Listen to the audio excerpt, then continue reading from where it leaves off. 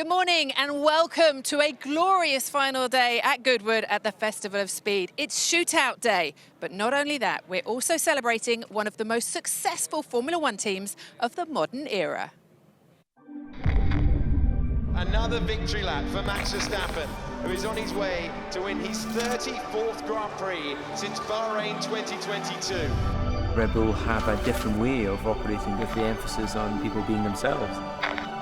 When you look at some of the other projects that Red Bull are involved in, the extreme sports, we're tremendously proud to carry the Red Bull logo. It's become iconic in Formula One. If you have a will and if you have an idea, exciting things are possible. You know, I didn't want to let him down. Did I feel ready? Probably not. People saw Red Bull as a party team, and then we're third, and that was the first podium for the team, so it was a massive achievement. Sebastian Vettel went right into the side of Mark Webber. Uncomfortable as it is to call that between those two guys. What the f*** are we doing here? This is silly, Seb, come on. Sebastian Vettel, you are the world champion! Thank you, boys. Unbelievable. Gonna get it while you can? Yeah. I need a drink. I have a bit of a problem. Oh, got damage, got damage! Fire! Well, mate. Oh, could have done that after that one. This is how we do it, man. This is the Mexican way. Checo is a legend.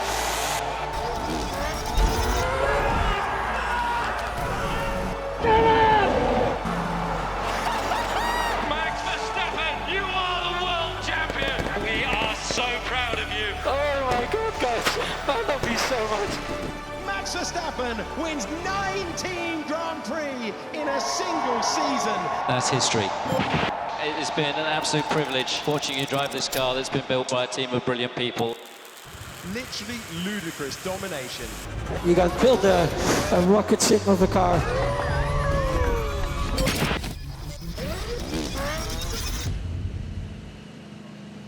$18 Red Bull Formula One cars will be here across the rest of the day here. We will have them turning up at the turning circle in front of the house at Goodwood. It is a tribute to 20 years of Red Bull racing in Formula One today. Grace, it's a huge moment for the team as well. It is going to be huge, and if it's anything like the balcony moment yesterday with Michael Dunlop, we're in for a spectacle. Just to celebrate the magnitude of what this team has achieved is going to be incredible at a place like the Festival of Speed. And these are all, of course, proper motorsport fans as well. They have a lot to look forward to today. This is what we have in store for the final day of the Festival of Speed. Main theme get underway from 8:30. First glance on road bikes from 9:15. The supercars go up the hill at 9:55. There is a warm-up show at the Action and Sports Arena at 10:30. F1 Isle of Man TT dirt bikes go up at 10 to 11. Then it is the Red Bull F1 batch at 11:40. I think it's 8 cars are going up the hill today, including the world champion driving one of them. He and the rest of the drivers will then go for their balcony moment at 11:55. That includes Christian Horner, Adrian Newey, Max Verstappen, Sergio Perez, Daniel Ricciardo, Christian Klee. Then we have the main theme from 1890 to 1960. After that, it's a show in the Action and Sports Arena at 12:30. Drift, Joest, Niki Lauda and Mercedes-Benz go up at 10 to 1. The MG moment is at 1:30. Main theme again from 1970 to the present day at 1:40. F1, Isle of Man TT and dirt bikes from 2:10. It is a show in the Action Sports Arena at 2:30. Then it is the shootout final at 3 o'clock this afternoon, the one they all want to win. Drift, Joest, Niki Lauda and Mercedes-Benz go up the hill again at 3:45. And then we round out this final day of the festival with first glance on road bikes at 4:25, the competition section in the arena at 4:30, and at 5:05 it's the supercars before we round out the day with main theme 1890 to 1960 at 6 o'clock this evening. An action-packed day ahead of us here at the Festival of Speed, and there is one man who will be greeting all those who go up the hill today, and that is David Green. David, what are you most looking forward to today? Well, Rachel, as you can see, we've sort of sneaked into the Drivers' Club, which is a sort of satellite Drivers' Club at the top of the hill. But for me, Festival of Speed Sunday is all about the shootout. The likely podium, Romain Dumas, Scott Speed, Travis Pastrana. It's just which order is that going to be in? Well, this is it, isn't it? We cannot wait for this today. It is an exciting final day. Grace is going up the hill as well. Let's join our commentators, though, for this final day here at the Festival of Speed. Thank you, Rachel. It's great to have cars heading up the hill already as we are into what's called batch 2. Horseless to hybrid, and with a slightly later batch of vehicles coming up to very, very modern machinery as well. Bruce Jones alongside me, and Bruce, it's always wonderful as we get into a day, the sun is shining, and we've got some wonderful noise already. Certainly do now, as the Andrea Montermini in the fantastic looking, brilliant sounding Ferrari 333 SP, the 333 SP. Any moment now, he's about to ride at Moulcom, and we've just had one car very nearly going off there. It's greasy at the outside of the circuit, and again, oversteer there, corrected beautifully by the Italian, but they have to have a little bit of caution. Patches in the dry are certainly absolutely fine, but under the trees, up to the flint wall where he's going now, actually, that's not as slippery. I don't know why there's moisture so much just on the outside of Moulcom Corner. So that's something the drivers will have to be warned about. Yeah, you have to be a bit cautious. Oh, we've got a car off at Moulcom, and now we've got a car off at Moulcom already, just in front of our commentary position. There you are. And unfortunately, it's just made a slight contact. It hasn't gone in heftily, but yeah, not ideal. No, it's the right-hand side of the track, so really the sort of natural line to be taking, and it's greasy there, and the Audi has gone off into the straw bales. We'd had the McLaren Longtail, the F1 GTR, nearly going on. So let's take a look at, this is the first car that had a problem. This is Gary Ailes in the McLaren F1 GTR. He didn't go onto the grass, but he came, Ben, oh so close. Look at that sideways approach. Yeah, Gary, I saw him yesterday, a friend of mine, and I'm sure he was very relieved that he managed to sort that out. But Dindo Capello is the man who I think who's had that big slide in the Audi. Let's have a look. I'm not sure it's actually Dindo in the car at this point. We shall find that out. But into the big slide, and oof, yes, it has damaged the rear bodywork as well, which is very unfortunate. Yes, it's also going into that area of shade, which is immediately over the very wet part of the outside line of the track. So you've gone for the bright sunshine, looking east, sun in your face, and then suddenly just sliding to the edge and glissading off into the straw bales there. Driver out, driver okay. Hopefully not too much damage to the car, but obviously they've got to put it clear of those bales. It is Dindo Capello who knows this hill climb extremely well, and obviously a little bit frustrated with himself hitting into the straw bales. Well, looking across Dindo's illustrious career, he was very much someone who kept it on the island. This is the one of the Audis he raced, the Audi R8C, 3.6 litre V8 turbocharged, built for 1999 season. And at those stages, it was chopping and changes between open top and closed roof cars competing at Le Mans. But again, it's the evolution of cars, but you might say it's old-fashioned to have just straw bales, but obviously we don't want barriers around this circuit. But these are hefty bales. They weigh something extraordinary in terms of weight, and that's how they can resist any vehicle that goes off into them.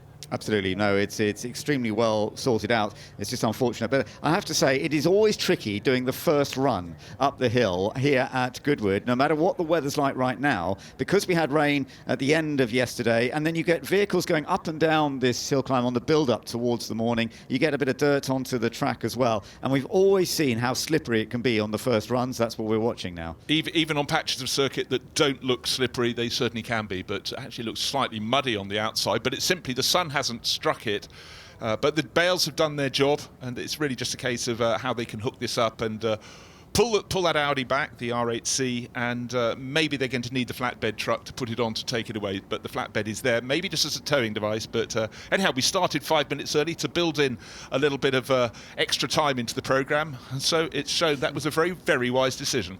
It was indeed, yes, and I'm not at all surprised that somebody's ended off, as we saw one or two other moments just before that one went off, and these pictures, these images, I'm sure will give all the other drivers who are lined up down at the bottom of the hill ready to come up a little bit more caution and realise just how slippery it is on that section. So we've got so much to look forward to over the course of the rest of the day. We have been also remembering Gil de Ferran. We're just looking at some images right now. Gil de Ferran, a man who was such a tremendous racer. He never quite got the chance to race in Formula One, but he was a champion in the United States and winner of the Indy 500. and a wonderful guy. We both knew him well, Bruce. Yeah, absolute superstar, but a greater man out of the car. He was a brilliant man in the car, and that victory so popular for Penske Racing. And in fact, Harrison Newey will be driving that 2003 Indy 500 racer up the hill today. And in fact, in this batch of cars, there it is, waiting. In fact, he had started his run, so he's parked up, saw the red flags being flown. That meant stop your vehicle. He did it right in front of Goodwood House, so he's having a chat. So this is Harrison, the racer son of designer Adrian Newey. He's had some great cars to drive, but again, this was a fabulous time in Indy racing. Ben, Indy 500, just such an amazing race, and to win that, we saw Gilles in that little clip of films drinking the milk, the victor's milk, and you know, again, Gilles the man, extraordinary. And of course he did become involved in Formula One later on, helping out McLaren. Indeed. Very much a people person, but also yes, very, very bright, very good technically as well, and that really helps when you're trying to get a team sort of get its mojo back, to rebalance everything. Yeah, so you are looking at the car, as you say, that he won the Indy 500 with in 2003. It is lovely that it is here this weekend, the Tanos G-Force GF09. And that was what he took his final win. He retired actually at the end of that season, having taken the win in Indy 500. But he did actually come back to racing. It was funny because he was a sporting director at BAR Honda. As you say, in Formula One, he had a different role. He wasn't a driver in Formula One, but he was a manager, a sporting director. But he actually went back to racing, didn't he? Went back to sports car racing in the United States and did very well. Sort of set up his own team as well. He did, and great success for that team. We're running Simon Pagenaud, particularly over there. But a real people person. Yeah, fantastic. Really, really interesting history from Gil de Ferran. And of course, many people involved in motorsport had good connection with Gil de Ferran. And our Harry Benjamin caught up yesterday with a man who knew him well, Andrea Stella.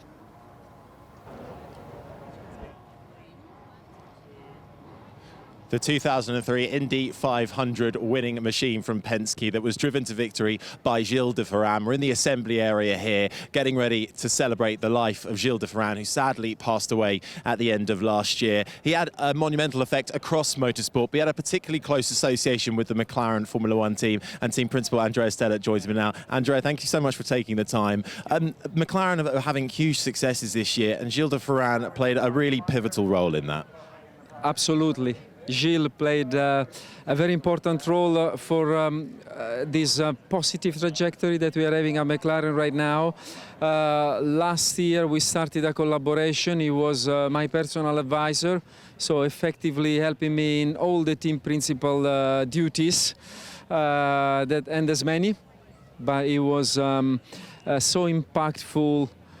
He had such a key role. He was you know, Gilles was sometimes you think like, and he was also a driver. Like, he had the competence of an engineer, strategic thinker. He was an unbelievable coach, you know, a sounding board, which made him so important for many people at McLaren of different kind. They didn't need to be drivers, you know. He was having technical and, let me say, personal contribution in aerodynamics, in race engineering, in vehicle dynamics.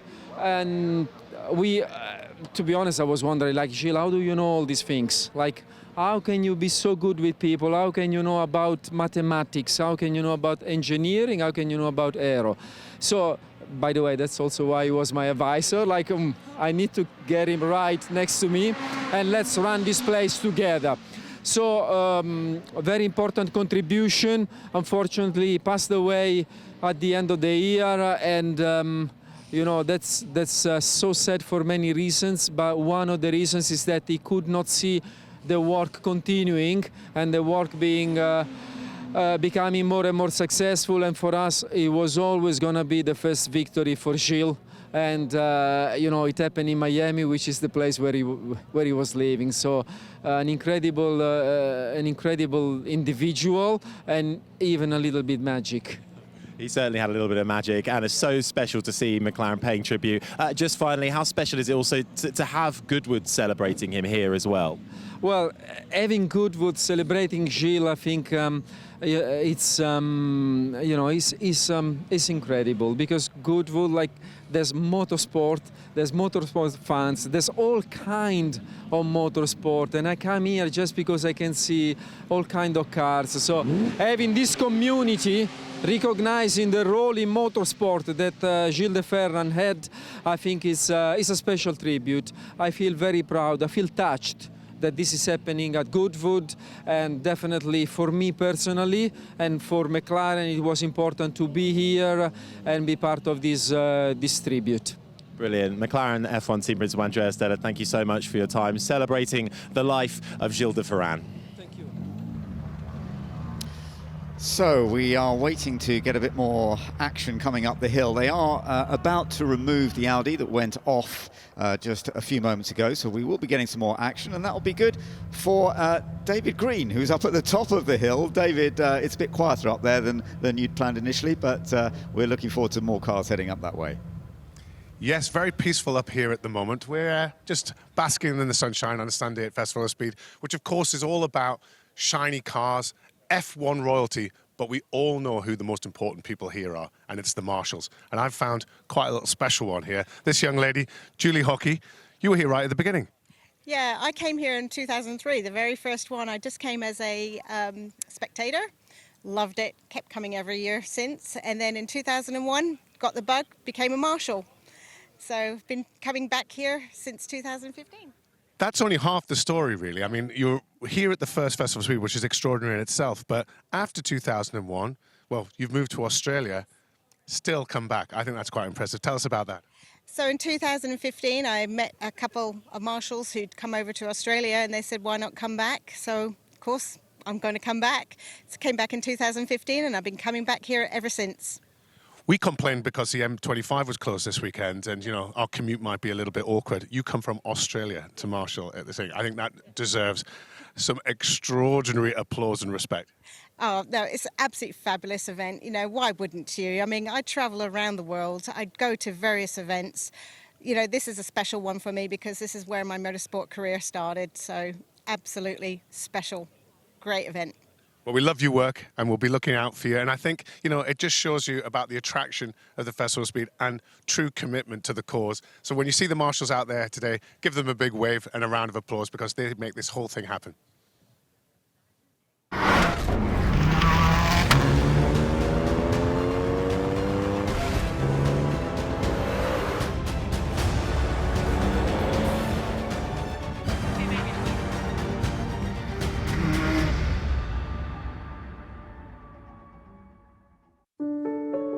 Good gut health affects every single aspect of your body, from your brain wiring to your energy output to your hormone regulation to how clever your immune system is. Everybody benefits from better gut health because it makes your body work better. I would thoroughly recommend Goodwood Gut Health Programme. It's been quite life-changing, really.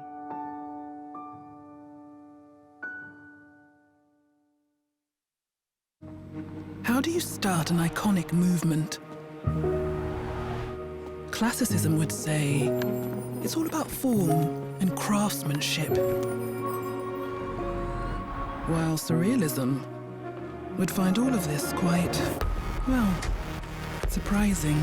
After all, it's about creating the icon of a new movement. Welcome to Forwardism, the all-electric BMW i7.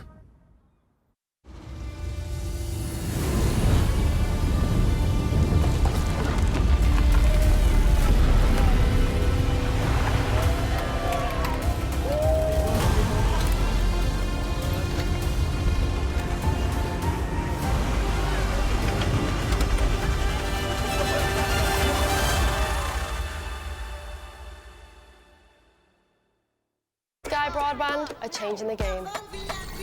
We live in a society where 47% of UK gamers are women. Yet they only make up 5% of esports pros. This needs to change. 2 tournaments, 1 final. They're UK's first of its kind, with pro contracts and Sky full fibre on the line. We're on the lookout for women on their path to pro. Join us and compete in Races E-Series, Soccer E-Series, all leading to secure a place at the Women's Esports Finals. Sky Broadband is built to power the pros. Okay, burn it, burn it, burn it! Everyone's in vintage clothes. There's cars. If you're a petrol head, you're going to absolutely love it. One thing Goodwood's done this year is saying, look, rather than throw things away, let's reuse things and repair them. I always say to everyone, whether you like motorsport or not, you won't have a bad time. It is the best event in the world. Attention to detail is like nothing else. It's the shopping, it's the fanfare, it's the look, it's the period aspect. That is what the Goodwood Revival is. It's just a fantastic day out.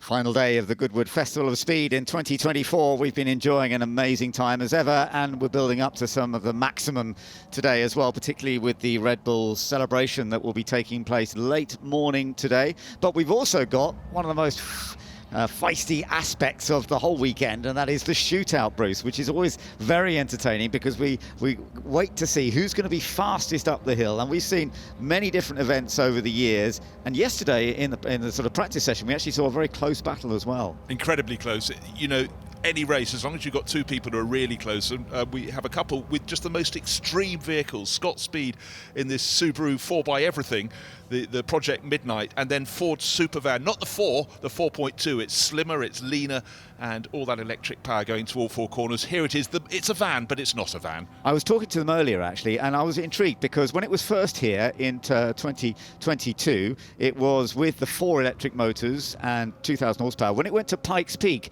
set a record and a class victory at Pikes Peak, they reduced it to 3 electric motors, back to 1,400 horsepower. And I did ask them, no, they've gone back to all 4 motors again this weekend. So I did check in with them. It is back to 2,000 horsepower, not the same as they had it at Pikes Peak. It also produces quite a lot of downforce, so it's got massive electric power. It was very rapid off the line, but I tell you, it was only a tenth faster on the run up the hill from, as you mentioned, that Subaru WRX Project Midnight. 1/10 of a second between Romain Dumas, Scott Speed. So they will be the last 2 to go in the shootout this afternoon, and we could be on for an amazing finale. We really can, and between we will be, and also just consider how much those 2 drivers, Romain Dumas, absolute expert at things like the Pikes Peak, and Scott Speed would have been visualizing their runs today. They will have pictured exactly they want to put their vehicles up the course. It's a bit like a ski racer. They're imagining the run before they set off. You see them swaying around. That is what the 2 of them will be doing. Well, it'll be great fun. I'm really looking forward to it. Marvin Kirchhofer was the winner last year. Who's going to be the winner this year? We will find out later on this afternoon. I do hope you'll be with us for the shootout. But we're getting ready for a bit more action up the track because they've got the Audi out of the way that went off. They've put up some more straw bales to make sure that everybody else will be safe. And I would imagine that all the drivers now will be just a little bit more cautious as they get ready to go. Gwyndaf Evans is about to set off in the Seat. And of course, he's a very experienced rally driver himself. It's a rally family. Elfyn Evans, his son, is still very much a front player in the World Rally Championship. And of course, rally drivers have to do one thing above all, that's to react to the surface on which they're driving, which is constantly changing. No regular tarmac for them, by and large. So Gwyndaf, all those decades of rally experience, and his Seat will be the car that restarts the group. I don't know where Harrison Newey has got to, if his car has been returned to the start line in that 2003 Indy 500 winning Panos, but the batch will continue. And again, Ben, we need to talk about the concept, the theory this time. It's horseless to hybrid. We're looking at the evolution of technology through time, through the century and more since motor racing began. Absolutely right, yes. So we are starting from the back, not in this group. We'll have a batch 1 out later on where you see the steam-powered machinery that came from pre-1900s, and then we saw some of the very, very early road cars. But we've moved up a little bit further in this batch, of course, to a more recent development, if you like, and looking at advanced electronics, paddle shift gearboxes, all that sort of advanced technology that has brought us forward, and then into full electric, of course, some of these, the hybrid powertrains as well, and real state-of-the-art engineering with some of the vehicles that we'll be seeing coming up the hill in this batch. So we're just waiting for the next few cars to get the all clear that it is okay to come up the hill. I don't think it will be very long now. Marshall's just keeping them waiting. I think there's, thumbs up. It is time for the cars to be heading up. And again, sometimes when you have an incident like a car sliding off into the bales, you have to look at the way the marshals and the rescue crews will work. And getting the straw bales replaced, that requires the right equipment because they're very, very heavy indeed. But now it's a traditional rally start, hand in front of the windscreen, wave to the driver, thumb up, off they go. So Gil de Ferran, he'll have in his mind that he's got the report that it's slippery at Moulcombe. We haven't yet seen the state of the hill right up at the top where it runs under the trees, but through the first right-hander, followed by the second, setting it up beautifully. The Seat Ibiza pushing it on. In fact, even there, Gwyndaff going slightly wide, but his machinery is relatively old, but the next one on the start line is an absolutely contemporary rally car. It's the Rally 2, it's the second division style Toyota GR Yaris. And it is his son who's driving it, so it's rather nice that the Evans family are both involved in this. And Toyota GR Yaris, as you say. This is the Rally 2, which is much more available for the sort of amateurs and semi-professionals who are not at the very top level. Rally 1, of course, is the top level that Elfyn Evans competes in, which is now turbocharged hybrid machinery. These Rally 2 are still very, very effective. They did a lot of testing, Toyota Yaris being produced in this format, and it's been competing in the Japanese Championship as well. But here we are with a full world rally car. This is the Rally 1 hybrid, and actually this is saying Elfyn's in this one, isn't it? So maybe it was Johan Kankkunen, I think, in the other one. Sorry, my mistake. Elfyn was just waiting to head up in this one, so it was Kankkunen in the previous one. Another great rally driver with tremendous history, and Elfyn is now giving us a bit of a display, a bit of a show in this one. The message has obviously got through because he stayed far away from the right-hand side of the track at Moulcombe. The hill climb course, he hugged the inside verge there as the track turns to the left. Did a bit of wheel hooking over the left-hand edge of the circuit. Absolutely right. Nose down. Again, these cars have so much attitude, Ben. They dip and they buck, but the sheer amount of power you get from the Rally 1 hybrid is definitely the way forward for rally. Yeah, no, it's wonderful to see him putting on the show once again. They have had such great success, and the World Rally Championship is a very close battle this year as well, so do try and monitor it if you get the opportunity to do so. Now, looking up the hill now, we've got much more of a big off-road machine. This is the Toyota GR DKR Hilux, 3.4 litre V6, so it is turbocharged, and it's had a great deal of success in the hands of Nasser Al-Attiyah. Multiple world titles, 3 Dakar rally wins for this Japanese mark. It's Seth Quintero who's actually driving here and doing some wonderful rotation.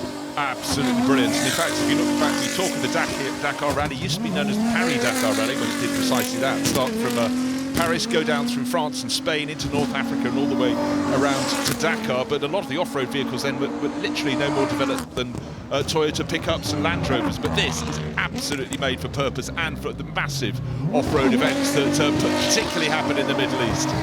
It is a great noise as well. He's doing that right outside our commentary box at the moment. And it's not wide there, I can tell you. There is not a huge amount of space. So to have the control, all 4 wheels are spinning like mad. And now he disappears past us through the slippery corner that we saw the Audi go off at. No problem at all for this machine, which is able on just about any kind of surface you could possibly imagine. And I really think, like the drift drivers who are coming up later, they have to have this amazingly tuned inner compass because they can't see anything with all that tyre smoke when they're doing those constant rotations. But fabulous bit of showmanship there from Seth Quintero. Already seen some of the straw bales at the top being clipped. In fact, the previous car going up the hill, Elfyn Evans, he had a little go in the left-hander that leads to the final run to the finish line, but no damage done. And another car with enormous ground clearance, enormous performance, the Audi RSQ e-tron E2. And this is the car that, the vehicle that won a 4th Dakar victory for Carlos Sainz. Not junior, this is senior, the double World Rally Championship from the path. It whistles, it goes sideways. The only noise you really get above the whistling is the screech of those enormous tyres. But these cars look as though they've landed from outer space to me, but they're absolutely sensational. And we're going from these big off-road machinery to the British touring cars. And of course, British touring cars is always a very popular part of British motorsport, one of the major national championships, no doubt about it. Josh Cook is driving the Toyota Corolla up the hill at the moment. And Rob Huff, it's actually Rob Huff's car, his teammate, the number 12, who has been back in British touring cars after a long, long gap. He went into British touring cars in the early 2000s, Rob Huff, and then left and raced in Europe and world touring cars with a great deal of success. Seat was a big part of his success in his early years, but he's now back with Toyota in British touring cars, and he took a win this year at Snetterton. Great to see him take that victory back in the British Touring Car Championship. Now, for a lot of people, this is the car that stunned 2 years ago when it came here. We'd seen the development over a year or so, but the McMurtry Spearling, it is as if from another planet. The sheer amount of power, 1,000 horsepower, but what's so important is aligned with an undercar fan that helps create, with the massive rear wing, 2 tons of downforce. This is a car almost stuck to the road as if by glue, but the way it redefines physics as it takes the corners, I still have not recalibrated my eyes. It is incredible when you see this go past, and if you're standing by the side of the track, just watching it on camera, the cameras are struggling to keep up with it. It is so fast. So this is the vehicle that holds the record here up the hill climb that Max set 2 years ago, 39.08, and we've only ever seen a couple of cars get below 40 seconds. I don't think we'll see any of them go below 40 today. The fastest we saw in the shootout build-up yesterday was around 45 seconds. We might get, as you said earlier, Bruce, into the 44s, 43s, but I don't think we're going to get anything into the 39s. No, I think not, and the McMurtry Spearling is not entered in the shootout this year. Now, this is an entirely different element of technology. This is the simple NASCAR racer. It looks simple from the outside, but the technology has been honed over the years. These are cars that should be slipstreaming each other's around the banking of the states, the great speed ovals, the short tracks, but this is not the natural environment for a NASCAR, but such a great sound. We've always enjoyed having them here at the Festival of Speed. I love the way you talk about, yes, because they were always designed to look very much like a big road car, but the modifications internally inside, so clever. And in fact, for many, many years, it's more well-behaved nowadays because they can analyze things, but there was a line about NASCAR that was, it's not cheating unless you get caught. And for many years, there's been some wonderful books written about NASCAR and about the ways that they've been able to modify them over the years without the rulers actually knowing. Yes, exactly. And in fact, they have a template, a metal template they put over the top of the car to check it's the right size, because famously someone produced basically a 7/8 scale model and tried to race it. They got caught. They did. Yes, they would always get caught in the end, but some of them did it very effectively. Now, this is really interesting. This is the new Ford Dakar Raptor, and we will see Carlos Sainz competing. So this is Carlos Sainz Senior, father of Carlos Sainz, of course, in Ferrari Formula One. But Carlos Sainz Senior took the Dakar win earlier this year with Audi. He's going to be in this new Ford next year, but so is the man driving this Nani Roma, who's also a front runner in this form of motorsport. So this is the new Ford moving forwards. And it's lovely looking at the back of that Raptor to see the suspension clear for all to see, so much ground clearance, made for purpose. But if anyone can make this vehicle dance in 2025, you have to feel Carlos Sainz is your man. GT3 racing, it's the subclass at Le Mans, it's a global phenomenon.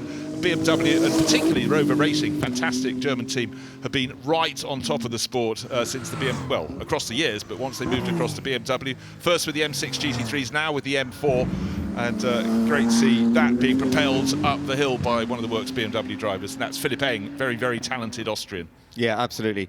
This team won its third 24 Hours of Spa last year with Philipp and with Nick Gellerly too, who's also going to be coming up the hill later on. And this is Row Racing, as you say, since 2016. They've had a lot of support from BMW Motorsport, getting a nice feel for the grip levels. The grip levels are not exactly the easiest still, but it is drying out, getting more vehicles out there, like the Lancia Martini, another beautiful machine.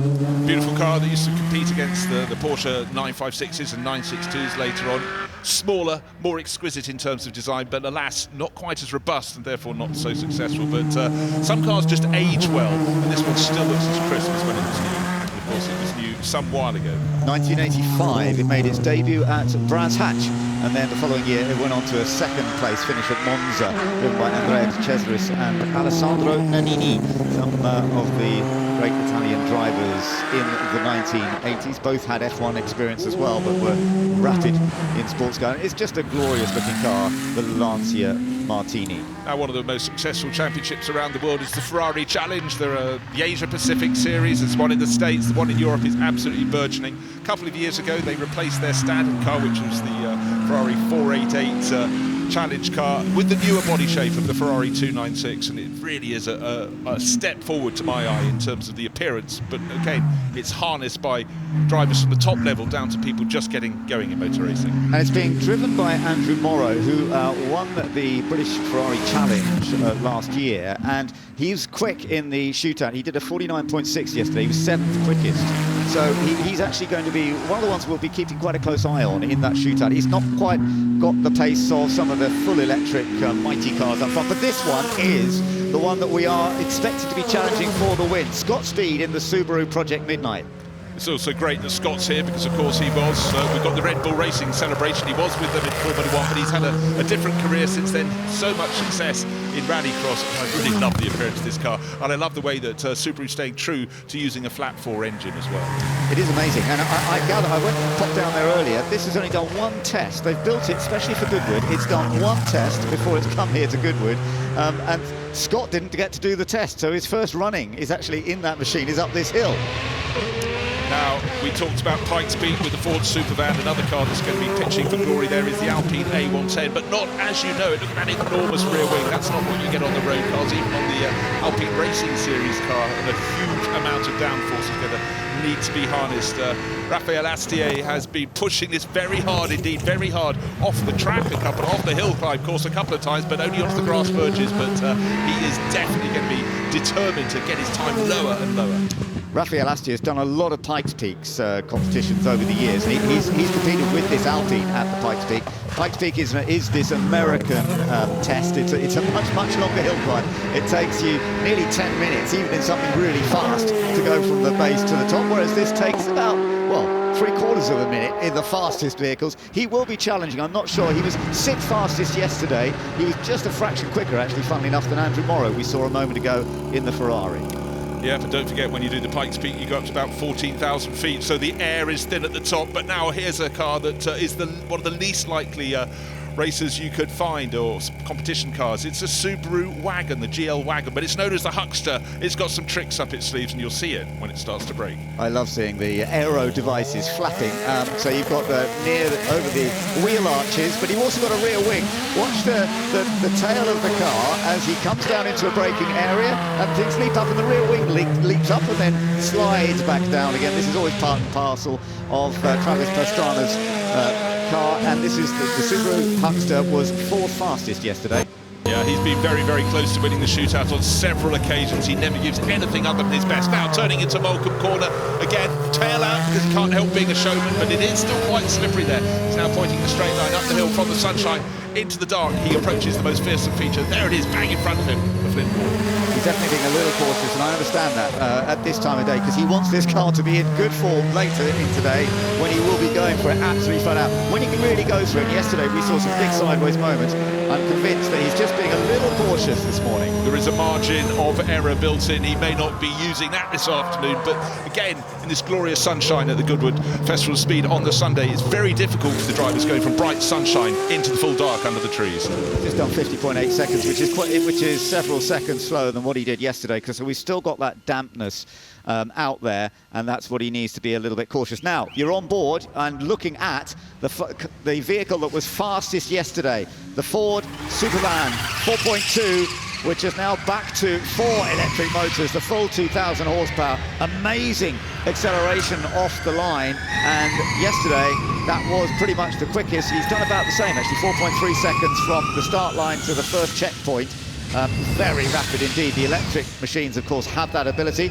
And while it's a bit quiet, I'll tell you what, it's speed. Yesterday, when he went across the finish line, he was by far the fastest. It went across the line at 147 miles an hour. What's quite extraordinary looking at the Ford Supervan, it actually looks slower than it is. I think just simply because of its sheer scale. But when you get up close, and it's really slipping and sliding. I mean, Romain Dumas is a phenomenal racing driver, but he's even better, I think, as a hill climb driver.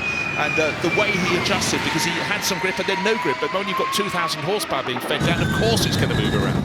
Yeah, and it was beautifully done. And actually, that was quick, 49.1 seconds. So that's, again, the fastest we've seen so far today. But remember, he did a 45.0 yesterday, so about 4 seconds away from full dry element that we saw yesterday afternoon. Well, I do hope you enjoyed that. We did. That was fun to see some of the rapid machinery that we will be seeing later on today in the shootout, getting their first early runs up the hill on a slightly tricky conditions, but very, very entertaining nonetheless. And this wonderful display of cars and bikes that we will be enjoying throughout the course of this final day at the Festival of Speed. Let's take a look at some of the highlights then, Bruce. We did enjoy it. I mean, it was a bit tricky in the very early stages. Oh, touch and go for the McLaren F1 GTR, the long tail, but Gary Isles sorted it out, not at the first swing of the wheel. The second he got it straightened up the hill, but he was fortunate. Dindo Capello, a couple of cars later, the Audi R8C, it was slippery on the outside line into Moulcombe, and that was the result. It was cleared up, the car has been rescued, the driver is fine,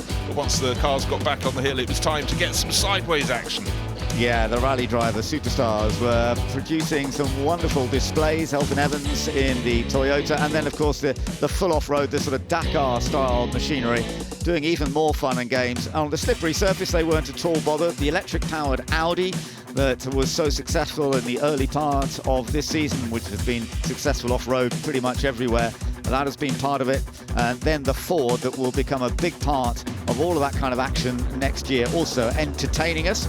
And then we've seen some very rapid runs for some of the shootout possibilities later. Yeah, we're looking at the candidates for the shootout. This was the car, the Subaru Project Midnight, made for this event, short on testing mileage, but Scott Speed really making it fly. Will it be quick enough? Travis Pastrana's going to be pitching in there with the Subaru GL Wagon Huckster. Spectacular, not in terms just of the stopwatch, but also the way it delivers its performance. Yeah, and the way he drives, I love it. When he really goes for it, it's very, very entertaining to watch. The Austin Lab half 11, we didn't see it full time out there, but that's a really fun machine. It's been built recently based on some of the histories of 911s, but it's a fascinating looking car. You can go and have a look at that. Of course, if you want to wander around the paddock, you get to see all of these machines. This one's up on a little base, and again, you get to look almost underneath it if you want to go and have a look at it if you are here at Goodwood. And if you're watching with us, I do hope you see it go fast later. Let's go and join David Green now up at the top of the hill climb.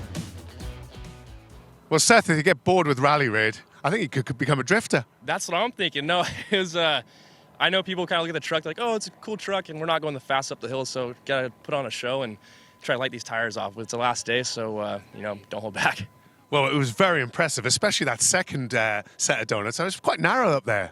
Yeah, my mechanic's been talking to me all weekend and be like, hey, I need a donut up by the mechanics area. I'm like, all right, I got you this time. So, no, it's been a lot of fun. It's my first time up here, and I've had a blast. People here are amazing, and it's just like all the builds here are top tier and really fun to watch, and a lot of historical builds as well. So I'm really hoping to come back next year. Well, it certainly looks like you're having fun. Is it your first trip to the festival as well as your first trip up the hill? Yeah, first trip up the hill today, and then first trip to the festival as well. And I'm loving it. I'm hoping to come back year after year after year because it's a ball. I feel like I'm at home with one big family, and it's a lot of fun. Well, you're certainly putting on a display, so we'd gladly have you back, I think. Obviously, you're the new kid on the block with the rallying. It's been quite a successful couple of years for you. Yeah, it's been a lot of fun. The first couple of years of rallying had some great success in the T3 class, and then fortunately enough now I'm part of the Toyota Guys Racing family, and it's been a wild adventure, and we got through our first year and had some great success, a couple wins here and there, and really looking forward to next year, feeling really confident. Tell us what's happening next year, next Dakar. Yeah, next Dakar, it's going to be a wild one. We got a lot of manufacturers coming into play. Ford just came into play, Dacia, Toyota. It's going to be an all-out war for sure. But Rally Raid, I'm sure as everybody knows, is one big family as well, and they all want to help each other. So looking forward to it. A lot of guys I got to go out and try to compete with, and a couple of them are here. A lot of fun, though, a lot of fun. Well, I think you'd be going more in a straight line than in circles on that, but best of luck, and so good to have you here. Thank you, appreciate it. Celia, great to have you up here in this fantastic looking machine. Yeah, it's amazing. I mean, today it's super slippery, but it's even fun. I mean, not often you can drive like this with a car like this, so I love it. Yeah, everybody seems to just enjoy sliding around. I mean, you're paid to not slide, but we've had a couple of offs already this morning. It's pretty treacherous out there. No, it was also at the start. I was like, okay, it's not stopping. Okay, then I will go a bit slower than I was thinking. Also, just when you're back on power, just a little bit, like, oh, wow. So, no, today was super slippery, really. But it keeps the fans happy. Yeah, I think this is why it's cool to be here, huh? Well, of course, you were brought to Le Mans with this car. It's a fantastic program, the Iron Dames. Tell us a little bit more about it. Yes, Iron Dames is just to show, to help us as well, to show that it's possible, not just on the racetrack, but also outside of it. And it's such a nice project to show that we can do as good as men, but within men, and that's we want to get developed, to get the good support and to show what we can do. And this project is all about this and giving it the chance with the right tools to do it. So big thank you to Debbie. And this is amazing. So it's serious work out there on the track, but at least you get to have some fun this weekend. Yes, definitely. I thought it was like, okay, going uphill, it's pretty much straight, 2 straight corners, but actually, I love it. You get into this game and it's super fun. Thank you. Well, I'm glad you enjoyed it, and we look forward to seeing you again later up the hill. Thank you very much. Thank you.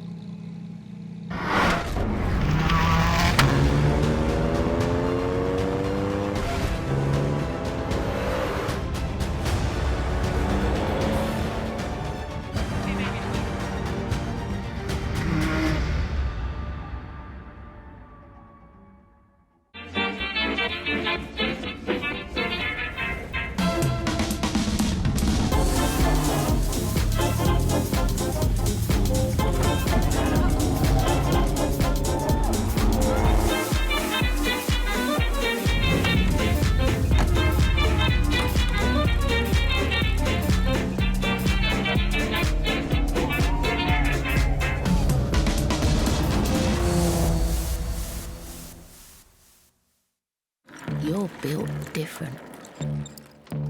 Breathing new life into broken. Taking matters into your own hands. Assembling big dreams from the small things. Never stopping until you find right part at the right price. That's the eBay way. Oh, honey, I can't wait till the morning. 'Cause even when I'm sober, I wanna have you closer. Oh, honey, tell me now, are you ready to ride? I'll show you what I'm about. 'Cause you wanna come been going for this for a long time. Oh, honey, tell me now, are you ready to ride? I'll show you what I'm about. 'Cause you wanna come been going for this for a long time. Sky Broadband are changing the game. We live in a society where 47% of UK gamers are women. Yet they only make up 5% of esports pros. This needs to change. 2 tournaments, 1 final. They're UK's first of its kind, with pro contracts and Skyfall fibre on the line. We're on the lookout for women on their path to pro. Join us and compete in Races E-Series, Soccer E-Series, all leading to secure a place at the Women's Esports Finals. Sky Broadband is built to power the pros.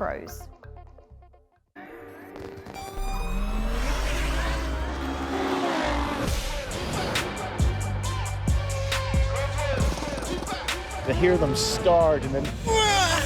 Every form of motorsport here, from classic side all the way through to the most modern cars. You know, I see it Goodwood just increasing and getting better each year. Lots of ideas spreading around, a lot of familiar faces. It's a fun fair, but with cars.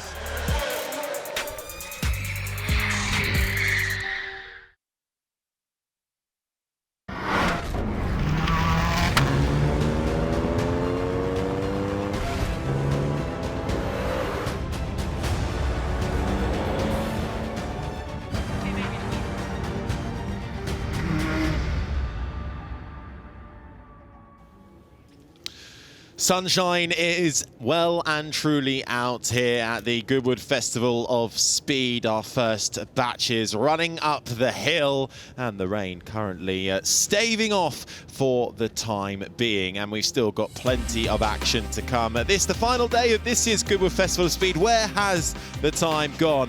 Coming your way shortly, the next batch of first glance cars and road bikes on the way, the very latest machinery on the roads. Then at just before 10 o'clock, we've got Supercars heading up the hill before the first of the warm-up shows today from 10:30. Then we've got Formula 1, Isle of Man TT and dirt bikes in action from just before 11. And then something very special just before midday. We'll be having the Red Bull F1 cars heading up the hill before the Red Bull balcony moment at 5 to 12. So make sure you get a prime seat or a spot just outside of the house to get a view of celebrations of 20 years of the Red Bull Racing Formula 1 team. And then from midday, main theme 1890 to 1960. And then at 12:30 this afternoon, we'll be straight into another action show.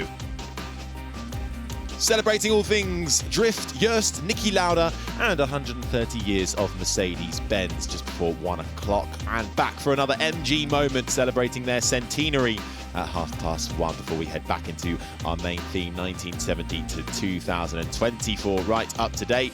Then it's the F1, Isle of Man TT and dirt bikes out again at 2:10, and it's the shootout final. That's not one to be missed from 3 o'clock this afternoon before we then head back with drift, Jost, Niki Lauda and Mercedes-Benz at 4:45. First glance on road bikes, back out if you missed them shortly at 4:25 this afternoon before more action arena. The competitions though, BMX mountain bike, best trick, that is not one to be missed at 4:30. And we end the day with the final batch of supercars and our main theme, 1890, harking back all the way to 1960 from 6 o'clock. A busy day in store then here to see off this year's Goodwood Festival of Speed.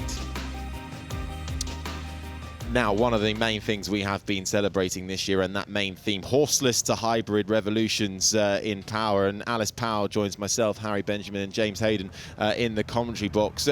Alice, what we've seen so far this weekend just highlights the length and breadth of all things automotive. The diversity on offer is just such a pleasure to witness, isn't it? Oh, it certainly is. We've got from the bikes, we've got James here that will talk through the incredible first glance bikes, and we've got two bike racers that he said are going up on the hill in this run as well. We've got the first glance cars, we've got classics, pre-war race cars up to modern day, and this, you don't get this anywhere else in the world, and that's what makes Goodwood Festival of Speed so special. You really don't, do you? Well, to find a little bit more about our theme, let's find out all about horseless to hybrid with Karun Chandok. The central theme for this year's Festival of Speed is all about propulsion. From horseless to hybrid, we're celebrating over 130 years of the motor car.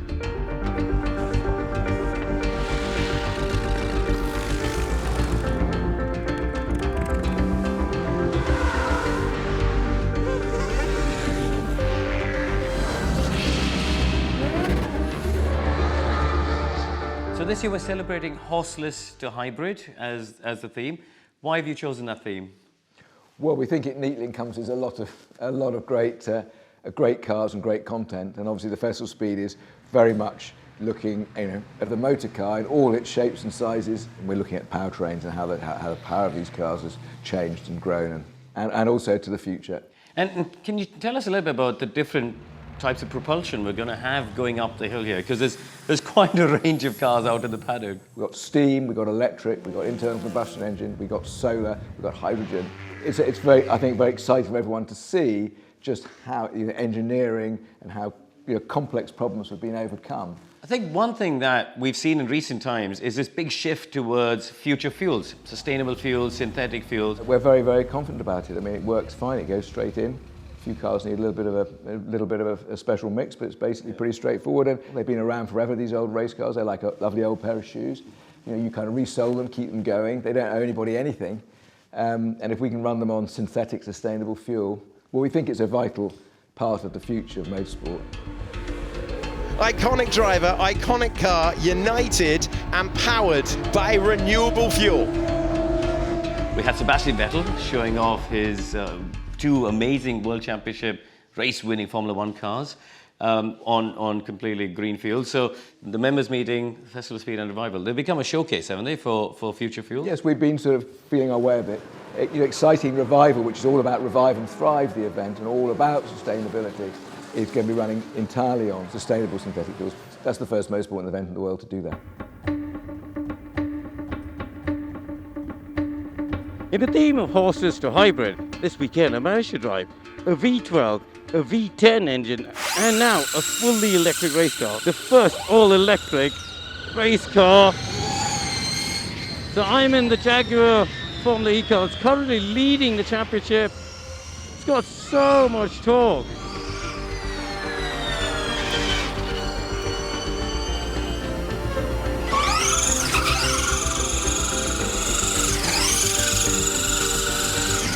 Oh no, I put a bit of dirt on the Duke's driveway. He's gonna hate that.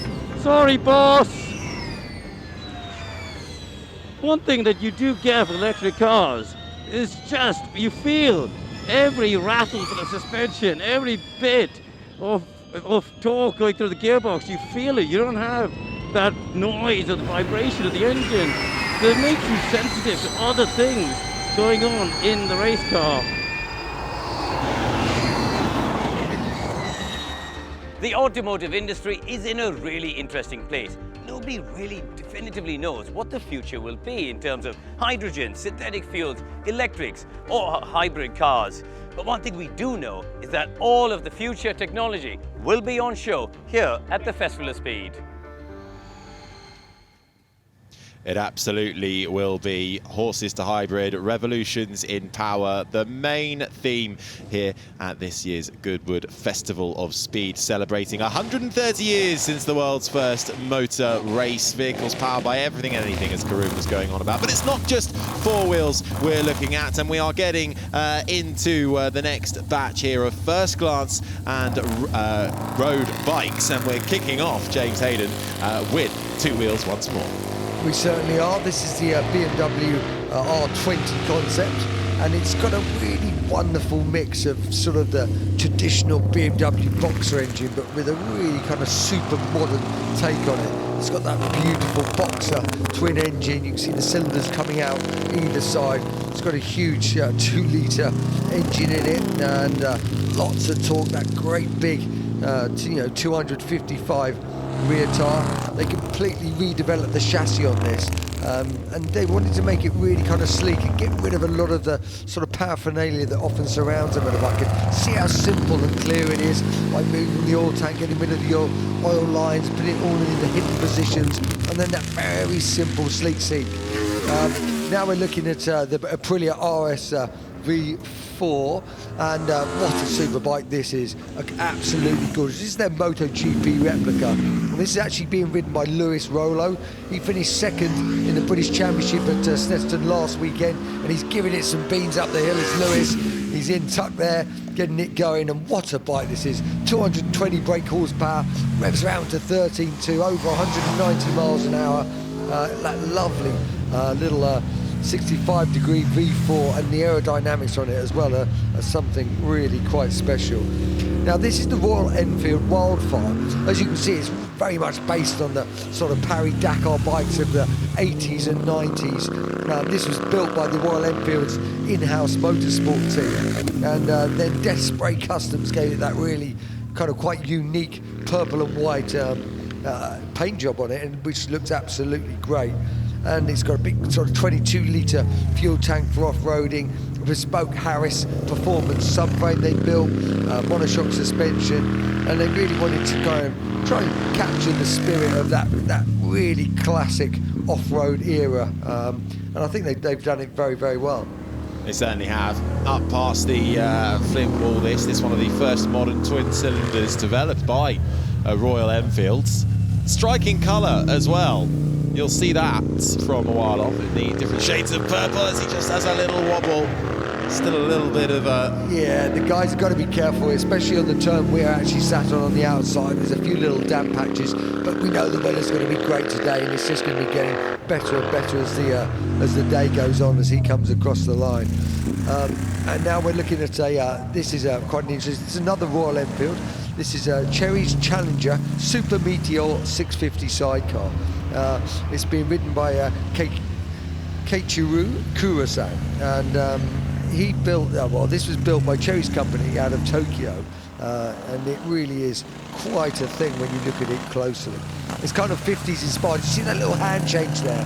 So your little hand change there on the left-hand side. You know, they changed all the geometry. It's got Coney shocks, special hand-picked springs just to get that balance right. And they also wanted that kind of slammed special look, which it's got, you know, beautiful kind of classic hand painted with little gold pinstripes sort of coming down it. It's got some really, really nice touches. You know, you don't see too many kind of modern sidecar takes, but I think they've done this absolutely beautiful. You know, they've also moved the stock neck, customised. The engine's been moved to the left by changing all the backbone and the rear suspension. And that accommodates a big wide wheel as well. And then you've got that beautiful flowing bodywork, you know, unique custom tank that kind of flows down. You look at it from the side there with that, again, that very low slam rear look. It really is a thing of beauty. So they've done a really, really nice job on that. And yeah, they sent something through and they said it was inspired by the vintage sidecar design and the traditional wooden Dutch clock. Can't see the clog in it. Well, I can a little bit, I guess, when you see the sidecar. But it was just an interesting thing when I was reading their notes. I was like, a Dutch clog? But you can, I guess, see a little bit of that in the sidecar. But what a lovely and unique thing. And these sort of things are here at Festival of Speed. You know, these little one-off things are what make this event sort of so truly special, because that's never been seen before in the world until now. Absolutely. Well, we move away then from some of the two-wheeled offerings to the four-wheeled with this, the DBX 707 from Aston Martin, Aston Martin's luxury SUV. And you might recognise this one, Alice, because it's normally found right at the back of the Formula One field. Yes, usually they use it as the medical car in Formula One. Crosses the line to be our first road car going up the hill. 0 to 62 miles an hour in just 3.3 seconds. But then onto the new Continental Bentley GTC. We saw one of the Bentleys yesterday at the end of the day having a nice little spin. I'm not sure if it was this one. It might have been this one, actually. Roof down today because the weather is much better. Yeah, it certainly is. It was absolutely pouring it down when this one was heading out up the hill yesterday. But this is from new from Bentley, the fourth generation Continental GT, over 700 horsepower powertrain, 4-litre twin-turbo V8 with an electric motor. And Bentley very much heading in that full electrification direction with their offering in the years going forward, moving away from the internal combustion engine. This one only has about 50 miles of electric only range. New chassis, dual chamber air springs, dual valve dampers as well. Moved on to this GTC Speed. New design from Bentley heading up the field there. And the BMW M4 CS just patiently waiting at the start line to be set off. This is a very exclusive car from BMW. Yeah, so this is the special mode from the M4, effectively. So you can tell, still a BMW, still strong, striking looking. Already has impressed at the Nürburgring. So BMW and BMW fans alike are certainly getting very, very excited about this M4. They certainly are. That M Motorsport really building huge heritage for BMW, and the BMW stand actually is just right by the track as it heads up the hill, actually just next to our commentary box, as Dirk Hecko, who's at the wheel, makes his way past the flinch wall now. And a strong offering this from BMW, one of their latest launches across this weekend, along with the new M5 and the XM label as well. BMW also moving away or towards a new design of their cars externally. This is the XM label that I just mentioned. This is more powerful, more exclusive, more extravagant. It's the most powerful BMW M model ever made. And look, just look at the features on this X label. It just looks so mean, not just from the front, but from the back as well. A 4.4-litre V8 hybrid engine with that cutting-edge M twin turbo power technology as well. Yeah, the BMW M presents this as a flagship version of its first ever high-performance car with an electrified drive system. And you can see already the design changes moving forward for BMW. That now quite striking front grille, slightly altered, the sleek designs from the rear, the headlights altered, much skinnier, much slimmer, as it makes its way across the finish line and away to the final corner. Now, something new from China, this just in. Now, BYD is a brand you may well have heard of. They've come onto the scene very much in the last year or so with offerings up and down the range of cars, from your everyday daily driver to your luxury supercar, and they're doing that with their brand Yangwang, which is the luxury version of it. This, though, is the U8, that prestige brand of BYD. No plans to sell this car in Europe at the moment, but it's here, and that is a tantalizing prospect for us to get to grips with. And the best thing about this car is it can do a full 360 tank turn. That's probably your favourite feature, isn't it? Love it. Tank turn. No, a stunning car, as Harry said, comes from the BYD brand, which is has a fantastic stand. We're seeing a lot of Chinese brands here over the course of the weekend. And here is a global debut that's just popped up on your screen and will be featured in the shootout. This is the GV60 Genesis Magma concept. Jackie Ickx was at the wheel of this on Thursday when it launched. One of many global debuts here this weekend at the Goodwood Festival of Speed. Richard Morris at the moment is behind the wheel of this. Making its dynamic global debut here at the Goodwood Festival of Speed, this Genesis GV60 Magma concept. Genesis, the high brand division of Hyundai from South Korea, shooting across the line.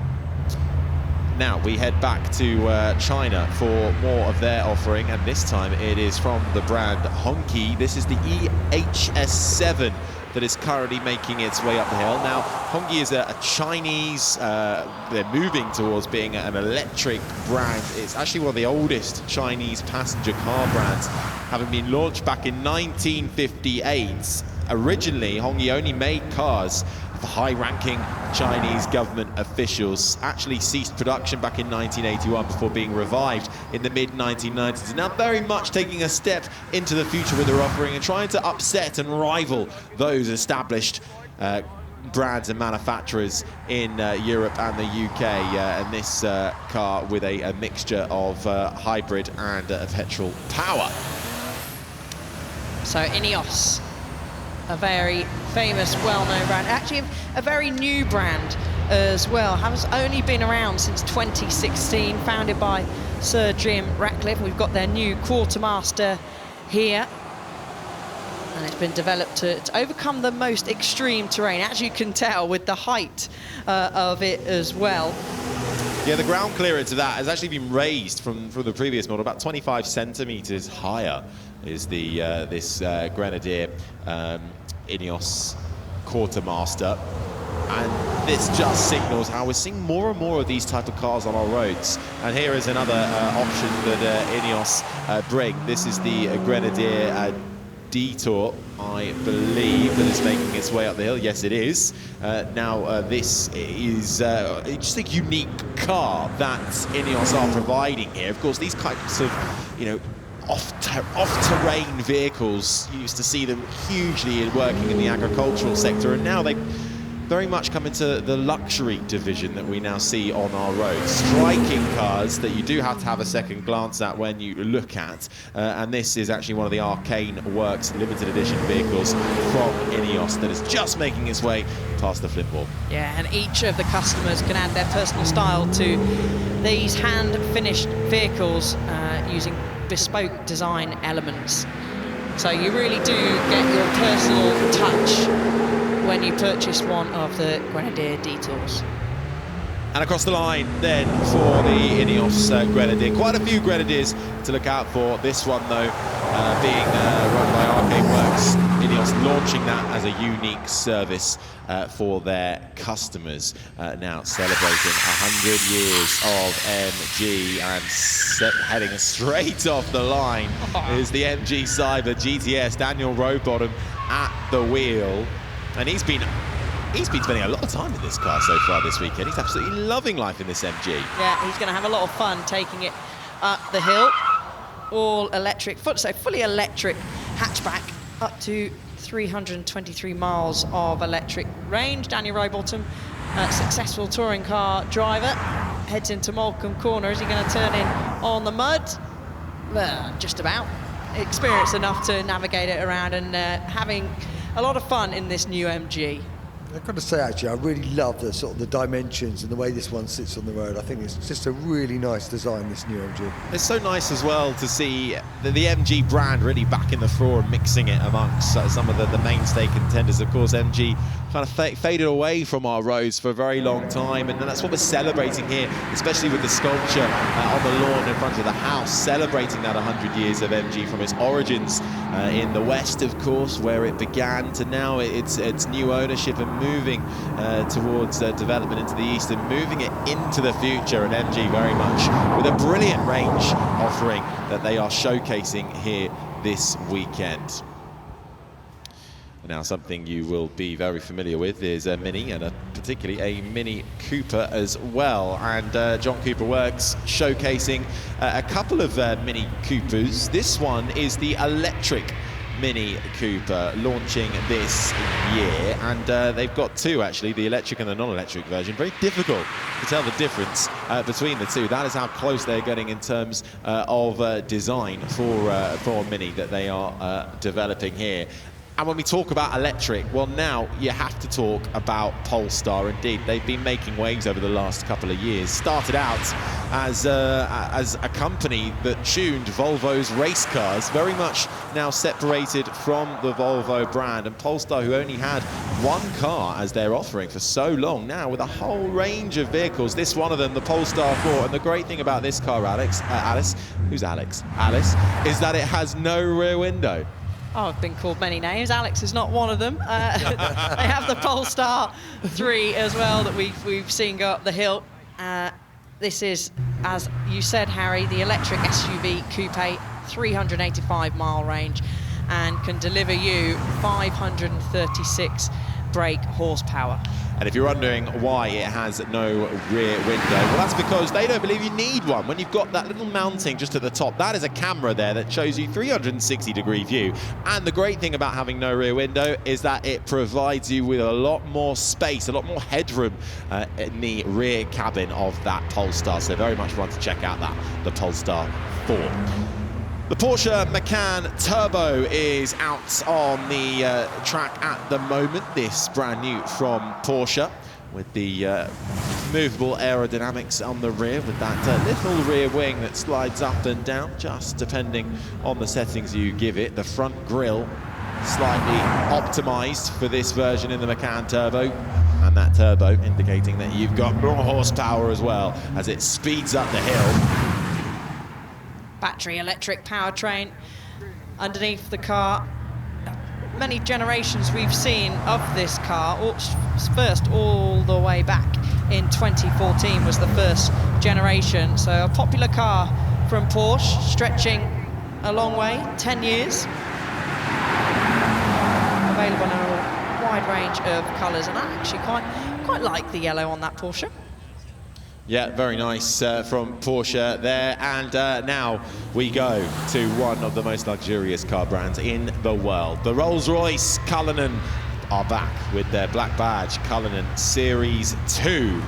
Setting off from the start line now. Lots of modifications to this Rolls-Royce. The front and rear of the car have been comprehensively reimagined from the first iteration, from that iconic grille that you can see right on the front of the car.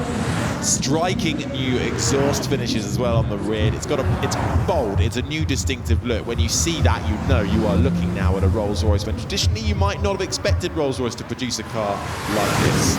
The grille actually on the front is frameless for the first time, and the vanes now running directly into the painted surface. So very nice and very impressive from Rolls-Royce. Now, we've got the Tesla Cybertruck, and we've seen this go up the hill several times across the weekend. It's certainly a head-turner, to say the least, Harry. This is something that has been left behind following an alien invasion, isn't it? It is just such a unique vehicle, but as well as you know, being electric, being almost truck-like in terms of some space inside, it's fast as well. 0 to 100 kilometers an hour in 2.7 seconds. It's got performance in this as well.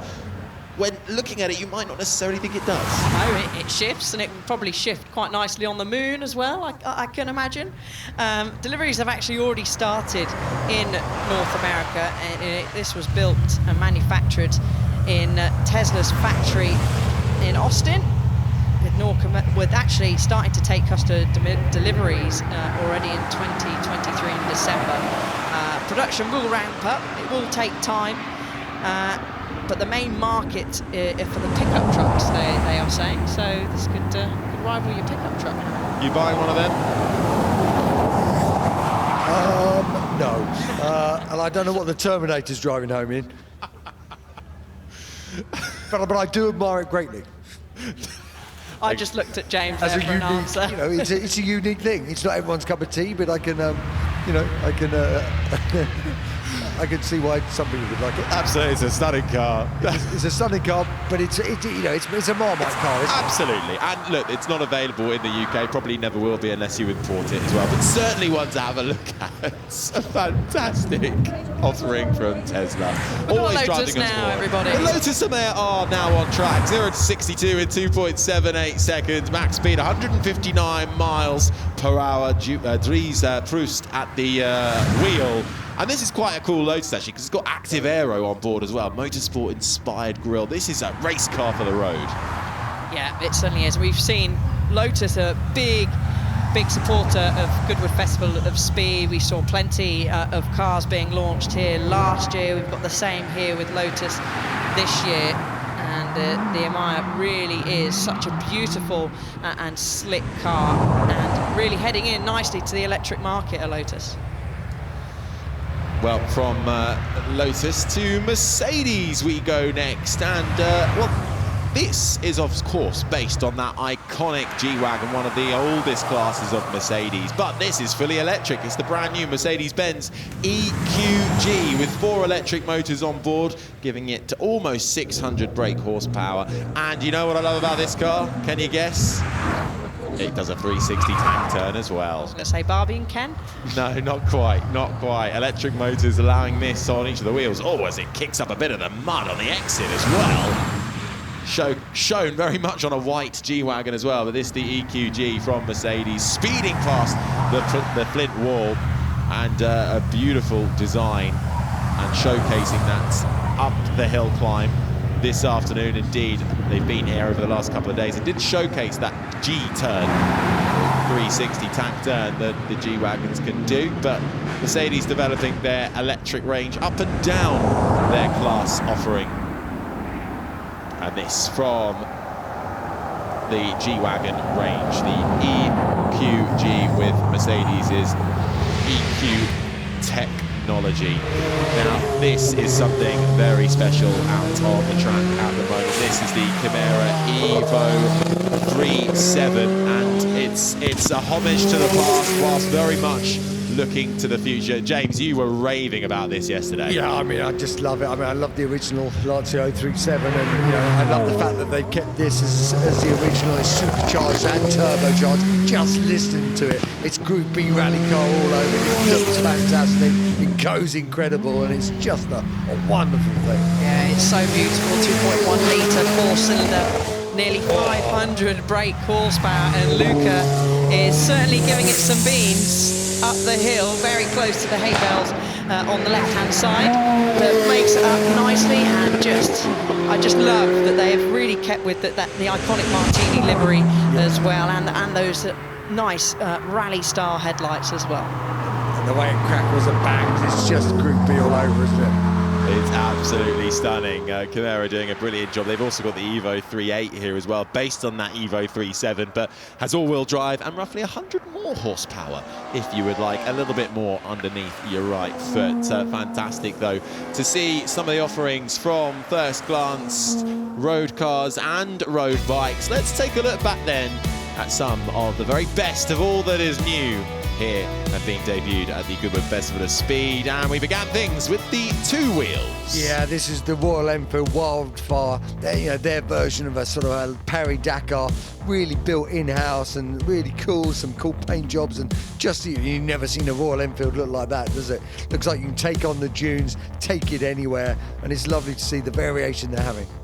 Lamborghini here as well, this with their Urus SE out there on the track, one of their first hybrid plug-in versions of the Lamborghini SUV. They've become a bit of a mainstay over the last few years, showcasing what they bring now, supercar and SUV, very much hand in hand as we head towards the future.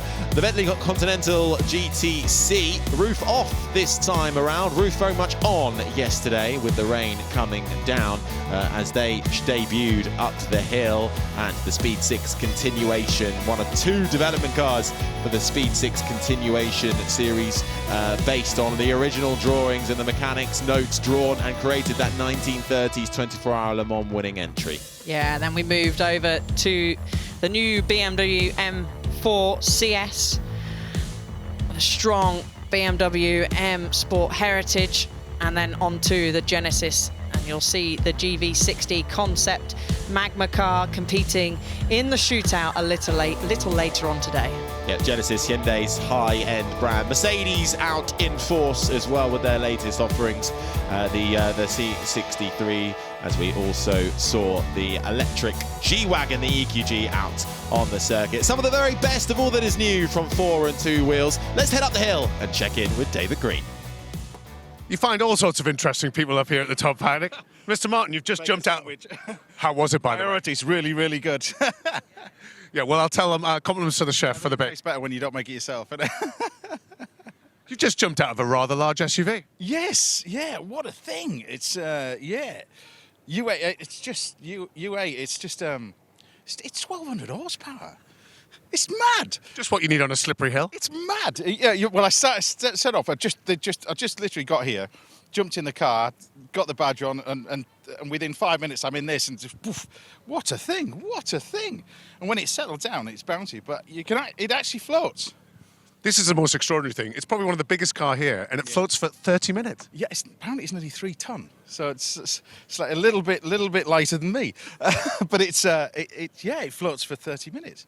So if you get it wrong and goes in a hedge, you're fine. Or just jump into the sea for fun. Well, exactly. But what a thing it's got, and all the electrics in it. It's pretty amazing inside. Have you tried a tank turn yet? Not yet. No, I've literally been sat in it for about sort of 2 minutes, and they said in the next run I'll give it a go. But yeah, very impressive. Well, always good to see you here. You're a Goodwood regular, both at Revival and, of course, at Festival of Speed. What are you up to this weekend? Well, I'm usually caked in dust, aren't I, really, with the rally cars and stuff. But I was working the last couple of days, so I never missed this. I remember I was chatting to somebody on my way here, and I said, I remember coming to the very, very first one. It was a few straw bales and a few cars, and I remember driving here, and they said, run your car up the hill, because there was a handful of cars then. But it's a very, very special event. This and the Revival are 2 dates in the calendar that I never want to miss. Even though I'm working on a weekend now, but you definitely don't want to miss at least one of them. And especially when the sun's shining. Well, I brought the Yorkshire weather with me, didn't it, really? So it'll rain in a minute. But no, it's going to be a special day, and of course it tops with hopefully an England win at the end of it. Fingers crossed. Well, we've got fingers and toes crossed for that. Exactly. You were in a 1,200 horsepower SUV with a bacon buddy in the sun at Festival of Speed. It doesn't get much better than that, does it? Life's a bit terrible, isn't it, really? Well, enjoy the rest of your day, and lovely seeing you. And and great to see everybody as well. And have a great day.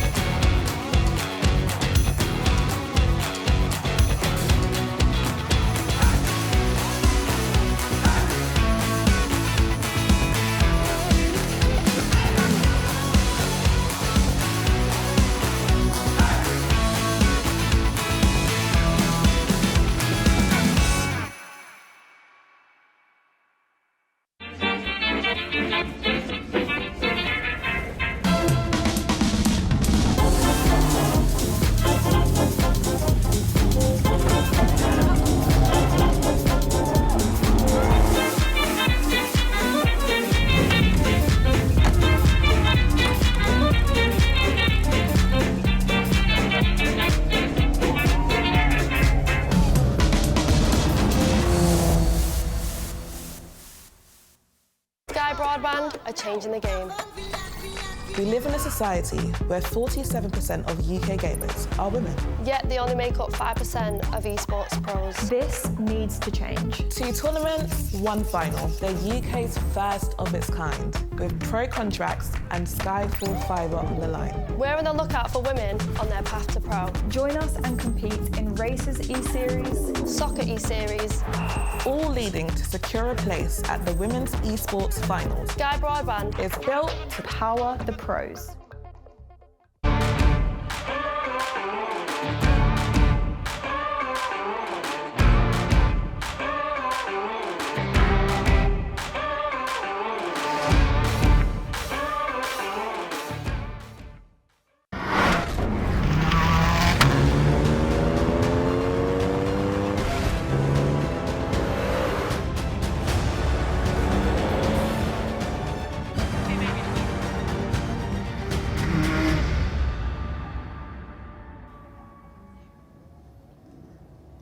Welcome back to the Goodwood Festival of Speed, and beautiful scenes here celebrating all things automotive. And one thing you think about when you come to Goodwood is McLaren, one of the longest standing brand manufacturers to be on display here, with a huge offering from everything GT to Hypercar to Formula One. Let's take a closer look at what McLaren are offering us this weekend.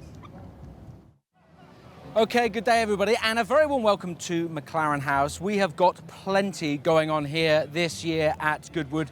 We're celebrating some of the past and some of the present, so let's take a look around.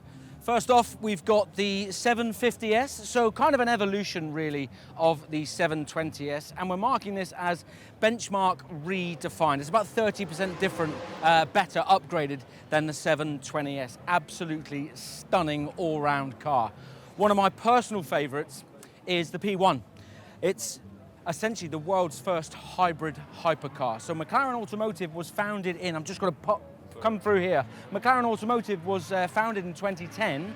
By 2012, we'd announced the world's first hybrid hypercar, P1. I kind of describe it as like Jekyll and Hyde. It's a car you can drive daily, but you take it to a racetrack, push a few buttons, and honestly, it becomes an out-and-out race car. 903 horsepower, 600 kilograms of downforce, and the power's instant because of the hybrid system. What else do we have around here? Ah, look at this. One of the most iconic cars in the world. The McLaren F1 road car. This is one of only 106 cars that were ever developed. This particular one is part of MSO. MSO is McLaren Special Operations. It's essentially the bespoking part of McLaren Automotive.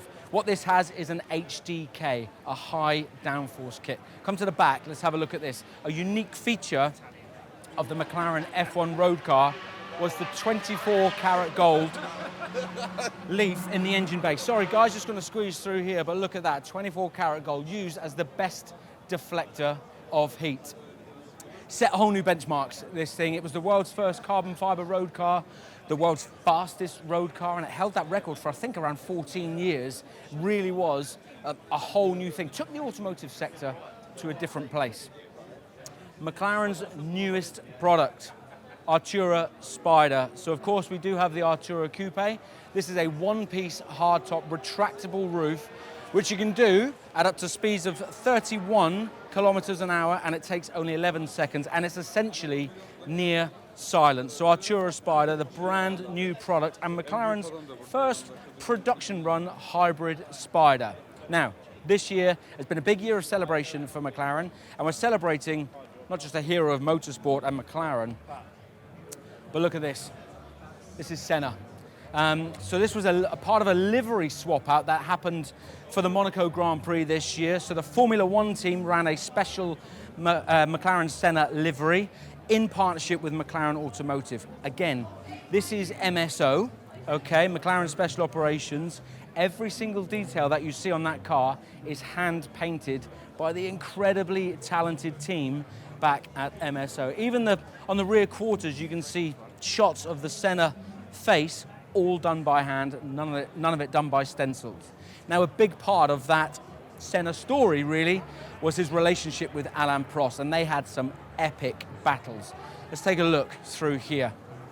This is 1990, the MP4 5B, a 3.5 litre naturally aspirated V10, stunning sound. And I often say about this car, if you ask a 10-year-old to draw a Formula One car, they're going to draw something that looks a little bit like this. Now, as I mentioned, some of those epic battles between Senna and Prost, this is the very car that competed in the 1990 Japanese Grand Prix. Senna in the McLaren, and of course Alain Prost in the Ferrari. We all know what happened going into turn 1 of that race that year. They came together and Senna won his third championship. Sorry, it was his second world championship, second out of 3 in 1990 in the McLaren. Moving on, we have the sister car to the one that's up on the stage. This is a Formula One car with, again, that stunning Senna livery. We're just going to make our way through here. One of the first times that McLaren Racing and McLaren Automotive have come together on a campaign like this, the Senna livery. Now, there was obviously a lot of conversations about how the car should look, but essentially we've taken the Brazilian national flag because not only did this guy do so much for Formula One and so much for McLaren, he actually did so much for his country. So this was raced alongside the Senna road car and of course the whole team. If you have a look around, you'll see plenty of yellow jerseys with a blue and green pinstripe. So that's a little look around McLaren House here at Goodwood Festival of Speed 2024. The vibe is brilliant, it's busy. We've been inviting guests up onto the stage as well all weekend, and we're just having a great time. Thanks everyone, we'll see you soon. A brilliant offering here from McLaren this weekend, and make sure you go and check out everything that McLaren has to offer at their stand, which is just behind the house. And indeed a big year for McLaren as well. Over 60 years of McLaren, and they're here with that Artura Spider and the GTS, and well, everybody is so pleased for McLaren, dancing in the crowds. That's how pleased they are to have McLaren here. But the sun is out as well, and we are about to enjoy some supercars heading up the hill. McLaren fans everywhere you look. I've come across a lot of Lando Norris and Oscar Piastri McLaren fans actually so far this weekend. Big contingent for them. Yeah, and we've seen them over the years here at Goodwood Festival of Speed, as the drivers back down at the start line are waiting. We're going to see the Ford Supervan at some point, and that looks like to me that might be Sergio Perez sat there in the driver's seat. Harry, is it? It looks like it. It's got S. Perez on the door. It certainly does. Sergio Perez, Formula One driver for Red Bull, heading up in the Ford E-Transit Supervan. This is one of the cars that has been well designed for the hill climb, really, and heading up the hill. And I think, is that one going to be the first car up the hill as well? So brilliant to have Sergio Perez here. Of course, this car backed by Red Bull with the livery on the side. Big year for Red Bull, and we'll be celebrating 20 years of Red Bull racing. Looking very cool, calm and collected is Checo Perez in the driving seat there. A very different machine from his Formula One machinery. You could say that. Slightly different. 4 motors, electric motors on each wheel of that Supervan, 2,000 horsepower. Incredible. And actually, it's been up the hill several times over the course of this weekend, including in the shootout. And we will be able to see the shootout later on today. And this Supervan will be a contender for the overall fastest time. And you shouldn't be surprised with the amount of horsepower. Romain Dumas is usually driving the Supervan up the hill, and he will do later on.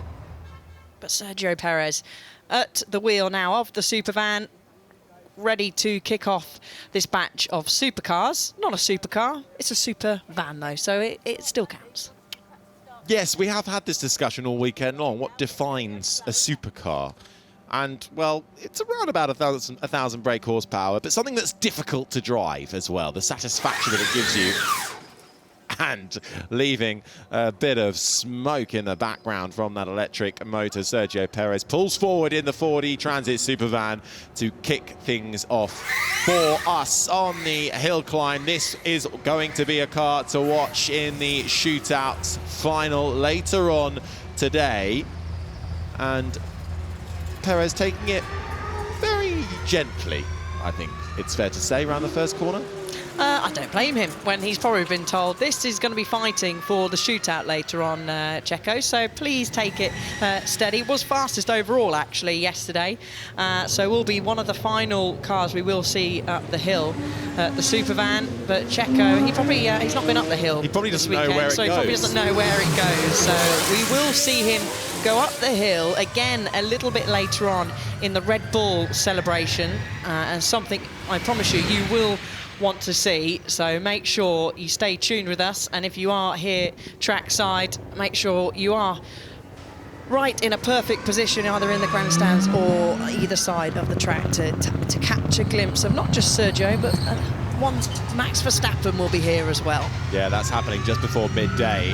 The balcony moment celebrating all things Red Bull Racing 20 years. And this, of course, with the e-Transit Supervan, really displaying the way Red Bull are going with a link up with Ford and their powertrain supply going forward for 2026 in Formula One.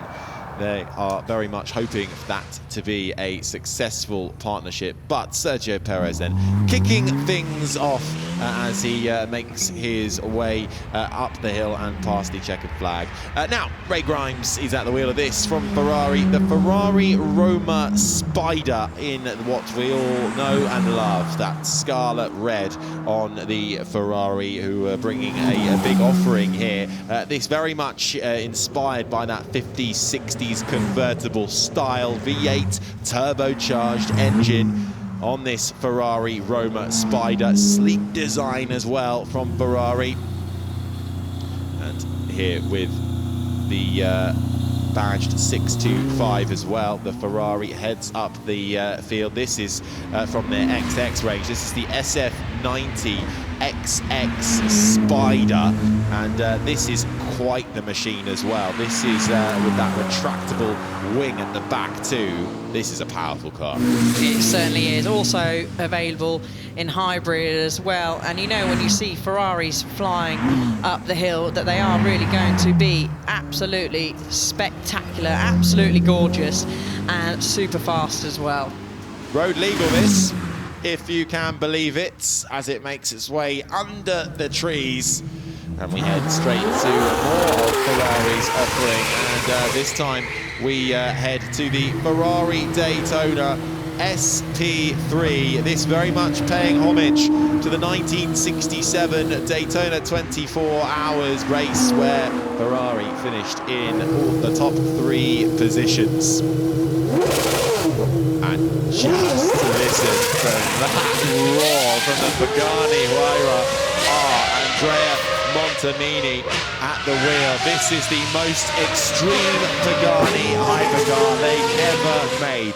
Naturally aspirated V12 engine, 850 horsepower, and very much inspired by fighter jets in terms of the design. Yeah, so impressive. Heads into Moulton. V12, you can probably tell by listening to the sound. Let's have a little listen as it heads up through Moulton Corner and up the Flint Hill. We've moved away from it, but what a sound that is. Well, we've gone to the other offering from Pagani. This is the Utopia. This kind of supersedes the Huayra, actually. It's the third car from Pagani. It's another V12 rear-wheel drive, just over 1,000 kilograms as well. Not giving it as much welly as Francis Falconer at the wheel, but it's just beautiful. Pagani offering some of the most exclusive supercars that you can find in the world. And to have 2 of them here with us at the Goodwood Festival of Speed is absolutely fantastic. Yeah, it is. Super special brand, and it really is so good, as you said, Harry, to have them here, and this Utopia, simplicity, lightness, and plenty of people have said, who have had the chance to drive it, said it is an absolute pleasure. Well, to Aston Martin now, who are here with many a car. This one is the Valor, celebrating 110 years of Aston Martin racing. This retro futurism car is how they are branding it. 5.2 litre V12, 705 brake horsepower. Then we move to the Vantage Coupe. Look at that, for some burnouts there from Shane Kelly, laying down a nice bit of rower for all of those that will be passing on by. But as you say, Aston Martin come with plenty of cars here over the course of the few days, and today we've seen the Velour, the Victor, the Valiant, the Vantage Coupe, the Valkyrie, DB12. So always a strong presence to Aston Martin when they visit the Goodwood Festival of Speed. Absolutely, this one 202 miles per hour top speed, 0 to 62 miles per hour in 3.5 seconds. This has 30% more power than the previous iteration with a V8 engine powering it up the hill. The Aston Martin Vantage Coupe celebrating 110 years of Aston Martin this year. Across the line in the beautiful racing green too. And Alice, you mentioned the DB12. This is the DB12 Volant V8 engine, and absolutely laying the rubber down to the start line. I think all the Aston Martin drivers today have been told to do some absolute world of burnouts at the start line there, and that's what we are getting. Ben at the wheel, Seafred at the wheel of the B12, the DB12. Roof down today. We're not able to have the roof down yesterday afternoon when we got to see these supercars head up the hill towards the end of yesterday, but much brighter and glorious weather here for this final day of running here at Goodwood. This is the world's first super tourer heading up the hill right now, the Aston Martin DB12 Volant with a K-fold roof. That is currently down, as you say. 202 mile per hour top speed, 0 to 62 in 3.7 seconds. Now, Rolls-Royce have got prestige and luxury on their side, and that is no different with this, the Rolls-Royce Spectre. This is the world's first ultra-luxury electric super coupe, and really combines history in the old order with futurism. You can make a fab Rolls-Royce, as they have displayed, without a V12 in the front of it. This is all electric, an electric range of 330 miles, 430 kilowatt battery powering that, but it is on the heavy side, nearly 3,000 kilograms. I mean, I would still have one. Doesn't matter if it's on the heavy side. The long bonnet and the graceful fastback silhouette really defines the super coupe element of the car, and of course you can always tell it's a Rolls-Royce. It's running through the veins of the Spectre there. The Porsche GT3 R Hybrid making its way up the field. This is very much a race car with the livery, the rear wing, the engine powering it as well. And it is absolutely turning heads everywhere you look. It's one of the examples from Porsche's Intelligent Performance division, and it has incredible efficiency as well. Being a hybrid, it reduces the weight of the fuel tank and the need to make extra pit stops during the racing series in the GT3 Championships that it is racing in. Not quite legal for the road, though. A car that actually back in age from 2010, and you can always tell a Porsche with that unique sound, beautiful sound, as it comes to the end of its run. And I'm guessing, I was just about to say, I'm guessing this is Max Chilton behind the McMurtry. Holds the record here for the fastest time up the hill, and he's been giving us a bit of a scare every time he's gone off the line weaving there. But the sheer speed of this car, 39 seconds, it broke the record for going up the hills. Not in the shootout later on today, but you will get to see it head up the hill a few more times today. And as always, Max Chilton giving it full beans. Yeah, this is the McMurtry Spearling Pure, the track-only evolution of that record-holding McMurtry 0 to 60 in less than 2 seconds, 1,000 brake horsepower, over 2,000 kilograms of downforce, and that is making the car stick to the road through the corners. That's how they can give it so much rally, with the aid of the huge fan at the back, which is why it kicks up so much dust from the rear end of that McMurtry. heading off from the line now. We have the McLaren GTS. We've talking a lot about all things McLaren, celebrating this, and this is one of their offerings here from McLaren. 4-litre V8 twin turbo, over 600 horsepower in this GTS, and McLaren also here with that latest in their offering, the Artura Spider. Also Lanzanti, the UK-based engineering firm, have brought the McLaren P1 along, and we've got the hypercar too, the McLaren Solus GT, waiting in the wings. Yeah, and the Solus GT in particular is one of my favourite. Something that Mika Häkkinen's been driving up this weekend, and here is the Artura Spider. Yeah, this is the new hybrid convertible from McLaren, the Artura Spider, celebrating 60 years of McLaren. Retractable hardtop roof, V6 petrol engine with the hybrid power, giving it that extra horsepower too. In a lovely, stunning blue livery, the McLaren Artura Spider, the latest offering from McLaren. Now we have the latest from China breaking into the supercar world, silently making its way off the start line. This is the Yangwang U9, the luxury brand of BYD. Yeah, we've seen some of their cars. We saw the U8 earlier on go up the 4x4 SUV. This is their much sportier brand, and then moving very quickly on to the AGTZ Twin Tail. Yeah, this is from Zagato and La Squadra. This is actually based on Alpine designs. Initially the A110, before they redesigned the A110 and took the redesign inspiration from the Alpine 1960s races, the A210 and the A220, which were built for Le Mans. And the reason it's called Twin Tail is because it's got a removable rear end, a removable long tail bodywork. You can have it in long or short. I saw one of these pulling up to the Goodwood house last night on the road. Absolutely fabulous design, and an Alpine like you've never seen it before. No, and you can, as you said, you can really see, especially the front view, that it certainly has some Alpine DNA somewhere along the line. And the iconic headlights and the shape of the front, also keeping itself fairly unique, beautifully designed car. The Lamborghini Huracan out on track now with the Huracan Technica making its debut.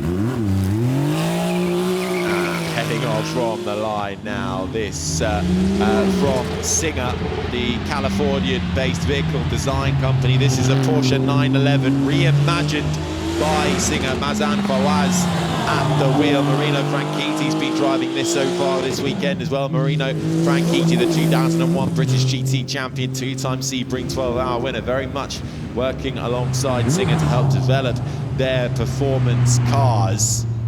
3.8 litre twin turbo, flat six, 500 brake horsepower, and the car draws really from the inspiration from the iconic 930 turbo. That actually in fact celebrates its 50th birthday this year, and this car from 1991 has been restored for its owner by the Singer team back in California. I just love the look, even from the wheel alloys as well, just painted white, and the rear end bodywork, that brilliant rear wing bolted onto the back. It's another example of history coming into the future and celebrating that, isn't it? It's just fantastic. Makes its way across the line. This, the Porsche 911 reimagined by Singer. And we've got two Porsche 911 reimagined by Singer cars. We've been mentioning Marino Franchitti. He is at the wheel of this one, which heads off the line. This one from 1990. The one that just went up the hill was from 1991. With an air-cooled flat six engine, upgraded from 2 to 4 valve cylinder heads, 3.9 litres, almost 500 brake horsepower, just a tad under at 493. and weighs just over 1,000 kilograms. It is light as well, and this reimagined by Singer with Marino Franchitti driving this for them, the Californian-based vehicle design company, Marino Franchitti, the Scottish 2001 British GT champion and a two-time Sebring 12-hour winner. Actually being shown here for the very first time is this car in this turbo racing white. Shown to the public, at least here at the Festival of Speed. And actually, this was not restored by the Californian side. It was the Singer's UK team that restored it over here in the UK. Now, on to something slightly different, and we're on to Bugatti. Andy Wallace, I believe, is at the wheel of this. Yeah, this is the Bugatti bolide that is making its way up the hill. Now just 40 units of that, and it's being followed by the Bugatti Mistral, which is now heading up the hill. These are the latest offerings that Bugatti has come to show for us, and the Mistral is a bit of a swan song really for Bugatti's incredible 8-litre quad-turbo W16 engine, open top, bespoke sculptured bodywork with that huge movable rear wing. It's the ultimate roadster, really, isn't it, Harry? Max torque, an incredible 1,600 Newton meters, and you can just tell it certainly shifts up the hill. 99 of these pre-sold at a cool 5 million euros. This is the fastest roadster in the world.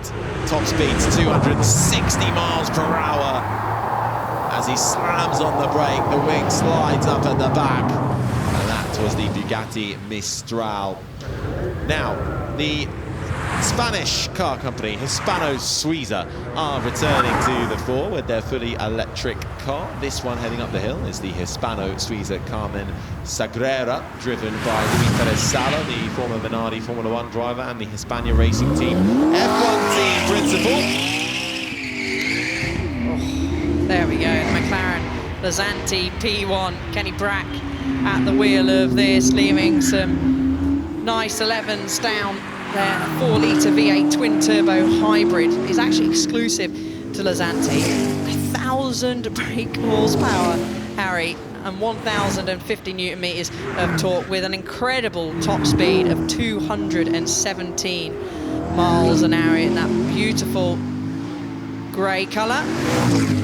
Kenny Brack at the wheel, and can you believe, over a decade on from the original McLaren P1, Lasanti, the UK-based engineering firm, taking this one up. Oh, so close to the head. I think actually Kenny might have just brushed the straw on the right-hand side there, and certainly putting the Lasanti through its paces, giving a good squirt, and using that 1,000 brake horsepower as he makes it safely across the line. Yeah, firm new upgrades, updated suspension, revised rear bodywork, louvered front wing, rear wing as well on that McLaren Lasanti P1 from Lasanti, the UK-based engineering firm.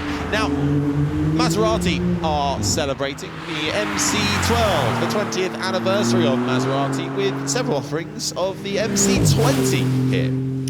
Yeah, only 20 of those examples to be produced worldwide, and then we head back quite swiftly on to the Porsche. This is the Lasanti 930 Tag Turbo, 1.5-litre engine under there, V6 twin turbo, actually a Tag Formula 1 engine. Yeah, so what they're doing is they're actually, with slight updates, they're putting in Formula 1 engines into these cars. So this one actually has the Alain Prost Belgium 1987 Formula 1 race-winning engine in the rear of that Porsche Lasanti 930 Tag Turbo. Completely re-engineered, carbon fibre body panels in the bonnet, front bumper and splitter, rear bumper and the rear wing too, carbon ceramic brakes, making its first public outing here this weekend at the Goodwood Festival of Speed, and actually built to honour John Watson, the Formula 1 driver racing with the tag engine in 1983. The engine is from that MP43, driven by Alain Prost, to that 1987 Belgian Grand Prix victory. Actually one of 3 victories scored by McLaren during that season. Very quickly caught up as it comes across the line. And Lanzanti really treating us with a full range of offerings. This time we have the Porsche Lanzanti 935 3.8 litre flat 6 twin turbo engine with that beautiful livery, red and white, Marlboro inspired. It just takes you back to the Formula 1 days of old. Oh, it certainly does. Absolutely fantastic livery on the Lanzanti 935. Top speed 211 miles an hour, 700 brake horsepower, and 77 of these is the production volume from Porsche. Yeah, just 77 of these, and actually celebrating the heritage of this dominant racer, Porsche launched a track-only second generation 935 back in 2019 with the Aero Shake paying tribute to the 1978 Le Mans racer, the 935-7A, which was the one that was dubbed Moby Dick. This car, based on the 911 GT2 RS, fitted with that same 3.8 litre 6-cylinder twin turbo, generating 700 horsepower. This car being displayed here, one of the first of the road converted examples, developed, engineered by UK engineering firm Lanzanti. Now we've seen Marino Franchitti out in action so far today, and now his brother Dario Franchitti is out in this from Gordon Murray, the T50S Niki Lauda XP2. Car designed without compromise, as we have come to know from Gordon Murray, inspired with the fan on the back as well, harking back to his Brabham fan car that he designed in Formula 1, 3.9 litre V12 Cosworth engine. V12 absolutely screaming. Dario certainly giving a treat to our ears as it makes its way all the way up to the top of the hill, and that fan can produce up to 1,200 kilos of downforce. So pretty optimum track performance right there in the T50. Wonderfully driven from the 3-time IndyCar champion Dario Franchitti. Supercar offerings then up and down the hill. Let's take a look back at what we were greeted with from the latest of all that is new from the supercar world, and we started things off with a super van. Yeah, it was Sergio Perez was behind the wheel, and the super van will be competing later on in the shootout, and then we moved on to that name, Ferrari. A whole host of Ferraris here over the course of the weekend, and Rob Bell behind the McLaren Solus. Yeah, that was the Ferrari Roma Spider. This is the McLaren Solus GT, the hypercar exclusively made for the track. Mika Hakkinen has also been in that car so far this weekend. The Pagani Huayra are in action. One of the ultimate hypercars from Pagani, also here with their Utopia. Rolls-Royce, the all-electric Spectre. And you can always point out a Rolls-Royce, whether it's electric or not. And of course then that man, Max Chilton, who currently holds the fastest lap time up the hill, the world record holder for this up the hill.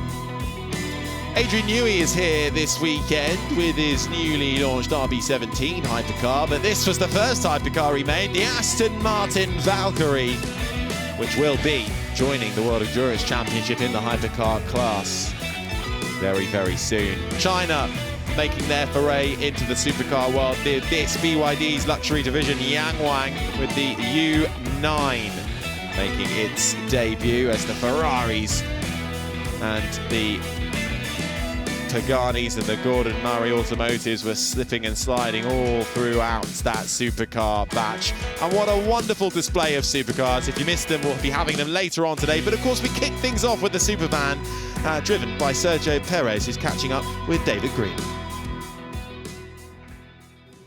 Checo, you've swapped your Formula 1 car for a van. Yeah, for a very fast van. Yeah, it's nice, you know. Unfortunately, I don't know the circuit, so as much as I wanted to push, it's a little bit hard and narrow to know where to go. But the fan is incredibly fast. It's got more horsepower than your Formula 1 car. Yeah, it does. It does, and it is faster than my F1 in terms of starting. You know, when you jump on throttle, I cannot hold my head forwards. We saw you go off the start line pretty quickly.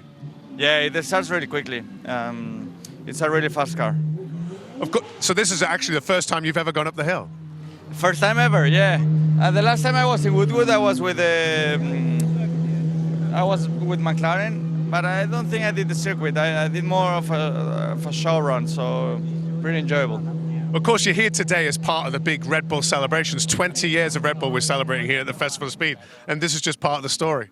Yeah, definitely. You know, and also with Ford, you know, to have this, it's incredible.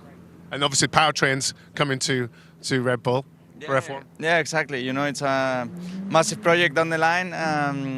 So yeah, looking forward to the future as well with Red Bull. Formula 1, obviously you get not many weekends off in the end. You've managed to come here for one of them. How's the season been going so far? The last few races have been tough. We haven't had just a straightforward one, so looking forward to it. Hopefully we can turn on, you know, there's still plenty of races to go, so hopefully we are able to turn the page around and get back to our form that we had earlier in the year. Fantastic. We'll be seeing you up the hill and anything else today? Yes, I think I'm driving something else later. Enjoy your weekend. He'll be driving some Red Bull Formula 1 cars up the hill later, celebrating the 20th anniversary of Red Bull racing. Sergio Perez there. Right, that's the supercars done and dusted, but we've got all things ranging here at the Goodwood Festival of Speed. And if rally is your thing, well, you can head up to the Forest Rally stage and check out all things rally. And let's check in with them and take a look back at what's been going on up on the stage.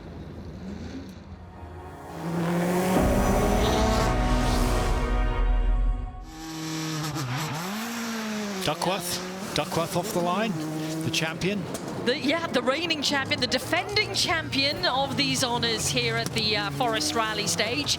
He's up against it in terms of competition this year. Can he deliver on this shootout? It was Ollie Mellors yesterday who was fastest through, so Duckworth's got a little bit of work to do. Mark Brumfield alongside him, his faithful co-driver. Winners of many national rallies, including the Sunseeker and including the Rally Sprint Series that happened with the twin track up at Silverstone. We're really not going very quickly here. No, we have an issue, don't we? We're not quite sure what it is, but let's hope they're clear of the finish line in time for Lecoudou to get past, and it does. I don't think that will affect his time. Oh, no, it shouldn't do. It shouldn't do. They're past the flying finish. Yep. Yeah, Gary Lecoudou is second fastest, 249.5, but Sjoerd van der Putten at 342.2. Martin Overington on the line now in the 6R4, did a 259.5 yesterday.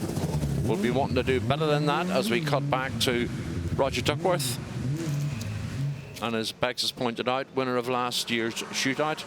So the competitive edge will be very high. And Roger carrying great speed through that very, very long right-hander, as we can see the MG S2000 screaming its head off. Great high revving engines. Yeah, but that normally aspirated engine sound is great.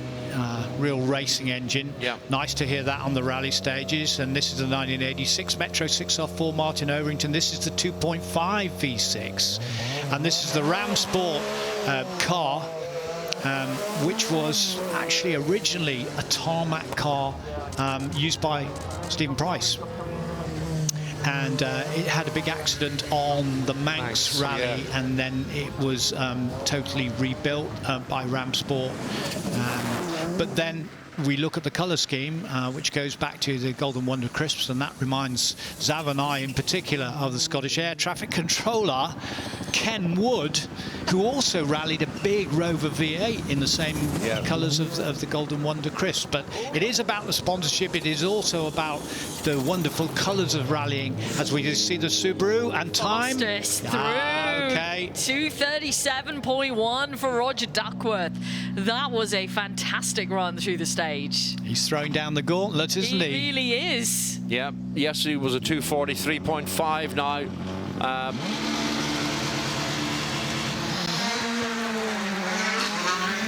So off go the Iron Dames. Yeah, and the Rally 2 Fiesta.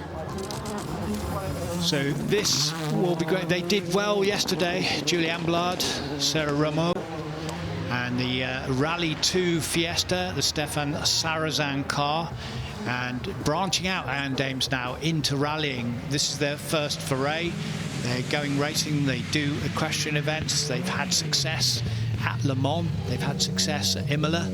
Now you're looking at the Metro 6R4, which has done well in shootouts, previous shootouts.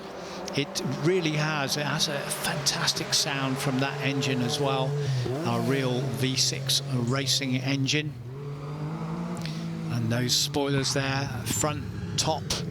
And the experimental 6R4 in the early days. In fact, I was doing the Peter Russick tour in a Talbot Sunbeam, and I was going on a downhill section, and I crashed into some gate posts because I had a sponsor, a fresh fruit company, and all the fruit came into the footwell, and I promise you, I couldn't brake because it was full of apples and oranges and pears, and I hit this big gate post, and the car went off, and it was bent like a banana anyway, and there was no one around. I just heard this clapping from the hillside, and then someone doing this and signalling to me, and it was Tony Pond and Rob Arthur sitting up the hill who'd seen the whole thing, because about 400 yards further down the experimental Metro had broken down, and they'd watched my antics, and they were just slow clapping like, you absolute idiot.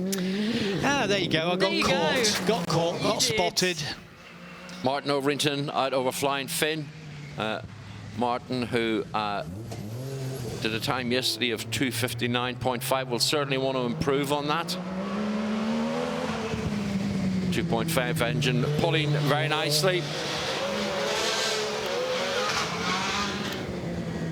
301.9. And there's Ollie Mellors in. Yesterday's shootout winner is back for the defense of that. Let's see what kind of time we will see him set today. Well, yesterday, 2:32.2. I'm sure he'll be trying extremely hard to beat that.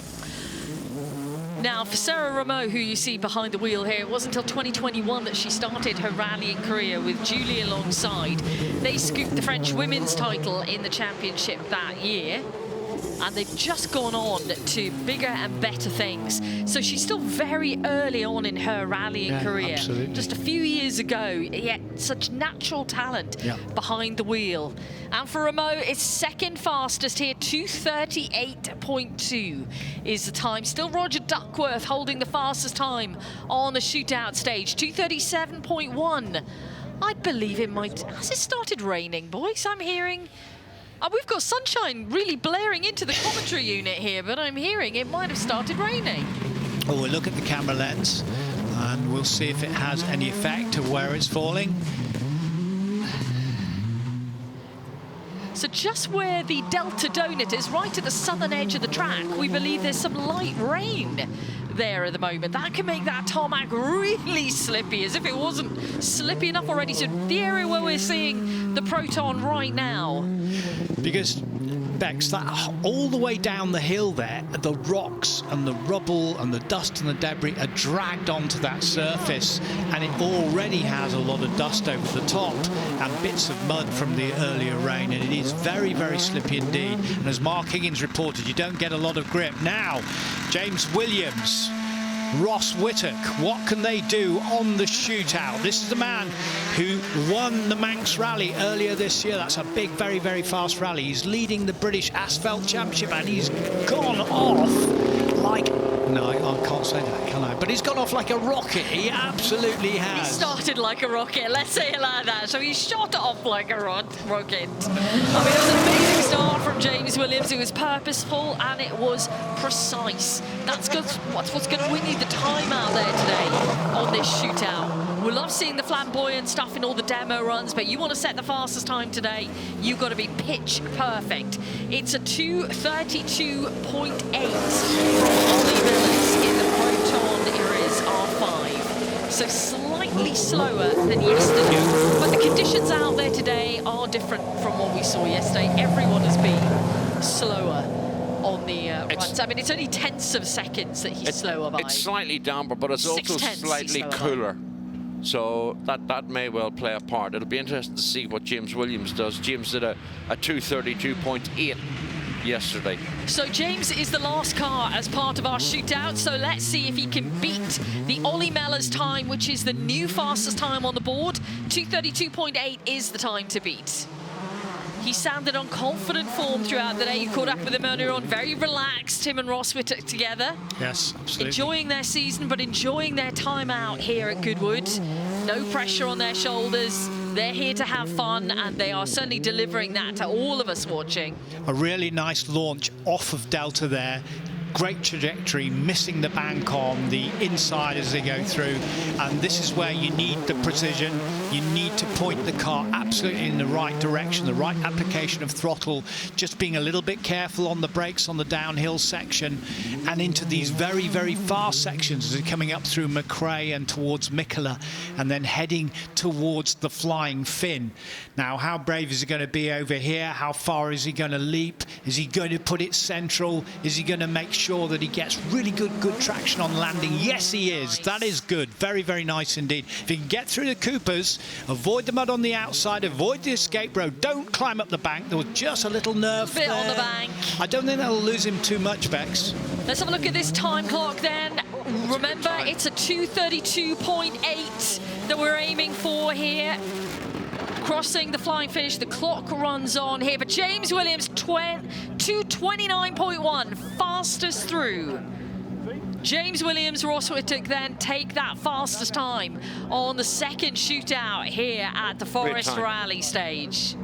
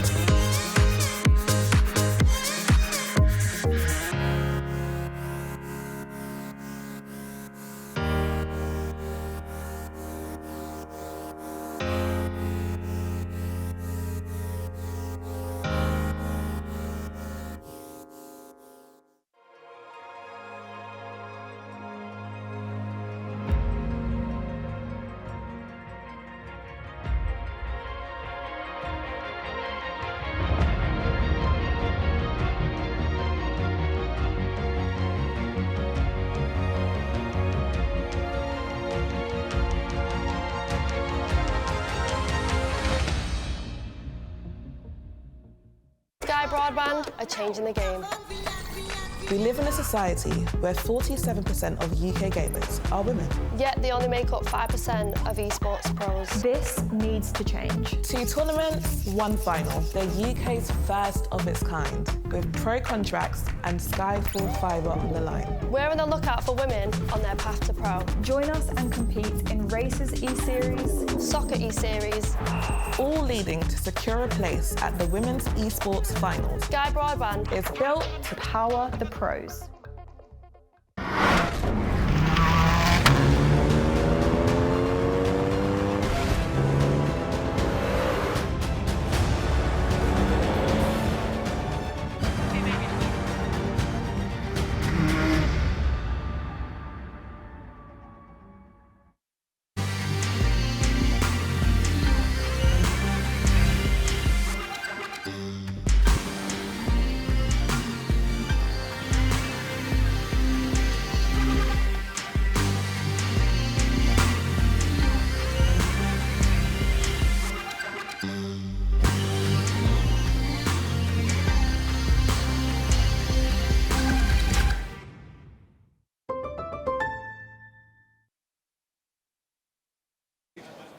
This year at the Goodwood Festival of Speed, we're celebrating 20 years of Red Bull racing. Later on, we've got Max Verstappen, Sergio Perez, Daniel Ricciardo all driving, and they have also announced a new reserve driver for this year in the shape of Christian Horner, team principal and CEO. Christian, you're going to get behind the wheel of the RB8. Yes. That's pretty exciting, isn't it? No, it's very exciting. I'm standing in for Sebastian Vettel, who unfortunately couldn't make it today. But yeah, you know, a real privilege to drive one of these cars up the hill, and something I'm looking forward to. I bet. Tell me about your preparation. Have you been in the gym? Have you been doing neck exercises? How's it going? Well, look, I've been preparing for this moment for several years, and no, in all honesty, they said, you know, whose seat would you like to sit in? And I said, well, I don't think I'll fit in anybody's seat. So yeah, a bit of foam in the back, and away we go. So have you had a seat fit, or is it kind of a makeshift seat?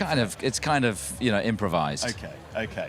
And you know, tell me about the last time you got behind the wheel of a Formula One car. It's been a while, hasn't it? Yeah, I tested with Lotus back in 1993, so it's only been just over 30 years. And that had a foot clutch and a gear lever. So yeah, this will be quite different. Yeah. What are you most scared of, if I can ask that question? Well, look, the start, the first corner, the second corner, the third corner, and all the bits in between. Yeah. Right. Now moving on, we've got all 20 Red Bull cars here at the festival, which is, you know, just looking at it is so impressive. I mean, for you, you've been there from the very start of Red Bull racing. So how does it feel seeing all 20 cars here at the Goodwood Festival of Speed? Well, it's quite magical to see all the 20 cars, and you know, there's some iconic cars. The 4 V8 championship winning cars, obviously the 16B that I'm sure Max will be pleased to see again, his first championship winning car, the current car.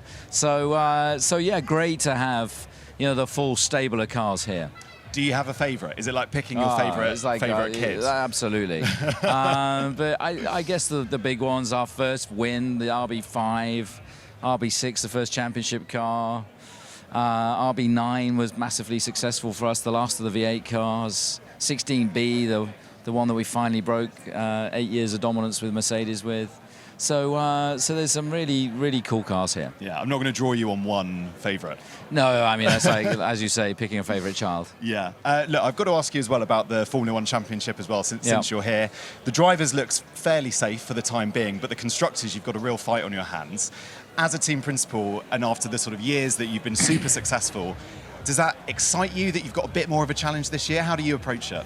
Well, I think that it's more normal this year. I mean, what we've achieved the last couple of years hasn't been normal, whereas, you know, this year the competition are pushing us hard, which is what you get in stable regs. So, yeah, you know, we're going to have to be on top of our game. We're halfway point through the championship. We're leading both championships, which is important, and you know, we'll be looking to build on those in the next coming races. Yeah, we look forward to it. It's a really exciting second half of the season. We wish you the best of luck. Thank you very much behind indeed. the wheel.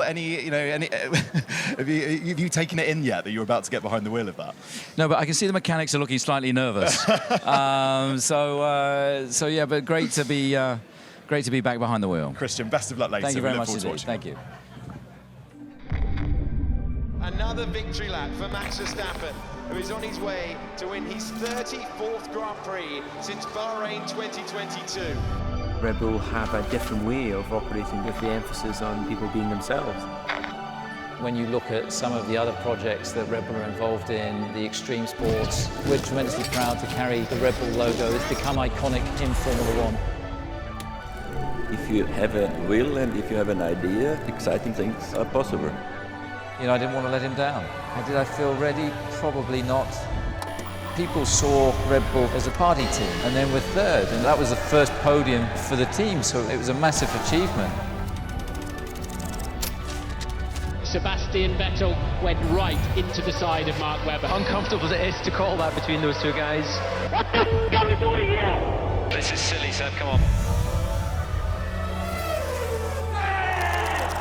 Sebastian Vettel, you are the world champion! Thank you, boys. Unbelievable.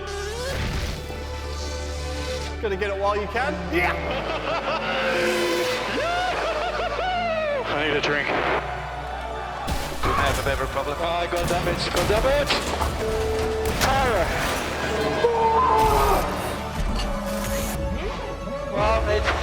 Oh, put a ton out after that one. This is how we do it, man. This is the Mexican way. Checo is a legend.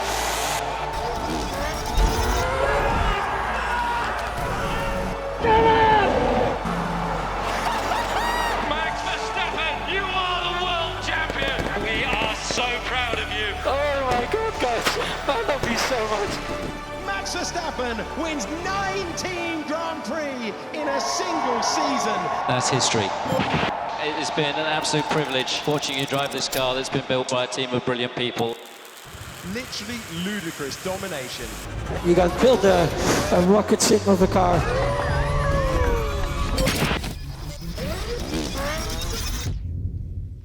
What a history. The world champions are in town. The Red Bull Racing moment on the balcony will be coming up at 11:55. So make your way over there to be in front of Goodwood House. And I'm sure it's going to be a very, very special occasion. All their cars from 20 years are here. Now, a real megastar we had here a few days ago, Fernando Alonso. He's driven for almost every team in Formula One. Red Bull, though, is not one of them. However, we cornered him and he took our Rachel Brooks up the hill climb course, and it was a huge amount of fun.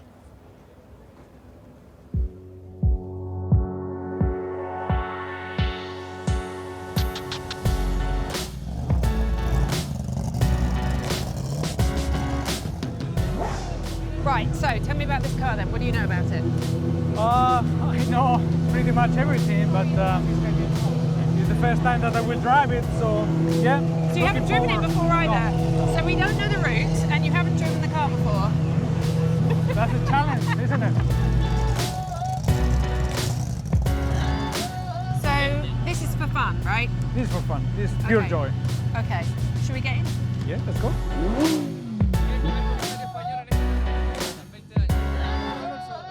It's not a race. No, not a race.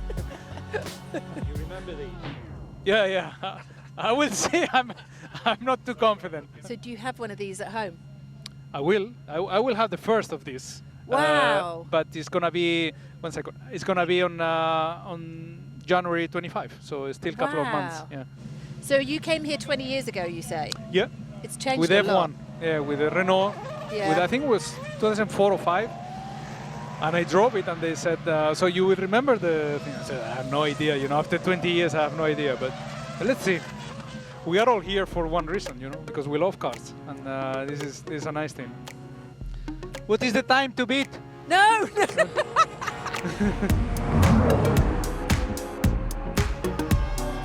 In the car, Fernando Alonso, and alongside him, Rachel Brooks, our host for the weekend, who's looking a little bit nervous. So the first is right. I don't know, but there's an arrow that says that. This is the most extreme front-engine car ever. Yeah, that's a right-hander. Yes, it is. It's basically a car that Fernando Alonso has picked and chosen everything that he wants on it. The perfect company car. Another right. Another right. Yeah, right. So far, we're okay. And then throw it under the bridge. And this looks like we're going to go... 200. Yeah, all the way. And then there's a left. No, it's a left. Yeah, there's a left. And then we come up here towards the Flint wall. And now? And now, He's I down. don't know, right, There's a wall. Behind the wall, Now? I don't know. This looks There's like a a right. right. Now it should be done. Now it should be. Straight for a bit. And then I Flat don't out know. now. I think it's a left. There are no more corners. It's left. One more corner. This is a surprise, to be honest. Finish. Woo! And then break. We need to stop. We made it. High fives at the end. They got from to the Fernando and Rachel. Absolutely brilliant. If I'd known there were so few turns, I wouldn't have worried, right?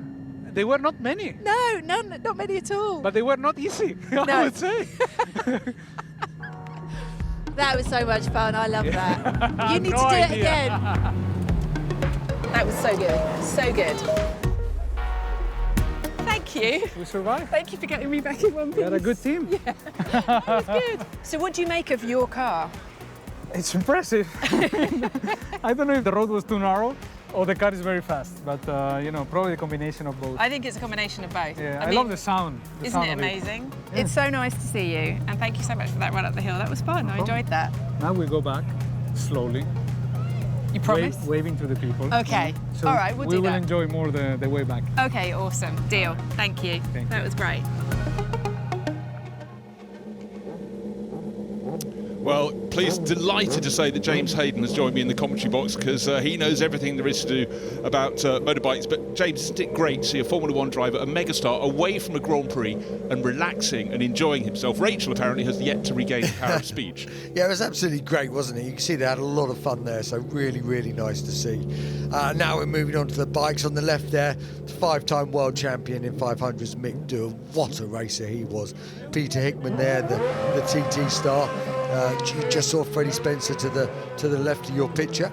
There's Steve Parrish on Kevin Schwantz's Suzuki RGV 500, and then we're looking at the one and only, the 15-time world champion and 10-time TT winner, Giacomo Agostini. So amazing to have such a who's who of motorcycles here. Giacomo has been a massive friend of the Festival of Speed, been coming for a very long time, but the number of other stars that join, it's multiplied every year.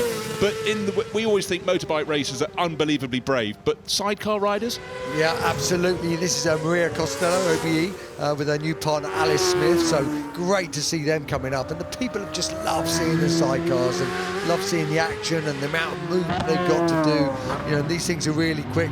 That's Jeremy McWilliams on the Blagger, and so funny, this motorcycle. It doesn't look like it should be able to do anything, but they've created this new series, and Jeremy knows how to ride. He's been winning races, and they're based on Harley and Indian motorcycles designed for two-up touring with luggage, but they've got full adjustable Olin suspension, radio calipers, trick swinging arms. They do 180 miles an hour, and you know, they're only like 4 or 5 seconds off superbikes now. It's incredible, really. It just makes you look, because it seems wrong, but parcels will be delivered far more speedily on one of these, eh? Yeah, especially with Jeremy on board. You know, Jeremy, ex-Grand Prix rider, you know, fantastic guy. There's Agostini going past, Freddie Spencer and Mick Doohan, those three. So three of them, you know, it's Freddie Spencer there on the NS 500, the only man ever to win the 250 and the 500 World Championship. That's Steve Parrish on Kevin Schwantz's RGV 500. So good to see that motorcycle out here. Really is you know, a piece of artwork, and that's the actual 93 bike that he won the World Championship on. So amazing to see that. The XR 79 RGV 500, and I remember that very, very well. I was there at that last race when Schwantz won it, got to the end of year party with him, and what a night that was. Draw a veil over it. We won't draw a veil over the bikes. We're celebrating 75 years of Grand Prix motorcycles. We're talking about the King of the Mountain as well. We'll come to that in a moment. But it's the name as well as the bikes. Yes, it is indeed. You got on the right there, number 15. That's Sergio Perez's bike, and on the left you got Stefan Bradl's very latest 212 Honda. So you know that lead bike, you know, Stefan Bradl is the Honda test rider. He's the Honda replacement rider. That's got over 300 brake horsepower, and you know the electronics in it are absolutely crazy. James, when you were racing, what sort of horsepower did you have to handle? Nothing near 300. No, my best was 218. Yeah, still had a little foot down there. You can see from him just getting a little warm up, just making sure you know everything's all right. What have we got here? So this is the 94 RGV 500. So this is the only time Kevin Schwantz wore the #1 plate, the year after he won the World Championship. And lovely to see in that, also that very traditional Lucky Strike sponsorship with the 4 exhausts, you know, V4 2-stroke. So that's why they're smoking a bit. They're running them a little bit rich anyway to keep them all nice and safe. But lovely to see that. That's ridden by Nathan and just taking a nice run up the hill. So that's great to see that motorcycle out here as well. Now, a lot of the motorcycle crews joined the four-wheel races at the Ball last night. Are you sensing the lines are a little wider this morning?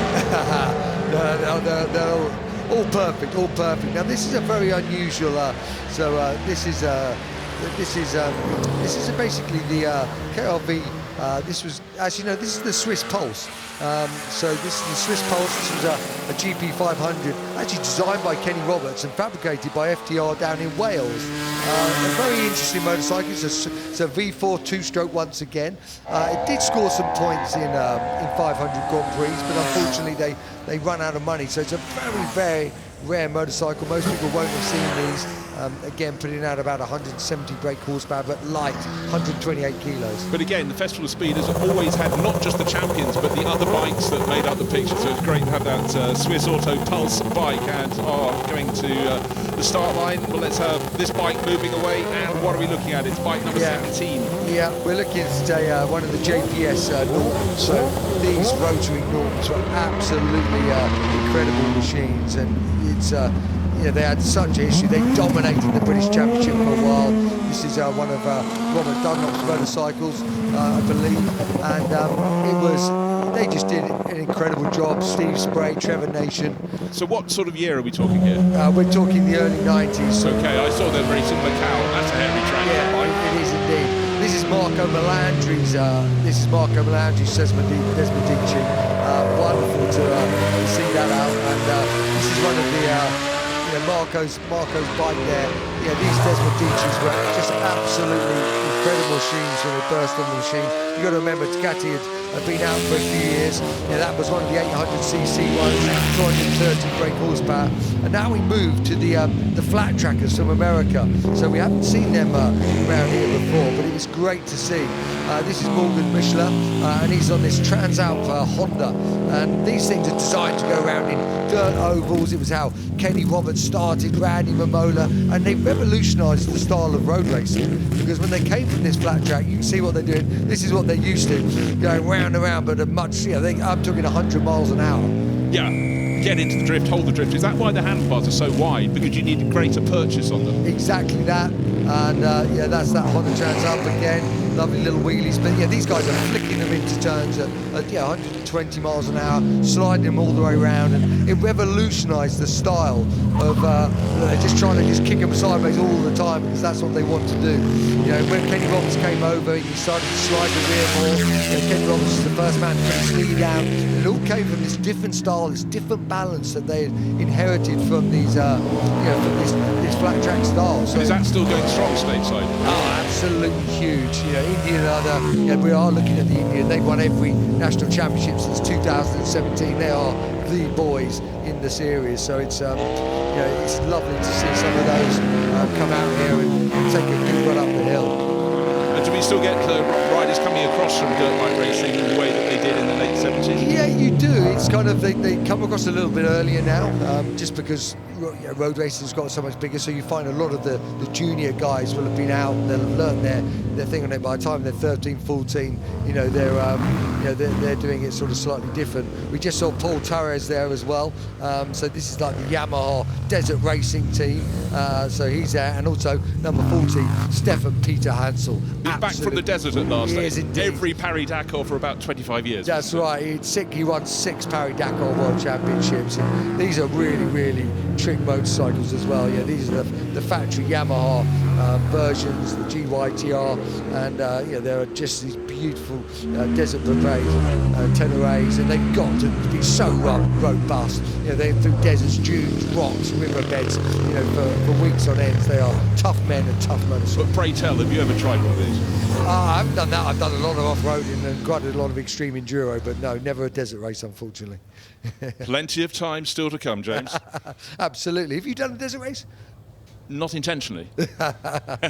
Well, that was the batch of motorcycles. That was motorcycling history going in front of us. But for me, my favourite, I must say, maybe the purists might sneer at me, but I absolutely love those the flat races. Yeah. It was just something new, something different, which is what Goodwood continues to supply. It does, and for anyone into motorcycles, to have the names we got, you know, Agostini, Dewan, Momola, Roberts, Roberts Senior, Roberts Junior. You know, you're just talking world champions over, you know, such a long time. So really amazing to see.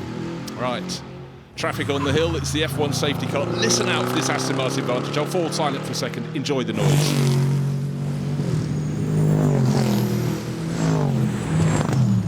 Very rapid. Every household should have one of those, I feel. Yeah, it's such a dirty rumble, isn't it? It's gorgeous. I love it if you're in a Grand Prix and you can hear that going out on its rehearsal laps in the morning. Just check all the safety cars are working. It's just a tonic.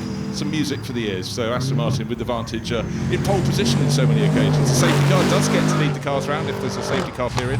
But right here, right now, a weekend off, but oh no. Come and join us. I think he's probably loving it.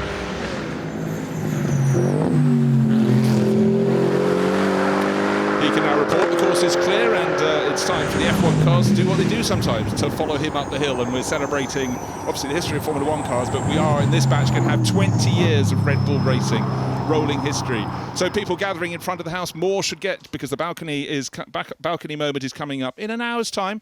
Get close to that giant MG structure in front, the Jerry Judah sculpture in front of the house. Make sure you cross the track if you want to be in front of the house for the Red Bull Racing celebration. 20 years, not just 20 years, 20 years and prodigious success.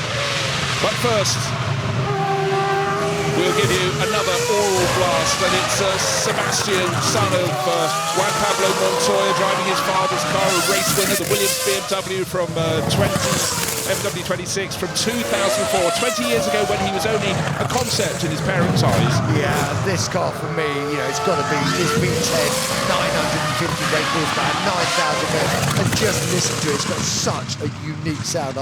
It's one of my favourite sounds of a F1 car. It absolutely is, and Juan Pablo had driven one for a very long time. He got out of the top yesterday and went, cool, wow. And he's got one at home because he did win a Grand Prix in one, so that was part of the deal. And he said, I must get it prepared, get it back out onto the circuit with a V10 sound. And it definitely, for motorcycle men like you, James, it just draws you in. It does indeed. It's just, I mean, it's, yeah, what a beast and what a time those reds were. And of course, young Seb, young single-seater racer, will be going, hey Dad, the cars from your period weren't actually that bad, were they? Old man, they would say in that disrespectful way that boys in particular have for their fathers. So, waiting for the batches to be assembled down at the bottom of the hill climb course. The marshals, as ever, doing a phenomenal job of keeping everything under control. And as you know and I know, without them, we don't have any motorsport. No, that's right. They do a tremendous job all around the world, and you know, especially so here. So wonderful to see. You know, it's yeah, an amazing collection of people. Well, it does appear the next car that will be coming up will be another screamer, 1.5 litres, but V12. Think of those little egg cups pumping up and down. It's the Honda RA272, and very much as Honda did when it came across and started taking on the established European motorcycle racing manufacturers, it did things differently, and revs were their friend, and that was very much the case with the RA272. Rev to a screaming 14,000 RPM. The horsepower seems tiny, though, only 240. We've got some of the supercars we saw earlier with up to 8 times that, but these in tiny cigar-shaped tube shapes, nothing of them, so of course they were quick. Yeah, they were, and it was just the same in the bikes. You know, they had these little CCs that just rev. No one had ever seen revs like that, just designing the engines in a different way. But now one of my favourite Formula 1 cars ever, and just the purity of it is absolutely incredible. And same as car. Well, the helmet is yellow, blue and green, the national colours of Brazil. You don't have to look too far to understand there's some Senna in the bloodline. It's Ayrton Senna's car with his nephew Bruno Senna blasting off the line. This is the MP46 Honda V12 in the back, another fabulous soundtrack. Of course, Bruno raced in Formula 1. He's incredibly good at explaining, a charming individual. But for him, it's always a treat to get into his uncle's office, if you will. This is the car with which Ayrton scored the 3rd of his Formula 1 titles. That's right, and also just till you can see that sort of that replica-ish helmet, you know, it makes you, it puts things back in your arm standing up, doesn't it? Incredible. I was in Japan last weekend. That little one-maker box-shaped cars, and some were pasted in Senna's helmet colours. So now we're going to the world. It's not an Alpine, but of course the bloodline. This is Renault. This is the E20 from 12 years ago already. and waiting for that to fly off the line. It's Sophia Flörsch, fantastic German single-seater racer, and she's been aligned with the Alpine Formula 1 team that was begat by Renault, and she knows how to pedal, and she loves to play to the crowd as well. So again, another little oral treat. The rear wing looks so incredibly narrow. That rule set does seem extraordinary within the rear wheels, but Sophia does a cracking job. She's motor racer through and through. And I wish her all the luck, but you know what? She's a show girl as well. So burning those wheels in front of Goodwood House, she'll do a few more, possibly once she's got through Moulcombe, because that still is a very tricky corner. Yeah, she's got really good lights up. And one thing about that year was the fact so many teams got to have a win. 7 teams took victories that year, but when Kimi Raikkonen won one of the races, that was the first win for Lotus since 1987, 25 years. They got the win. The team has now evolved into Alpine, and we wish them the best of luck. But for Sophia Flörsch, she is enjoying this. Giving the Flint Wall a fair bit of a margin. Maybe she should be faster on the next run, but it's all about the experience, and it's just great. 12 years ago for this car, yet we're going through Formula 1 history, and very soon we'll be going through the history of one team in particular. But she understands people come here because noise is such an important part of four-wheel and two-wheel racing. We come here, we love it, and so she's giving the fans a treat. Yeah, very much so, and it's something you hark at the Red Bull. I can't even believe it's been 20 years. It hurts, doesn't it? It's unbelievable. But yeah, lovely to see such a variation of these wonderful cars. So this is the top of the hill climb course. For those who are going to be competing on the shootout this afternoon, that is the finish line where they can finally start breathing. And the Alpine from 2012 is being followed up the hill by that little 19 to the little Honda RA272 from 1965. And Yuki Tsunoda is at the wheel of this, so he's been allowed to go back in time, but they've also said, don't put it in the wall. And Yuki will never have had a sound like that behind his shoulders. Rather quieter racing environment for him now. Great, he's got an open face helmet, so he's gone into period, has Yuki, and he's taking this car up. Any driver who has races for a team that has Honda power has half a chance they'll be driving this sort of transverse engine Formula 1 car, and they get out the top and they literally go, sorry? They have to lip read to hear you. Yeah, and they got their first ever win, obviously, in that car, Honda, in that year, 1965, so a very special car for them as well. Yeah, right at the end of the season, Richie Ginter in Mexico, very popular American driver, sadly one of many no longer with us. But Yuki will have a selection of new words added to his lexicon when speaking in English. Now, for a lot of people of a certain age, you get cars that are your favourite. James Vowles, normally not behind the wheel, normally running the team out Williams. He's moved across from Mercedes, he's shaking the team up, the results are starting to come. But this is going back in the team's history, going back to 1982, one of the most competitive Formula 1 seasons, and the world champion who stole it in the end. Won only once, but it was a great Keke Rosberg. It was about consistency, but right at the end he got through. But yet, though he was the champion, the team was only fourth in the Manufacturers' Championship. It just shows how closely stacked the teams were. But he's got the Cosworth engine though, and he was taking on with that normally aspirated V8, he was taking on the turbos. They had more power. He had to have more guts. Yeah, and it's just amazing to see how far forward he is in it as well, isn't it? Oh. You know, it really is. It's just amazing to see that position of him in the car. But it's only with retrospect. In the time, that was the most modern car you could have, and so of course the drivers want to get into it. But for James Vowles, obviously, most times at Grand Prix, he's busy trying to sort a team out. It's a nice chance to get away, but I think any time a team boss can get in the car, just understand a little bit about the driver's environment, it's a good thing. 100%. Beautiful. So let's just go back through the years. It's a mere 42 years since this car race. It does make me feel very ancient. I'd have to feel even more ancient to go back to 1974. He's the same racing weight he was then when he won the second of his 2 world titles. Emerson won the first as Emerson Fittipaldi, or just Emo. That's what it's called around the world. 1972, the black and gold Lotus took victory, the world title with that. And in 1974, 3 wins were enough to do the job. Of course, far fewer Grand Prix back then, probably 15, maybe 16, but he won in Brazil, he won in Belgium, he won in Canada, and took the title. That was when the M23 had the high air box. It kept on racing for quite a few years. Eventually, in 1976, it was chopped down low behind the drivers' heads. But to me, this is how the car looks at its absolutely most perfect. I couldn't agree more, and Hunt running it as well, didn't he?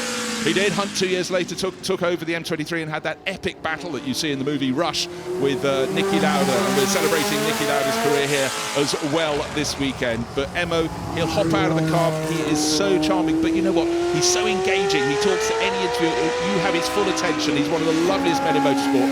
We're always delighted to have him here. Yeah, lovely interview yesterday I saw of him, and he just comes across just a very special man, isn't he? He is, and there isn't a weekend, there isn't a Fittipaldi racing somewhere in the world. His son is racing, in fact, at Zandvoort this weekend, and his grandsons are racing in Formula 2 and IndyCar. He's almost got all the bases covered.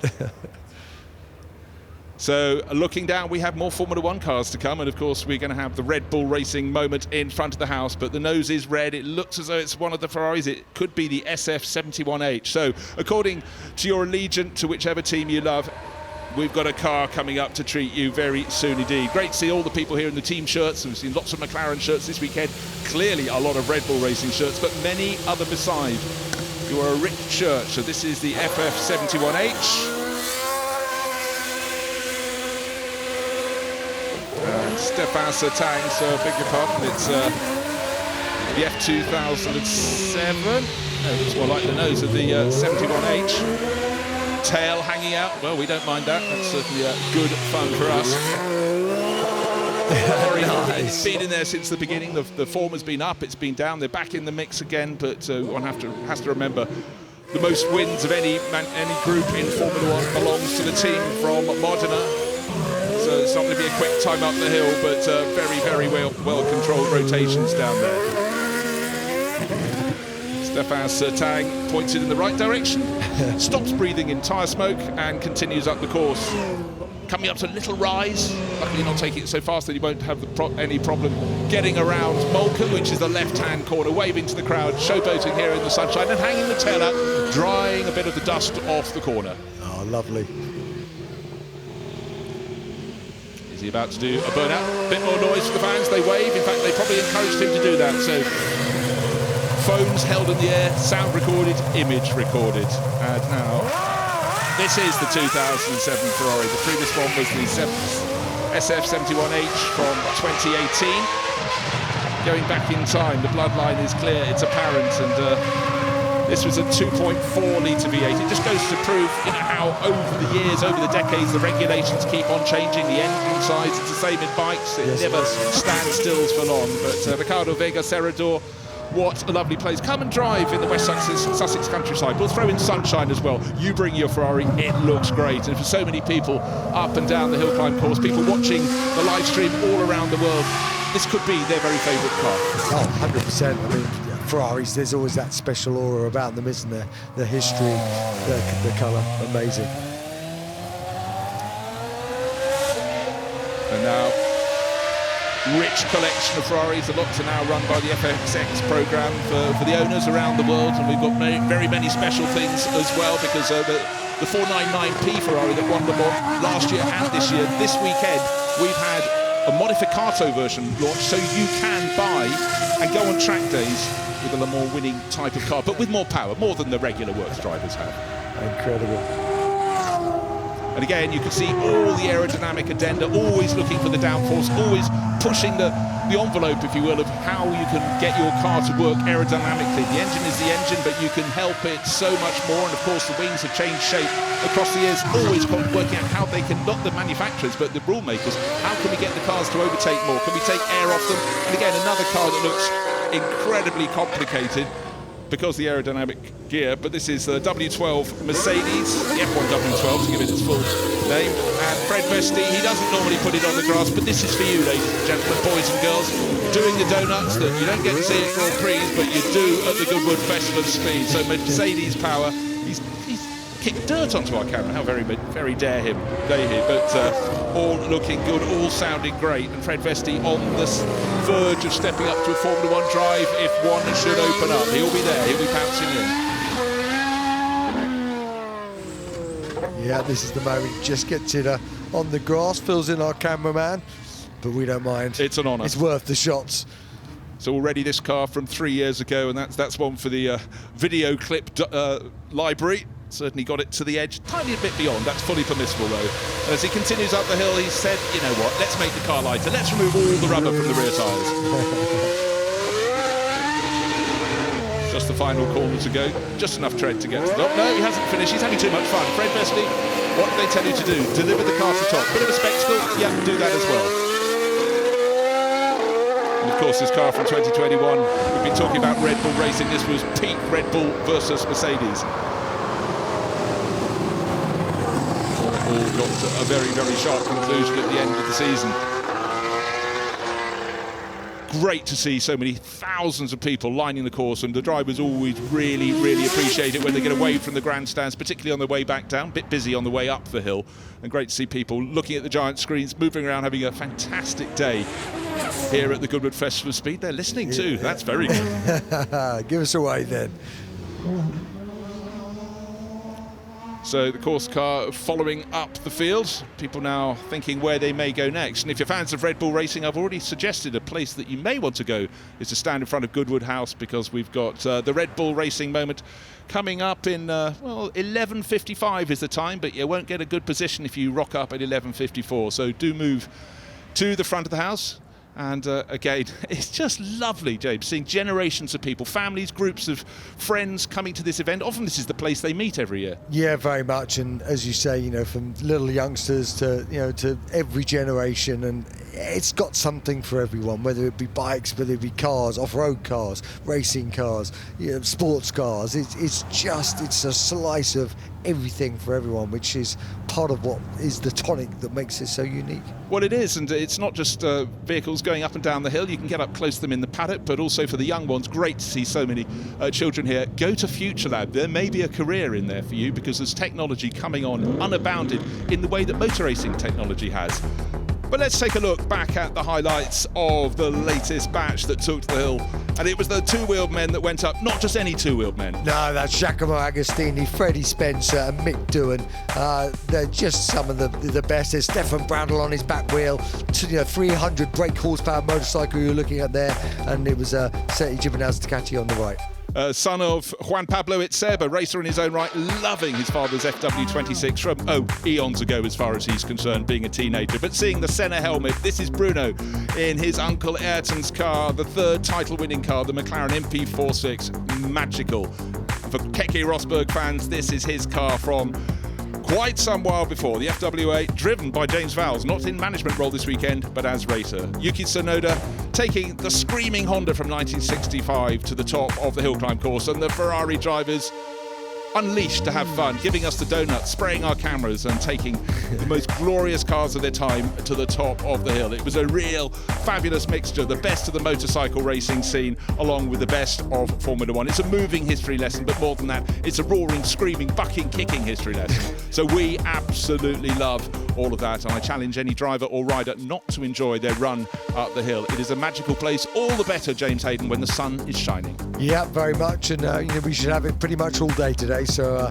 looking forward to a day of unspoiled, especially that time attack again after that. We just were a little bit unlucky yesterday, so should be superb.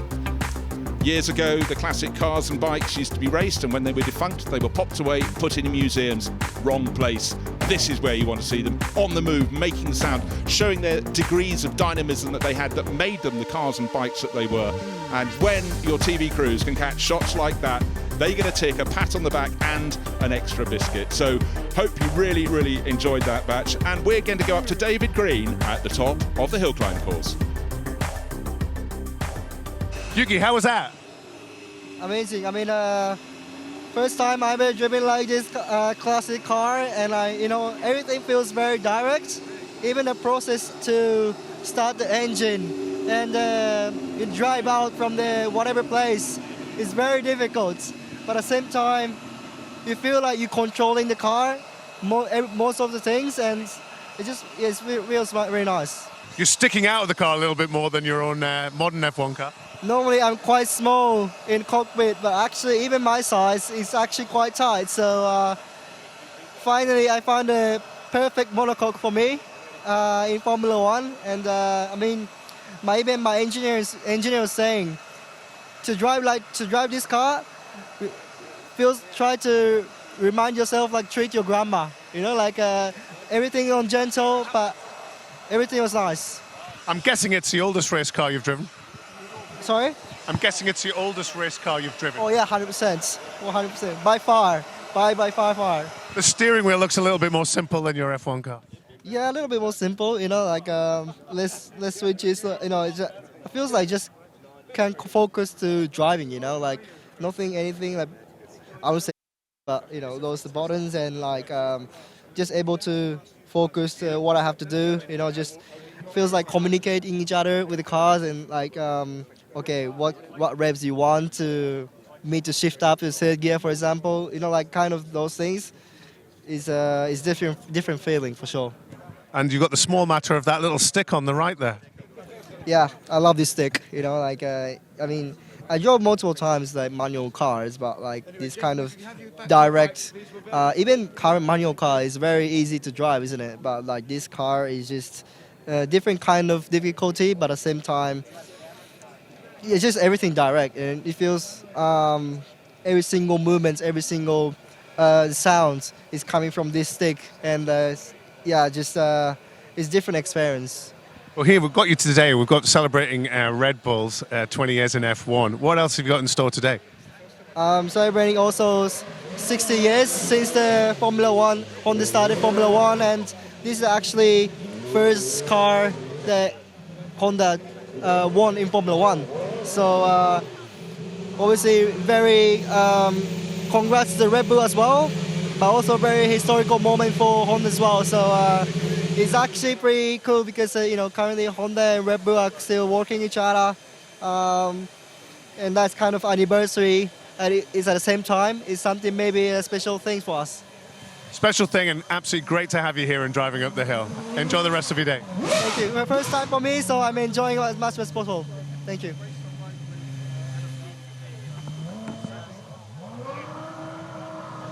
Sophia, that looked fun. Yeah, it was amazing, to be honest. I mean, it was actually the first time for me driving the E20 and an F1 car from nowadays.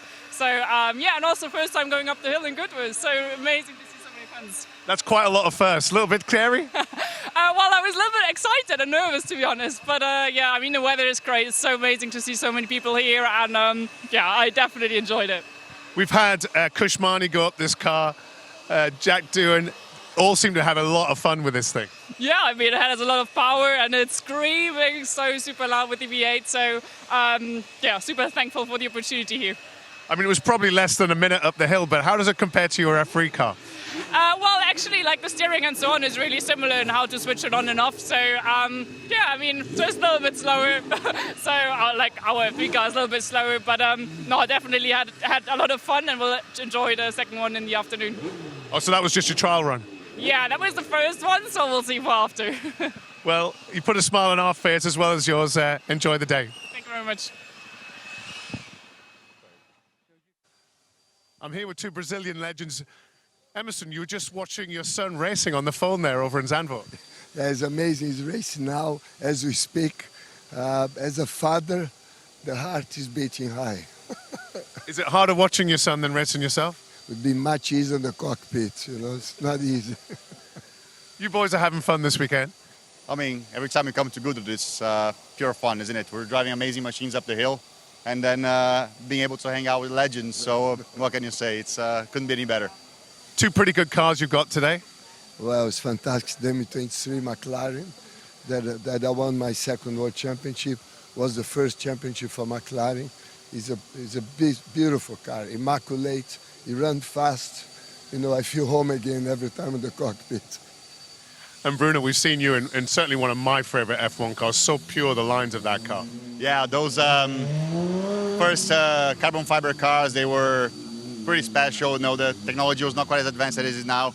Engine sound is making everybody go crazy. But, you know, I guess getting back in your championship winning car can be an amazingly special feeling. It's got even like a little thing to put in the wall with the model of his car. That looks cool as well, Emil. So good times. Now, you know, Bruno, we are family friends since Ayrton started racing karting. And it's great to see Bruno here. You know, all the memory from Ayrton is fantastic for us Brazilians. And, it's a fun time, but it's a very emotional time. We've seen you in the car get quite emotional. In the every time, because of all the memories. emotional, but he's still pushing. You know, there's no like just going around slowly. He's still going for it. There's no forgiveness. Well, we see you guys, 4 days in on these cars now. I think you're getting a bit too comfortable. Maybe you need to swap this afternoon. You know, it's a bit sleepy on the edges. I think I'll let him drive his car, and I don't want to do any harm to this beauty. Well, enjoy the rest of your day. Thank you. God bless. Ollie Berman. Ollie, you promised and you delivered. The donuts. Yeah, I practiced yesterday and I cut the grass a little bit, so today I perfected it. So proud of my performance. You seem to be having some fun out there. I've been loving it so much. The grandstands have been absolutely packed. It's so nice to see the support, and I hope I put a good show on for everyone. We can barely interview you here because everybody wants a selfie with you. How's fame treating you now? Oh, it's great. I mean, especially in a place like this and Silverstone as well, being here as a British guy, it's great, and everyone is so passionate, and it's great to see. It's come a long way, since I got the F1 announcements in Jeddah, but it shows that I'm liked, and the support is really high, so it's great. You certainly we're very happy to have you here, and I'm sure it won't be the last time we see you going up the Goodwood Hill. No, I hope not. I want to come as much as I can and put on a great show for the crowd and fit some more donuts in. So I got another run this afternoon. I'll do a couple more. Great stuff, and we look forward to talking to you next year as a fully fledged F1 driver. Thank you very much. Appreciate it. Thank you, mate.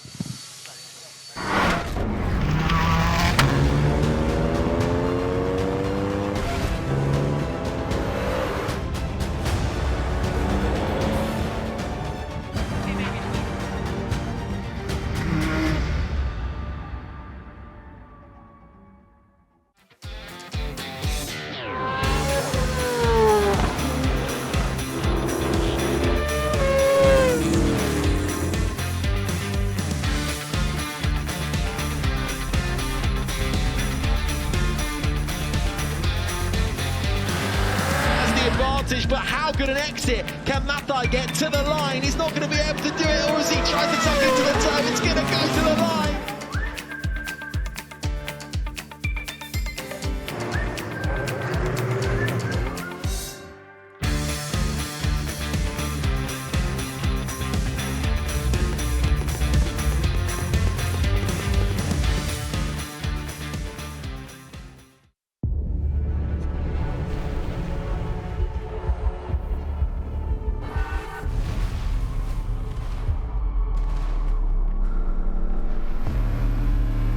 Dynamic air suspension, all-wheel steering,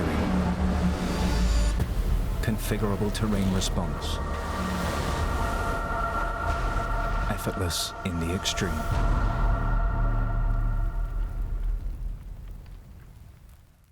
Sky Broadband are changing the game. We live in a society where 47% of UK gamers are women. Yet they only make up 5% of esports pros. This needs to change. 2 tournaments, 1 final. They're UK's first of its kind, with pro contracts and Sky full fibre on the line. We're on the lookout for women on their path to pro. Join us and compete in Races E-Series, Soccer E-Series, all leading to secure a place at the Women's Esports Finals. Sky Broadband is built to power the pros.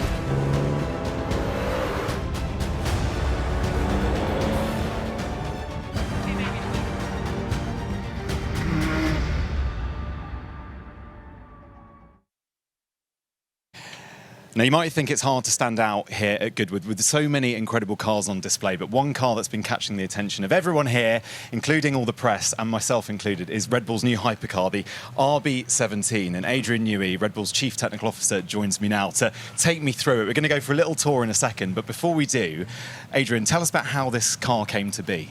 Well, it really started, been thinking about it for a while, and then over the Christmas period of 2020 into 21, then I did that drawing there, which was the first drawing of the car. And that kind of, we just kept developing or researching through 21, trying different configurations, engine configurations where we put the electric motor, etc. So 21 was all about fundamental research.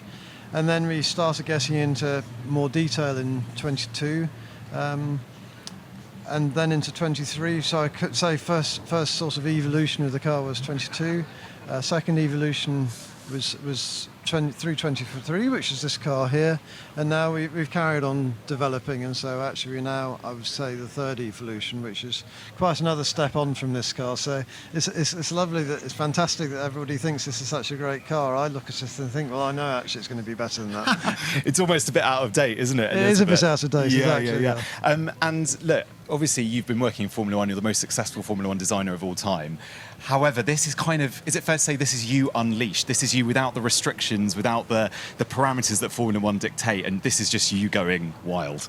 Yes, it is. I mean, we of course put limitations on ourselves. Wanted it to be comfortable for two people, so that you could have your coach, if you want a coach, or your friend or your partner in the passenger seat. Wanted it to comply with all the safety regulations of LMH, which I think is absolutely vital, and then the rest of the packaging constraints. But after that, we've really had a free hand, and that's the shareholders from both Austria and Thailand have been fabulous in allowing us this 3 years of research to go into all this detail, so that then when we release, we know is that we've really gone into all the bits and pieces and considered everything, and hopefully that what you see here therefore is a very holistic product that does everything fits all our goals. It certainly looks the part. Right, go on, I have to get you to give me a tiny bit of a tour. Tell me, what are the parts of the car that you're most proud of, or that catch the eye? Well, no single part am I most proud of, and first of all, of course, it's a team effort. We're 140 people on this project now. Yeah. But it's a very aerodynamically driven car, of course, because what we wanted is something that would be accessible to people with relatively low levels of track experience, but ultimately is adaptable and can grow, so that driver can grow with the car and get to a car which this car is, certainly according to all our simulations with driver in the loop, it would have been on pole at Silverstone last weekend. I heard this stat, and that for me was one of the most remarkable bits of information, because, you know, I'm never going to drive a Formula One car. Even if I did get behind the wheel of a Formula One car, it would be rubbish. Yeah. However, there is a small chance one day that I might get to be driven around at Formula One speeds around Silverstone, and I think that gets fans really, really excited. You must be really proud of the fact that that will happen. Yes, I am very proud of that, and I think, as I say, it was. I've been fortunate over the years to have driven a whole huge variety of cars, from 60s cars that, of course, I love driving and racing, indeed, here at Goodwood at the Revival, through to modern Formula One cars.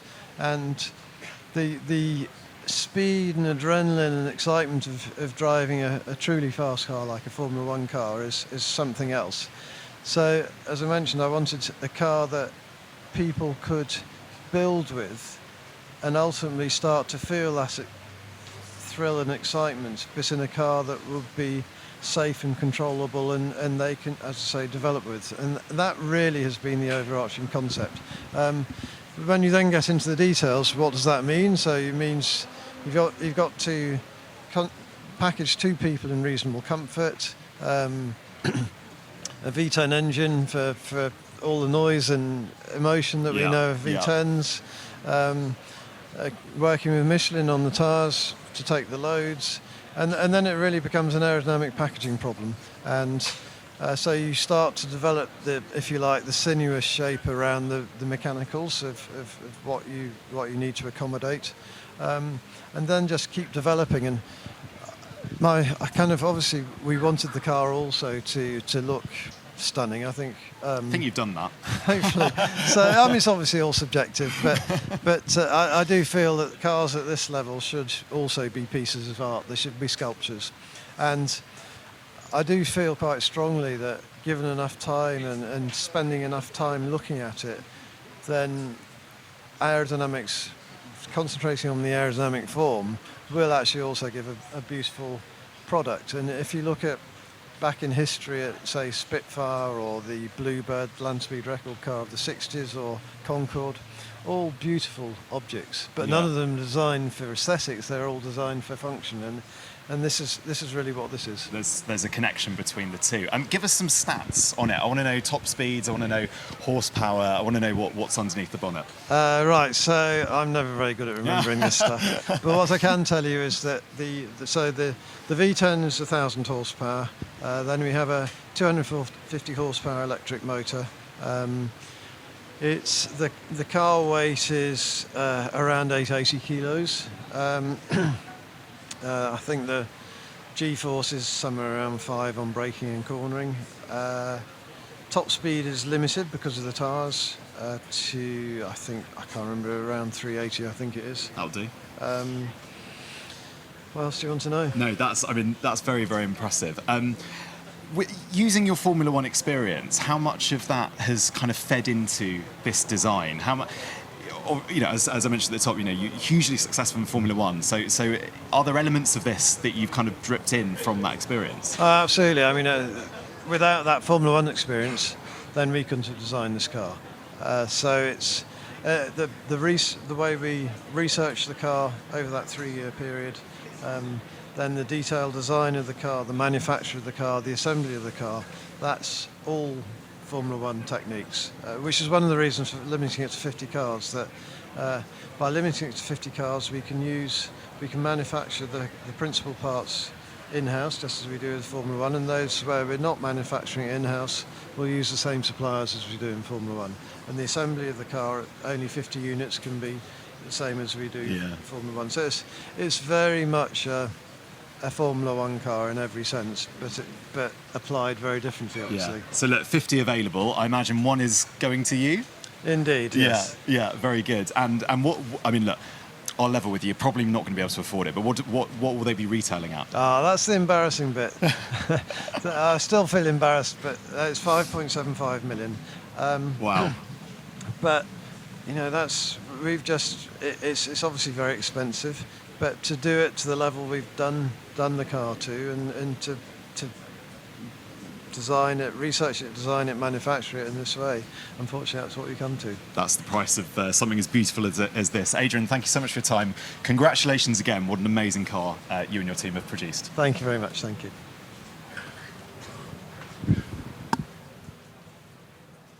Well, that was fascinating to learn more about that brand new machinery that Adrian Newey has designed. That was yesterday afternoon. Rain was falling a little bit at that time, but as we get ready now for this wonderful celebration of 20 years of Red Bull racing, it is dry here at Goodwood for the Festival of Speed for this very, very special celebration time, and we are looking forward to history of Red Bull's success, a wonderful establishment created from 2004 and then going on to wonderful victories, and of course right now still being the front runners in the championship. It has been absolutely wonderful to see their performance, and if you want to get close to the celebration, you can see people already gathering together outside Goodwood House. This is going to be the place where we are going to finalise the celebration after the cars have been up the hill and back down. They're going to come down here, the drivers will jump out, head up to the balcony, and this is the place to be if you want to really celebrate Red Bull today here at Goodwood.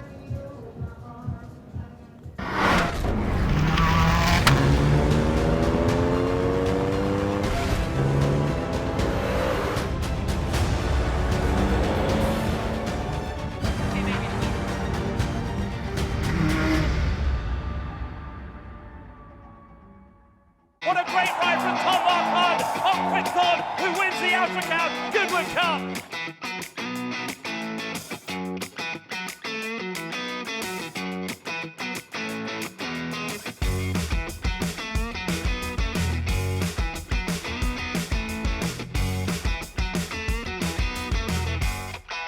Highfield Princess, she's all class, and Highfield Princess comes clear to win the King George.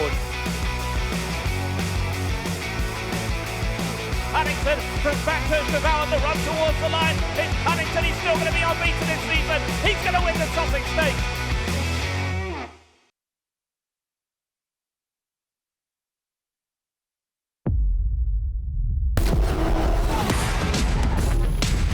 Yeah.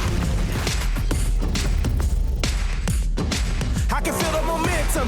I'm on a mission, burning through my lane. Do I have your attention? Do I have your attention? Better know my name. Got the soul of a giant, the force of a titan living in my blood. Ain't no way to deny it. My energy rising, I'm feeling fired up.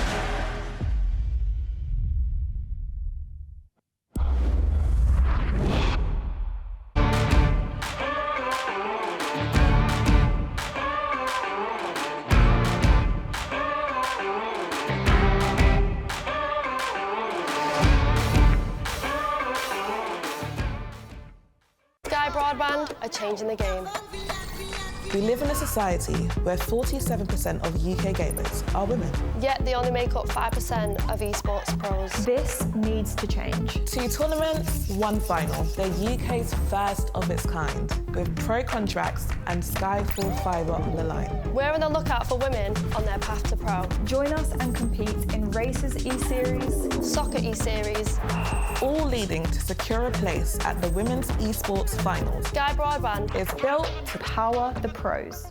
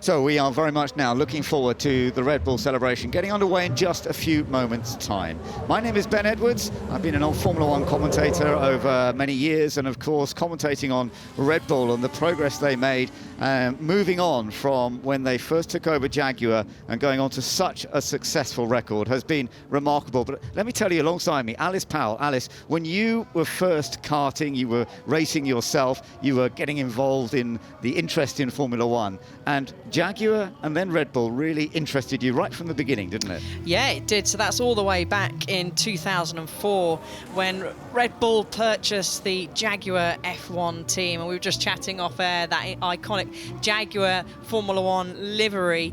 And we never knew at that time that Red Bull were going to become such a dominant force, and we've got a whole host of cars that we will be seeing go up the hill today, and we've got a lot of Red Bull cars here as well, and you could go over to the Cathedral paddock after this Red Bull demonstration, of course, so make sure you do stay trackside for that. And that is a Cathedral paddock where you can also see the RB17 hypercar. But yes, Ben, I mean, that was my real interest, that sort of time when I was starting in karting, and Red Bull was just eking its way in, and it was only a couple of years later really that they got their first F1 podium, which at the hands of DC back in Monaco. Absolutely, no, early days. And of course, David Coulthard, who is going to be one of the drivers coming up the hill in a Red Bull, he was absolutely a core to the beginning of the creation of Red Bull. He had moved from McLaren. He was looking for another opportunity to continue in Formula One. And well, it certainly worked well going and joining Christian Horner. And of course, Christian Horner had been brought in by the boss, Dietrich Mateschitz. Sadly, we lost Dietrich a couple of years ago. He is no longer around. but he was the man behind the Red Bull brand, of course, and he was the man who put together the Formula One team, bought the Jaguar team as it was then, created it as Red Bull Racing, brought Christian Horner in right from the beginning, David Coulthard coming in from very early on as well, and together they both worked quite hard to bring Adrian Newey in. Not immediately, he wasn't the designer of the first ever Red Bull to go racing, but of course Adrian Newey, who we saw speaking a moment ago when we were interviewing him yesterday, he's a part of the display here today. It's lovely that Adrian, although he will be leaving Red Bull at the end of this year, is very much a part of the celebration this weekend, which I feel is absolutely right, because he has been such a core part of the success that they have enjoyed over the time. And you can see that the cars are already beginning to be ready to come up the hill. We're actually going to see 2 runs from this batch of Formula One cars. They will come up the hill together as one group for the first run, taking it relatively steady. They'll go up to the top of the hill climb, come back down, and then they'll go up one by one for a bit more of a dramatic rush up the hill. Yes, you touched on Adrian Newey there, Ben. He, of course, was his first Red Bull racing car was the RB3 that won't be going up the hill, but is on the static display down in the Cathedral paddock, and had a bit of reliability issues, but my goodness, didn't they go on then. Adrian Newey, a key force. You touched on David Coulthard, who still has big ties with Red Bull Racing and is driving one of these cars up the hill. But, I mean, it's such the iconic livery, and I like that with Red Bull as well. They have kept the livery through and through, all through the years. So we will see going up the hill the RB1. Christian Klein is behind the wheel of that one, and we will have the 2023 Challenger as well that took 21 out of 22 race victories. It was only Carlos Sainz in the Ferrari that was able to beat the RB19 last year.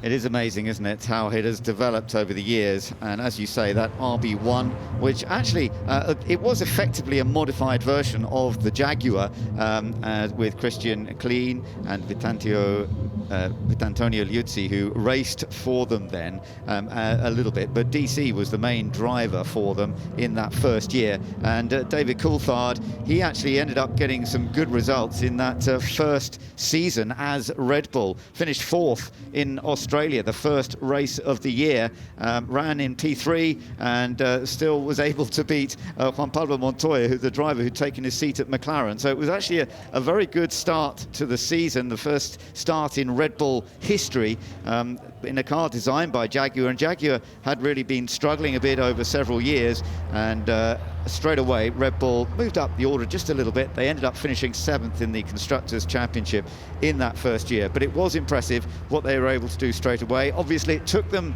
then several years to get themselves to the very top of the scale, but nonetheless it was impressive as they started that year, and David Coulthard was very much a key part. We'll be seeing him in one of the cars as they are getting ready. You can see that the Red Bull team all here making the cars ready, sending them on their way shortly. I think this whole group will be pretty much heading up together, and we'll be seeing the likes of David Coulthard, Mark Webber is going to be in one of the cars, Daniel Ricciardo, Christian Horner, we know, has got the chance to get back into a Formula One car. We heard from him earlier telling us that it's been a long, long time since he was last in a Formula One car. He used to race himself before he became a team boss, and raced well at the sort of junior levels when it moved up to Formula 3000, the equivalent of Formula 2 nowadays, and he was racing at that level, but he then decided he was creating his own team and realised that there were quicker drivers, so let's manage them, and that's what he did, and then of course moved his way into Formula One. Yeah, and it's great to see plenty of Red Bull fans in the crowd as well for this very special celebration, but having such a range of these Red Bull racing cars, Ben, that we're going to be treated to going up the hill here from 2005 all the way up to 2023, and just the size difference of how much bigger the modern day, I'm going to call it modern day, the 2023 car is compared to the 2025 Challenger that Red Bull first produced, a 3-litre V10. It's incredible, the size, but also the feat of engineering, the size difference of the wings, and of course last year was the 18-inch wheels as well.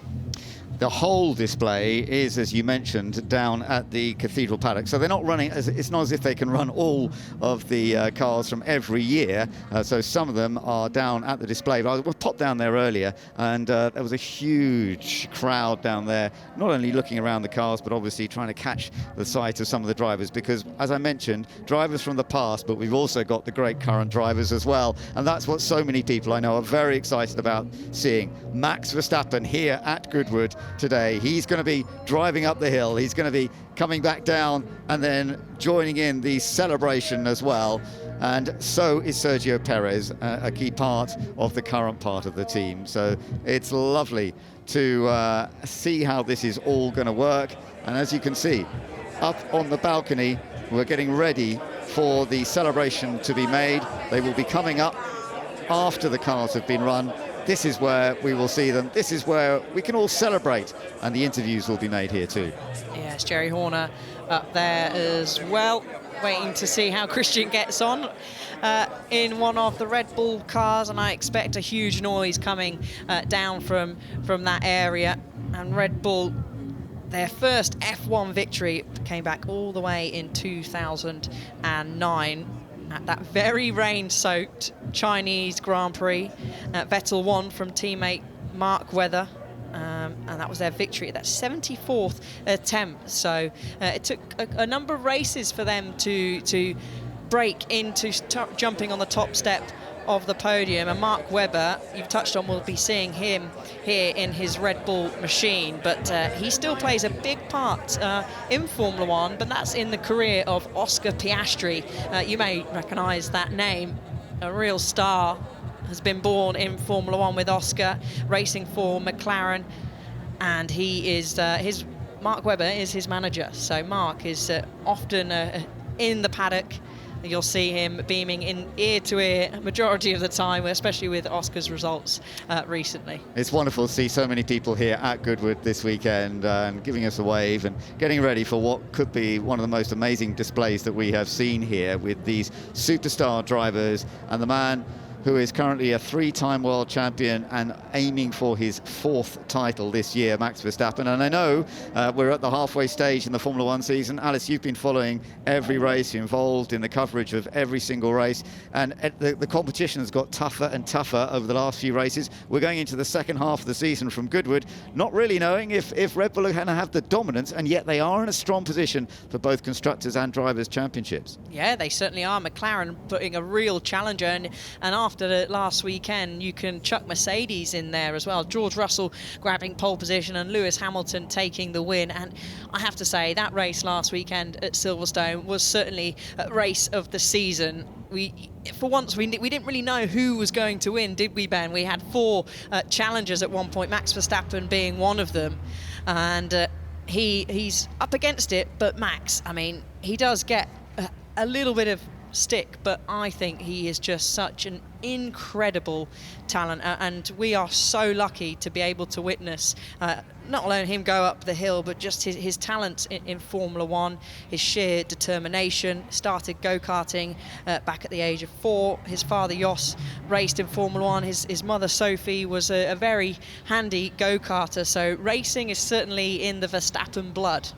Totally right, and so many people are massive fans of Max Verstappen, and the opportunity to see him here is absolutely incredible. So we will see him out there shortly, and it will be an absolutely tremendous experience, of course. As you say, the Red Bull history is quite funny, actually, with that win for Mercedes last time out at Silverstone, because as teams, Mercedes and Red Bull are actually pretty close in terms of the number of Grand Prix victories they've made. Now, of course, Mercedes started Grand Prix back in the 1950s, but they didn't do it for very long. They're only there for a couple of years and then pulled out before they came back as Mercedes many, many years later. But of course, we've seen Mercedes take huge numbers of victories in the hybrid era. And funnily enough, Mercedes are on now, with the win at Silverstone, 127 wins, whereas Red Bull are on 120. So it's almost turning into a battle, not only in terms of championship points, but the number of Grand Prix wins that the two teams have managed to create over all those years, even though, as I say, Mercedes popped in and out of Grand Prix racing. Red Bull, of course, have been in since the end of 2004, we call this a 20-year celebration because although they didn't compete as Red Bull in Formula One, that's when the deal was done. The end of 2004 for the beginning of 2005, which was when the cars were actually on track, and that's when all the seasons began. And then, as you mentioned, it started to get hot in 2009, no doubt about it, when they started taking their first victories, and then in 2010 their first Drivers' Championship and first Constructors' Championship. And that period with Sebastian Vettel, and you know, I think they were hoping that Sebastian was going to be able to be here this weekend. Sadly, he's not able to be here this weekend. So much delight that he went on to win 4 titles himself with Red Bull: 2010, 2011 and 2012. It was it really was a fantastic performance. It was 7 driver titles overall for Red Bull Racing. They've had 381 starts in Formula One, 6 constructors, 120 race victories, Ben, and 277 podiums. And with that sort of ratio out of starts, it's so impressive. It is, no, absolutely.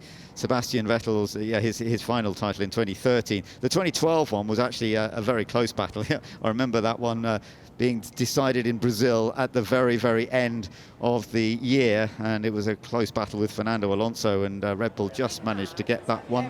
But in 2013, they had actually a pretty dominant performance once again. And of course, we've seen some dominant performance in this last couple of years, but now it's getting much, much tighter as we're going into the end of this particular format of Formula One cars. It's lovely to see so many stars here ready for the celebration. His Grace the Duke of Richmond is ready to receive them up there at the Goodwood House to celebrate this 20-year period of so much success in the world of Formula One. And whether it's going to continue after this, as Formula One continues through the rest of the year, well, we will find out. But it's lovely to enjoy the heritage, the history of this very, very strong British team, of course. Milton Keynes based. They've created a huge setup there in that Milton Keynes area. And I'm sure many fans here this weekend from Milton Keynes have been able to get nice and close.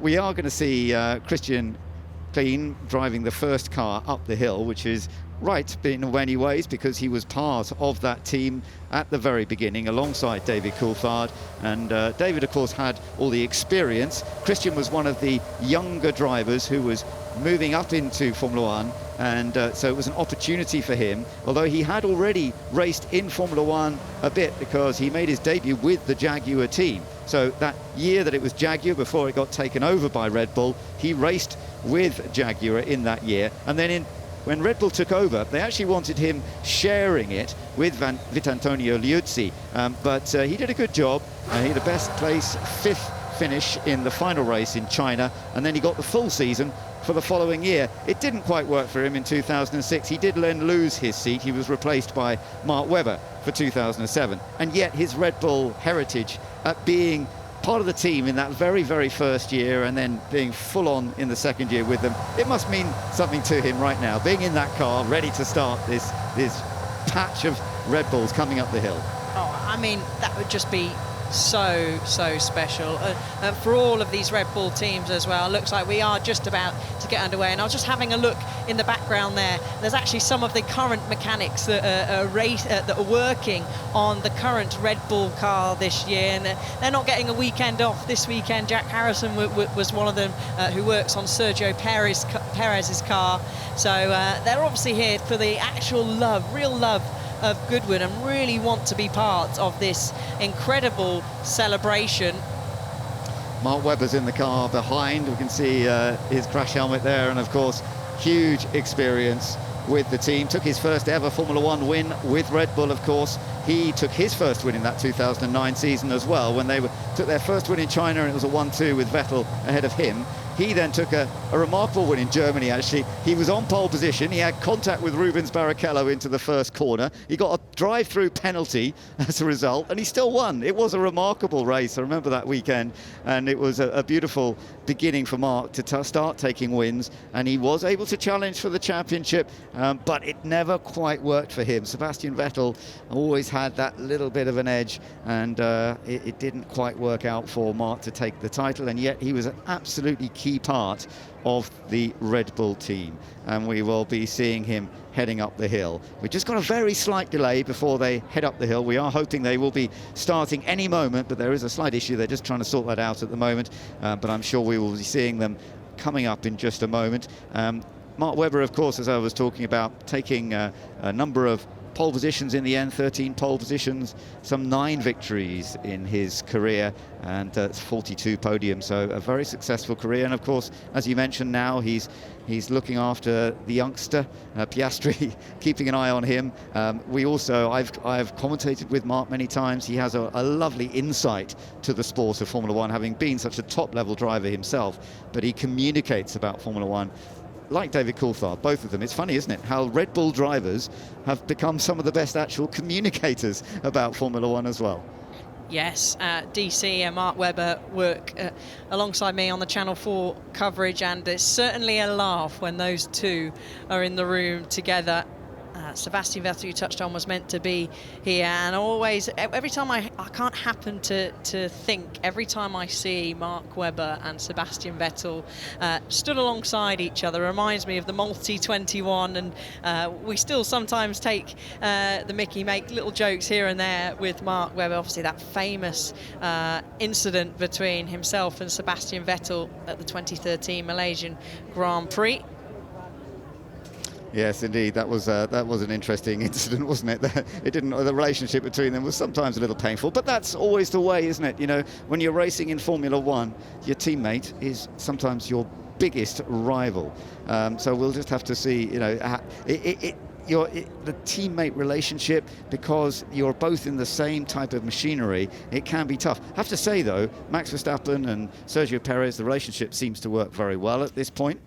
It does. I mean, your teammates, certainly in here in Formula One, you're there to really for the Constructors' Championship. The Constructors' Championship in Formula One is what matters to the teams. Of course, they want to win both. They want to win the driver's title, but the points make prizes in Formula One for the Constructors' Championship. They get a lot of money for each place that they finish in the Constructors' title. So the drivers understand that, but at the same time, the driver wants to be a world champion. The driver wants to beat their teammate. They want to be the #1 in the team.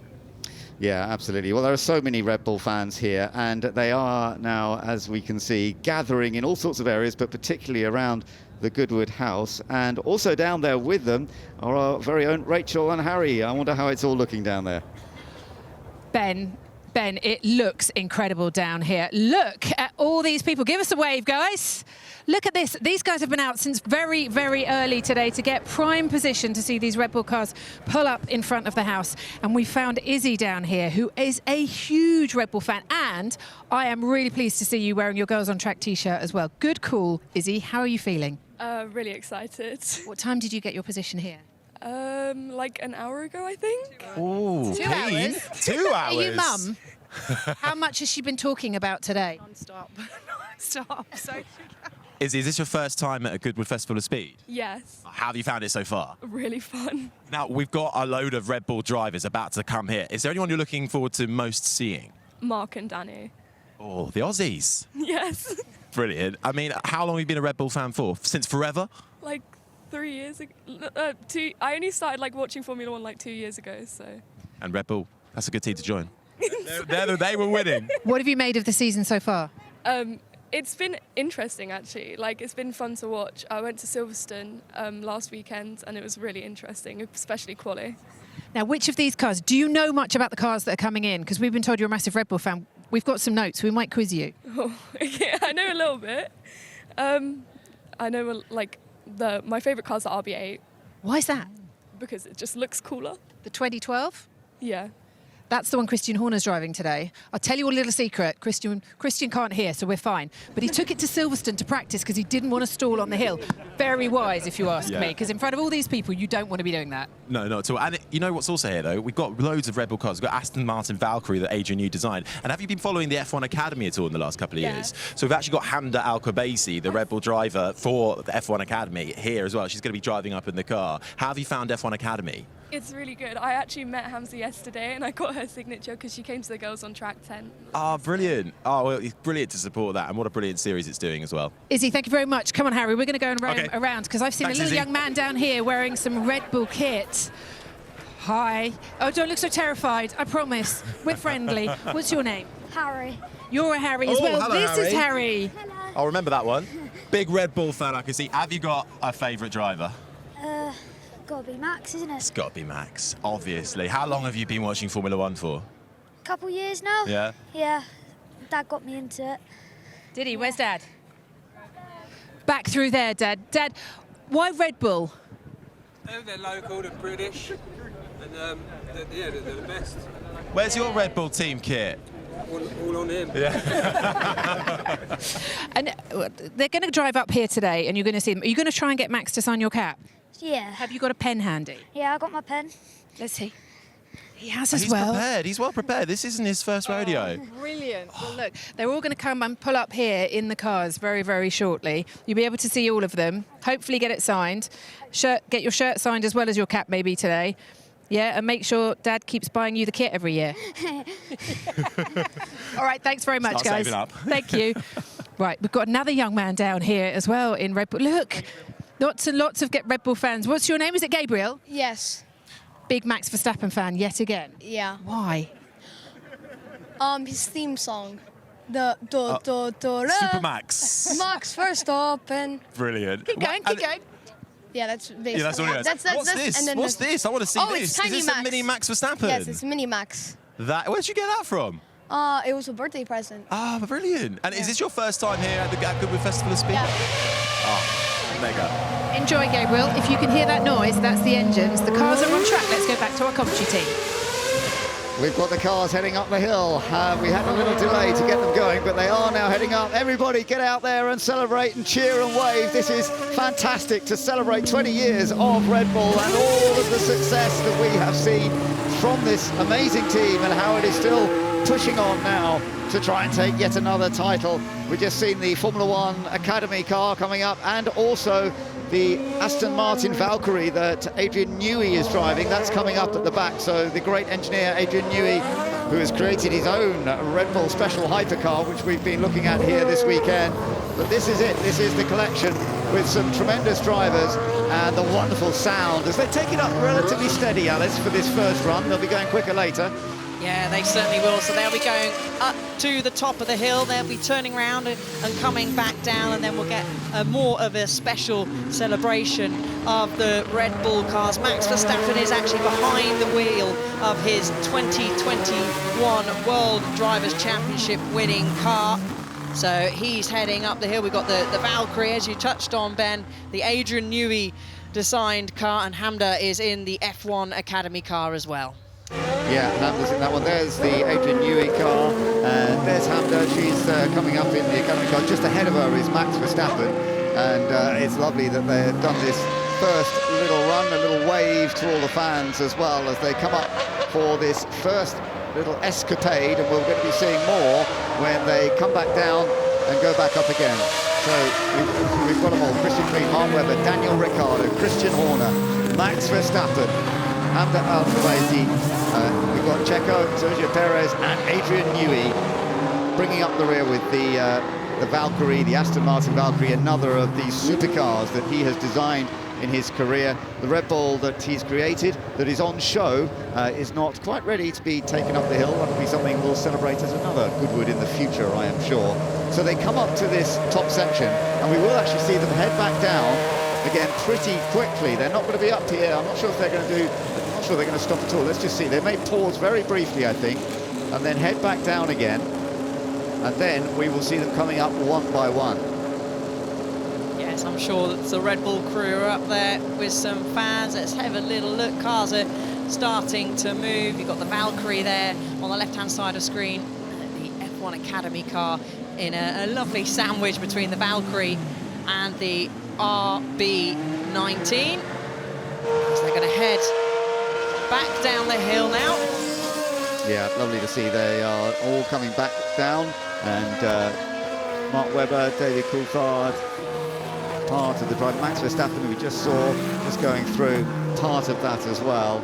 And this is just a little display chance to go up and then come back down, and then we will see them once again going up at a little bit more high speed. I think we'll be hearing some more full throttle from the various engines. Remember, they started off with Cosworth Power with the RB1, the one that Christian Klein is driving right now. They went on to Ferrari Power, although that one is in static display in the Cathedral paddock. That's not going to be coming up the hill. And then, of course, Renault Power was crucial to Red Bull in the days that they started winning races, started winning championships in 2009, and then the titles in 2010, 2011, 2012 and 2013.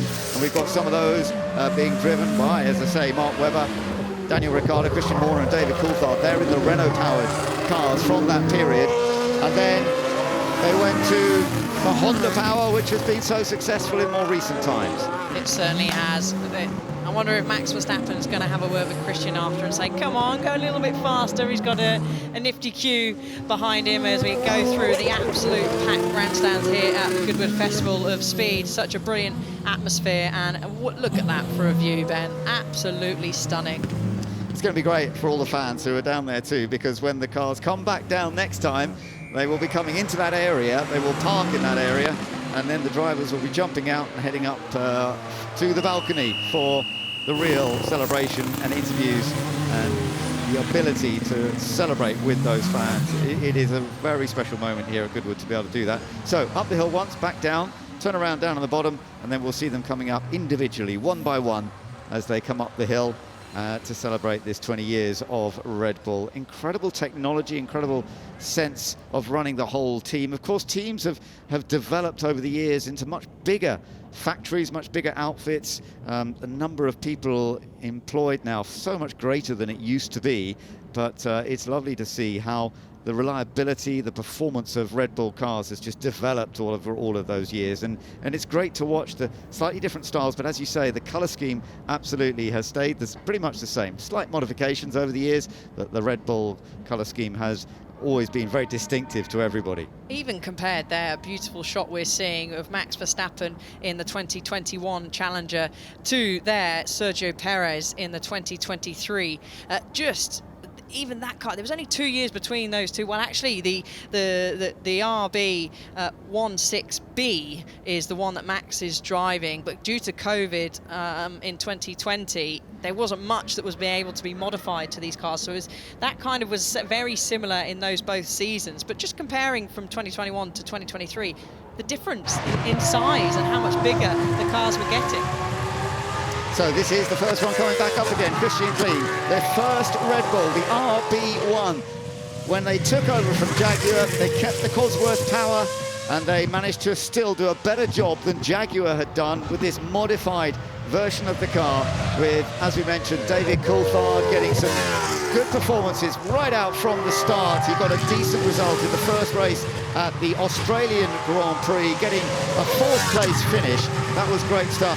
He ended up 12th in the Drivers' Championship that year. They were 7th in the Constructors, and that was a good start. It wasn't the fastest car by any means, but no surprise, because they had taken on a team that was not a winning team at that stage. No, and who knew that they would go on to be so successful, so dominant.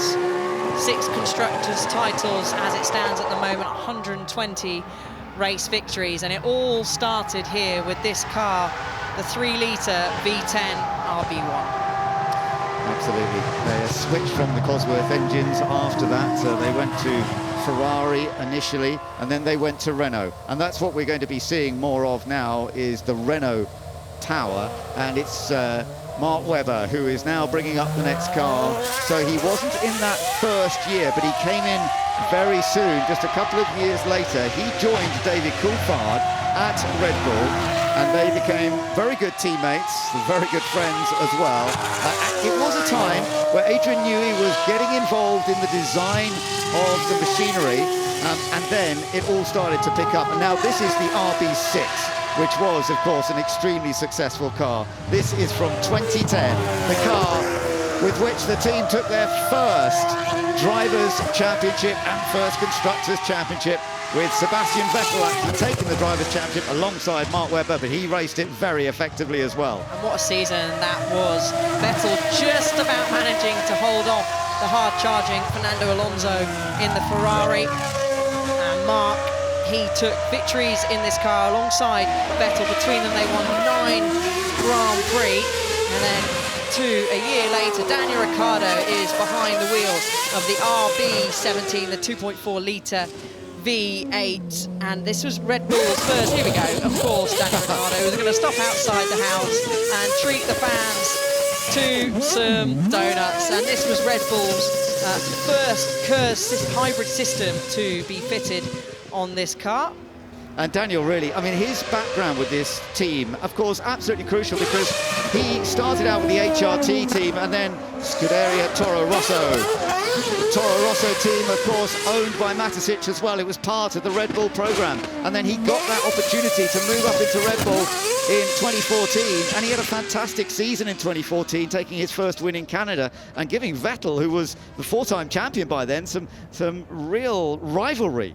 Yeah, he certainly did. I remember actually going to Rockingham and watching Daniel Ricciardo in the Red Bull liveried British Formula 3 many years ago, and who knew at that time that he would go on to take 8 wins in his Formula 1 career so far, 32 podiums, his first win back in 2014 at the Canadian Grand Prix.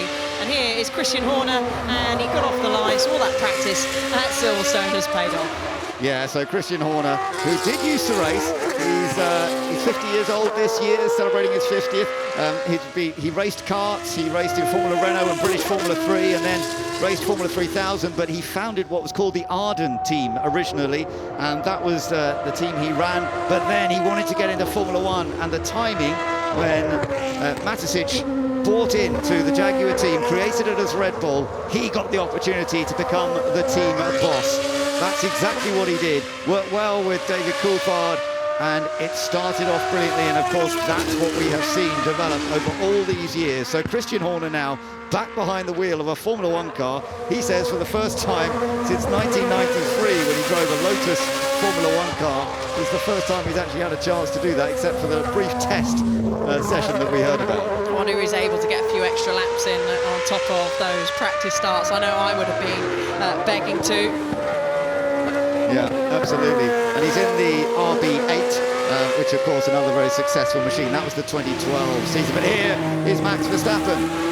Max Verstappen, the 3-time champion, the man who is leading the World Championship right now. And this is the car with which he took his first title, the RB16B. That huge rivalry that he had with Lewis Hamilton, snatching the title in the very last moments of the final race of the year.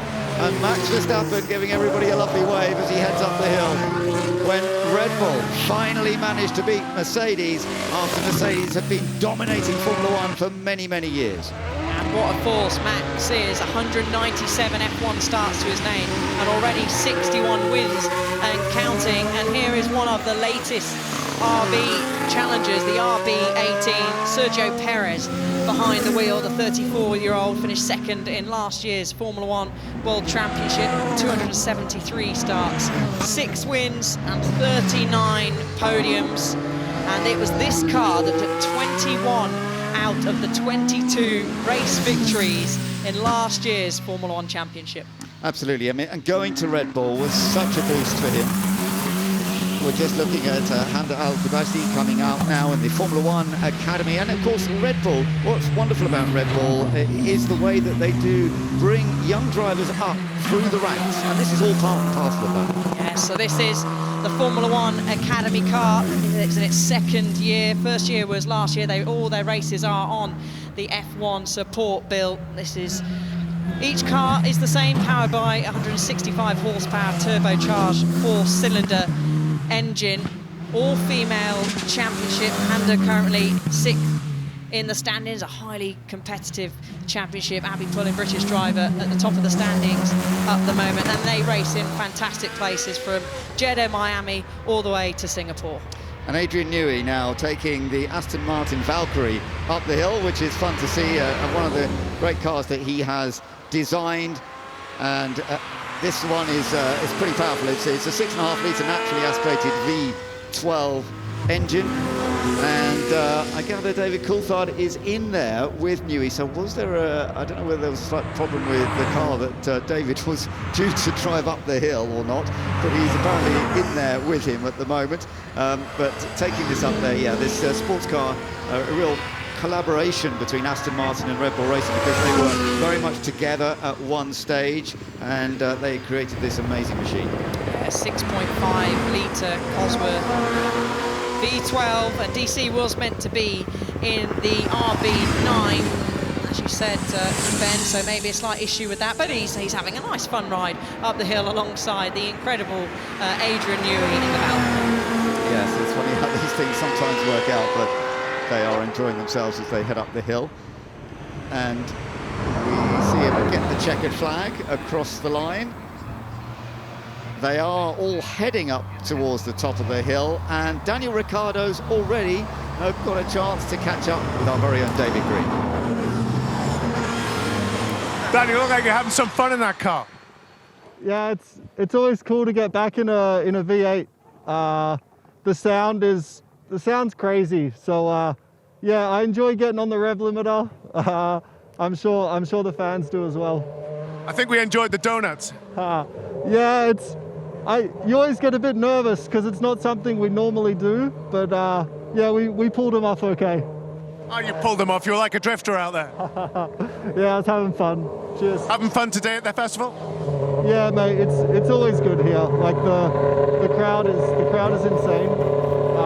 So also we've got some good British weather, so I'm happy the sun's out and everyone can enjoy it.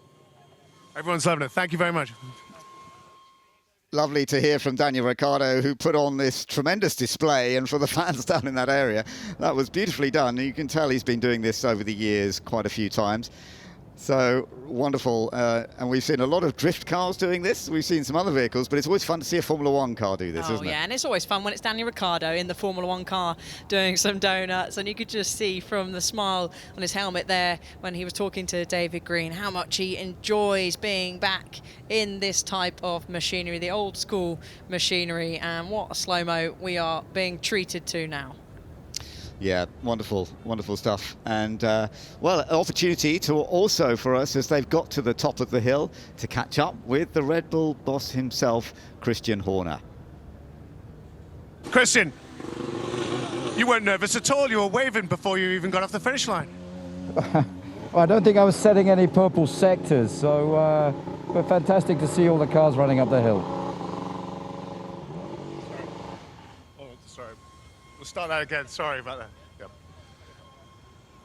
Sorry, I couldn't hear a word there. Christian, you didn't look nervous at all there. You were waving as soon as you got off the start line. Yeah, I don't think I was setting any purple sectors, but when you got, David Coulthard in your wing mirror and Max Verstappen, it's just a great experience driving in front of the crowd, seeing all these amazing cars. So a very proud moment for the team.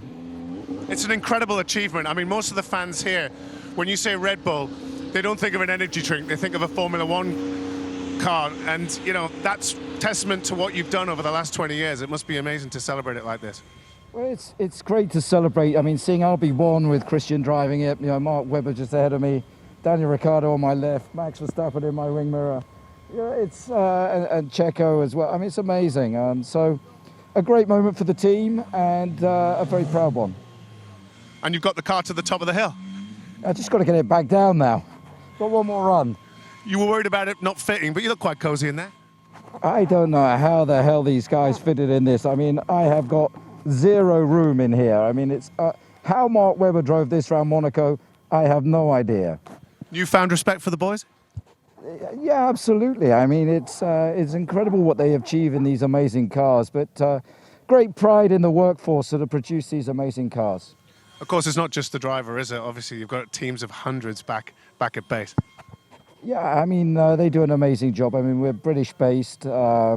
in Milton Keynes and the whole team, you know, to see what they've created and produced, and 120 race wins, 13 World Championships so far. It's been a hell of a 20 years, and what's exciting is what's ahead of us.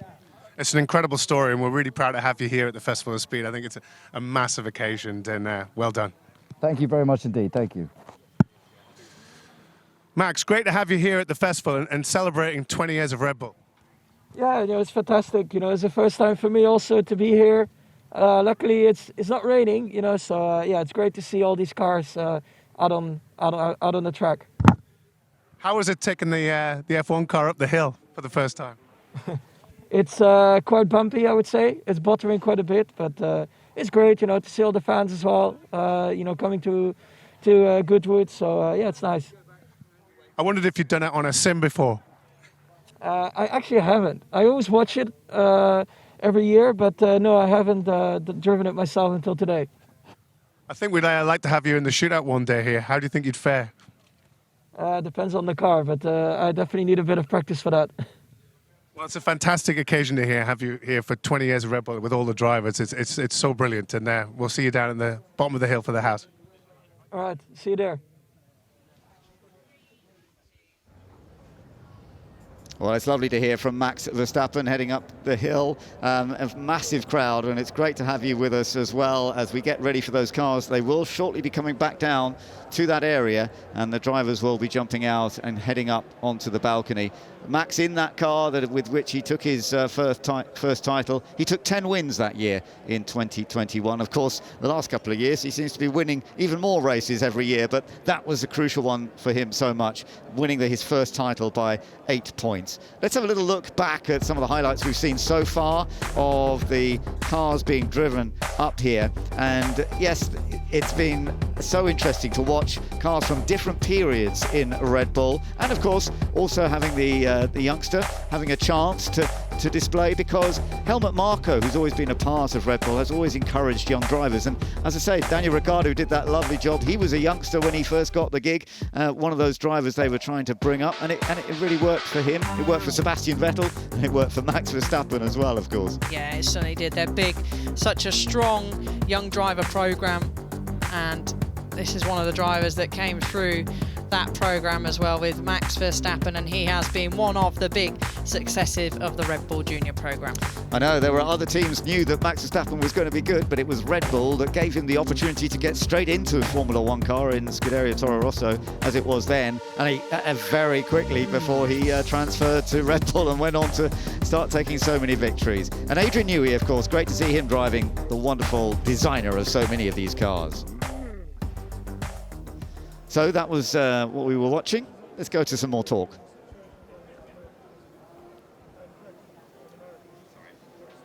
We will, in just a sec, have a bit more chat with some of the people involved in all of this, but really has been very entertaining. It will take a few minutes before all the cars head back down to this area, but it won't take long. And if you're in that area, I know you're being very patient. Some of you have been there for quite a long time already this morning, but there is going to be a chance to see some views that you just wouldn't normally get. Let's go back up to David Green once again.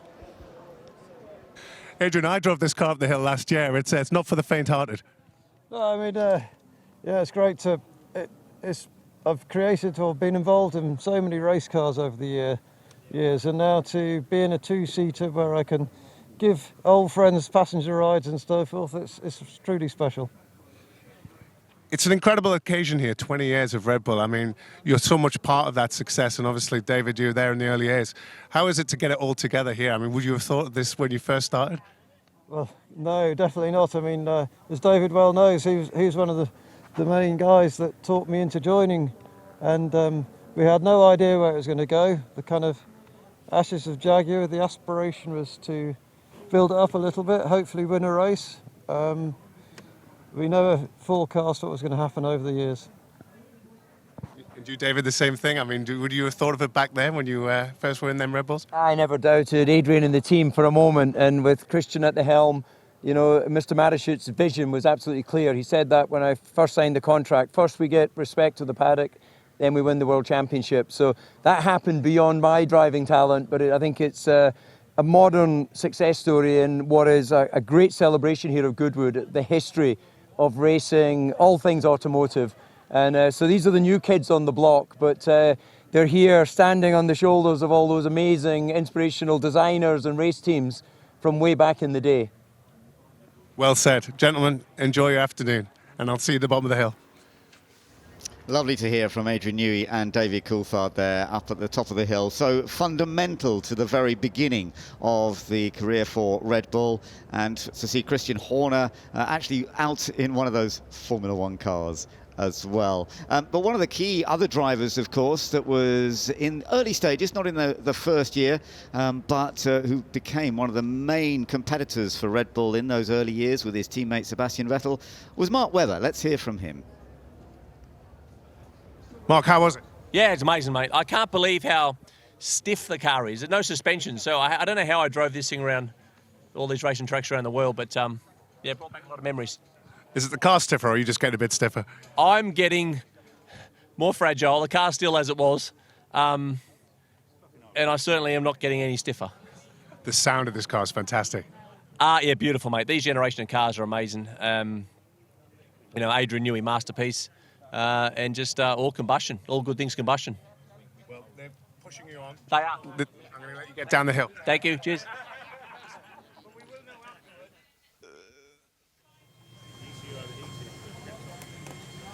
Lovely to hear from Mark Webber there. He always gives some great answers, doesn't he? Oh, you just never know what funny things are going to come out of Mark Webber's mouth, and such a laugh to be around, and what a driver as well.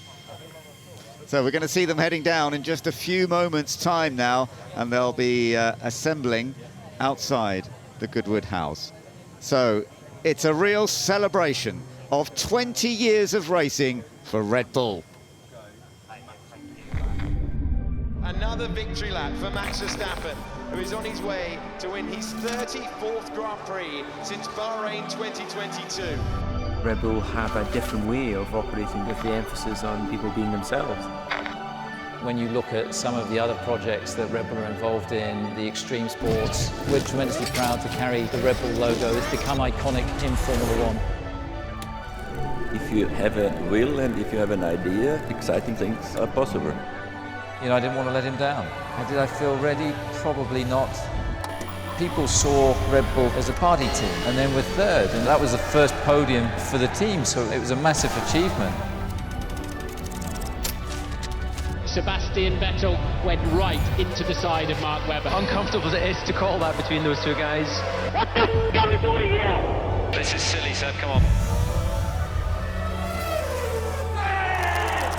Sebastian Vettel, you are the world champion! Thank you, boys. Unbelievable.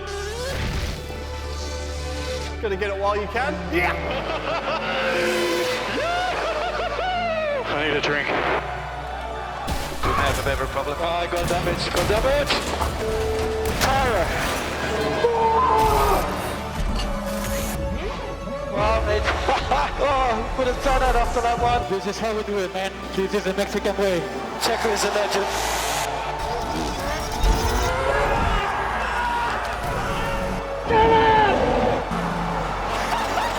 Max Verstappen, you are the world champion! We are so proud of you! Oh my God, guys. I love you so much. Max Verstappen wins 19 Grand Prix in a single season. That's history. It has been an absolute privilege watching you drive this car that's been built by a team of brilliant people. Literally ludicrous domination. You guys built a rocket ship of a car.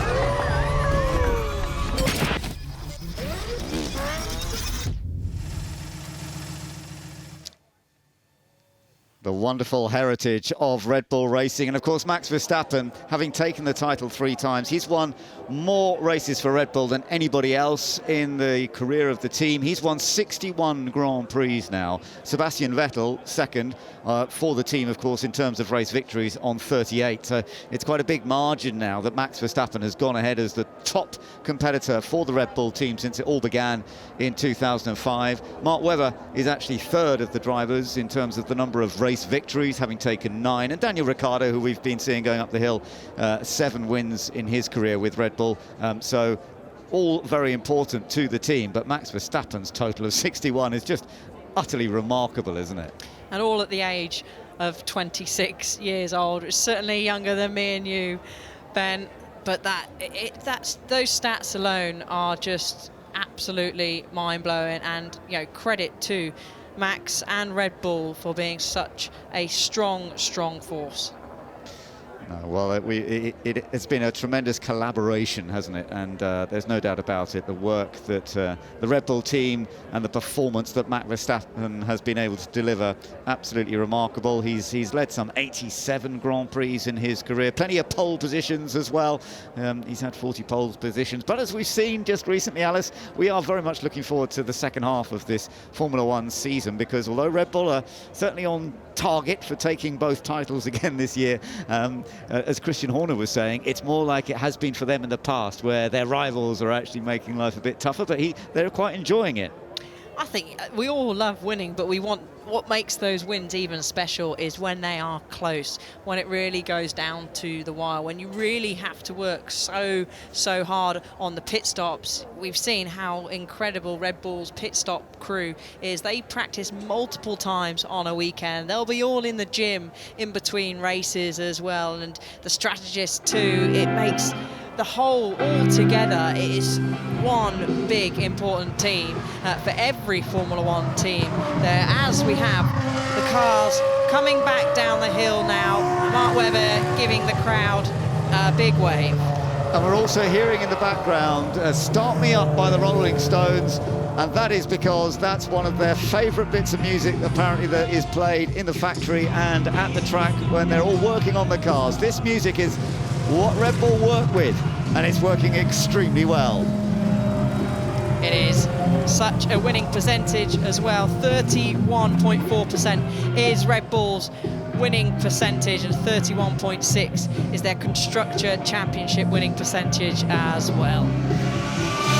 Well, it's lovely to see them heading down towards the Goodwood House now, and so many fans about to absorb some vision that you just would not see anywhere else. To see so many members of a team that has had this success over the years, different drivers, team boss, the technical expert Adrian Newey, all a part of this, all a part of the 20 years of remarkable history in Formula One. And it's so lovely that we've got many fans here at Goodwood, and that's what is so unique about being at the Festival of Speed. You get opportunities to see things that you just would never see. I popped down to the Cathedral paddock earlier, where all of the cars are gathered, and anybody here at Goodwood today, you've got that chance to go down to the Cathedral paddock.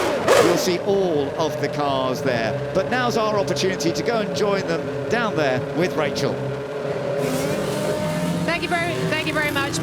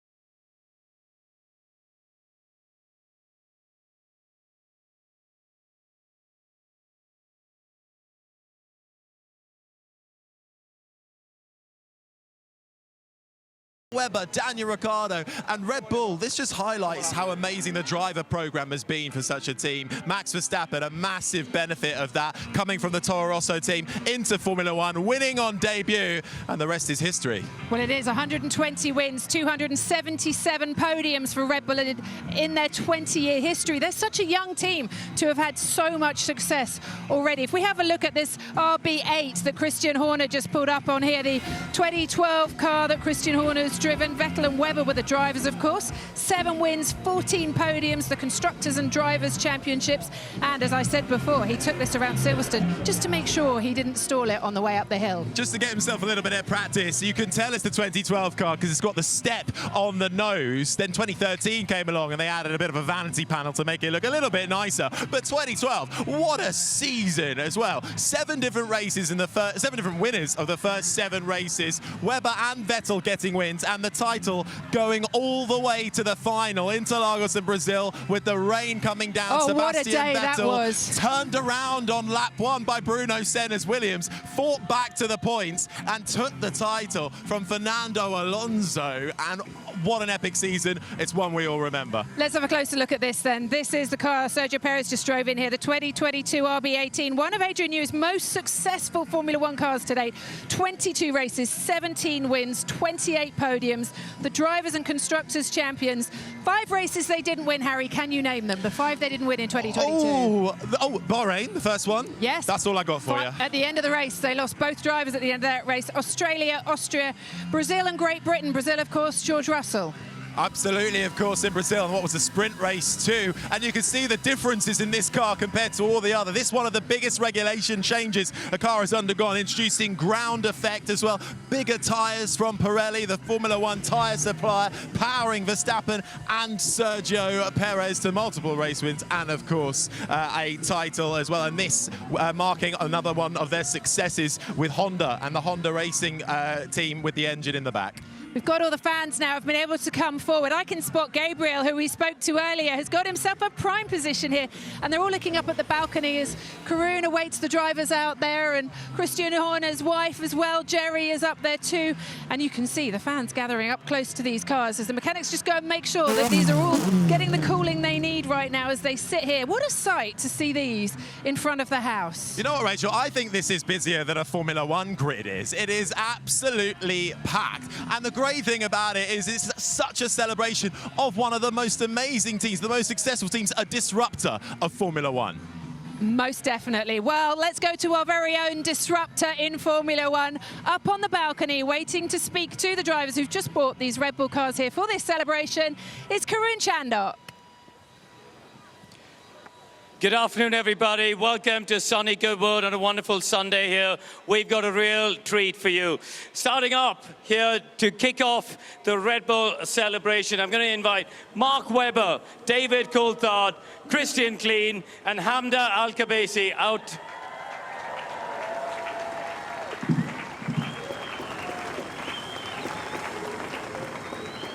Christian, I'm going to start with you because I don't know how many people are aware of this, but you were actually at day 0 at Red Bull. You were backed by Red Bull to join Jaguar Racing alongside Mark. How special is it to look back at 20 years of the team? Unbelievable. I mean, it's so special to see all the 20 cars line up, but then you really understand the history about Red Bull Racing. To sit in that car that I, from 2005, 20 years ago, it's just magical. V10 engine. I think it's the best sounding car from all the era. It was special, and I haven't been here in Goodwood for about 15 years, so to see all the crowd and all the car enthusiasts was just amazing. And when you went to Jaguar Racing, I see Sir Jackie Stewart there, who the origin of the team was, of course, Stewart Grand Prix.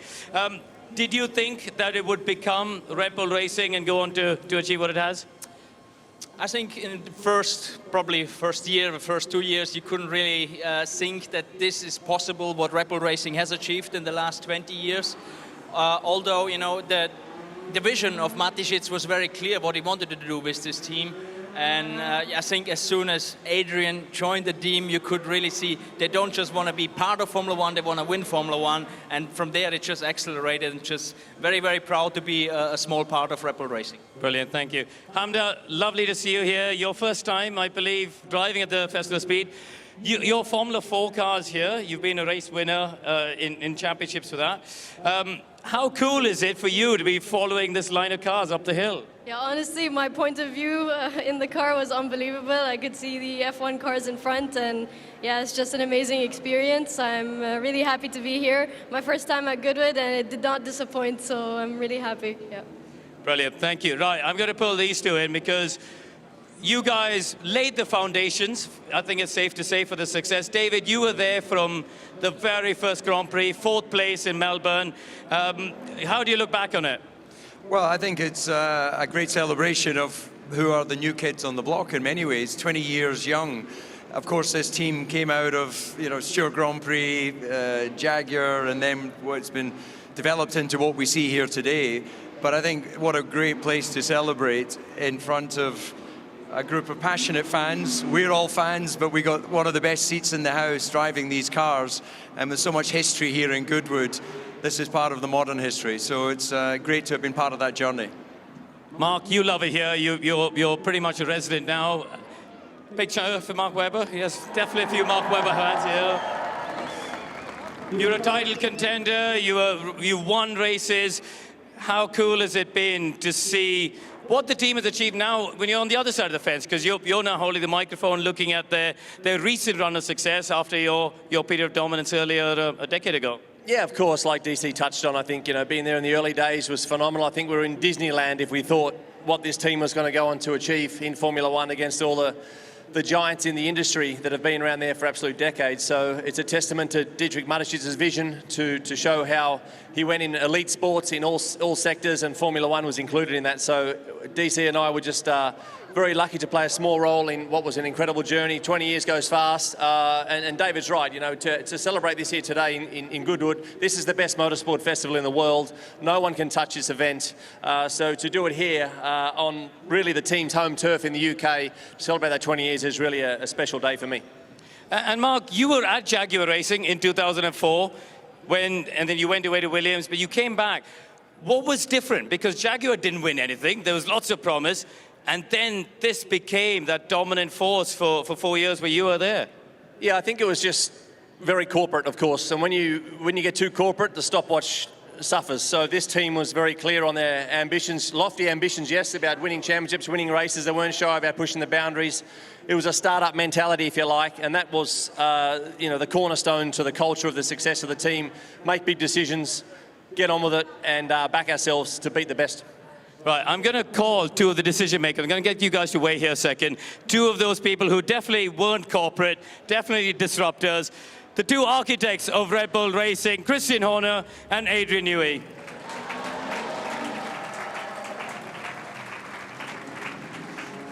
Christian, were you nervous driving one of your cars? I was absolutely shitting myself. But I mean, an incredible experience. And to see all these cars running with all our drivers, amazing. Adrian, you've driven up lots of bits and pieces. You've driven cars that you've designed, Formula One cars you've designed. Was it different driving a road car that you've designed?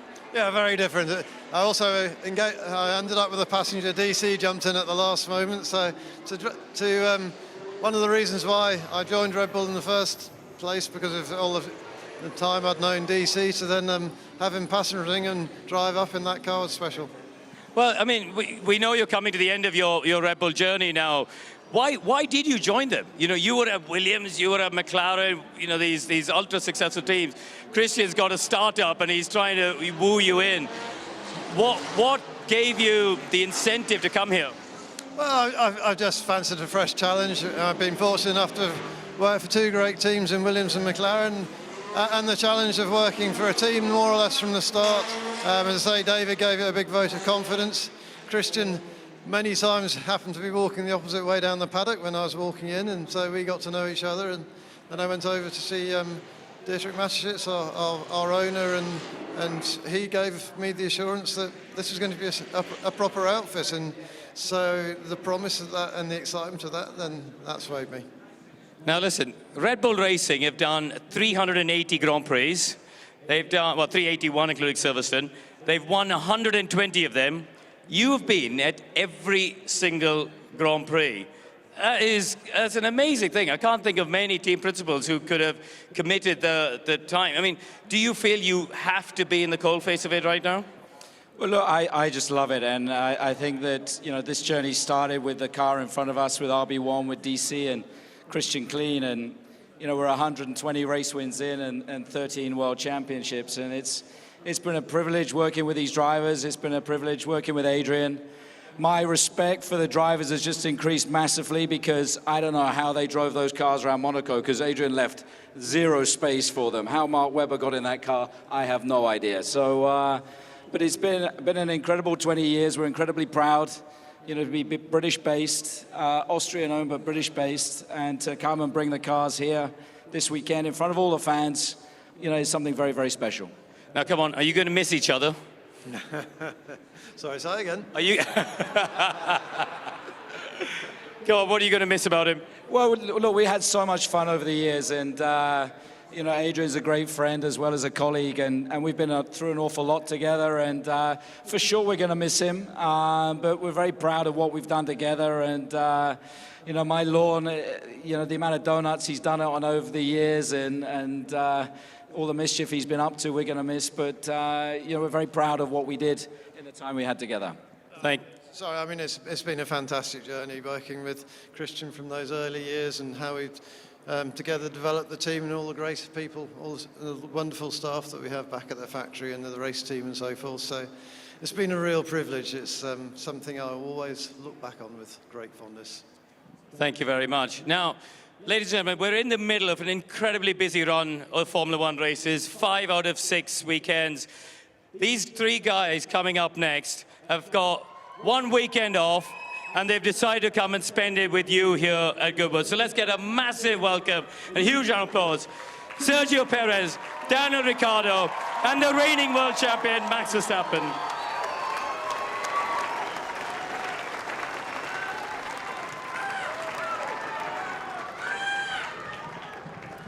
Guys, nice to see you here.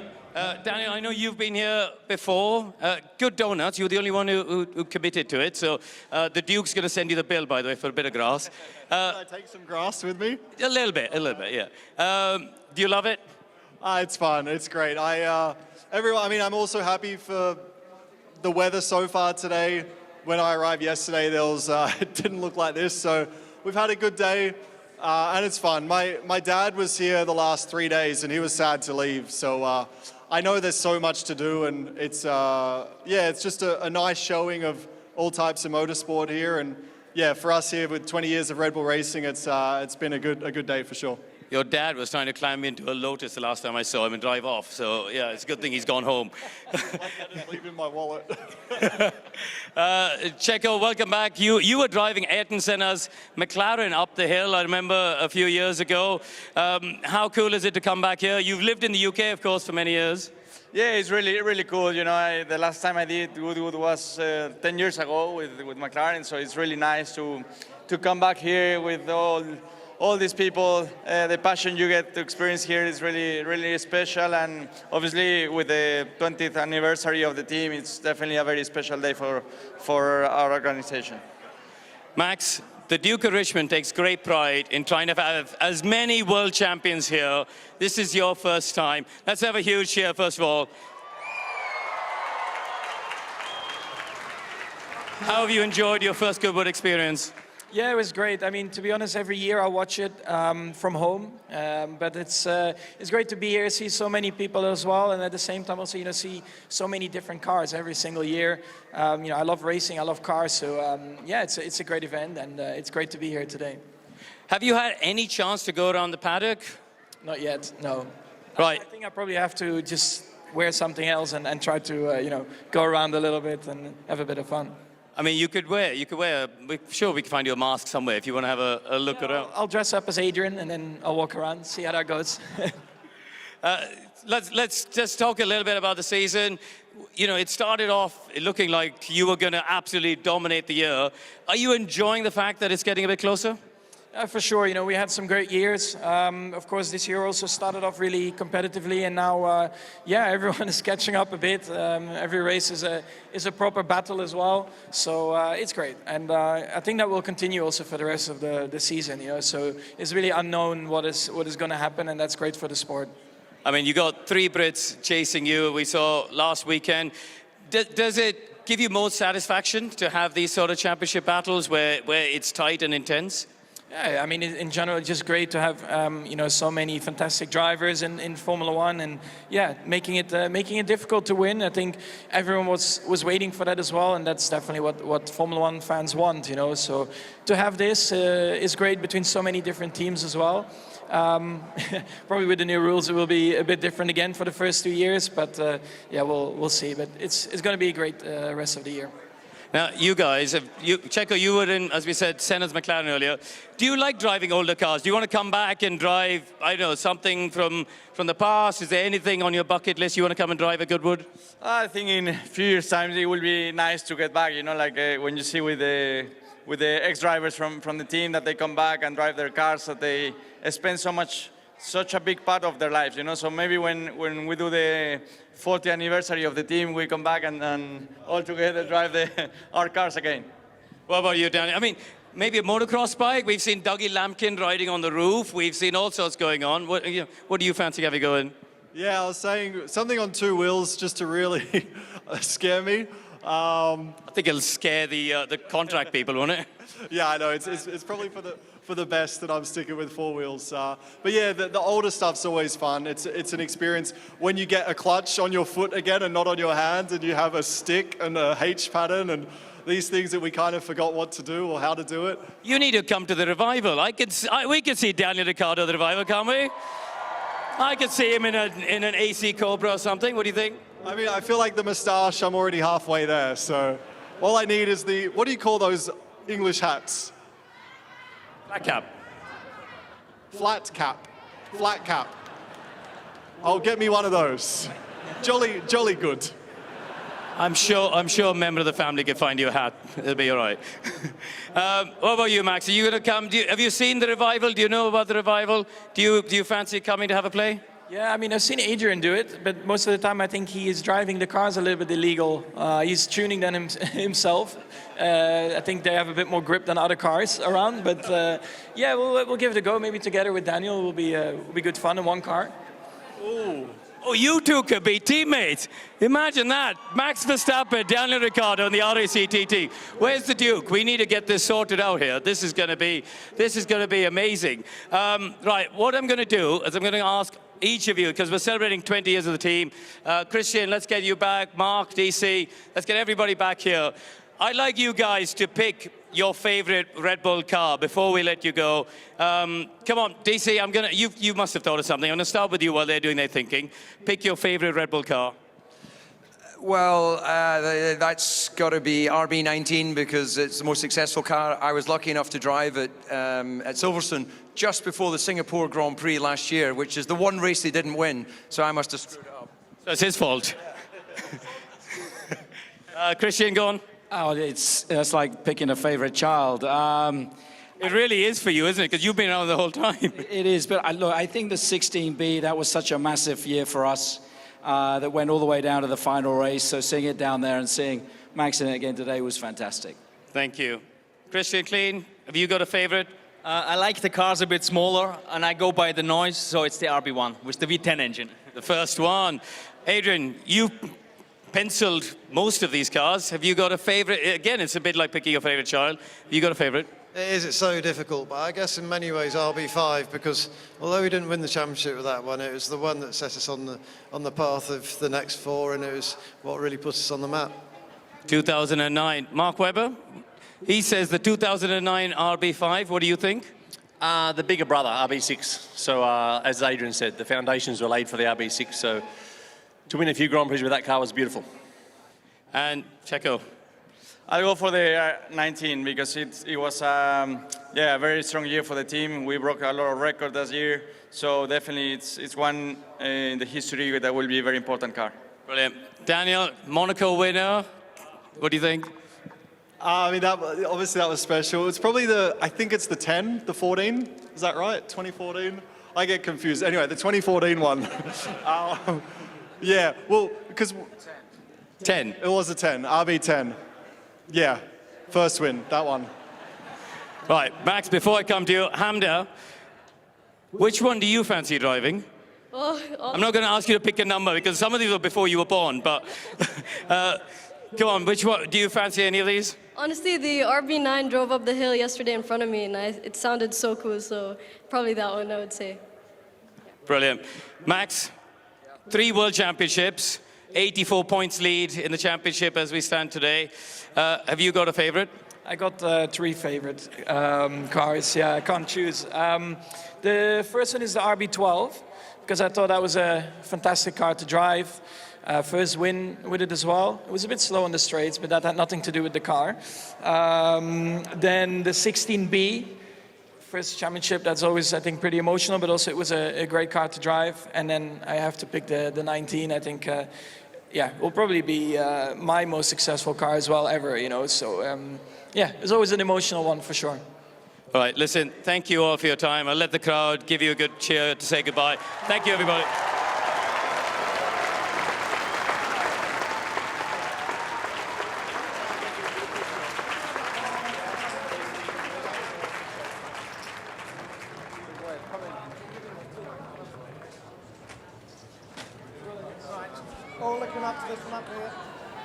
Well, it has been an absolutely amazing celebration for Red Bull here at Goodwood this weekend. Alice, it's been lovely to hear from everyone involved, listening to some of the history of Red Bull, their favourite cars, etc. But it's the fans, I think, have got that wonderful opportunity that really is just unique here at Goodwood. Yeah, it is, and to get all of the cars here, 18 Red Bull cars here this weekend, and of course this balcony moment we're getting to hear from Max Verstappen, Sergio Perez and co. You don't get that anywhere else, it must be said.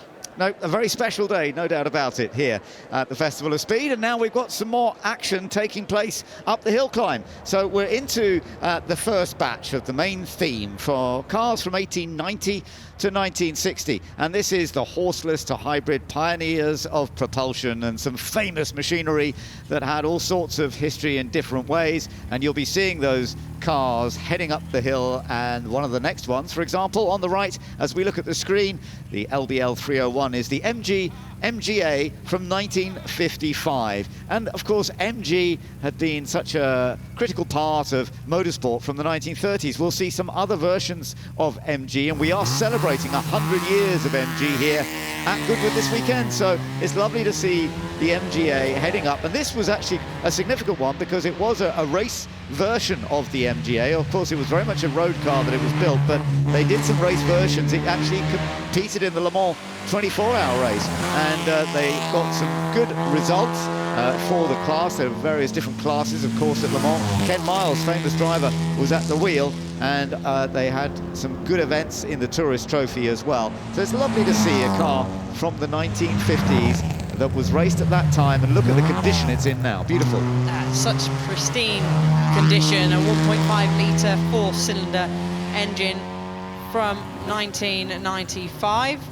And then we go to something slightly more different. This is the Metro 6R4, and shows the wide variety that MG's actually made. This is ex-works, driven by the late and great Tony Pond and Rob Arthur on the infamous 1986 Rally de Portugal, which actually was the start of the end of the Group B rallying.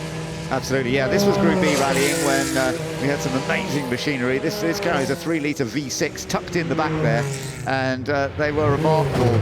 Small machinery, but also very, very rapid. And as you say, Tony Pond was one of the greats. He got a podium finish in the RAC Rally 1985. Now, this is an Escort. Now, Escorts, of course, were brilliant rally cars. For some of us, the Mark II Escort is still the favourite rally car, but this was not a rally car. This is a racing version of the Ford Escort that was created by the Speed team.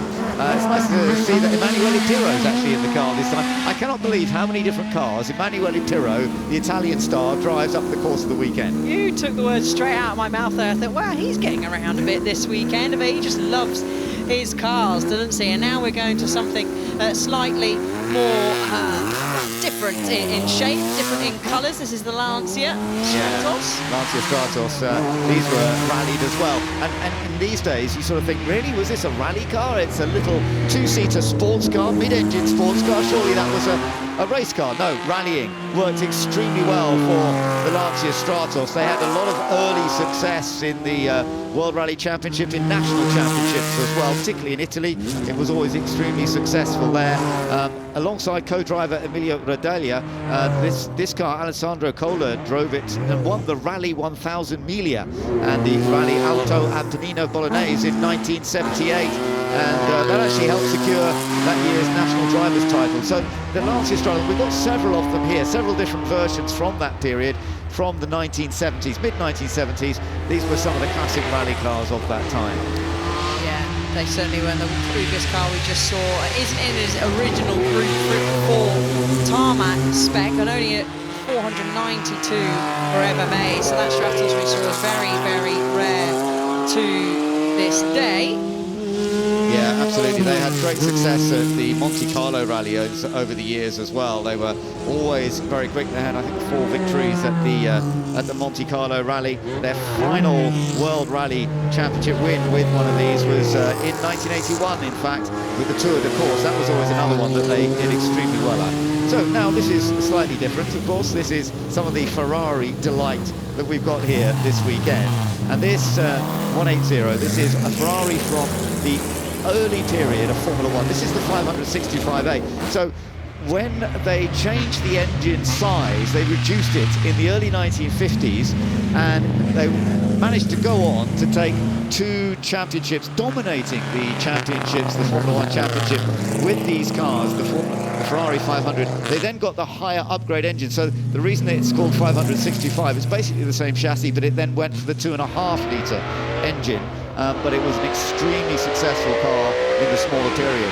Now, the Lancia Ferrari, so the Ferrari and Lancia name was combined at times, and this is one of those, the D50A. This was from 1956 with a 2.5-litre V8, because that was the engine size for Formula One at that point. And there were lots of notable features. Alberto Ascari, who had been so successful in the previous car we were looking at just a moment ago, he was a part of this as well. And in modified form, it would take Juan Manuel Fangio to the 1956 World Championship.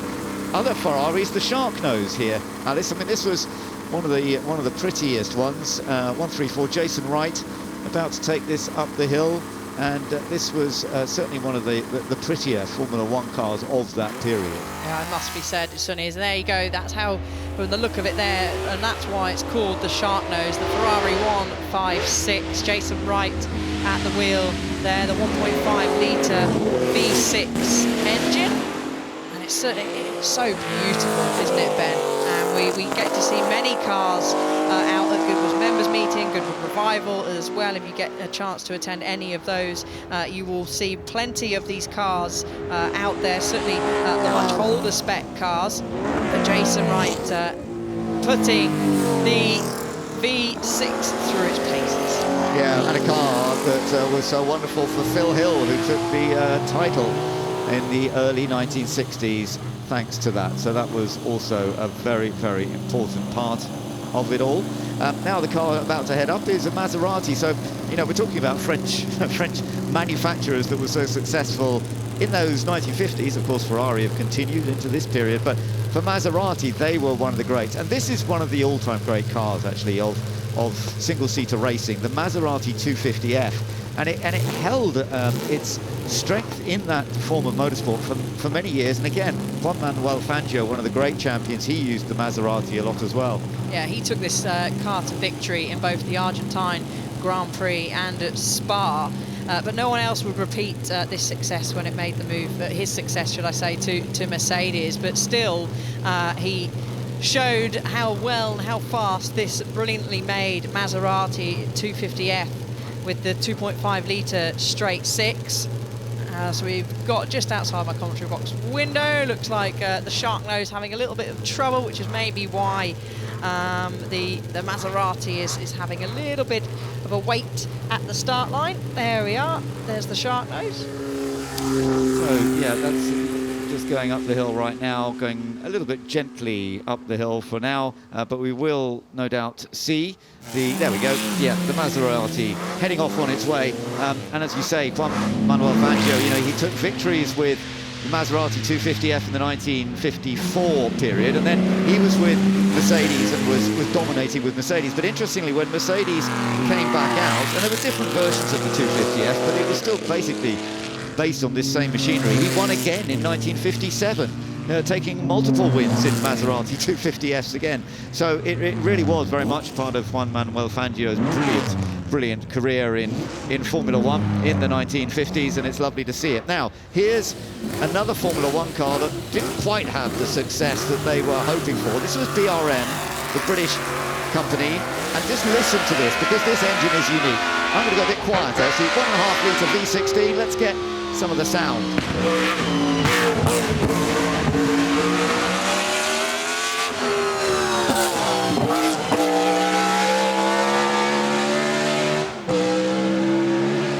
When you're standing beside the track here, Alice, and you're listening to this kind of noise, it really inflates you, doesn't it? It's fantastic. Oh, it does. It gives you goosebumps. It's music to my ears. And this stunning Type 15 is one of actually only 3 examples built by BRM experts, Hall and Horn, and using around about 20,000 of the original drawings. And Rob Hall at the wheel, when we've seen this most recently actually at last year's revival meeting. That's right. I mean, the fact that they've managed to reconstruct this machine is brilliant, because they all sort of disappeared and they weren't around. But to recreate them, I think that's remarkable engineering to be able to do that. Wonderful to see. It's beautiful. I mean, it's, you know, it has been completely recreated, so it looks new almost, doesn't it? But it is very, very beautiful. So some of the earlier versions now, heading up the hill. When racing first began, this one's from 1914. This is one of the Sunbeam Tourist Trophy event cars, and amazingly several of these still exist from that period. I think there's more of these of a batch that still exist from that period than otherwise. Most of them have rotted away, disappeared over the years, of course. This one is the Nicholas Pellet one, and they were competing in the Isle of Man Tourist Trophy. In those days it was for 4 wheels, not just for 2 wheels as it is nowadays, and they actually did take one of these Sunbeams did take the victory at that event. And that actually there, that the Sunbeam still has its original engine, which is a twin cam overread and dry sump. So it's incredible that from 1914 it's still got its original engine. Yeah, absolutely lovely to see. As heading up now, the number 119 Alfa Romeo 8C2900B Spider Balena. This is a very, very beautiful machine, no doubt about it. Corina Laumann, who is driving it up the hill. This is owned by the Laumann Museum, and they've got that nickname, Balena, which sounds more exotic. It's actually the whale, as you can see on our graphics here. That's what Balena beautiful whale means. Yes, indeed, it is a very beautiful whale. It's powerful. It's got 180 horsepower. This very streamlined bodywork. This was created by Giacchino Colombo, and in those days, of course, streamlined bodywork, it wasn't about downforce, it was about getting through the air as quickly as possible. Yeah, it certainly was, and it is just so beautiful, isn't it, Ben? And making its way up, being returned to Europe as it was found in several pieces, and been wonderfully restored back to how we see it today. Yeah. It's just charging up the hill nice and gently today. Not a full push on from Corina Laumann, but she's thoroughly enjoying having this experience in this very, very beautiful Alfa Romeo from 1941. That's how far back it goes. and yet it's such an elegant design. You can almost imagine that as a nearly modern, or certainly inspiring modern cars as well. We're hearing a bit of chunky sort of engines going past us because some of the really elderly cars are now heading up the hill, aren't they? Yeah, I've just seen out my window the Beast of Turin has just flown by Malcolm Corner. We've got here now 111, the 1.5 litre straight 8 supercharged Blanche 15 S8. Yeah, the Delage, well, this was an extremely important car in its day. It won the British Grand Prix at Brooklands in 1926, the Brooklands circuit. And of course, the Brooklands Museum is still a very key part for all car fans. Lovely place to go and visit if you ever get the chance to go and have a look there. Of course, there's no circuit there anymore. It was closed down in the Second World War. But this was a car that raced and very effectively at places like Brooklands pre-World War II.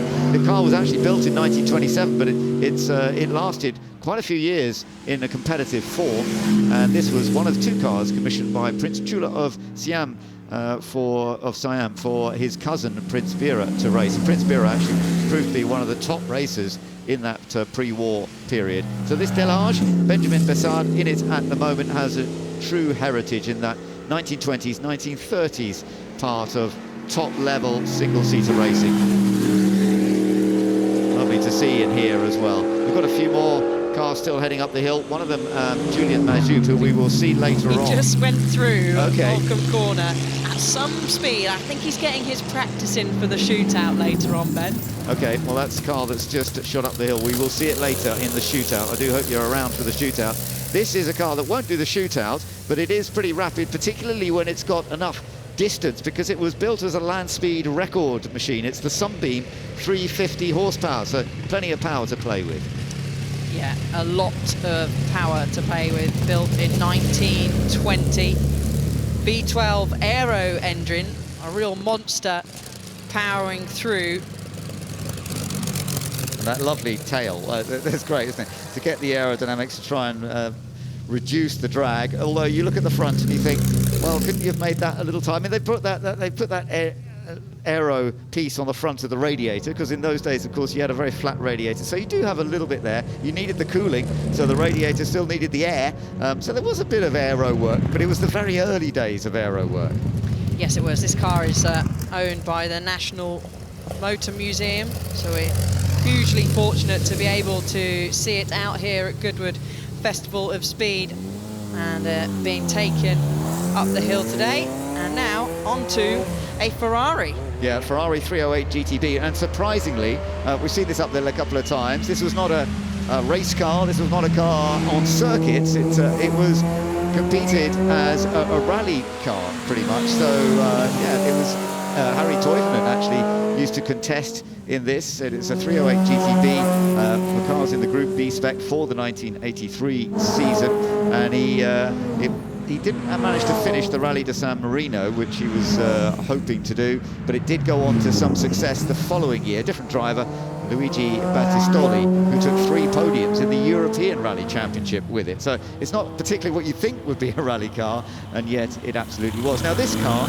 has a supercharger at the front, and we've been talking about, there you see that lovely shot of a supercharger at the front. This is the Bentley Birkin single-seater, and they've started fitting superchargers to the Bentley engines, and this one was one of the many that came along, was successful in the 1930s. Supercharging, of course, increased the amount of air into the engine and allowed you a bit more horsepower. It did, as Paul Griffin giving a wave to the crowd out there, and this is what I love about Goodwood. We've just seen a display for Red Bull, and then we're throwing back to this wonderful Bentley all the way back from 1929. Yeah, their best win was in 1932. Now, but this is very important. This is the Plymouth Superbird, the car competed by Richard Petty in his brilliant NASCAR career. It's his son Kyle Petty who is driving it up the hill, but we've been celebrating Richard Petty's remarkable background in NASCAR over the course of this weekend here at Goodwood, and it's lovely to see it back out. The king of NASCAR, as Richard Petty is known, the 7-time NASCAR champion. His son, who's in the car now, has been a winner in NASCAR as well. and his grandfather, Richard's father, was also a NASCAR champion, so it's such a part of the family. But this car was a key part of the success. Yes, it certainly was, and both Kyle and Richard had great success in NASCAR, and it's great to have them both here this weekend. It is lovely. I've really enjoyed that, seeing it going up the hill. As we now look at the Alpine Renault, a Le Mans winning machine from the late 1970s, took the victory at Le Mans 1978. Didier Pironi, Jean-Pierre Jussot taking a popular home win, and they were. It's funny to think, but they were 4 laps ahead of anybody else. This year we had 9 cars on the lead lap at Le Mans, but it didn't happen this time. And this is another French car from the 1970s. This was slightly earlier. This is the Max Verstappen. Yeah, beautiful piece of machinery, a wonderful livery on as well. We're going to that era with the big, tall air boxes that you see above the driver's head. Yeah, it is absolutely more of the Le Mans history as well, as you're looking at one of the Jaguars. This is the XJ-R9 Le Mans, and this one with a nice big bit of horsepower because it's a 7-litre V12 sitting in the back of it. And just heading up the hill now, you'll get some lovely sound from it as well. Up the hill it comes, and Anthony Wilds is at the wheel of it. Yeah, Anthony Wilds is take part in many of the historic races as well. I think this is the car we were seeing Karun, am I right, was Karun having a go at this yesterday. One of the many cars that Karun, like Emanuele Pirro, has taken up the hill this weekend. This car won in Le Mans 1988, part of a strong Jaguar contingent. And Jackie Ickx is back out once again, the multiple Le Mans winner. And he's in one of the cars that he took victory with. This is the Porsche 936 77, with that very long tail and that rear wing. Has a very unique look to it, open top of course, and it actually went on to win the following year as well, so had great success at Le Mans. Very, very special. Lovely to see Jackie Ickx. He's been up the hill a few times over the course of the weekend, hasn't he? He is a new brand partner as well to Genesis, who we've seen with their new concept this weekend. Oh, now listen to this one. Gas turbine. So we are enjoying all of the different types of machinery that we have here, and this was a very unusual machine, the gas turbine, that had the ability to go racing. It was called a Helmet TX, and it competed in the late 1960s, early 1970s. And of course, gas turbines were experimented with a few different manufacturers, both in sports car racing and even into Formula One. And we have got the Lotus here that Colin Chapman created, but the sound, when you're standing by the side, you get that unique noise. So it's always fun. Stig Blomqvist, by the way, former World Rally champion, he's heading up the hill now in the Audi Quattro. This was a great mix for any rally fans. In the 1980s, we all know this was an absolutely dominant force, and it really changed the look of rallying going forwards. Yeah, Stig needs no introduction, does he? 1984 World Rally champion, and this now looks like, recognising the helmet, is Michael Lyons, who we saw go up the hill in the shootout yesterday in this exact Gurney Eagle Chevrolet at a real fast pace. So this will be a contender for the shootout later on. So I thought Michael's going to give it as much beans as he can to get a little bit of practice in preparation for the shootout.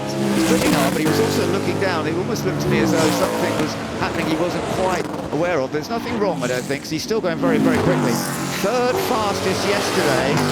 He did 47.3 seconds to climb the hill on the shootout timing that we had yesterday. That, as I say, put him third fastest behind Romain Dumas and Scott Speed.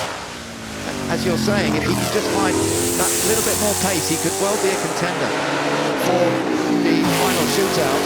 Let's just see what he does, because he does get timed on this one, doesn't he? He's done 47.9. Okay, that's a fraction faster, I think, isn't it? Yeah, I'm just trying to have a look. Or is it slower than he did? 47.3 right yesterday when he went up the hill.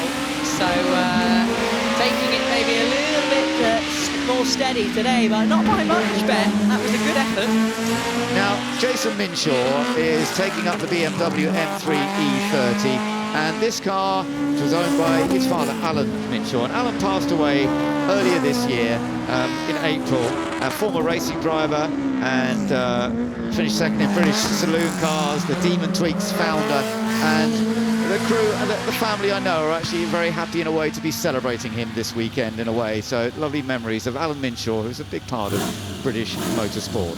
Now on to Alfa Romeo, the P3 Tipo B. So let's see, this is going to be a fun one. This is the, as you say, the Alfa, which was in its day very, very successful in the early 1930s. This was the most successful Grand Prix car, really, with a very powerful straight-eight supercharged engine. And it went on to take many victories with the likes of Tazio Nuvolari, Achille Varzi and Raymond Sommer. And actually Ferrari got involved because they were running these Alfa Romeo P3 pre-war, before the Ferrari factory kind of opened up under Enzo Ferrari, but Enzo was getting involved in running cars like this, wasn't he? Yeah, he certainly was. And being taken up the hill by Gareth Graham today. I'm sure Annette was at the wheel at some point over the course of the weekend. Yeah, that's right. They can mix it around a bit. When you've got a car of this ability, it's nice to see different people. It belongs to the Vesta Auriga collection, and they've got a chance to give it a run. Up the hill it goes, and apparently this car was sold in 1936 for the princely sum of £1,800. Just imagine what it's worth now. Now, the Napier Railton, this means a lot to me. It's a very slight family connection to the Reed Railton designer of this car in the 1930s. It took the ultimate lap record around the Brooklands track at 143 miles per hour. It's got an aero engine in it, but it weighs nearly 2 tons. It's only got brakes on the rear wheels, no brakes up front, but it was beautifully engineered and created. And John Cobb, who went on to take the records with that, he developed his relationship with Reed Railton, and they went on to land speed records as well with the Railton Special. But that is a very beautiful car. If you go to Brooklands, you'll always get a chance to see that. That's where it lives, in the museum. So there we are. That's another wonderful batch of cars. Batch 1 from the Goodwood Festival of Speed. I do hope you've all enjoyed watching the variety of cars from horseless to hybrid that we are really celebrating over this 4 days. So fun and games for all of us. It's fascinating how we go here at Goodwood, from the very latest, talking to someone like Max Verstappen, who's currently fighting for the Formula One World Championship. The next minute, Alice, we're talking about cars that started the very essence of motorsport so many years ago. Yes, we certainly are, and quite a few of the cars we will see in the shootout later on. We've got cars from 1893, the steam wagonette that has been up the hill plenty of times this weekend. But time for our highlights of this batch, and we started off with the beautiful MG. Yeah, very, very pretty little MG. And that, as I said, had actually gone racing in its period as well, but it's in gorgeous condition right now. And of course, owners of these classic cars, they love to get them out on show. MGC here as well, so we know the MGB was always very, very important. The MGC had the straight 6 engine. The Metro with the rally style, so it was built particularly for rallying, the 6R4. Very different to the Metros we used to have on the road in those days, but another very successful rally car from just a few years earlier. This was back in the 1970s rather than the 1980s, was the Lancia Stratos. And then we've been looking at some of the beautiful classic Ferraris from the 1950s. As we mentioned, Ferrari were involved, or Enzo himself was involved in running Grand Prix cars before the Second World War. After the Second World War, he created his own setup and produced some of these amazing machines that are still racing well, and Ferrari are still a contender in Formula One. So much to enjoy, and I'm glad to say that the track is staying nice and dry. So when we get to the shootout, you and Alice and I will be looking forward to some very quick runs up the hill. Yes, we certainly will, and we will crown the fastest up the hill for this year's Goodwood Festival of Speed. Lots to look forward to, really enjoying all of the action here at Goodwood. Carl, you're back up the hill in this glorious Plymouth Superbird. You got it going again. Yeah, we got it going again. And I will say I got just a little bit too brave coming up, and I was out in the grass on the left, out in the grass on the right. I saw the hay bales, but somehow I made it. I have no clue how, because I need to back it back down a little bit. Never too brave, but the crowd can certainly egg you on here, couldn't you? That's one of the things about going up the hill. That is the best part, man, because as loud as this car is, as loud as this Hemi is, you can hear the crowd over the Hemi, you can see the crowd waving, and listen, it makes my heart pump. That's all that matters. Well, you're making the crowd's heart pump. It's such a great car, and it's really getting everyone's attention this weekend. Yeah, listen, there's so much history with this car, with my dad, with the Cars movies, with so much. And I think this car looks funny until I come over here to Goodwood, and then there's so many strange-looking cars and so many super cool cars that it fits right in. I think the incredible thing about it with all those cars, this still does stand out, though, doesn't it? Yeah, maybe it's just because it's blue. I don't know, but it does stand out. You know, at the time this car was built during the 70s, with this nose, with that wing, it was just so far ahead of its time that it still just, it looks like the right thing at the right time. And it's big. Oh, it's huge. It's 18.5 foot, almost 19 feet long from the front to the I don't know what that is metric. Sorry, I can't. We're on feet over here. You're fine. Yeah, that's good. So it's like, it is crazy how long this thing is. And I've backed it into the tent. And almost backed it through the tent 3 times this week. So that's how long it is. You sound like you've had some trials and tribulations this weekend. Listen, I've never been in a car this big. Last time I was in a car this big, I was riding way in the back seat, not driving it. So it's a lot of trials and tribulations. Well, it's been a wonderful weekend having you here and celebrating your father and the Petty family. We've enjoyed it very much, and it sounds like you have too. Yeah, I've had a blast. Thank everybody for inviting us. Thanks for having us. Hopefully they'll invite me back. I didn't run too far out in the grass. Maybe they'll have me back. The grass will grow back. You'll be fine. We'll see you again next year. Thank you, sir. Thank you, guys.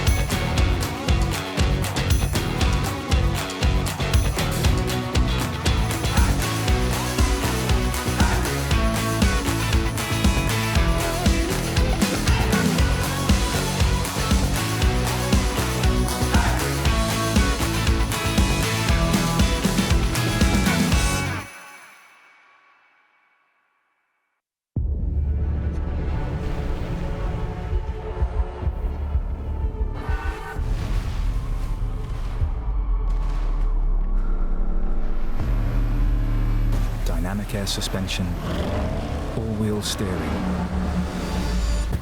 configurable terrain response, effortless in the extreme.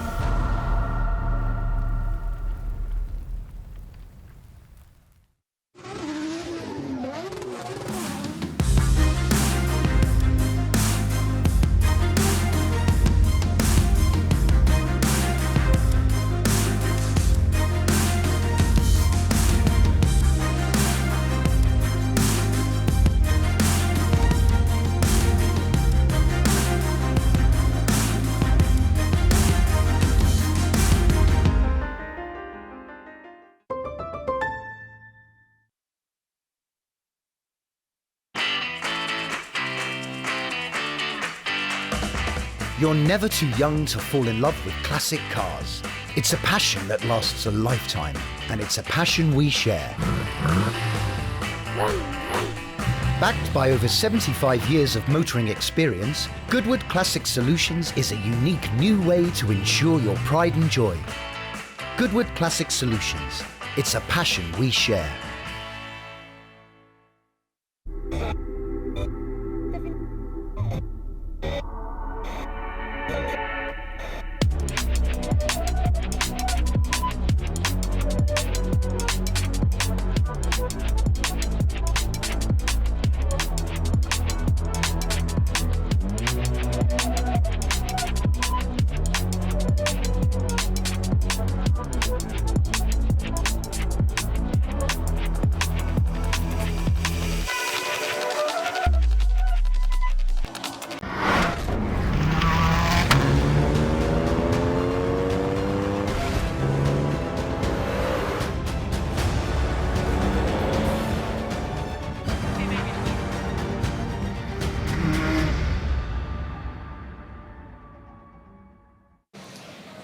drone industry is ever expanding. So to find out more, I've come to the drone rules to speak to Managing Director William Arenze.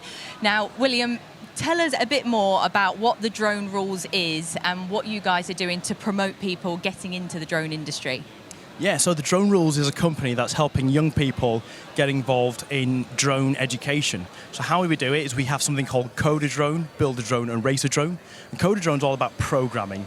Build a Drone is all about putting the drones together. And of course, racing a drone is about flying, hand-eye coordination. And it's about encouraging young people to grow up, get into the careers about drones and flying and building and designing. Yeah, okay, so tell us a bit more about your background and how you got into this industry.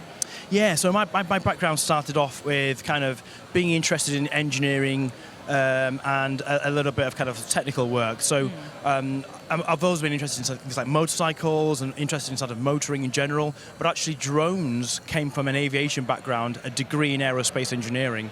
So after my degree, I decided I'm going to fly fixed-wing aircraft, where I trained at Red Hill Aerodrome to do my training. Yeah. But actually, we found out the drone industry is growing massively. So I decided, how about I join the aviation industry, but within the unmanned aircraft sector?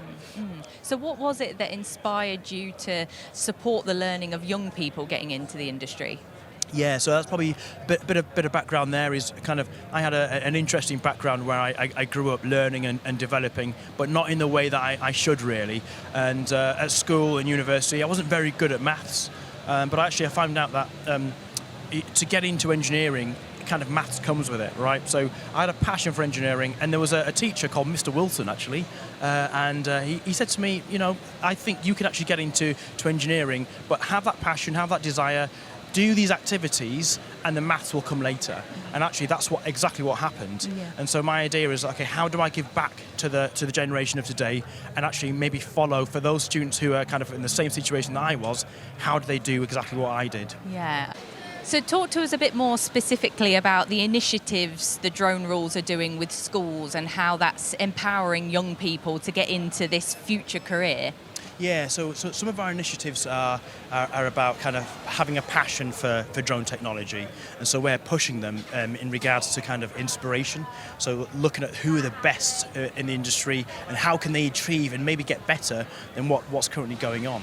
And so we get them in classrooms, we get them coding, we get them designing and building, and we get them flying as well.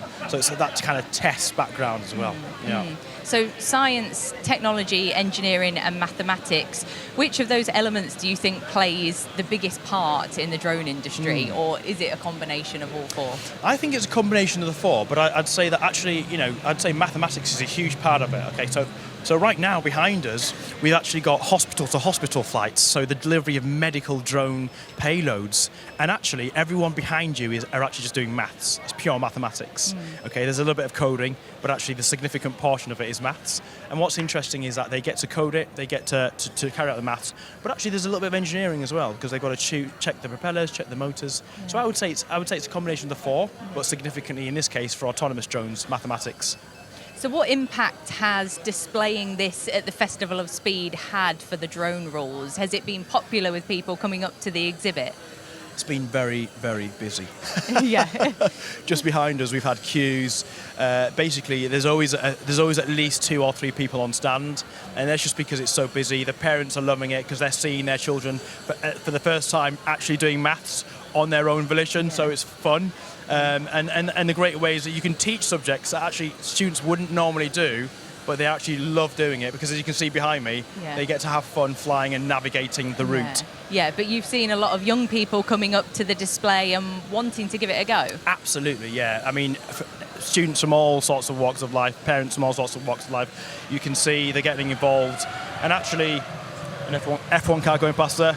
And actually we find out that actually significantly there are a lot of students who kind of are a little bit shy, but once we show them the instructions, they're pretty much autonomous, no pun intended. Yeah. Thank you for speaking to us. Yeah, thank you. Well, as the cars go back down the hill, great to hear the interviews from the Future Lab. It's the place for the future, the technology that will drive our children forward to the next generation of engineers. And it's epic engineering that has produced all of the cars and bikes, Alice, that we see on the hill. It's Not linear, but every time there's a new branch of technology, it makes motorsport leap forward, and it shows the constant changing of all the cars. Yeah, it certainly does, Bruce. You've hit the nail on the head there. The constantly changing of all these cars, the constantly changing technology, the developing technology. It's so much you can see down there in Future Labs, but actually ties in quite nicely to Electric Avenue, which is next door. The future, the electric, many of the cars that are down there in Electric Avenue will probably definitely use some of the technology at the Future Lab. Well, certainly so. Right, the next batch of cars is a whole group of tributes and styles of performance. We've got the Drifters coming up. They will be super, super spectacular. We've got celebration of Reinhold Jost. This German team boss, just exquisite with his success. 16 victories for his cars, or cars he was running at Le Mans. That's from Porsche to Bentley to Audi. 130 years of Mercedes in racing. The full array of Canam and Formula One cars from Shadow, but most of all for me, I'm looking forward to the celebration of Niki Lauda's incredible career in Formula One, in touring cars, everything he laid his hand to as a racer, as a world champion, and as a manager, and he has been very, very special in this sport of ours.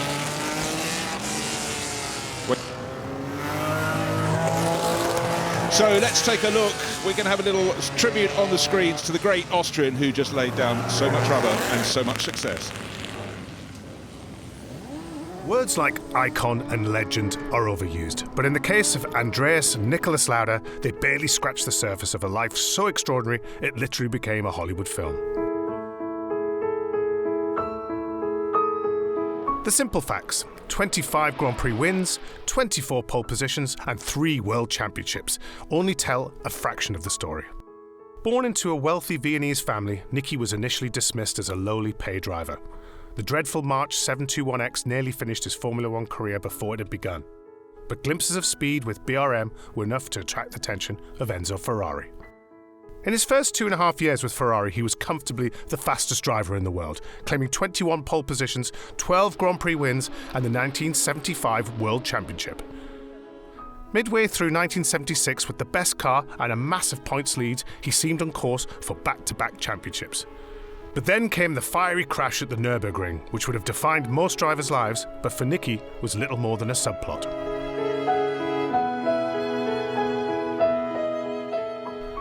Returning to the cockpit just 6 weeks after receiving his last rites, he was a different driver.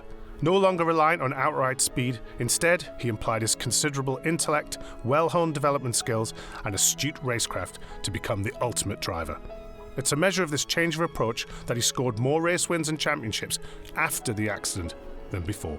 Despite sacrificing his championship chances in 1976 by parking in the rain of Fuji because, as he put it, my life is more important than another world championship, he duly took a second title in 1977 but walked away from Ferrari before the end of the season. He joined Bernie Ecclestone at Brabham, but during practice for the 1979 Canadian Grand Prix decided he was bored with driving around in circles and abruptly turned his back on the sport.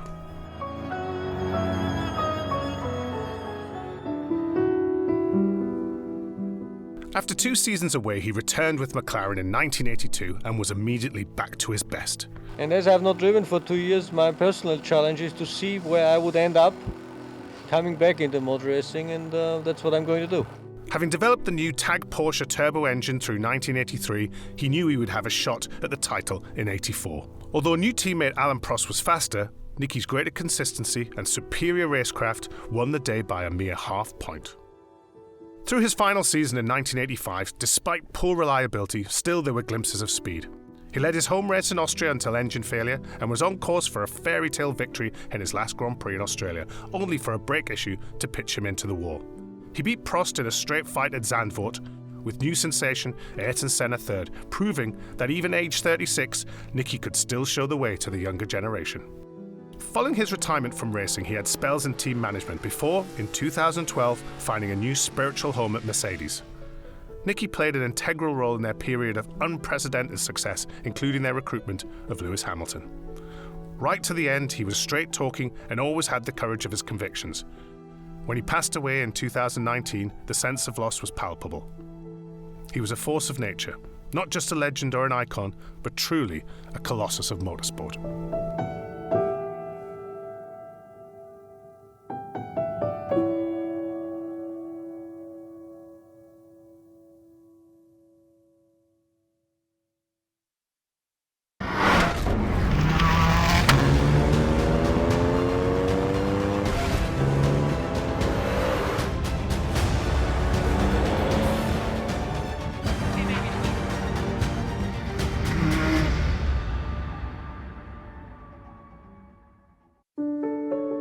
Good gut health affects every single aspect of your body, from your brain wiring to your energy output to your hormone regulation to how clever your immune system is. Everybody benefits from better gut health because it makes your body work better. I would thoroughly recommend Goodwood Gut Health Programme. It's been quite life-changing, really.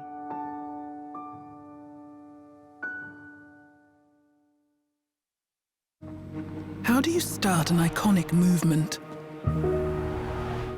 Classicism would say it's all about form and craftsmanship, while surrealism would find all of this quite, well, surprising. After all, it's about creating the icon of a new movement. Welcome to Forwardism, the all-electric BMW i7.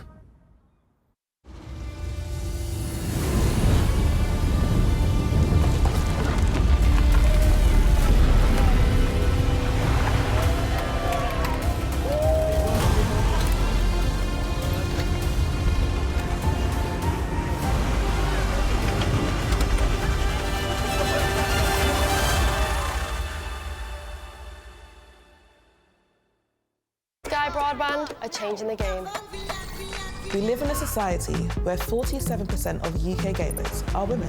Yet they only make up 5% of esports pros. This needs to change. 2 tournaments, 1 final. They're UK's first of its kind, with pro contracts and Skyfall fibre on the line. We're on the lookout for women on their path to pro. Join us and compete in Races E-Series, Soccer E-Series, all leading to secure a place at the Women's Esports Finals. Sky Broadband is built to power the pros. Okay, burn it, burn it, burn it! Everyone's in vintage clothes. There's cars. If you're a petrol head, you're going to absolutely love it. One thing Goodwood's done this year is saying, look, rather than throw things away, let's reuse things and repair them.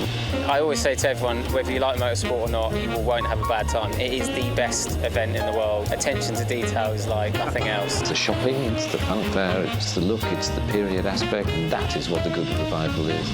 It's just a fantastic day out.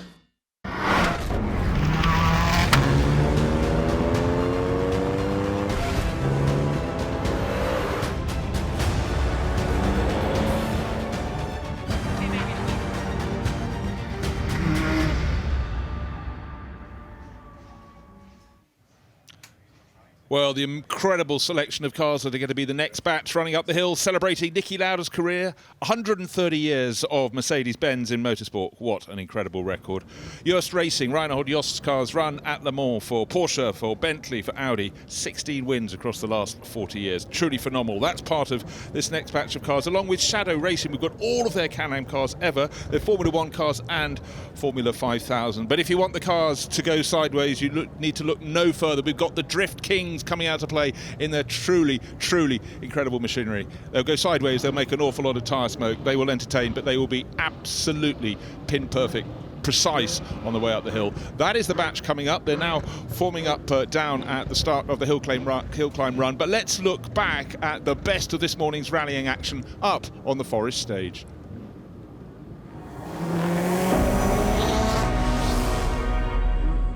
So we got underway this morning in difficult conditions after all of the rain yesterday. The first drivers onto the stage were met with very slippery conditions. Some very tentative, some pushing a little bit too much. We're discovering that the mud was like ice. Yeah, Steve Chamberlain discovered that. Jari-Matti Latvala discovered that.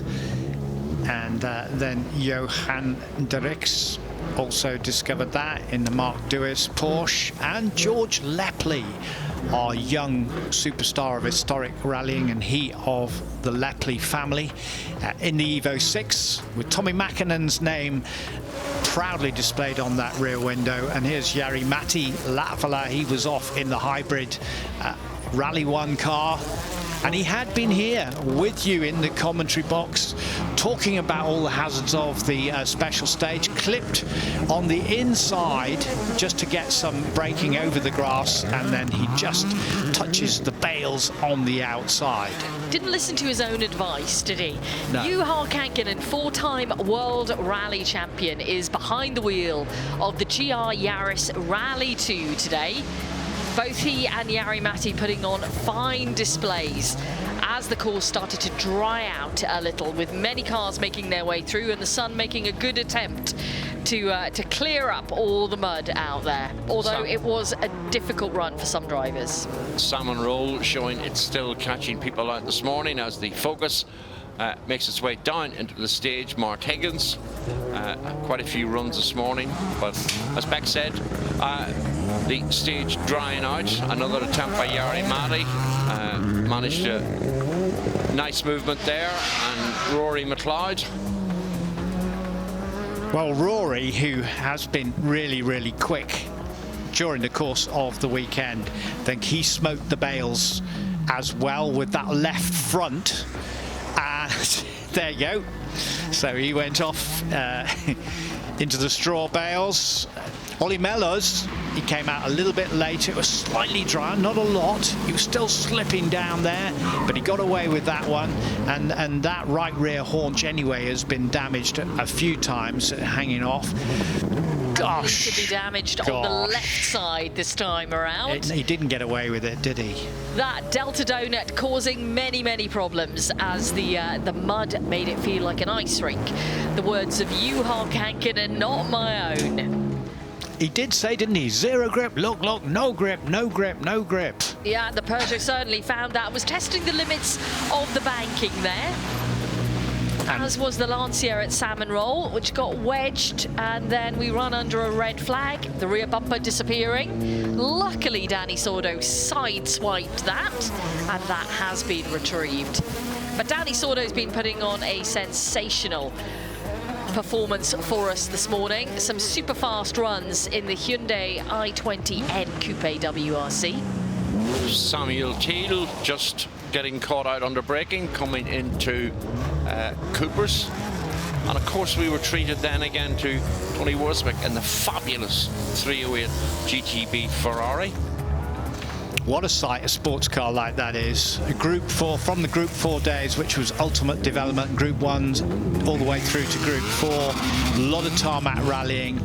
Boss Formula 1 champion, a real circuit racer and rallyman as well. And then James Williams finally emerging from his bed after the ball last night to have a run and get his practice in before the shootout. Yeah, of course, doing super well in the shootout. He wants to continue that on. Also, the Iron Dames doing very well in the shootouts over the past 3 days. Sarah Rameau and Julie Amblard have been on massively competitive form, and long may that continue. Let's take a look at the practice times through so far today. Danny Sordo with the fastest time for 2:25.2. That was followed up by James Williams, the fastest in the overall shootout so far, remember, heading into the final shootout today with a 2:47.4. Then Sarah Rameau was third fastest, 2:48.1. Max McRae in the Subaru Legacy RS was a 2:49.1. Jari-Matti Latvala in the Toyota GR Yaris Rally 1 Hybrid, 3:02.8. Then Benjamin Smith in the Porsche, Adam Marsden, Paul Kinaston, Samuel Thiel and Alex Popotes.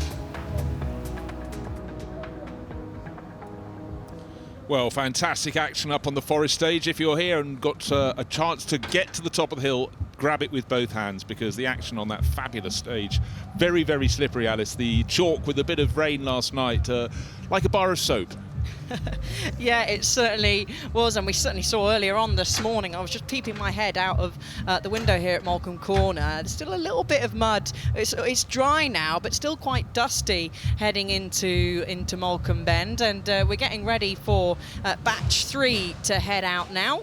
Now, the drivers all know that the track at Morecambe is a little greasy on the left-hand side, or the right-hand side. They should invariably be on the left. Certainly people driving single-seaters will be there. Of course, the drifters, when they come up, wouldn't care. They'll drive anywhere, anyhow, and sideways all the time. I am just so excited. I loved at the members' meeting earlier this year having all the Shadow Canams, the entire collection from wacky to powerful to successful, going through from 1969 to 74. But to get the fact the team was also producing cars in Formula One from the early 70s through to the end of the decade, and proving just about successful. But to me, Tom Price was the name that I really followed back in the mid-70s in the all-black Shadow as it was then, those DN5s, exquisite cars. But again, Duke of Richmond and Gordon and the content team at Goodwood have dug deep and dug out so many things, and I love having collections of cars where you can see the sort of development through the ages, and for Shadow it's been a real treat to have them along. It is, and where do you get that? You only get it here at Goodwood, as we can see, having a little look there, the Dodge DN9 Shadow, Jackie Oliver's Shadow, and I mean, what a man, that name alone, Jackie Oliver, but in particular when we're talking about the Shadows, Bruce. Oh yeah, no, absolutely, because he raced and took their Canam title in 1974. McLaren had left, they'd been dominant, then Porsche dominated in the last season, and by then the Canam series was starting to run out of competitors. It had to reinvent itself. The engines became smaller, but that final hurrah in 1974 with a mere 8.3 litre V8 engine in the back, so much grunt and so much visible aerodynamic aid to these big wedge-shaped bodies. And in fact, the car we're looking at now, the bright red one, is the Shadow Chevrolet Mark 1, the Motorsport one. Take a look at the rear wing. What is that sitting on the back? It's not a gurney flap, it's the radiators. They needed somewhere to put them. The front end of the car was so pancake flat they had no chance. Was it a success? Well, I'll leave you to judge that. Did other teams copy? No, they didn't. Yeah, no, I'm not surprised on that one. But what I love about these Shadow cars is the variety of trying things. I thought, well, we can't fit it on the front, we can't really fit it on the side, let's just stick it on the rear wing. We've got a couple out there as well with the front wing at much higher raise than you usually would see it. But we're starting off first with some prototypes. Yeah, well, we're moving into the celebration of Reinhold Jost. As you can see, a whole host of tributes, and if that's not my imagination, that's 9-time Le Mans winner Tom Christensen. So much of his success coming with Audi at Le Mans, but also he had those successes with Reinhold Jost earlier with Porsches, but he always wants to get his hands, the Great Dane, on as many machines as he can. This is the Audi R8R that was very, very early in Audi's attack. But hey, jumping from one to another, Tom Christensen keeps his straight, but we've got the first of the drifters. Cover your ears unless you really want to have your earwax resettled. And this is the Nissan Silvia, 3-litre straight 6. Doesn't sound too powerful. No, it's turbocharged as well. 900 horsepower on board. 900 horsepower, and of course, as standard when it comes with drifting here at Goodwood, they'll always stop outside the main house. We first got drifting here at Goodwood back in 2014, and often is a sight when we see the drifters. We have to sort of wait for the smoke to settle before we can see them. And if you know the body shape, you certainly don't know what is under the hood. This one is a Chevrolet, therefore it must surely have a Chevrolet engine. Oh no, Axel Hildebrandt's Rotovet, the clues in the name, and the name's in inverted commas. This has got a rotary Mazda engine, and it pumps out 1,000 horsepower. Axel has quite a job to keep it in a straight line, but hold on, Alice, he doesn't want to keep it in a straight line. Drifters are made to go sideways. Yes, they are. It's not the fastest way to go round a track getting sideways, but that's not what it's about with these drifters. There's Axel giving a real good show. He'll stop, of course, outside the main house. Will he, or has he just totally got that wrong? Have I got that wrong and he's gone straight past? We'll find out. We can't see from our pictures, but there he is. He's maybe done a donut. He sometimes comes up just before Malkin and gives us a 2-litre triple rotor turbocharged motor. Let's have a look. Yes, doing some burnouts there. Now, we have the Nissan GT-R, and you can hear probably from my commentary box mic, Axel going past, but we're here with the Nissan GT-R, and this is Steve Bagoni. As Bagsy behind. I tell you what, Bagsy's bagged another car. Maybe there's a problem with the Nissan because he's hopped aboard a Another one from his stable, one of the Toyotas, so please ignore the caption there, because a lot of the drivers know when you drive cars like this, the drifters know things apart from the tyres can go pop, but Bagsy always puts on a show. His regular Nissan puts out 1200 horsepower. This Toyota GT86, I think, rather less.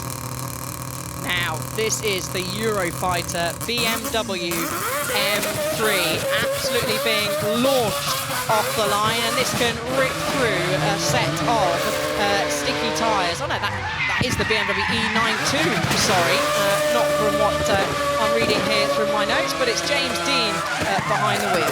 You know what, a lot of these drift drivers have various cars and they're sharing out the pain between them. Not the pain for us, it's the pain for the machinery. And again, ripping one way, ripping another, covering their change of cars in tyre smoke so you can't see what they're up to. But just look, get this, a mile up the hill, those rear tyres will be finished, done and dusted. Yeah, you could put them in your bin, or you can make yourself a coffee table, whatever you may want to fancy. But this is a BMW, and it looks like they might have a fancy camera on the back of that, maybe a 360 one standing tall. Elias at the wheel of the 3-litre straight 6 turbocharged. This car was built in 2024, 1,000 brake horsepower, which I think is around about double that of your standard M4 road car. Now, of course, Red Bull, from the moment they started marketing the brand, before they came to Formula One, their absolute ambition was to just do extreme sports, whatever it was, diving with a wing on your back, mountain climbing, whatever. But drifting just suddenly came into their path, and they thought, this is what we want to do. So we'll have a pair of the BMW M4s, and that is, you know, every driver has a different approach. The smaller the area, the more it seems to excite them. And most of these drivers at European circuits, before the sister car blasts off, they go and do this in tandem. Imagine trying to rotate a car on your own. It's one thing, but having to keep the nose to the nose of a sister car. Straight line up the straight. No, why bother with that? How about a snaking run up to the first corner? Rear wheels locked and then loosened again. That's the right-hander taken. Will he take the left-hand, the right-hander that follows, going left or right? Who knows? He's making his own track. Why not? Conor Shanahan behind the wheel is one of the brightest young stars in the world of drifting. Started drifting, would you believe it, Bruce, at the age of 9 years old. I mean, definitely the coolest kid in school. By far, the BMW M4 G82, 3-litre, straight 6, turbocharged. Right, this one is the Lexus RCF. No driver change there. Ahmad Dahab, he's been super spectacular on his various visits here as part of the Red Bull crew here to the Goodwood Festival of Speed. We didn't know what to expect when they came in 2014, and immediately we got what it was all about. The power, but it's the precision and the sheer desire to perform and to entertain that's made the drifters such a sensational part, a regular part, one of the most popular parts of the Goodwood Festival of Speed. It's not the calm before the storm. There's a little bit of rumbling and crackling, but we're just waiting for power to go down, the signal to be given, and this Lexus to be launched up the short straight to the first corner. What happens thereafter, we will see. Yeah, we'll have a look. Is the marshals looking? Maybe there is. Yeah, the engine has been cut. Maybe a signal there from the driver. It sounded a little bit rattly, but then again, what do I know in terms of when you've got an engine that's made to push out 1,200 horsepower, 1,000 pounds per foot of torque. Maybe something is a little bit awry. What we can see in the background, though, is Mad Mike Winnett's brand new McLaren. That's got a rotary engine as well. And hopefully, fingers crossed, we'll treat you to what it's like to see a straight line being taken in something that's far from straight. This will be an onboard camera on Mad Mike's Mad Max McLaren. Underneath, it's a combination of a P1 GTR and a 650 GTS, but Mad Mike thinks the best engine he can have for drifting is a rotary engine, so he's taken the V8 out, put a 1,000 horsepower rotary engine in. Right, can't see behind, well, not really. Look how much, this is in a straight line. This is tyre smoke under pure acceleration. He's keeping it straight, but for about another second, Alice, then it's going sideways. Yeah, and there we go, right on cue from you there, Bruce. Sideways, look at that, how sideways Mike is getting the McLaren P1. Incredible stuff, 1,000 horsepower, as you touched on, rotary engine as well, capable of huge drifts at over 180 miles an hour. I mean, I'm not entirely sure that I would be able to be drifting at that sort of speed. No, it's important people are selected by genetic background to do this performance. You need an inbuilt gyroscope. How can Mad Mike know which way, he's pointing, he's waving, or is he appealing for help? Of course he's not that sort of guy, but changing gear, flicking it up under the bridge, the pedestrian bridge, coming up to Moulcom. Now we see what it looks like from the cockpit. We've seen it looking backwards, looking forwards, pitching it into Moulcom. There are the bales on the inside. He was about 30 degrees out of true, but so much power, he's got to get it straight. Nothing coming up ahead of him, Alice, apart from the Flint Wall. From the Flint Wall, but they just make it look so easy. A pull of the handbrake there just as he gets to the Flint Wall. It's like drifting up through a hamster's tunnel. It's so impressive. Hamster's tunnel, that's absolutely fantastic, but it's so good. As you see, he's got that handbrake where he has to just adjust it to keep getting that tail coming around, but it is precise. It's not just someone being a bit yobbish in a car park. No, but I mean, even though would, that's very impressive. So Mad Mike win it. It's great to see this brand new McLaren. Red Bull definitely on board. Lanzanti involved with the manufacturer or the fine-tuning of this vehicle. So I think we're going to see this for quite some years to come. But that is a very, very unusual McLaren, driven in exquisite fashion and form. They'll be doing their donuts up at the top of the hill and drowning everyone out in the smoke up. There they are, right in the top of the hill climb, spinning it around to entertain the big crowd there. Now let's move to the world of Shadow Canam cars. They came over en masse to, whoa, this is super sideways. I didn't expect that. This is 361. Why is it sideways? Because Jake Hill's driving it. Top British touring car driver, a man who just loves historic racing. This is very, very quick. The car is low line. It's the one with the giant radiators atop the rear wing. It's almost cornering like the McMurtry Spearley. What is Jacob? What did he have for lunch? I hope there's some onboard. He's just seen the drift cars go. That's it. Is that what we're doing? Yeah, easily led. All of these cars. Look how low the front end of this car is. Eventually it sort of had to accept the shape. Maybe better to go the way of the giant McLarens that went before it, the big Porsche. This is one of the most low-line racers ever. Not a car that's suitable for this hill. But you know what? No one told Jake Hill. His father Simon will be beside himself with delight at that drive. He'll be giggling his head off. He will be giggling. That's what he'll be doing. Jake, you will see later on in the shootout in a Nissan Skyline, so keep out for that. And this is the one I was on about with the front wing on the front. And you love this. Hero, he's in another car. Just double checking it is Emmanuel. He's changed his helmet for it, but anyhow, what? Oh, yes, it was the wrong caption there. So no, it's 363. And that's the one with the addenda on the front, a wing as large as any other racing car carries, and it's the smaller wing of the car, the one on the tail of that early Shadow, the Mark III, is just enormous, but it was all about getting downforce. They had all the power from these 8-litre V8 engines, and they had to get the downforce to get some handling, some ability to turn into a corner. Right, of course, Shadow went across from running cars in Canam. They were still doing that, but they fancied a crack at Formula One. They hit the championship in 1963. And has there ever been a car with less writing on the side? You've got UOP, United Oil Products, or if you turn that lettering upside down, it says Don. The team founder was Don Nichols, so you can make your own minds up. But I'm really a big fan of cars that look...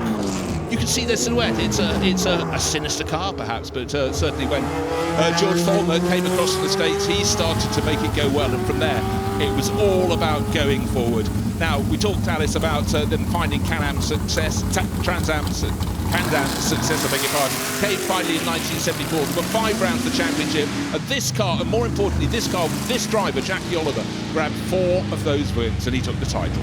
Oh, absolutely incredible. In the Shadow Chevrolet DN4, Jackie covered 2,000 miles of testing at the wheel of this prototype, owning Shadow's 1974 Can-Am Challenger. It's truly a rapid and competitive piece of machinery, so it's so wonderful to see Jackie back behind the wheel of this 1974 Shadow. Well, he's the right driver in the right car. I mean, Shadow would go on until the very end of the 70s, and then it would morph with Jackie at the helm to become Arrows. They branched away, but hey, black car, driver with a very deep blue helmet with the white flags, flicks on the top. That's the helmet in honour of the London Rowing Club that Graham Hill sported, so Son Damon, world champion in his wake. He got on board this car yesterday and absolutely loved it. It's the DN4B, the last of their line of Can-Am cars, and it made him giggle big time. This didn't have the Chevrolet engine, it had the Dodge, because after the end of 74, going into 75, they said, we've got to make the engine smaller, the Can-Am cars are too fast. So it went down to a mere 5 litres, but it worked very, very well indeed. And I think David would feel a bit more bold. He was a little spooked when he got to the top of the hill in this yesterday, but, you know, he's got the ability, but he's a realist, so he thought, cut a tiny bit of space. I've got a very wide car on a very narrow track, but today, after reflection, 24 hours to recover from it, he's doing it all over again. Hopefully we'll get an interview with him. Yeah, hopefully we will. I said you can always see the Dodges, or spot them out with that tall airbox you can see above. David said the Shadow Dodge DN6 is very similar. Now, this is some funky aerodynamics. You can't see them now, but just wait. There you go, right on cue. Yeah, and the little the great big movable aerodynamic device on the tail, obviously acting as a brake, and the little plea for sponsorship popping up just ahead of the front wheel with the $ dollars, please. Kyle Tilley, who is so instrumental in all of this, a fantastic historic racer, and most times I see him, he's driving something different, but very deeply rooted with the Shadow. So this was low, and you know what? You came and looked at this at the members' meeting, Alice. The driver has to see, so just by the number 1 rondelle, there's a little lump in the front. That's where the driver's toes go. They almost have to sit with their feet splayed. Designers, eh? They never package the right size for the driver. Now, we've been talking about Reinhold Bios. We talked about success at Le Mans with Porsche, latterly with Audi. But in between, in 2003, the third attempt for the return of Bentley. They struggled in 2001, 2002 with their Speed 8. They reinvented it, became lower, sleeker, better looking, and better looking even more after 24 hours at Le Mans, because victory was achieved by Tom Christensen, yes, that man again, Ronaldo, or Dindo Capello as we called him, and Britt Guy Smith. And for a lot of Bentley fans, this was something that really put Bentley back on the map. They went GT racing after that. Oh dear, the engine has been cut, so maybe there's a signal. Let's double check, have we got red flags, or maybe there's a problem. Oil on the track, we've have been receiving that report, and David Brabham, works Bentley driver back then in 2003, given the message, and of course what's he do? He cuts the engine off, opens the door, because it's a very, very small claustrophobic cockpit. Yeah, it is, and we're getting a good shot of it there. You can just see his legs actually are nearly touching the steering wheel, so not much movement there for David to turn. Luckily for him, there's not too many too tight corners here. No, exactly that. But actually, it's a really good opportunity to look into the car, because according to some of the cars before, just a couple of years before, were open-top cars. Then suddenly there was a fashion to go back to cars with roofs. But of course, the designers wanted the package to be as small as they possibly could, simply so that their car's more aerodynamic. But it did make it very, very difficult indeed for the drivers, not just in terms of feeling enclosed by it, but don't forget, they had to do quick driver changes when it came to a pit stop. So it was a bit like posting a letter sometimes. It is, and anyone that has done a little bit of endurance racing themselves, it's not the most comfortable thing doing driver changes in a fairly spacious car, let alone, as you said, in a very tight cockpit like the Bentley. I'm sure many of the Bentley drivers were left Le Mans with quite a few bruises on their arms, legs, and possibly their head. Well, luckily they've got the helmet, but still. Well, actually, it's not just that. I remember talking to David Brabham at Le Mans one year. I'm trying to think what he was driving. I think it might have been an Aston Martin. But he came out, and his big problem was his feet had started cooking in the car. Don't worry, another 45 minutes in your stint, but my feet are almost on fire. And it leads, some drivers suffer much more. Their feet are more sensitive, and they have a hot cockpit, and you see them hobbling for the next few days. Hopefully these days it's better, but 30 years ago it was definitely an issue.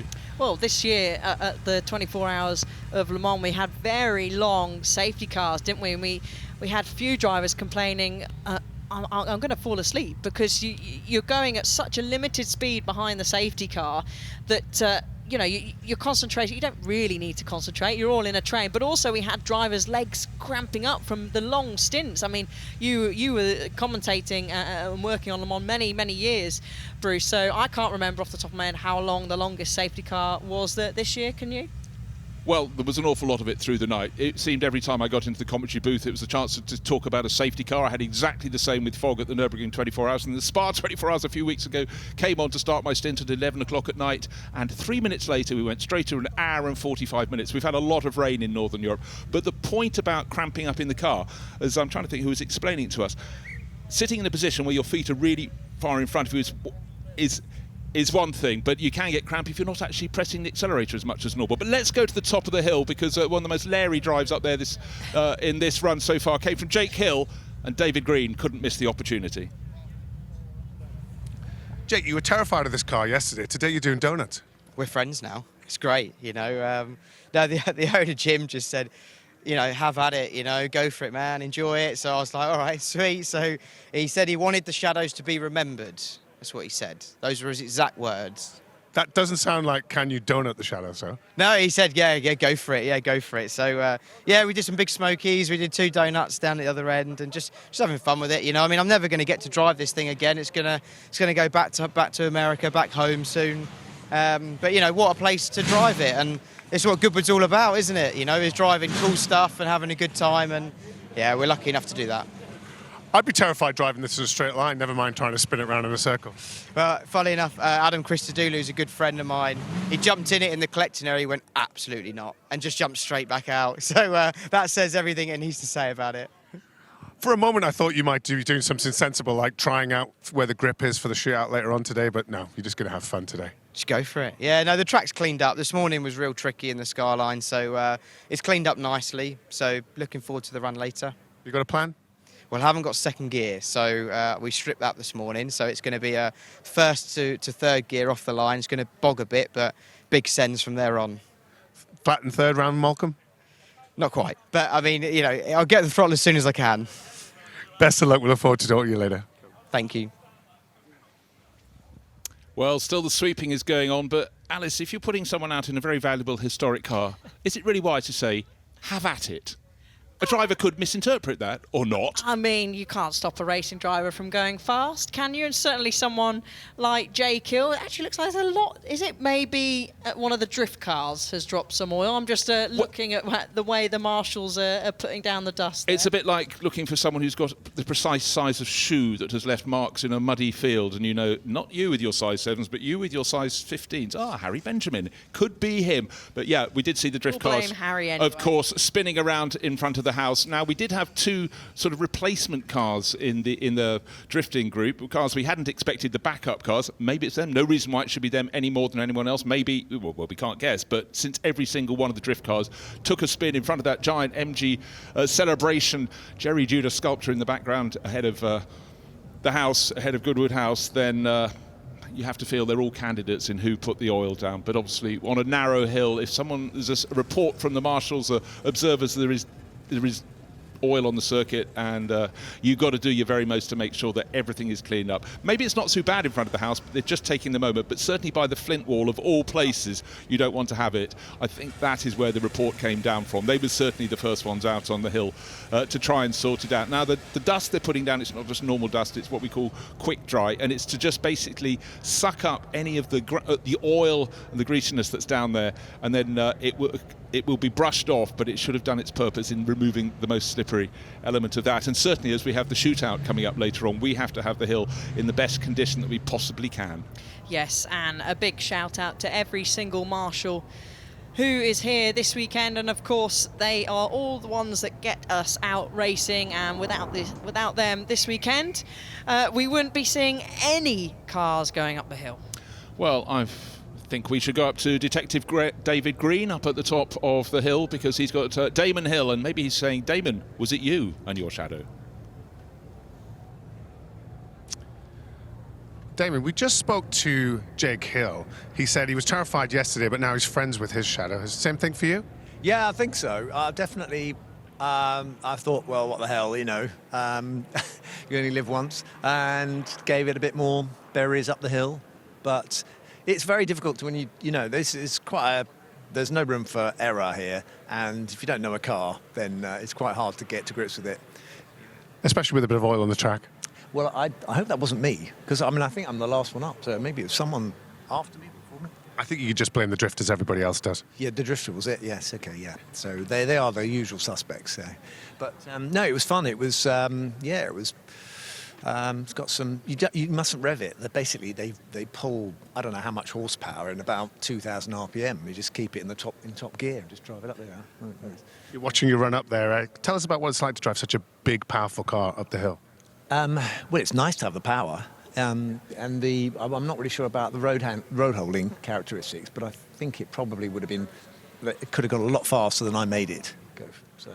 Yeah. But it's all about just giving the crowd something to look at. And these shadows do look fantastic. Having them all together here is such a thrill for us, because they obviously live in America for most of the time, but they're over here for this weekend. Well, they are definitely a story. I mean, they were in the 60s, 70s. They were very, very much a mark that made its appearance. And, you know, they look spectacular, don't they? They're all collected together here and brought over and shown off like this. And it's great to see them all in action. And of course, your father had a connection to Shadow. Well, he started his team, and he actually, his first chassis for the team was a Shadow, so it was a white one, not a black and yellow and red one, but it was the sponsors of, I can't mention the name of the brand because it was a cigarette, but basically it was... you could do that this weekend. It's called Embassy Racing. And it was a white car with a red stripe on it, but it was a Shadow, and then he moved on to other marks. But I met Tony Southgate down at the start, so you know he's obviously very proud to see all. He came up to me and said, "This is a lovely one, isn't it? A lovely car, this one." I'm going, well, yeah, I'm a bit frightened of it, to be honest. But I'm sure it'll be fine. Have you spoke to Jackie Oliver, because you said you were going to blame him for getting you into this car? Are you going to thank him now? No, I am going to thank him. Yes, it's great because Jackie was on the story right from the beginning as well. So it's another proud trip down memory lane. And he gunned it. I saw him going off the line. He drove that rather beautiful one over there, which has apparently got twice the horsepower that I have. So he's given himself the best equipment, I see. Maybe you could swap with them this afternoon. Well, they have offered to do that, but we'll see what happens. Well, it sounds like you're having a really good Goodwood weekend, as usual, and lovely to see you at the top of the hill. Thank you very much. Nice to be here. Sun's out. Well, thank you very much, David and Damon. Always great to get a perspective. We have, the hill is closed at the moment, but the reports are going up and down the hill. I think we're getting closer to that being cleared, and any oil that's been put down has been taken away. But I absolutely echo Damon's sentiments, but just want to reiterate there that we were talking of Tony Southgate at the top of the hill. He was the designer, but how busy can you be when you're designing Formula One cars, Canam cars, and some of them were done. What one has to understand back then, Alice, there wasn't a cast of thousands with these teams, and I think Shadow in the day when they were doing all of this had effectively a dozen people on board. It's quite extraordinary. And like you said, that's what makes it so impressive and so special, and I love the fact that they just thought, okay, this didn't work, so we're going to try something else. It's like with the radiators on the rear wing, like with the front wing, well, we'll just try this. Why not? Oh, that's not work. Let's move on to something else. But it looks like, to me, that the Bentley might have just got the signal to fire up there from the wonderful Marshall at the start line. So I think, Bruce, we might be getting back underway. Yeah, well, hopefully so, and definitely with the door being closed over David Brabham as part in the Bentley Speed 8. In fact, this front-on view, you could just imagine it's a Formula One car over which bodywork has been wrapped, almost like cling film. The form is there, of course, wider over the cockpit, but anyhow, it works. Any car that works becomes more beautiful. Any car that carries British racing green, of course, is plucking at the heartstrings of the British fans who go down to the Le Mans 24 Hours in their tens of thousands every year. This was a very, very popular win, but Bentley's success came, first of all, in the late 1920s, and they dominated Le Mans. It was a French event, and that was the first time the Brits really started to make their presence felt there. But David Brabham, one of the drivers fortunate enough to drive these glorious-looking cars, built up in Norfolk, as it happens, in 2003. And it was a 1-2 for Bentley at the finish. And it's a car that's certainly one of my favourites out of the history as well. And another one of Jos Racing's successes, the Audi AR10 TDI. Yeah, the TDI stands for turbo diesel injection, and this was a case that this could perfectly fit into the horseless to hybrid group of cars, but it's been because, of course, this was a step forward. Diesels didn't really have much of a history in racing. Some people had tried them in previous years, but then Audi got it absolutely to work. Now, Audi aren't only about cars in the top prototype class. The R8 LMS, it seems to have gone on forever. Sounds sensational. Listen to that wonderful note from the 5.2 litre V10. 5.2, much bigger than you had in Formula One. But Christopher Mies, long-time Audi Works driver, Mark Basseng and Darrell Young, they took the first international win for an R8 LMS, and they've been winning ever since. That was in the Bathurst 12 Hours in 2011. Evo version of this car are still winning in GT3 racing right now. So incredible. And for those that on maybe up to speed with Yost Racing, founded by former Porsche works driver Reinhard Ross in 1978, and one of the most successful privateer teams ever, winning Le Mans 16 times. Yes, 16 times. Hugely impressive, and we're celebrating the 40th anniversary of their first victory, and they got their first victory in a Porsche back in 1984. Yeah, and they started winning the 956, that then became the 962. We're looking at a 962C, an evolution version of that great car that did so many things, not just in works hands, but particularly with Reinhold Jost in privateer hands. And that's always been the way Porsche likes to go racing. Don't just keep it for a work team, spread the love. But in terms of Audi, the body shape kept changing, the livery would change from year to year, but basically the silver, the black and the red flashes have stayed true forever and a day. Differently adorned on the various cars, but Audi kept on adapting the technology, moving towards hybrid power as they worked through the years. But this is number 352, that's its works entry number. Benoit Trellier, so much success as a works Audi driver. And this is the R18 TDI Ultra, makes it sound faster. From 2011, and the bodies have really moved on from the open tops of just 4 or 5 years earlier. Now Alice swinging from Audi winner back to Porsche winner, but this was actually quite a lot of Jaguar underneath, because Porsche needed an open top car. They were running cars in the GT1 class, and they weren't too sure they were going to succeed, so they did a deal with Tom Walkinshaw Racing, and suddenly they had open top Porsches, and it worked very well with 2 wins in 2 years for them at Le Mans. Yeah, 3-litre flat 6 turbocharged engine on the one, and this is Karun Chandok behind the 348 that you can see, recognisable helmet. The Audi R8 3.6-litre V8 turbocharged, built back in 2003, and this is the Audi R8 has had great success on both sides of the Atlantic. Right, we're moving on from celebrating Reinhold Jost to the incredible career of one man, of Niki Lauda. He started with a little bit of money, managed to buy a drive in Formula 2, impressed a little bit, got quickly into Formula 1, and this car, after a one-off in 1971, nearly finished it for him. The 721X March was just a little bit too radical too soon. Maybe it would have worked in years to come.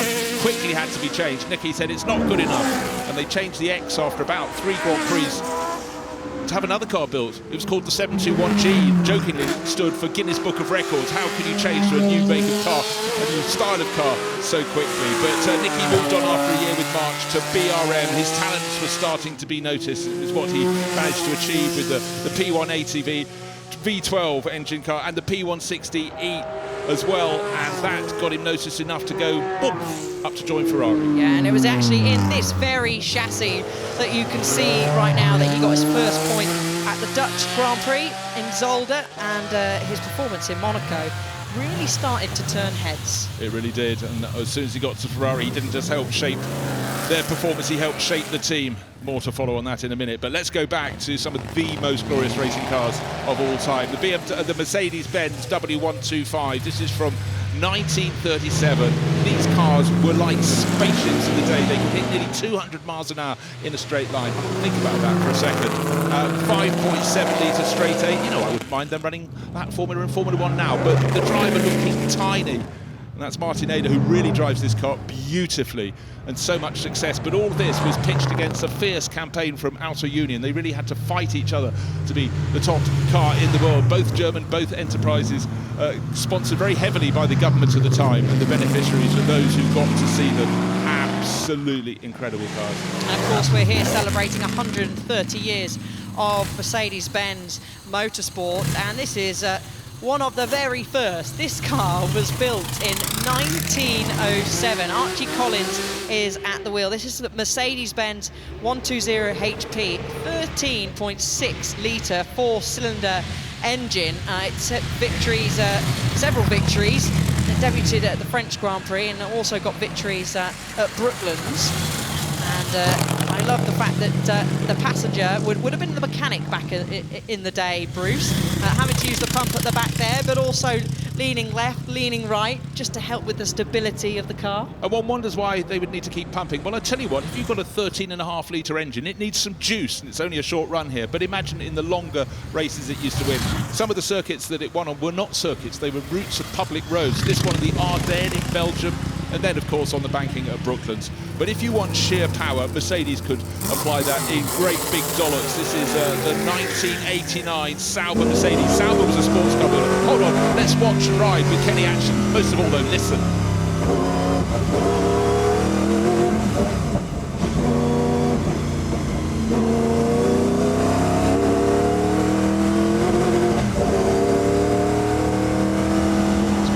Slight lift in a second. Kenny's going to have to negotiate the line. You can't see Malcolm Tillou come over that slight rise. If you haven't got the braking down, you're in trouble. But your right foot is your friend there, because Kenny Atchison's got a 5-litre turbocharged V8 motor, one of the best sounds in motor racing history. And Kenny came second at Le Mans in this. This is his own car. Oh, what a lucky boy. Yeah, what a car to own, the Sauber Mercedes. Going up on the right-hand side between the straw bales. And slightly further goes swings to the left, and then you will see, there you go, the finish line, the big finish banner, and you will get a lot of slow signs flashing to say make sure you do slow down as he'll go and chill for a little bit with David Green. So, as part of the celebration of 130 years of Mercedes-Benz in motorsport, we're gathering a gaggle of the cars together, not just the Grand Prix cars of the early days, through the Group C specials, and then towards the back of the GT3 cars and even GT2, more powerful. They're the ones that are really doing great things today. But this beautiful transporter, known as the Blue Wonder, rides up the hill. This is a Formula One car on the back. Really, you say? With bodywork, but yes, in the mid-1950s they were allowed to put bodywork on. It was a streamliner model to obviously make it more aerodynamic. It didn't work though, because the drivers struggled to place the front wheels, and at Silverstone that year, even the great Juan Manuel Fangio was clipping the great big oil drums at the side of the circuit, which that did not help the aerodynamics. No, and look at that for a shot. We've got some very early Mercedes from 1924 at the very front there, and then all ranging back through to 80s, 90s, modern day. What I think is so remarkable, you're quite right, it's the dark red 1924 Targa Florio special on the right-hand side of the screen. And it moved on so quickly in 10 years. The technology of the silver car on the left-hand side of the screen, the W25, aerodynamically it didn't look that different. It was lower, a bit sleeker, all suspension, but it was the technology within, and it was a springboard to the incredible advance just a couple of years later to the W125. We saw that going up the hill, but just, I love this moving motor show. One of the most glorious cars is just behind the second Sauber Mercedes, just going around the middle of the shot, is the very, very sleek Mercedes-Benz CLK LM that took to the tracks in the late 1990s, and very sleek. But just having that transporter at the back, it's very, very sweet. Yeah, I mean, I want one of those transporters for myself. It can reach 105 miles an hour, which I just think is absolutely fantastic. We have seen across the weekend the Mercedes AMG E-Performance, the Formula One car, out there as well in the Formula One batch. Not out with these today, but like you said, Bruce, just touching on the development and the technology. Even then, so long ago, over 100 years ago, it was developing. Oh, it was all the time. Right. You think of Niki Lauda principally as a Ferrari Formula One driver or a McLaren Formula One driver. He did also, as we mentioned, drive for March, for BRM and for Brabham, but he also raced touring cars, and in the early 70s, just the most epic battles between BMW and Ford. This is a Ford Cologne Capri, and he was driving at this point. He was moving across to Ferrari. Enzo didn't want him to race this because it wasn't a Ferrari, but he said, I need to earn money. And some of the battles that they had with the very top drivers racing these cars on circuits like the Nürburgring were truly magical. Some of my favourite photographs, it's probably the sweet age for me, but you have to agree, it looks very, very crisp in Ford Motorsport blue and white. It does, and I can picture Niki driving this right now. Just imagine, obviously I wasn't there back in 1973, but I can certainly imagine the hands at the wheel of Niki Lauda. Yeah, well, what they did, both Ford and BMW, they really put a lot of investment not just into the cars, but into youth. So you had a whole host of young drivers. Hans-Joachim Stuck is here this weekend. He was one of them. Jochen Maas as well. They had epic battles, and Nicky being nothing but fair, he took victories in this Ford Cologne Capri, as they were known, and also the rival car, the BMW 3-litre SL Batmobile. So he picked and he chose, but he got to drive some cars that at certain points in history just stay great because the machinery was so amazing. So that's that batch coming to a conclusion, but right at the front we have something that is going to lead us into the MG celebration. We're celebrating the centenary of MG here at Goodwood's, and the car that made the family connection to the mark from Morris, the Morris market. Morris Garages became MG, and the Duke of Richmond and Gordon, his grandfather Freddie March, dropped out of university to become an apprentice in engineering up at Bentley, but he started having success on the tracks, and his greatest win was in one of these cars, an MG C-Type, small engined, but he went and won the Brooklands Double 12. But let's take a look at some video roll of the MG history.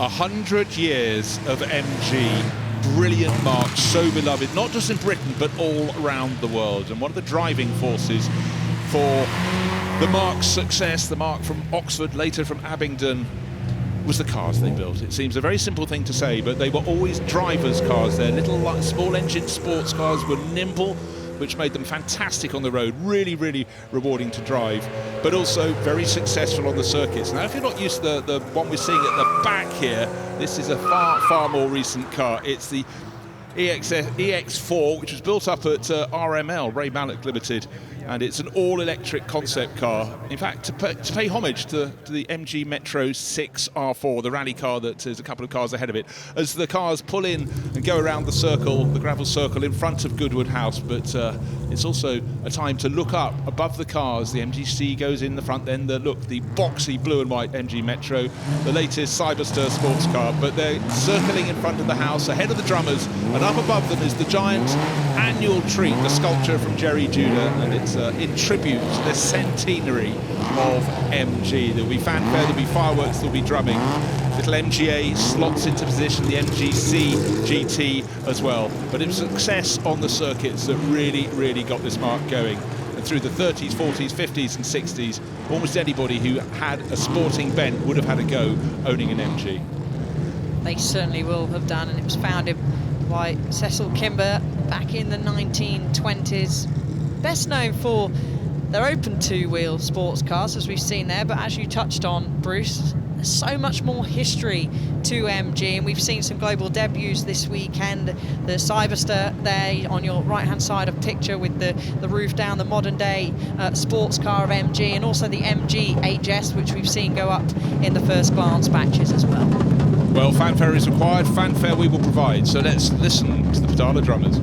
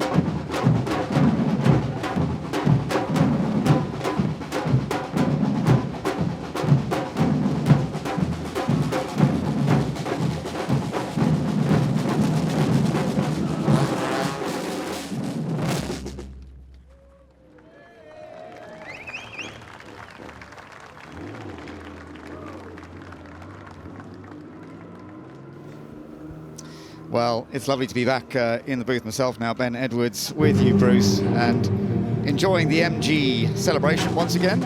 The drums have been doing a bit, and we'll get a bit more from them actually, because they do a couple of great passes where they come out to the crowd and then head back in again.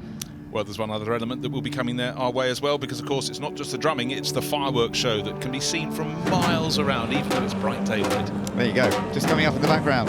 Let's absorb the vision and the sound.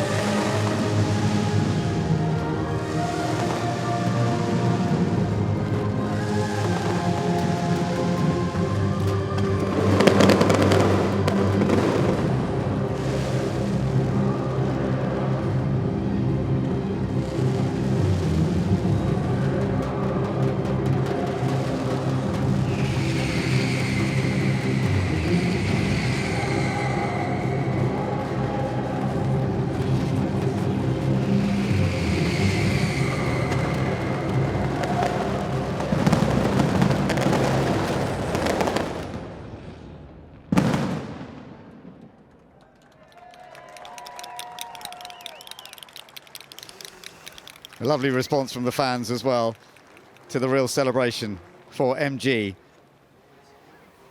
And the drums are about to head back once again.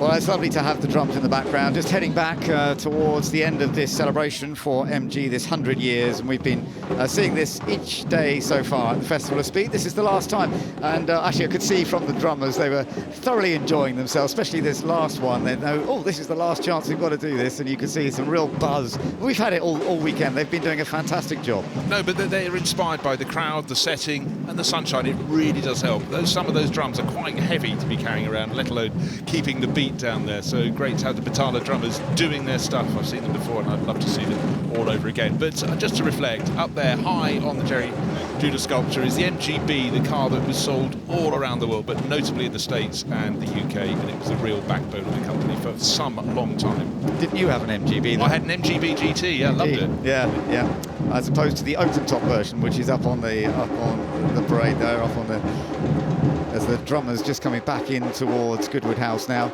But yeah, and the Cyberster, which is the other car up there, of course, is the most modern version of all. This is the sort of new element of MG. It is under new ownership, but they are taking some of the history of MG and taking it forwards. No, absolutely, Sue. So the essence of open-top motoring, but with a lot more horsepower, because of course now it's an EV. Well, Bruce, you mentioned earlier, let's take a look at this, because there was great history between both MG and the Duke of Richmond. My grandfather Freddie March, is the reason why I became interested in motorsport. He founded the circuit at Goodwood in 1948 and used to take me to watch the racing as a young boy. Those early experiences cemented my lifelong passion for the sport. He had always been fascinated by engineering, everything from model making to aviation, and discovered motorsport in the late 1920s. Having graduated from speed trials to circuit racing as a driver, he formed his own team, just as MG was releasing its latest racing car. He was particularly drawn to clever, lightweight engineering, so the new MG C-Type was a natural fit.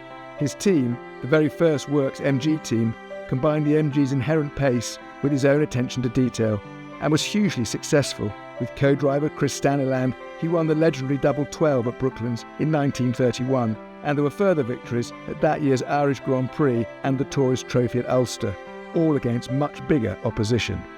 Freddie would ultimately become more well known for founding the circuit here at Goodwood, but that might never have happened without his own experiences in racing.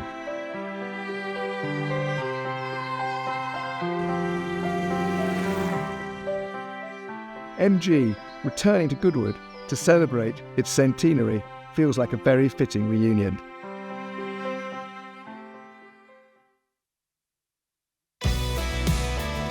So, Bruce, we're just going to take a look back at some of the highlights of that previous session. We're just hearing the cars going down the hill, particularly the drift cars, but we had a great variety. We did, and I just love seeing Tom Christensen. Here he is, 9-time Le Mans winner, just reunited with yet another car in which he's had success at the South. But the comparison could not have been greater. Tom would keep that in a straight line, but the drifters, including Axel, just did a fantastic job. Sideways was everything. That wasn't quite a sideways where it wanted to go from Baggsy, but he got it together going into Moulton and carried on up the hill. It is always wonderful seeing the drift cars here. They put on such a tremendous show, and they do this. They've just been doing a little bit of the same, going back down the hill actually. Some interesting cameras they've put on them this weekend as well. They don't always last, but hopefully they've got some fantastic images if you can see through the smoke. And then we got into the shadow celebration, whether it was Canam cars, Formula One cars, such a tremendous history of that American team.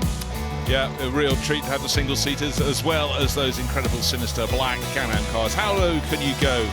How much money does it require? Up come the air brakes. That is a way of stopping a very sleek car when you get to a corner. And I love the way the driver in that car will have to have his feet at the sideways. They cannot be vertical, they have to be horizontal because it's so low. And if you want grunt, Mercedes always big fans of that, and the Sauber Mercedes Group C cars. We had two of them, the C9 and the C11 going up the hill, and all the power. But celebrating Reinhold Jost in remarkable run of successes at Le Mans. The Porsche cars he used to run, the 962C, among some of the most successful. Yeah, it's a tremendous team that has been successful with different manufacturers, whether it's Porsche, Audi. But we also celebrated the 130 years of racing with Mercedes, and it's been wonderful watching the older ones and the newer ones. Let's go up to the top of the hill once again and join David. Tom, I heard you just go up to Damon and said he stole your car. Yeah, no, I mean, it was I drove the car at the members meeting, so we were just talking about the experience of driving these Canam cars, where in a way everything was possible. I mean, it's still quite a young car, but was not so regulated. So of course, when you look at the different chassis over the time, not here alone the shadows, I mean, the mind of the engineers then, I'm just talking down before in the assembly area to Tony Southgate, and obviously it's very much part of the design of the car. So I don't know. I think really good espressos they were on back then, the engineers. Yeah, definitely. I think they were up too late, I think. Or any other substance maybe in the 70s. Well, I don't know what you're talking about, but you're right. They had a carte blanche. You know, it must have been a much broader canvas that they could use their imagination on. So, and that's why you got these. We were saying we were calling it ridiculous front wheels on that car over there, but I'm sure that's insulting to a designer, isn't it? Really, but yeah, they certainly want to get everything down. Center of gravity, smaller wheels. There's no doubt that the freedom of not having regulations. I mean, talking to engineers of today, where the formulas are so heavily regulated, they don't speak fondly about regulations. And they would have had a great parties in the engineering office back in those days. And now bringing one too, he was probably knocking on the door to the engineering office those days, Jackie Oliver. Jackie, we're talking about, in the days when anything goes, you open the taps, just let everything go. Someone like an Adrian Newey let loose with those sort of Canam rules, it would be fantastic, wouldn't it? Yeah, the guys now have got to take instructions from the pit wall. I mean, if someone had spoke to me, I don't know about you, but you used to do it, and even with your Le Mans program. But I mean, if someone spoke to me... We just had a rather expensive small touch there.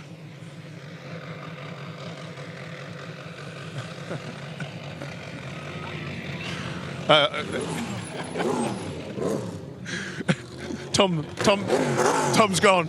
Tom's gone. Carnage up in the paddock here. I think we better let them get back to it.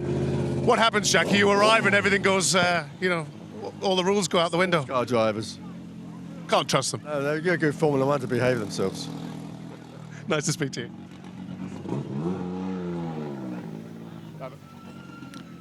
I know someone, if he did that, he'd say, "Ooh, I bumped it." But a little clash there, and David Brabham looking crestfallen. Perhaps he has to pay for any damage to that fabulous Bentley, well, slightly less fabulous Bentley Speed 8. I'm sure it'll all be sorted out amicably. It is, after all, the Goodwood Festival of Speed. It is. It's all part and parcel, and thankfully, actually, we haven't really seen much damage as yet, touching wood and all that.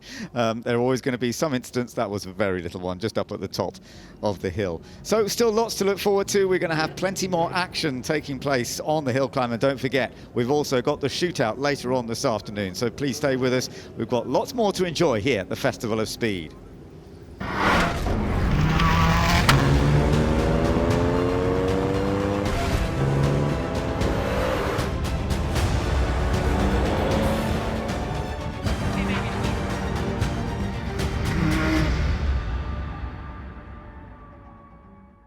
What a great ride from Tom Marquardt on Quickthorn, who wins the Africa Goodwood Cup.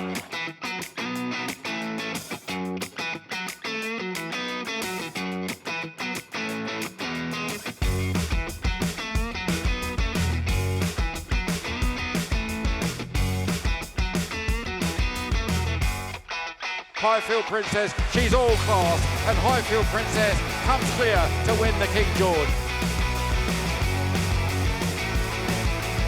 Paddington from Bathurst to Bowen, the run towards the line. It's Paddington, he's still going to be unbeaten this season. He's going to win the Sussex Stakes.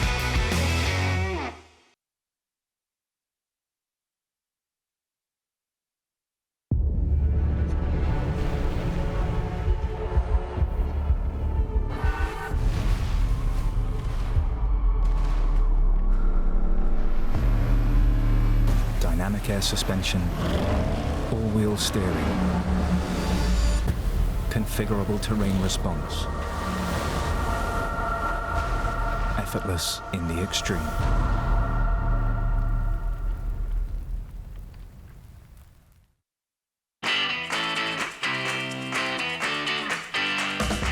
You're never too young to fall in love with classic cars. It's a passion that lasts a lifetime, and it's a passion we share. Backed by over 75 years of motoring experience, Goodwood Classic Solutions is a unique new way to ensure your pride and joy. Goodwood Classic Solutions. It's a passion we share.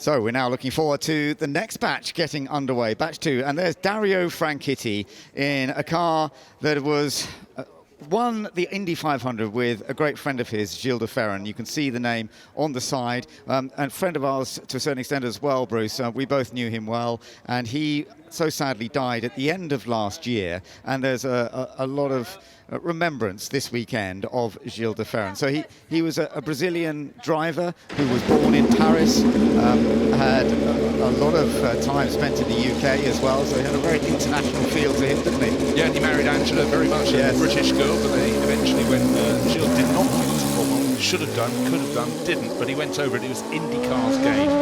Just raced for the teams at the tail end of the grid. He worked his way up to start winning races and moved to Penske, and he won the big one, the Indy 500 in 2003. And for Dario, this will be a very moving moment for him. It's great. And of course, Gil didn't just stop at that point. He ran his own sports car team. He got involved with Formula 1 teams, notably with BAR, and then most recently with McLaren, where he is hugely missed for not just his wit, his humour, but his technical brain, but just his sheer ability to inspire people. Absolutely, he did have that tremendous way with people. And Andrea Stella was talking to Harry Benjamin earlier today about some of that and how sad that they've lost him from McLaren, because he was very key to helping them build the team up, and we know how strong McLaren is now. So sad that Gil de Ferran is still not a part of that. But before those years, as you say, he was an absolutely brilliant driver. He raced quite a lot here in the UK. He raced Formula Ford back in the late 1980s. He was in the RAC and SO Formula Ford 1600 championships. He dominated the British F3 championship as well in 1992. A great part of his time in the UK. And then tried to go to Formula 1. It never quite happened, but his success in America, of course, was absolutely brilliant. And that, on his driving side, it's lovely to have seen Indy 500 winning car. Now, we've moved from Indy 500 to rally work. Now, Juha Kankkunen is the man in charge of this Rally 2 campaign from Toyota. They've built the version of the Toyota GR Yaris. So this isn't the top level Rally 1 they compete with in the World Rally Championship. This is the one for semi-professionals at that slightly lower level, although it gives drivers the chance to really show what they're capable of doing. Look, I mean, motor manufacturers go competing in motorsport because they want to sell cars, but this is a very good way of doing it. All of motorsport is like a pyramid, so you've got the point of the pyramid, which is Rally 1, much broader base, which is Rally 2. Lower level of performance, but a way of bringing on the best of the young drivers. And these cars, Ben, just so dynamic. You just see almost as wide as they are long. They bob, they dip, but they seem to have so much grip. They do. No, it's a beautifully designed machine. This is the hydrogen powered Yaris, which is, of course, the most modern style in many ways, as Toyota have been doing a lot of work on using hydrogen fuel.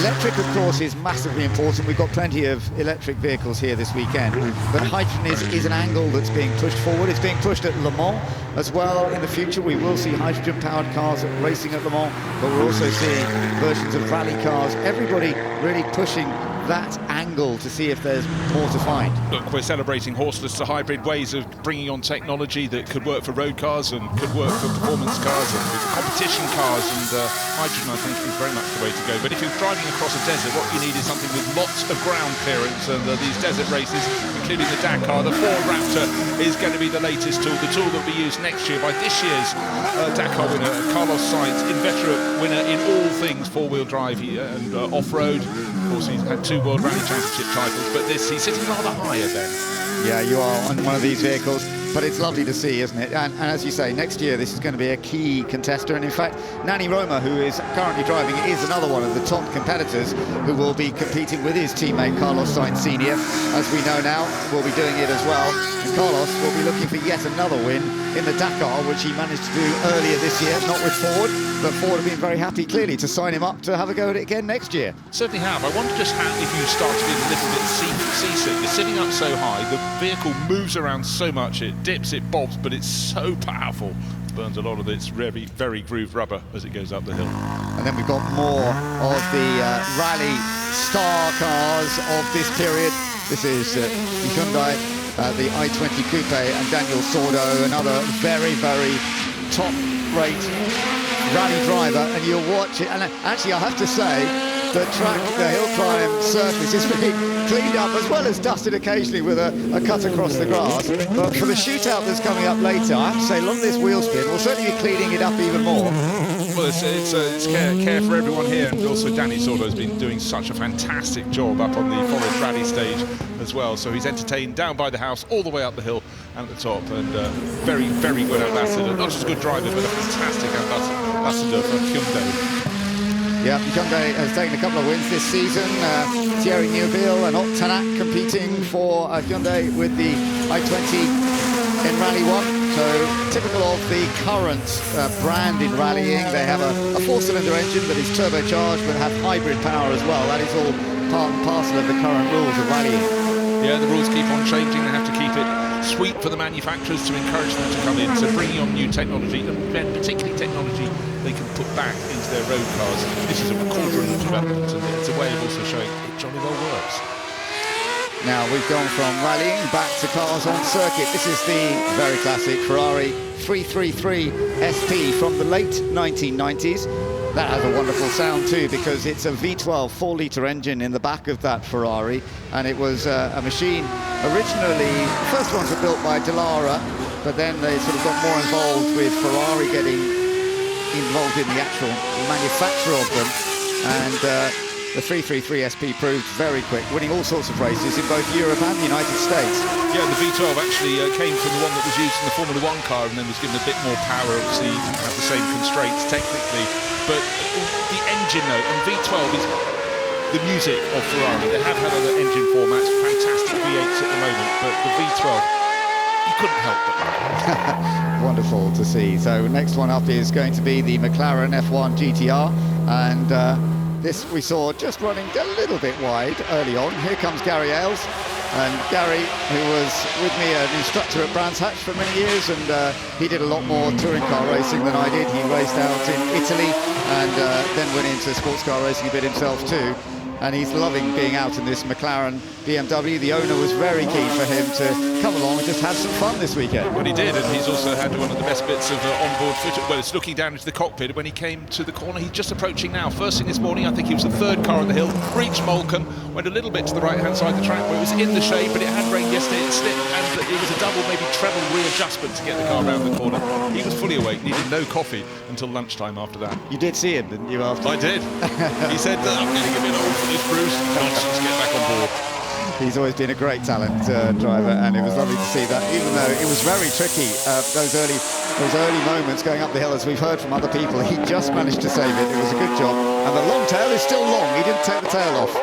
No, a bit more to take off, but that was made long for succeeding. Once it went racing, this was never built as a racing car, it was built as a road car. The early owners loved these central seated cars. You can have three people in, the driver in the middle and either side set back. And they said, please, right, let's go racing. They did go racing. They went to one in France, and they jolly well won it. It was the Le Mans 24 Hours, and the long tails followed afterwards. But of course, Le Mans is always the target for people who go into sports car racing. This is a Maserati MC12 GT1 6-litre V12. There's a bit of a theme here. Great engines doing good things. Yeah, you're absolutely right. That's part of the fun and games, these V12 engines that were very characteristic at this sort of period. So this was mid-2005s that this was doing so well, contesting Italian Championship and actually in the major World Championships as well. The Maserati MC12 was always an extremely competitive machine.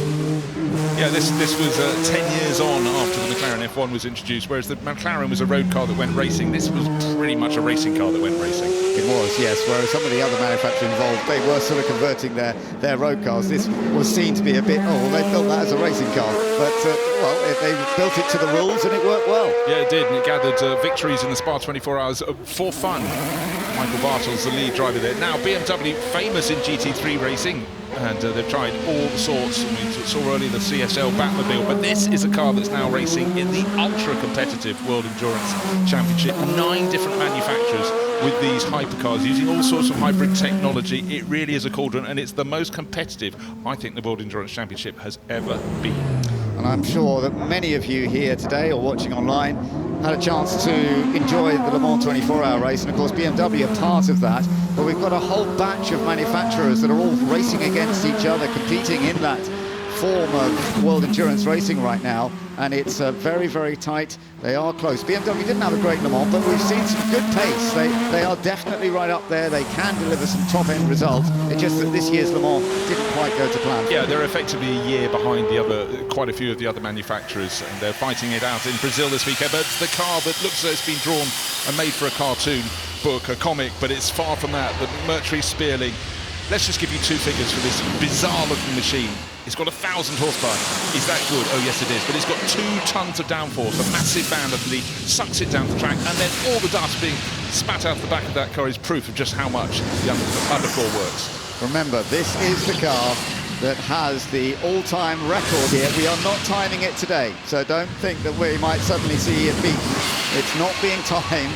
But Alex Summers, who is an extremely experienced hill climber champion here in the UK, he is massively rapid with this little beast. It's so powerful, it produces so much downforce. It's in a world of its own. If it had been doing the shootout today, I'm sure it would have won, but they haven't been allowed to do it this time. And we are in for a close competition because there are some very different types of machinery that will be competing against each other. And its performance is so fast, you think the tape was put on to fast forward at various points of that run. But let's move back in time. We like our Ferraris. This is the Ferrari 512 BB LM Berlinetta Boxer Le Mans, so it's the long bodywork and a fabulous car.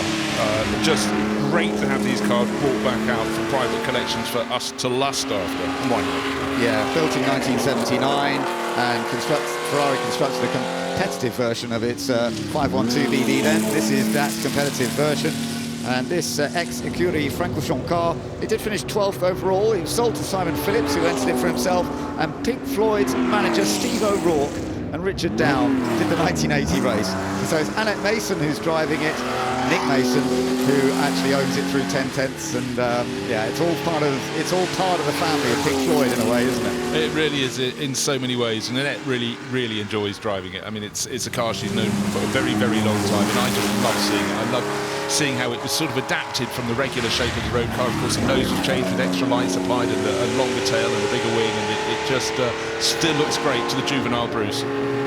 Yeah, very, very impressive to see. And just coming up to the final part of the hill, that one I don't believe is going to be in the shootout later. We've got a batch of cars from all eras that we are enjoying here this weekend, the horseless to hybrid, from the very early 1900s right up to the very latest machinery that will be going through into the shootout.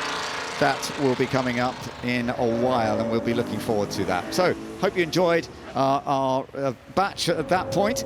We didn't see quite so many of them on this time, but still a lovely mixture of machinery, and we're going through others as we go through the rest of the afternoon, but definitely building up to who's going to set the outright pace. And of course, we did just see the McMurtry Spearling going up there very quickly, but as I mentioned, no time set, so we can't give you a figure for that one, but we will be giving you some figures for some of the other rapid machines, like the Ford Supervan that set the pace yesterday by just 1/10 of a second. So we're going to find out how close it's going to be later on when they do the final runs up the hill. And of course, there are different classes as well, and we'll see different winners, for example, in the pre-war class, to those that will be going for the outright victory in the Festival of Speed shootout.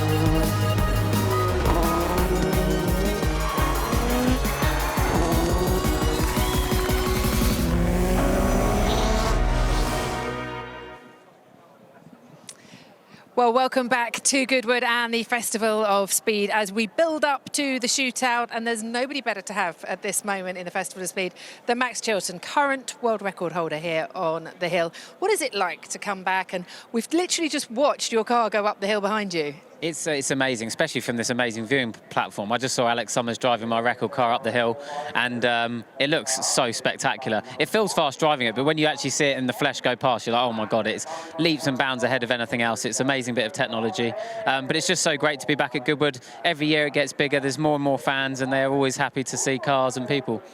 Any nerves that someone might break your record later today? Anything in the shootout, I don't think has the ability to do it. So I think the only car that could probably do it is our car.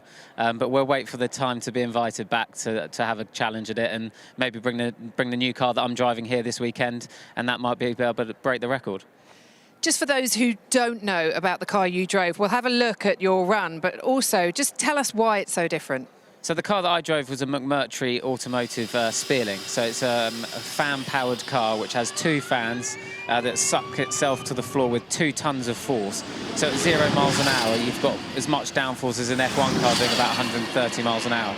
I'm on a tight, twisty hill climb circuit like this, or not circuit, hill climb, gives you unbelievable performance. It's got 1,000 horsepower, rear-wheel drive, and it is just glued to the ground. It's basically like a Scare Electrics car in reality, and the sensors on the body are spectacular.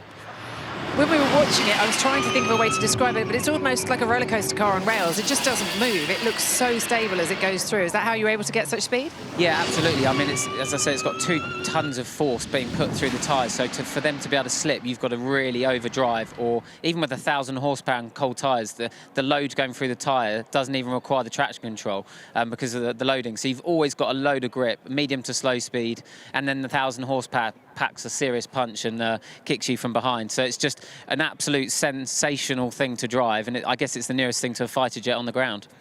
We've got a couple of teams that have brought cars this year, or vehicles, I should say, deliberately to try and win this hill climb. What's that like? Because we know there are manufacturers here who are now just purely designing cars because they want this credibility. They want to be able to say they've won the hill climb, the shootout. Yeah, absolutely. I think the cars that we've got on show this weekend that are trying to sort of at least win the event are the Supervan and the Subaru rally car. They aren't designed to break the record, they just haven't got the performance. They're a good number of, I think, 4 or 5 seconds away from my record. But they're both, interestingly, super close. Every run that I've seen this week, they're like within 1 or 2 tenths of each other. Both completely different sort of creations of how to do it and approaches, but it'll be really interesting to see who snatches it later on. The Supervan's on slicks and the rally car's probably on wets, I believe. But the rally car can chuck it through the grass. The Supervan has to be neat and tidy and keep it on the black stuff. I'm really interested in how all the drivers who come here, it seems to be such a badge of honour to win the shootout. So just tell me what that moment was like. It was something which I wasn't expecting, everything that came with it. I knew it was a great thing to break the record and how big of an achievement that is. But it's such an amazing moment from when you get to the top of the hill and you find out you've won it, coming down, being led to the front of the house, and then being awarded the trophies and all the prizes, champagne by the Duke and Duchess, is just incredible. And it was a beautiful day that day, and I'll never forget it. It was just a lovely event, and it's so different from what any other racing drivers usually experience. Hill climb's not what we do, but here it's so different from any normal podium at a racetrack. It's just a beautiful place in West Sussex. Do you get the keys to the house now? Oh, one day, maybe, one day. All right, thanks for the moment, Max. It's not just about the shootout, of course. We are celebrating a lot this year. It's 100 years of MG. It's 130 years of Mercedes Motorsport. But today has been all about Red Bull, 20 years of Red Bull racing, and how much have they achieved in that time? Another victory lap for Max Verstappen, who is on his way to win his 34th Grand Prix since Bahrain 2022. Red Bull have a different way of operating with the emphasis on people being themselves. When you look at some of the other projects that Red Bull are involved in, the extreme sports, we're tremendously proud to carry the Red Bull logo. It's become iconic in Formula One. If you have a will and if you have an idea, exciting things are possible. You know, I didn't want to let him down. Did I feel ready? Probably not. People saw Red Bull as a party team, and then we're third, and that was the first podium for the team, so it was a massive achievement. Sebastian Vettel went right into the side of Mark Webber. Uncomfortable as it is to call that between those two guys. What the f*** are we doing here? This is silly, Seb, come on. Sebastian Vettel, you are the world champion! Thank you, boys. Unbelievable. Gonna get it while you can? Yeah! I need a drink. You have a beverage problem. I got damage. Got damage! Power! Well, mate. Oh, could have done that after that one. This is how we do it, man. This is the Mexican way. Checo is a legend.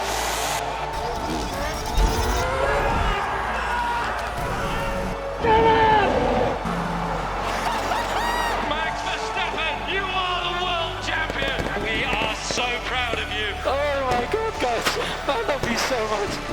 Max Verstappen wins 19 Grand Prix in a single season. That's history. It has been an absolute privilege watching you drive this car that's been built by a team of brilliant people. Literally ludicrous domination. You guys built a rocket ship of a car.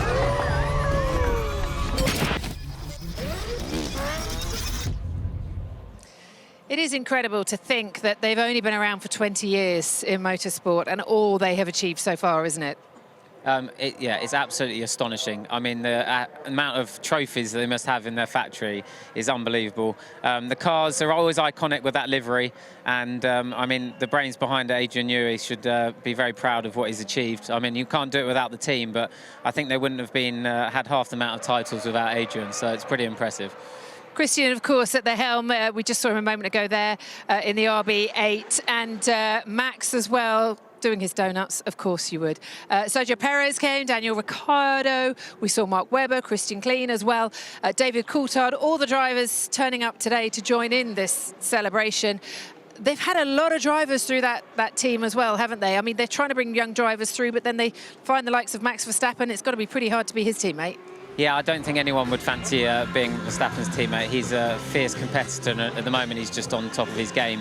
But it's amazing what the Red Bull Academy over the years has brought through to the top. You know, Vettel and Verstappen are you know, going down as absolute greats, and I'm sure they've got more in the pipeline. They go from all the way from karting all the way up, and it's been amazing in my last 22-year career to see you know, the ones that pick and make it and then they drop. But sometimes they drop them and bring them back, which I always think is quite an interesting move, but it works as well. So it's really impressive, and it's really special to have Max here today as well. Yeah, well, this is him going into the house earlier on today, and upstairs, once he was in the house, he spoke to Karun Chandok. Max, the Duke of Richmond takes great pride in trying to have as many world champions here. This is your first time. Let's have a huge cheer, first of all. How have you enjoyed your first Goodwood experience? Yeah, it was great. I mean, to be honest, every year I watch it from home, but it's great to be here, see so many people as well, and at the same time also, you know, see so many different cars every single year. You know, I love racing, I love cars, so yeah, it's a great event, and it's great to be here today. You got 3 Brits chasing you. We saw last weekend. Does it give you more satisfaction to have these sort of championship battles where it's tight and intense? Yeah, I mean, in general, it's just great to have you know, so many fantastic drivers in Formula One, and yeah, making it difficult to win. I think everyone was waiting for that as well, and that's definitely what Formula One fans want, you know. So to have this is great between so many different teams as well. Probably with the new rules, it will be a bit different again for the first 2 years, but yeah, we'll see. But it's going to be a great rest of the year. Now, have you seen the revival? Do you know about the revival? Do you fancy coming to have a play? Yeah, I mean, I've seen Adrian do it, but most of the time I think he is driving the cars a little bit illegal. He's tuning them himself. I think they have a bit more grip than other cars around, but yeah, we'll give it a go. Maybe together with Daniel, will be good fun in one car. Ooh. Oh, you two could be teammates. Imagine that. Max Verstappen, Daniel Ricciardo, and the RACTT. Where's the Duke? We need to get this sorted out here. This is going to be amazing. Great moment for them, and actually I feel like everybody here today went to watch that balcony moment. The crowd was immense. Yeah, I actually was timing my walk back from the supercar paddock really badly. I was thinking, wow, this is a lot of people, and I had to sort of smuggle my way through. But it's always great to see the turnout of Formula One drivers that come back to the Festival of Speed every year. I was actually teammates with Daniel Ricciardo in 2009 when he was very much on that Red Bull journey, and I've seen firsthand how it all works, and it's pretty brutal at times. They can be, Dr. Marco's, you know, quite intense sometimes sometimes on the phone calls, but it pushes them and strives for success. And they've really created some amazing drivers over the years, and something they should be very, very proud of. Realistically, it's an energy drink, and they've now become, automotive world champions and making amazing cars at the same time. Very true, very, very true. Well, it's not just Red Bull here from Formula One this weekend. Lots of the teams are represented, and earlier in the week, Karun went for a little tour around the F1 paddock here. Hello, I've wandered down to the F1 pit lane. Let's have a look. They aren't here yet, but I don't think they're here this weekend, but there's lots of cars. So down here at McLaren, they always support Goodwood with a fantastic lineup of cars. This year we've got the 1991 championship-winning MP46 driven by Ayrton Senna, and we'll wander along a little bit this way. Come with me, JD, because they've got some fantastic bits of kit. They've got obviously the current 2024 car. You can see just how big it is. But look at that. It's a rare opportunity for the fans to see the 91 championship winner under the skin without any of the bodywork on. If we come on up this way, you'll see McLaren, always big supporters of the Festival of Speed. You've got Emerson Fittipaldi's 1974 championship winner, as well as Johnny Rutherford's IndyCar, which McLaren obviously have come back to IndyCar racing in recent years, famously with Fernando Alonso, but this is where really we saw the original Papaya car running in all its livery. Now let's go from one big iconic Formula One brand to another, Williams. Across the pit lane here, we got Alpine up this way as well. They've got some of their development drivers. Kush Maini is in one of them. Let's pop along here to Williams. Come this way. I'm going to lift the barrier. Sorry, pardon me, I'm just going to squeeze through. Hello. We're just going to follow the camera through. I'll just do that. So Williams are running 2 cars this weekend. They've got a static display of some other brilliant ones, including the 97 championship winner driven by Jacques Villeneuve. I'm actually driving that 2004 Juan Pablo Montoya car on the Friday, and this fantastic FW8 is the championship-winning car from 1982. The Montoya car is the big BMW engine, by the way, 954 horsepower, 19,800 RPM. And guess what? If you're listening, you'll hear all of it, because we are running the engine to full revs here. Should we keep wandering up? Because we've got, as I said, Alpine up ahead. I'm going to sneak out. Where can we sneak out? We'll sneak out this way. There we go. Come on, we'll let the camera out. There you go. Come around this way. Alpine across the road. And they are running, looks like a show car from, looks like a 2 or 3 year old show car that they are running. So that's a good bit of noise, hopefully. And then we got Ferrari up here as well. So Ferrari, they've got such a huge range of cars that they've got, from the sports cars and the Le Mans cars and the road cars and supercars and all sorts. But look at this, Michael Schumacher's F2001 Ferrari. This is, if for anyone who grew up watching the Schumacher era of cars, you'll remember this. This was a beautiful, beautiful, simple yet elegant design where he won the championship. You've got some of the more modern ones here, and you can just see, this is what I love about Goodwood. You can see the contrast between the modern cars, how big they are, and all the flick-uppy bits and the detail around the front wing that you see there, in contrast with the older ones. Let's just move along here. I can see there's a Kimi Raikkonen Ferrari up here as well. This is the 2007 car. Ferrari's last World Championship win, by the way, still. Drivers' World Championship win. That was Raikkonen in 2007. And look at this, the Le Mans winner.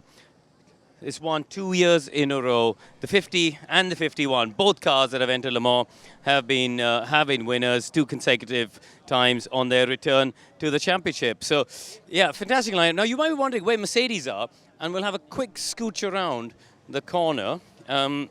Just see, they are actually hiding over there. So if we just wander this way for a minute, Toyota, a big presence here with their rally cars and stuff as well. But Mercedes have come here this weekend with a big presence of not just the F1 cars, but the reason they're in a different paddock is you've got a whole load of other things as well. You've got the DTM cars, you've got the GT cars, you've got all sorts. We'll just pop along here. Pardon me, sorry. Yeah, look across the road. You got the CLK LM. You got the Group C Le Mans car over there. And then we'll just sneak the camera in. We'll have a quick look in here. And look at this. This is a brilliant opportunity, once again, for all of these fans here to look under the skin of the Mercedes Formula One car.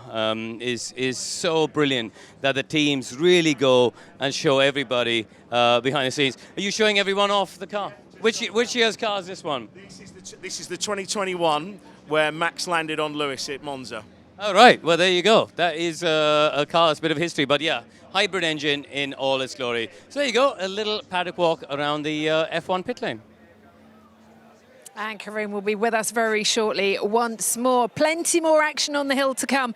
The shootout is not far away now, and up next we'll have F1, Isle of Man TT and dirt bikes as well. Stay with us.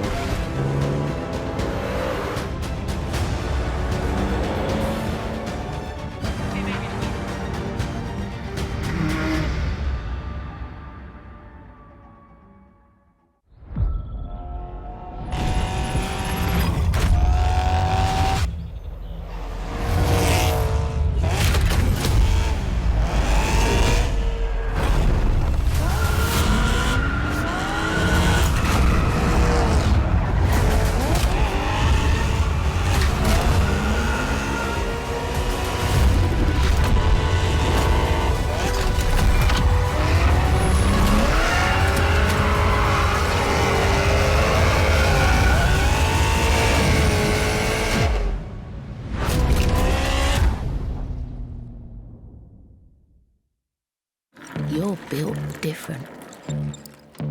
Breathing new life into broken. Taking matters into your own hands. Assembling big dreams from the small things. Never stopping until you find the right part at the right price. That's the eBay way.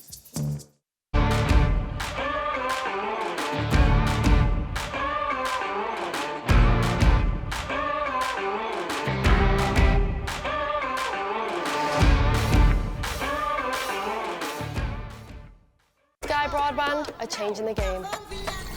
We live in a society where 47% of UK gamers are women. Yet they only make up 5% of esports pros. This needs to change. 2 tournaments, 1 final. They're UK's first of its kind, with pro contracts and Sky full fibre on the line. We're on the lookout for women on their path to pro. Join us and compete in Races E-Series, Soccer E-Series, all leading to secure a place at the Women's Esports Finals. Sky Broadband is built to power the pros. Okay, burn it, burn it, burn it! Everyone's in vintage clothes. There's cars. If you're a petrol head, you're going to absolutely love it. One thing Goodwood's done this year is saying, look, rather than throw things away, let's reuse things and repair them. I always say to everyone, whether you like motorsport or not, you won't have a bad time. It is the best event in the world. Attention to detail is like nothing else. It's the shopping, it's the fanfare, it's the look, it's the period aspect. That is what the Goodwood Revival is. It's just a fantastic day out.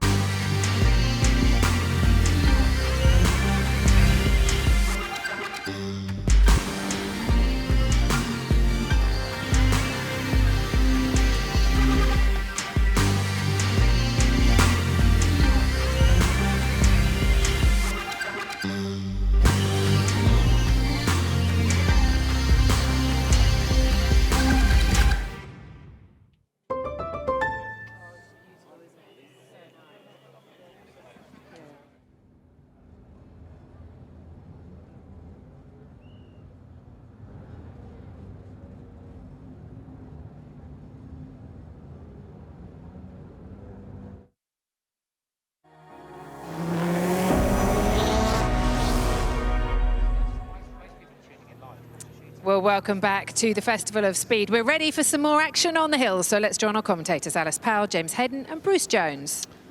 Well, I can't offer you a driver, but I can offer you an autonomous racer, a car built in the States. And let's just say that again, James. Have they done this on bikes yet? A bike with no rider? They haven't. Single-seaters with no drivers? No, they haven't. I don't know whether I look forward to that day or not. So, look, listen, we've watched this car over the course of 4 days here at the Festival of Speed. No driver. It's the IAC AV24. It made its debut in Future Lab last year. It's feeling its way up the hill. And what we've noticed, James, this goes uphill. It's actually a timed run. They're allowing, with each run, it's allowed to go a little closer to the edge and therefore find the faster runs. The technology in it is so clever, you know, it really is. And you can see how much more visibly quicker it's got than its first run, as you say.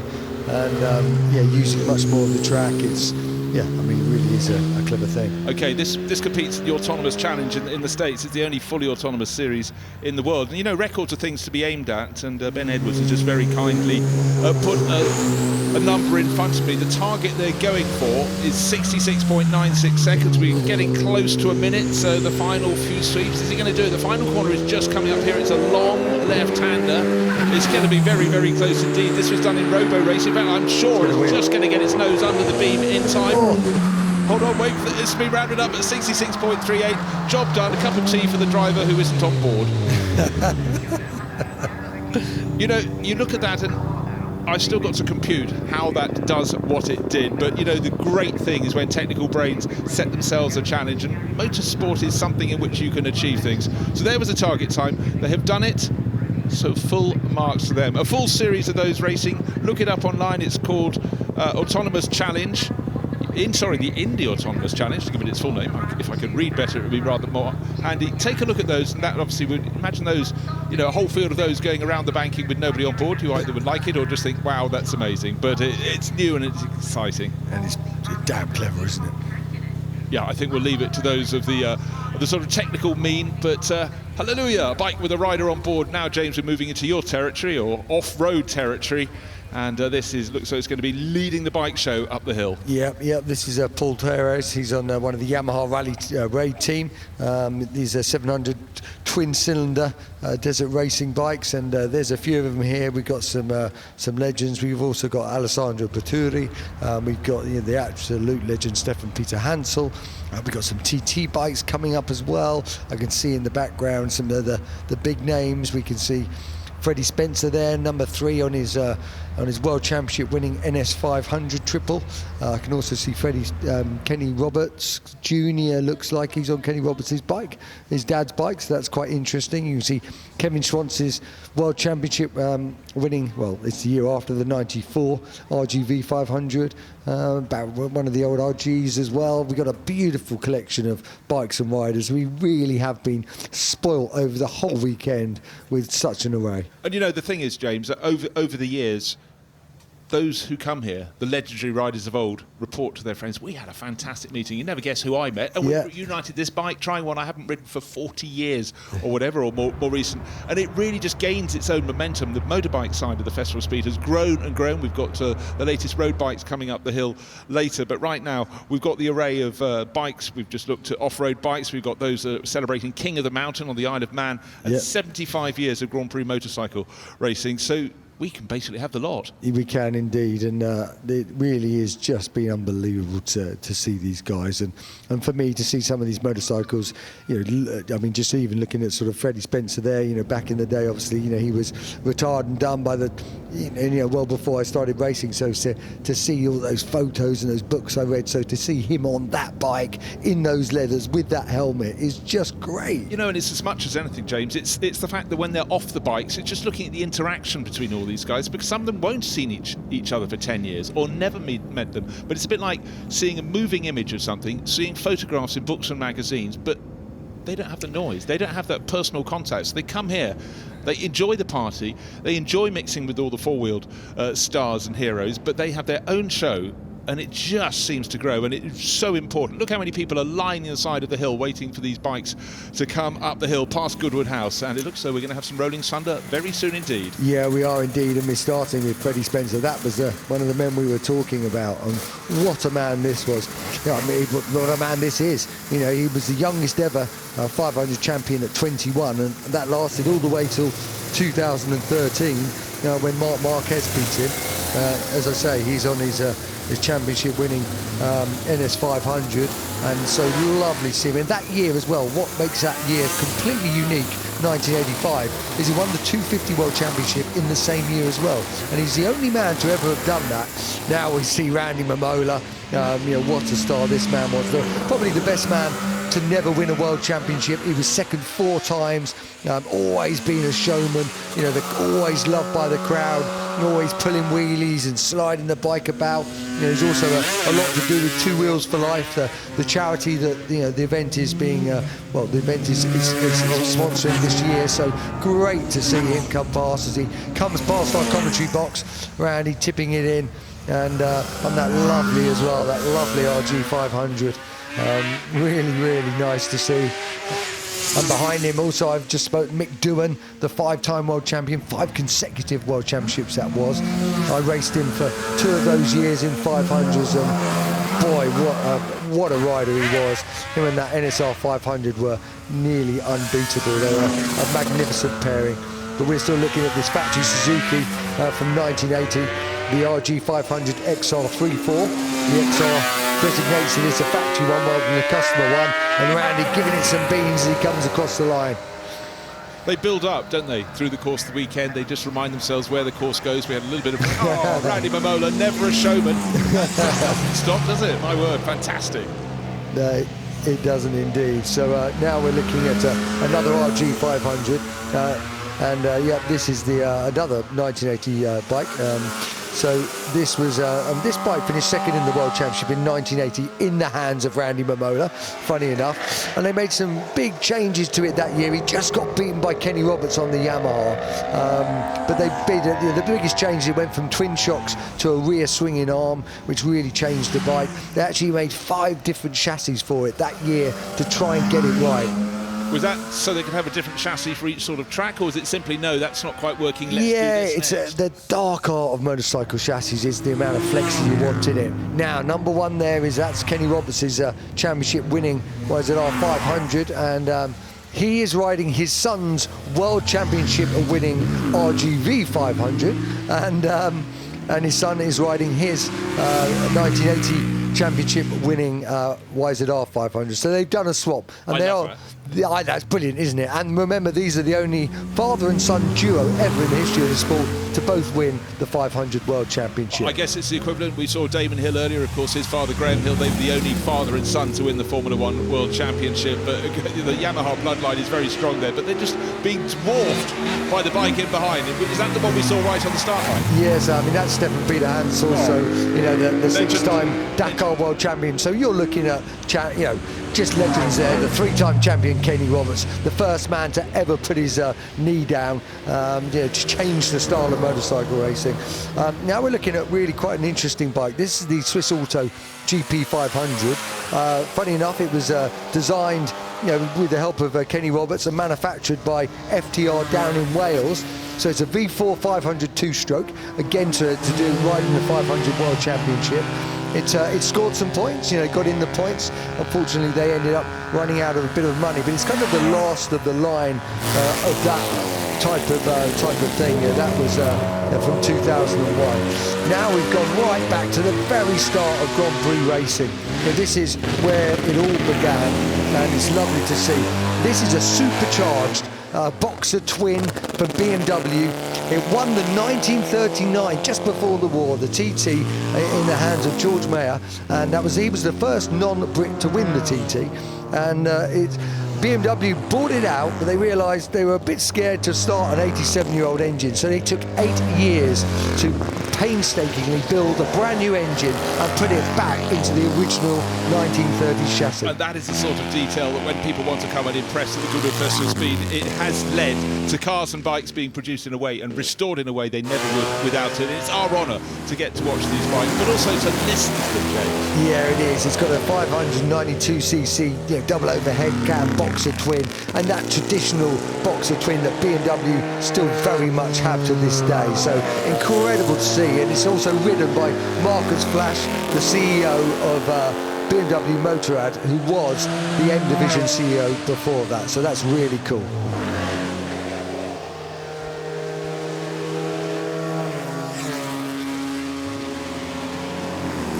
And out of the shadow to the top of the hill in the sunshine, but the sun is shining at the bottom of this hill climb run.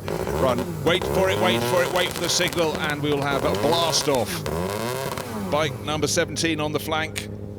So this is one of the JPS Nortons, but it was just having a little bit of a problem there, so we couldn't quite see exactly what occurred. I was wondering if he'd been delayed because these two bikes we're seeing just leaving the scene of the crime potentially from in front of Goodwood House may have just been doing tricks. Well, certainly they have been doing tricks, and he was told not to go towards them. Yeah, well, now we're seeing some of the sidecars, and this is Tim Reeves and Mark Wilkes. These were 8-time world champions, absolutely incredible. They've won the TT, and there's nothing this man can't do in a sidecar. He's absolutely dynamic. Great to see these, and look how hard the passenger works. Look at them crouching down, getting over, moving his balance around to try and keep now. He doesn't want that wheel to lift. You see the little scraper he's got in his bottom, keeping it down on that side as they tear around that corner. You know, it's great to see these guys out, and you're seeing the best. And behind them is the other pairing, another pairing. It's Todd Ellis and Emmanuel Clement, and they're the current world champions as well. So you're watching an 8-time world champion being followed by a double world champion, and it is just brilliant to see. And I just love seeing these sort of sidecars come up the hill. And as I say, Tim Reeves, who's just about to cross the line now, you don't get better than that. I presume the passenger is sponsored by Arnica. They must have so many batters and bruises throwing themselves from side to side, but they have to be so precise. One missed hand grip and the whole bike comes unbalanced, and then who knows what happens. Well, I tell you what, having gone round with Steve Webster, who was an 8-time world champion himself, you can't believe the strength you need in your arms to keep hold. I mean, obviously I was holding on a bit too tight. These guys learn to relax a bit, old girls, and they can, they just learn to do it and take those little breaks when you need it, because the G-forces on your arms is something quite significant. Well, they're always dynamic, and since we've seen them, I guess, for about the last 10 years at the Festival of Speed, they've been something that people always look out for. They sound fantastic, but just the sheer teamwork that's required to get those sidecars balanced is phenomenal.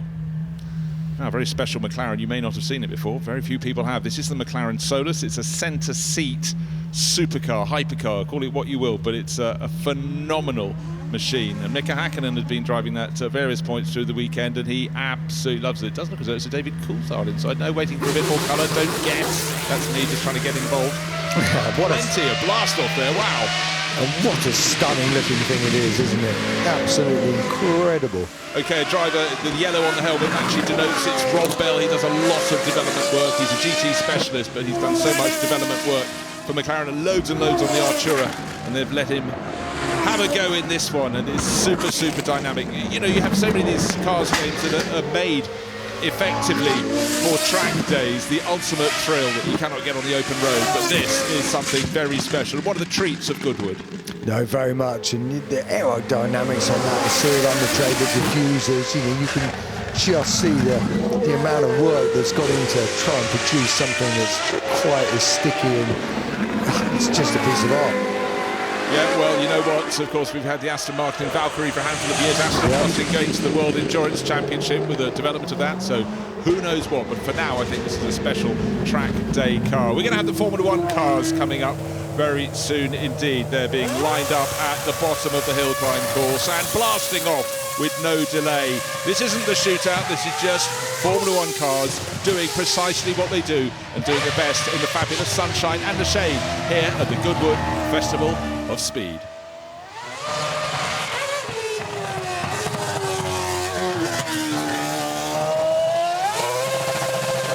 Well, we've had Jack Doohan, son of Mick Doohan, driving this car. He's going very well on the single-seater ladder, maybe having a knock at Formula 1 in the years ahead. But it's Sophia Flörsch, who races in the FAA Formula 3 Championship, who absolutely loves her racing. And as we saw this morning, putting on a fantastic show. This is in the Alpine race livery, but it's the E20, the car that races a Renault back in 2012. You can tell from the engine, though, well, in fact, if you're a specialist, it's a 2.4-litre V8. We've changed on from there, but this is the car with which Kimi Raikkonen took victory as when it was a Renault E20 in Abu Dhabi in 2012, and that was Renault's first win for 25 years. And unfortunately, Sophia has waving her hand just before the flint wall. Something is amiss. No, it's a signed cap or something being given to the marshals. I don't know, but anyhow, thank goodness, so we can carry on, if you will. But hold on, she stopped again. No, more showboating. I wonder whether there's a little cushion or something altering her position. I think it could be. Just something that she wasn't quite comfortable in.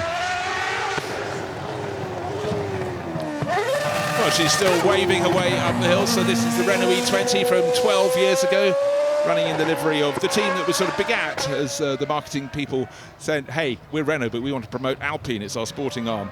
And of course, they're racing the World F1 Championship at the moment. So she'll have enjoyed that run, and who knows what it was she passed out, but at least it wasn't the car having a problem. No, absolutely. Seb Montoya is next up the hill behind her. He had to back it off as he approached Moulcom. He's in the FW26, the car his father raced with and won 20 years ago. But we have to go further back to the next car lurking in the shadows there. That's all the way back to 1982, and it's the Williams Cosworth F08. It's the car that took one of the closest championships of all time. So many drivers won races that year, but with just one win, Keke Rosberg took the title. He took it to all the teams with turbo power. He didn't have it. He had a normally aspirated Cosworth, but the dogged Finn, with his immense speed, did just enough to take that title. So silence on the hill, just seeing if we've got any red flags. We're waiting for the moment, We've still got those Formula 1 cars waiting to be released. So an amazing array of bikes and bike racing legends have preceded them up the hill. A handful of Formula 1 cars, still a few more to go, so we'll just wait for the signal. And the signal has been given for at least that Williams to get to the start line, and then you'll have that classic engine that was the backbone of Formula 1 for so long, the Ford Cosworth DFE, the double 4-valve. And it's a weekend off for James Vowles, the man who's running the Williams team technical side as principal of the team. And he likes having a go in the car. It's the best way, of course, for an engineer to understand what exactly it is. Not that will help the team at the moment, but he's understanding the path. A good day out. Yeah, and the thing about this FW08 as well is when you look at it, it's just how far forward as you say, it was cutting edge at the time. But when you look at it now, it looks unnaturally like they're right almost over the front axle. It's just such a unusual shape as we get more and more used to today's cars. You know, it's like I wince when everyone talks about the Porsche 917 from the early 1970s. You look at it now and you think, I just would not want to have gone into a tyre wall even at 30 miles an hour. The feet are right at the front. Yeah, but at the time, as you say, it's the outermost point of technology. So Saudi sponsorship helped Williams get going when Frank Williams and Patrick Head got together. That was the biggest break the team ever had. It gave them the money to harness their desires, their dreams, and they had that happening, and victories came very soon after that, most notably with that first world title just 2 years before this with Alan Jones in 1980. So James Vowles, he I'm sure would have loved that run. Now back to the day job on Monday. Right, we talked about the greatest bike riders being reunited with their steeds at the time, but there's something just right in four-wheel motorsport as well, with the driver reunited with a car in which they won the World Championship. This was Emerson Fittipaldi's second championship winning car. In 72, he won in the black and gold John Player Special Lotus 72, but the M23 McLaren he drove just 2 years later yielded championship victory number 2. 3 wins, and the M23 was competitive for a full 3 seasons. Running in the 1974 trim, it had the giant airbox. That was shorn, it was reduced, chopped off literally in 76 when James Hunt went on to be the second McLaren driver to win the championship. But Emo, it's fabulous to have him back on board here at Goodwood. And I love the way he just says it just felt like an old pair of shoes, he just knew it was his car. Brilliant. Any old shoes in our house get eaten by the dog, but he's not here. Right, the Honda RA272, much as when Honda came over from Japan to tackle motorbike racing and did it with such style. It was all about revs, and they had the same format when they brought the RA272 with its tiny little 1.5 litre V12 engine, just getting very, very busy behind all revs, but it did lead to victory for Richie Ginther in Mexico. But it's small, tiny, and made for purpose. Yeah, and just what a famous car for them. Their first victory in Formula One, and again, it just is a very clever Honda. They've always thought outside the box. They've always done something a bit different, and generally they've made it work. Well, in fact, the whole concept of Honda going into competition was to hone the engineers as much as to take victories, and they used to cycle their people through working on road cars back into the competition department. And you know what? I think it worked. Not half. So, revs galore.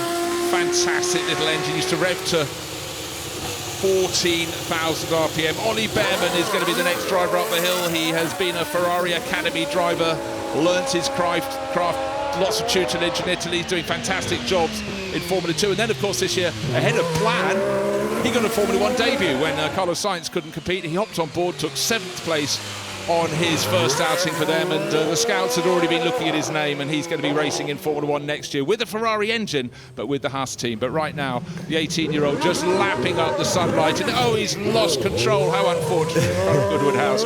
You standing down there with your cameras and your ears are the beneficiaries. Yeah, and what a difference in sound with the little 1.6 litre turbocharged V6 compared to some of those V10s and V12s. It's just such a different sound, aren't they? Entirely so, and it's one of the treats, the Festival of Speed, just to understand the different engine notes. Right, you want to see a bit of Mercedes Formula action? I think we can offer you some of that. And again, Marshall signalling when the course is clear, just waiting. This is Fred Vesti, just hooking it up. Slick tyres on the front, tyres and on the back, obviously, but getting slicker by the second as the rubber is peeled off as he takes this Mercedes from just a handful of years ago, goes to the top. And it won the Constructors' Championship, of course. This was the last car, when Lewis Hamilton had win after win after win. And again, young driver, he's having a shot, but he lost the Drivers' Championship right at the end of the season. Max Verstappen coming on very strong. Red Bull Racing coming on strong. And of course, the tide has turned since then. And now, as of the last few weeks, it's turned back again. But Mercedes, so much success over the years. They took the Constructors' Championship that year, but it will irk them that Lewis Hamilton didn't take that driver's title. And for people like the young Dane Fred Vesti, what a treat to drive these cars. He'd have been standing as a junior single-seater driver at the time. He's climbed up the ladder. He's taken it on. Oh, even locking up in a straight line for a bit more showmanship. Suitable respect as he considers the Flint wall there. Now he's looking to do to tyres what you shouldn't do to tyres, except you're allowed to do that at the Goodwood Festival of Speed. So the fans high on the hill, they'd have travelled up there, have fantastic views down the coast, but they won't be looking at that. They'll be looking at these cars at the end of this badge, having a fantastic time in the sunshine.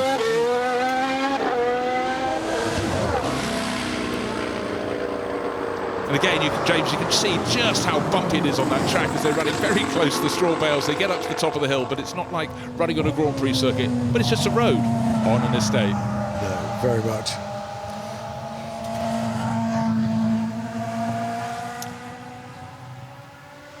Well, the Ferrari F2007, this is one of the cars in private hands. Now, what a treat to own a Ferrari Formula 1 car. And now, as we've seen at this meeting, the 499P, that's the car that won at Le Mans. The Ferrari are making customer versions of that that will be run by them on track days. It's called the Modificata. It's yours for 5.2 million.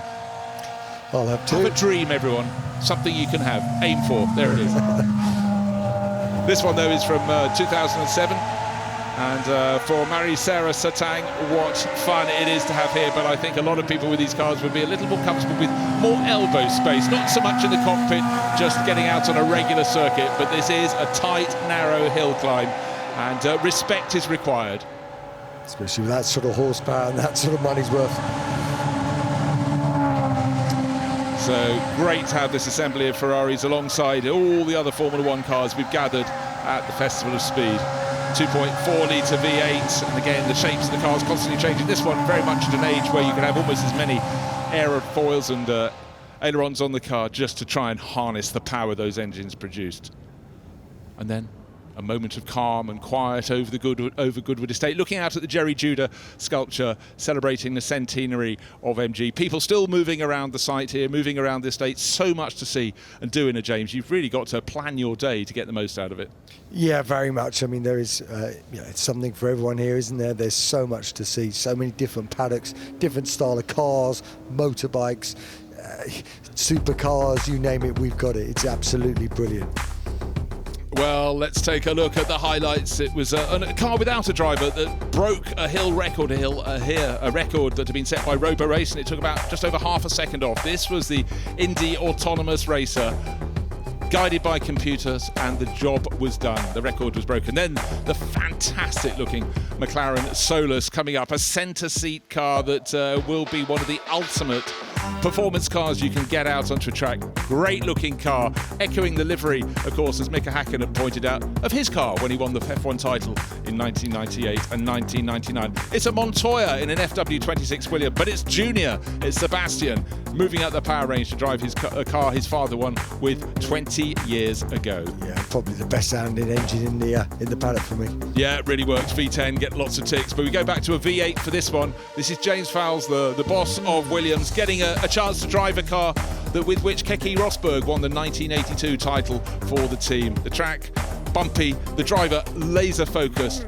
This man can do it in his sleep. Emerson Fittipaldi, when you're so cool, you get 2 titles and you get known just as Emo. That will do. This is him driving up the hill in the 1974 title-winning McLaren.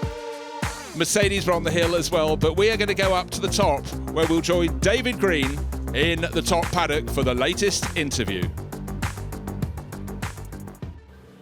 Paul, we can hear the car in the background. Tell me a bit more about this project. So this is the Indy Autonomous Challenge. It is self-driving race cars. We've been operating since 2021. We hold most of the speed records, including a land speed record, but now today we were able to break the hill climb record set a few years ago by Robo Race. Very exciting day for us. It's a big day, as you say, and here it is right behind you on cue. It is, yeah. So we don't have a typical driver, so I'm CEO of the organization Indy Autonomous Challenge, representing this, but the car was programmed to run by top university students from a team that's representing Polytechnic in Milano and also Michigan State University.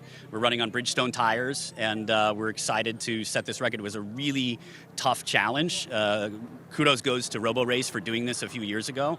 And with rain yesterday, we weren't sure if we were going to get this last run in, but we're just thrilled to be here doing this. I mean, this isn't your normal racetrack, is it? This is absolutely not. And if you see our car, it's really set up to run on ovals. So we're running in September 6th at the Indianapolis Motor Speedway, a big, giant oval. So we're running slick tires. It's an oval setup. So there was a lot of risk associated with making this attempt, but we felt it was worth it.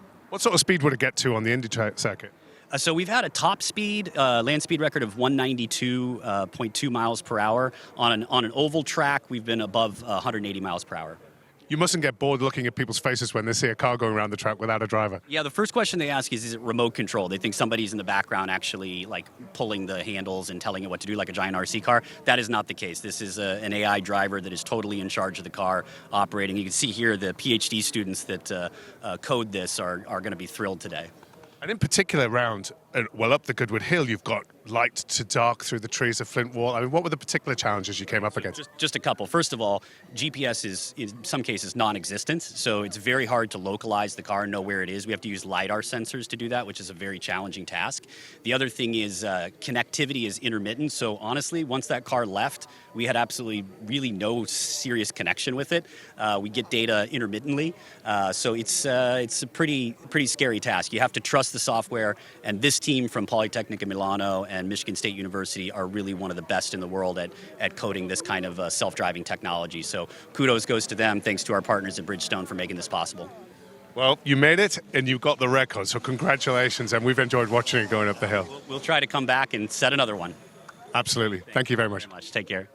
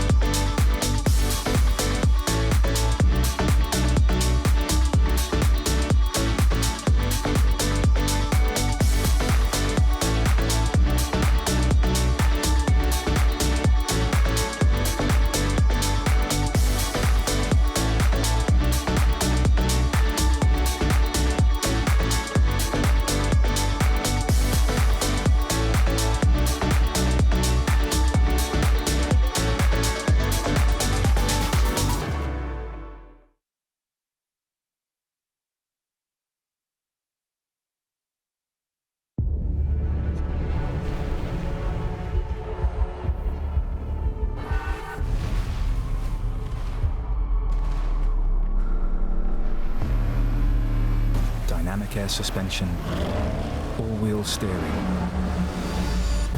configurable terrain response, effortless in the extreme.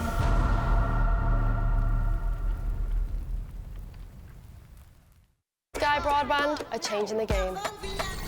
We live in a society where 47% of UK gamers are women. Yet they only make up 5% of esports pros. This needs to change. 2 tournaments, 1 final. They're UK's first of its kind, with pro contracts and Sky full fibre on the line. We're on the lookout for women on their path to pro. Join us and compete in Races E-Series, Soccer E-Series, all leading to secure a place at the Women's Esports Finals. Sky Broadband is built to power the pros.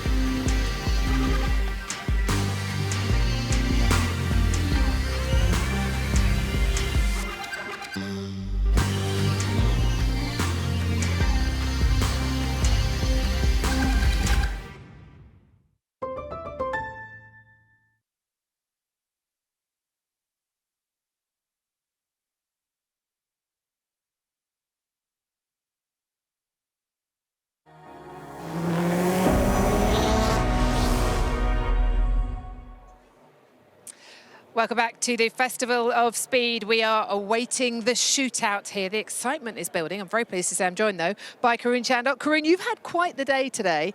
You were on the balcony looking out over the sea of people and doing the interviews with the Red Bull drivers and the bosses, I guess. Yeah, no, it was. It's always an honour to be asked to do those balcony moments, and I've been lucky to do it for the last 5-6 years.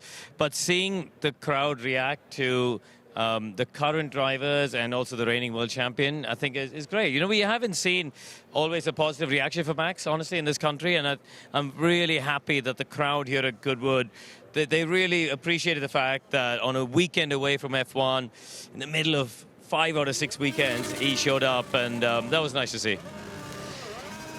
And you chatted to all of them about it. I mean, the history of the team, the 20 years in the sport, but what they've managed to achieve. I mean, Christian and Adrian together, what they've managed to achieve with that team is quite something.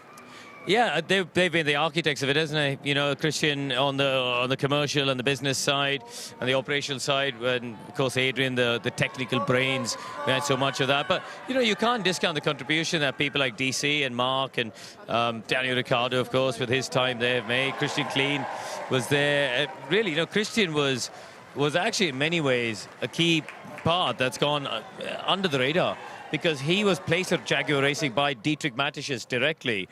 And that involvement in Jaguar Racing led to Red Bull buying them out at the end of the year. You know, Christian was the first step towards the formation of that team. So it was nice to see him up there in that moment as well.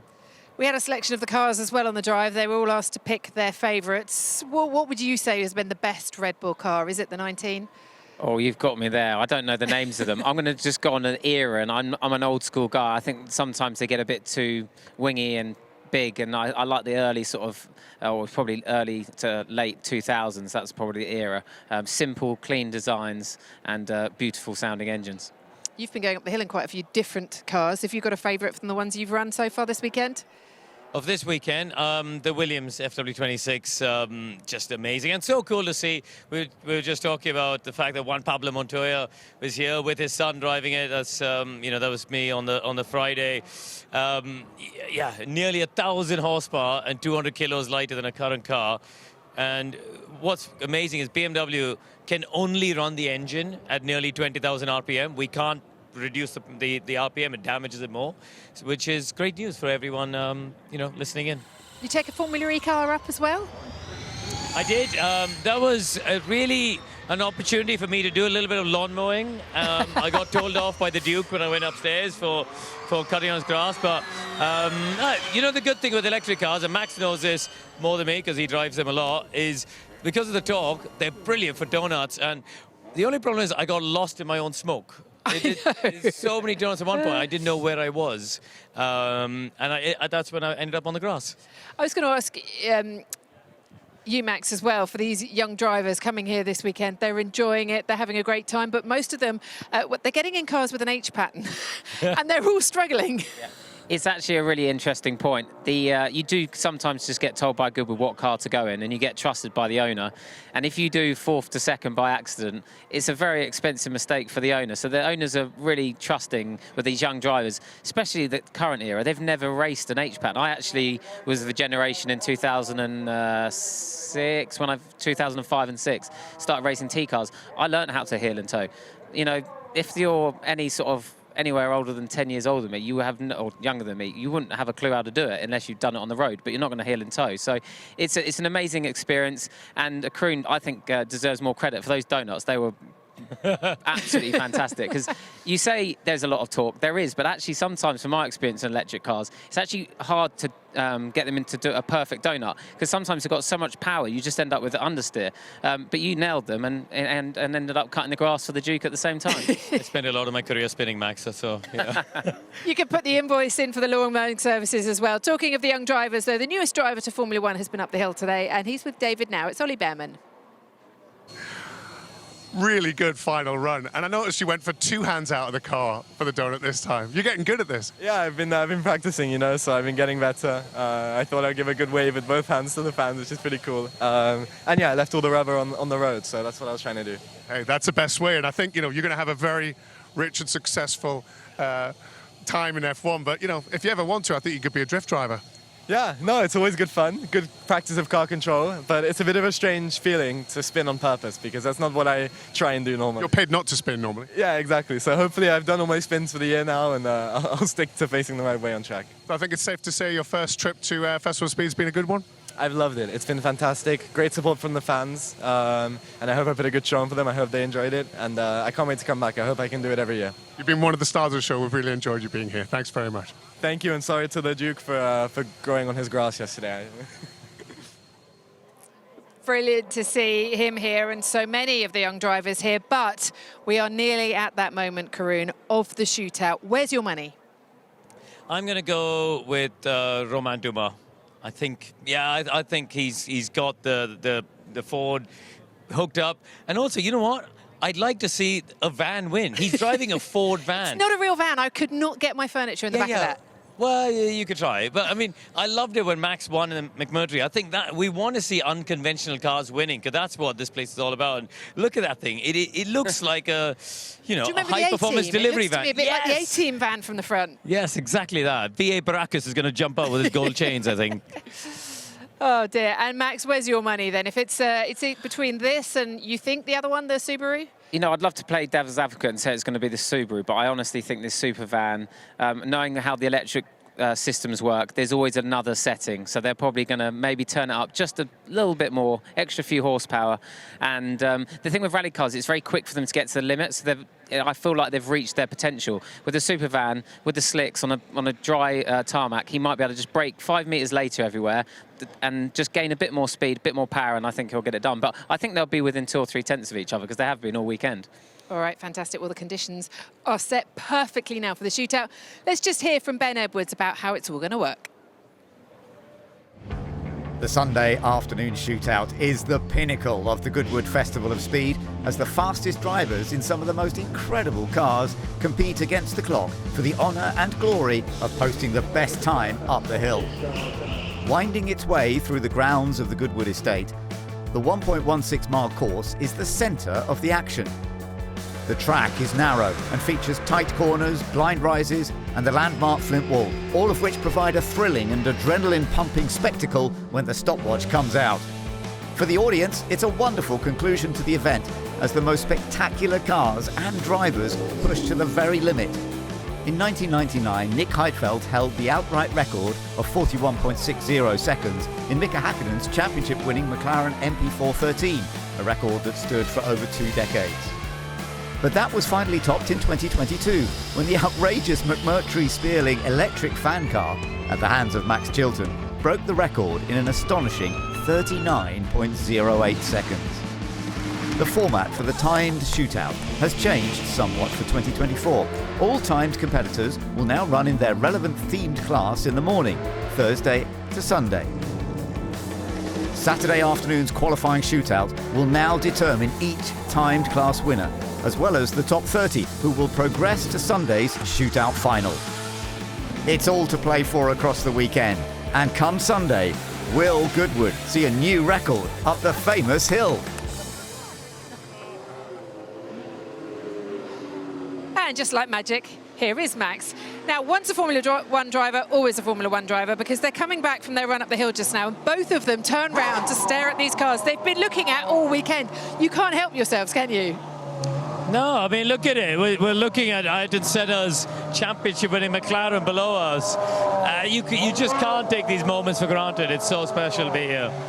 And we've got Ollie coming in behind us in the Ferrari as well right now. We're going to move it on, Max, though, to the shootout. Yeah. That record from you, 38.09 seconds. We're going to watch it again. I just want to watch your reaction because the smile on your face when we showed you this yesterday was brilliant. Let's have a listen as well as a watch of how you did that in 2022. So here we go, Max Chilton getting all ready to run the McMurtry up the hill. Can he beat the record? Listen, picking up the power. And away goes Max Chilton. The McMurtry, you're looking on board. This flying machine, it does the first 100 metres in just 3.51 seconds. It is flying as we expected. But will it set an all-new pace? Very close to the grass, but he makes it through. Up to the first sector, he's done 17.3. We're seeing the fastest times of the weekend. Maybe the fastest ever from Max Chilton in the McMurtry. 2,000 kilos of downforce, 1,000 horsepower, and it's all working well. Just coming into the final section. Can he do it?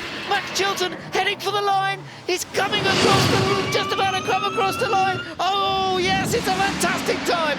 39.08. He has set a new record here at the Festival of Speed. And just look at the congratulations he gets from the crowd. A superb performance. He's done it. A whole new record. The McMurtry showing incredible pace.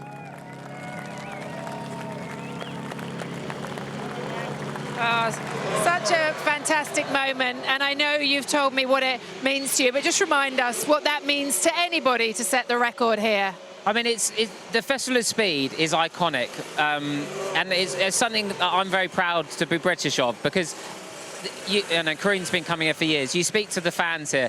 I've spoken to people that have flown from New Zealand, Australia, Brazil. They come from all over the world because it is a truly, truly unique event. Nowhere else in the world do you have the latest Formula One cars to old classic cars, rally cars, NASCARs, futuristic cars, autonomous cars. And it's at a beautiful venue in Great Britain.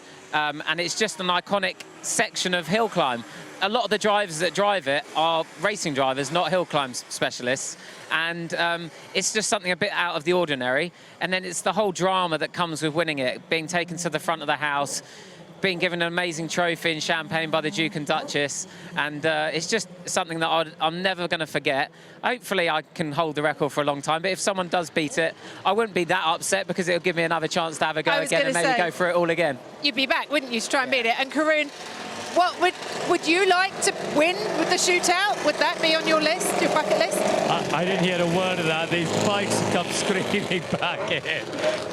Go again. I was going to say, would you like to win the hill climb? Is that on your bucket list? Absolutely not. These people are mad. I stood on the inside of Malcolm when he was doing it last year. And bearing in mind, there was 2 rows of hay bales. and a whole barrier. I took 3 steps back. He's mental. So, no, I have no interest in it. I'm very happy to come here, do the demos, show off the cars, do some donuts, and let Max to go after the records. All right, we're talking of doing the demos. Thank you for the time being. We have the shootout upon us. Before we go to Ben Edwards and Alice Powell in commentary, here's Karun's guide to how to take the hill. The hill here at Goodwood is one of those iconic bits of motor racing these days. And here I am in the 1962 World Championship winning car. Off I go. Graham Hill won the 1962 World Championship in this wonderful BRM. Through the boulevard of trees, coming up to the first couple of right-handers now. It's a fantastic sight as you come through this bit of the track with the house on the left, this beautiful sculpture at the corner of your eye, but you're firmly focusing on the track, the lines of hay bales with the sea of people behind it. Up into Moulcombe, a tricky left-hander. And as you start to climb up, this amazing view of the Flint Wall looms ahead. Round the Flint Wall, give it a wide berth. Be nice and safe. This car comes from the Collier collection in America. It is exactly how Graham Hill drove it back in the 60s. To be honest, it's the first Formula One car driven with no seatbelts, which is quite extraordinary. I'm bracing myself up against the side of the car to come through the final corner and through the finish line. A fantastic bit of Formula One history to drive here at Goodwood up the hill and showing all of you at home a little bit of just what we see from the cockpit. Well, that's what we have to look forward to as we get ready for the hill climb shootout here at Goodwood. Ben and Alice with you as we look forward to the fastest vehicles coming up, but they will be coming up in reverse order. And it does depend on the different classes. Now, we started off with the Pioneers yesterday, and Mark Walker took the pace in that class. The 1905 Darracq taking the pace at a 1 minute 14.9. So Mark won the Pioneers class for the very earliest cars competing on the hill climb. We will see these vehicles back out again today, but of course they're not going for the outright pace. There isn't quite the speed in these very, very early vehicles. The pre-war category was a very dominant performance by Julien Majoub in the Bugatti. This is a 1927 Bugatti supercharged, a very successful machine, the 35B. He did a 1 minute 1.8, and he was 4.5 seconds faster than anyone else in that pre-war category. So Julien Majoub very much on top in that particular class. In the sports races, we saw a very quick run up the hill by Kenny Atchison in the Sauber. This is a 1989 Sauber. It was very much a part of Kenny's career. It's lovely that he owns it and runs it, and he did a great job. He put a fast time in, a 51.9, to win in the sports races category. Great stuff by Kenny. We should see that back out again. Now, very rapid indeed, and right up near the top of everybody, third overall, and winning the single-seaters, Michael Lyons in the Formula 5000 Gurney Eagle Chevrolet. He did 47.3 was the time, 2.5 seconds quicker than any of the other single-seaters, and very close to the very fastest cars and drivers up the hill yesterday. So we do not discount Michael as being one of the potential winners today.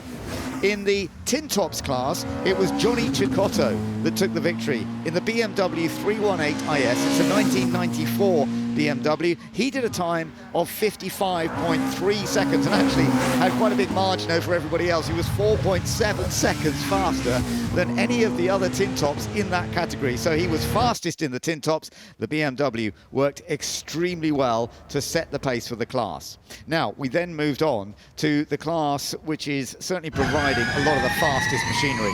It's the modified and all-wheel drive machinery, and this is the Supervan that we were riding on board with, the Ford Supervan. We first saw it here at Goodwood back in 2022. Romain Dumas, who has twice won the hill climb before, he was the fastest yesterday overall and the class winner of the modified and all-wheel drive at 45.0 seconds, and he is potentially the winner today. But let's wait and find out if that's going to be the case. it was very close with his main competitor. But in a different class, in the production GT class, there was a fantastic performance by James Wallace in the Porsche 911. He did a time of 48.1 seconds, which was good enough for 5th overall in the whole setup. But in the production GT class, he took the advantage by 1.5 seconds. So James Wallace, a superb effort in the Porsche 911. He had a little mishap earlier in the day, but no damage done to the car. Now the Lotus Evija, the current brand of machinery from Lotus, that did a great job as well. Gavin Kershaw set a time of 51.6 seconds, and he won the production cars 2-seat category. He was top for that category, the production cars 2-seaters. That was the category. He was top of that by 1.8 seconds in the Lotus Evija. And then just there was one more category, and that was the 4-seater production cars. And in this case, it was the Genesis GV60. It's a new Genesis version actually of this, and it's been doing a lot of climbs up this hill, and Gethin Jones set the pace to be the top in that category with a 53.5 second run up the hill and an advantage of a second over his main rivals in that particular class.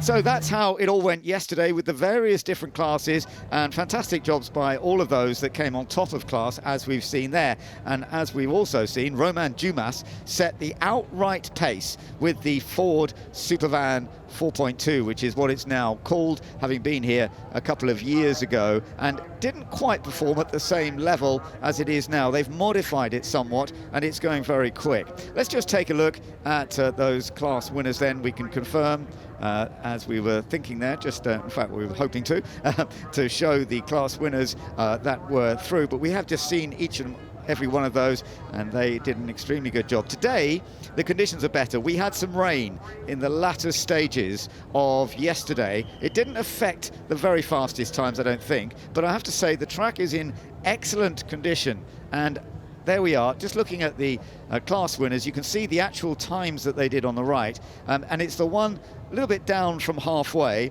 modified and all-wheel drive, Romain Dumas, the Ford Supervan 4.2. That is the fastest time, 45.0. But just so that you know, second in that class, Scott Speed in the Subaru WRX Project Midnight, he did a 45.1. And we think the battle could well be between those two for the outright win today. But there are your class winners for 2024 in all of the different classes, from Pioneers to production cars. Well done to them for their performances yesterday.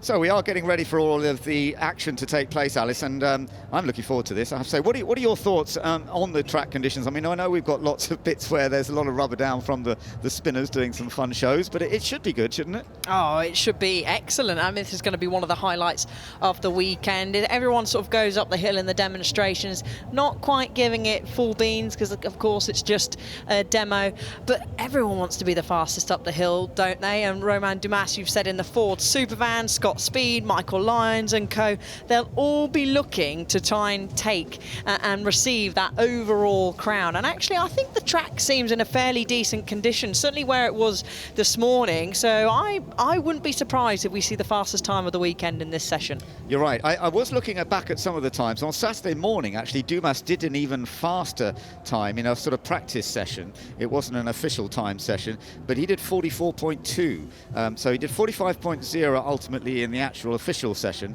but 44.2. So I think potentially we could even get into the 43s today. I wonder if we're going to see pace. We're not going to get into the 39s, though, I don't think, which, of course, is the record we've been talking about that Max Chilton set a couple of years ago. Yeah, no, that car not out there. We've already seen Max looking over and talking about that lap, and every time I see that lap, I just go, wow, that's incredible. I've seen that car go up the hill so many times over the past sort of 2 to 3 years that every time it flies past the commentary box window, it just gives me goosebumps, and I just can't believe how quickly it can go. But yeah, we won't be seeing times quite that fast, but it's still going to be very close. It is. What a beautiful afternoon it is. It is absolutely glorious, and I'm so pleased that so many of the fans are here ready and waiting for the shootout. It always means a lot to us, this part.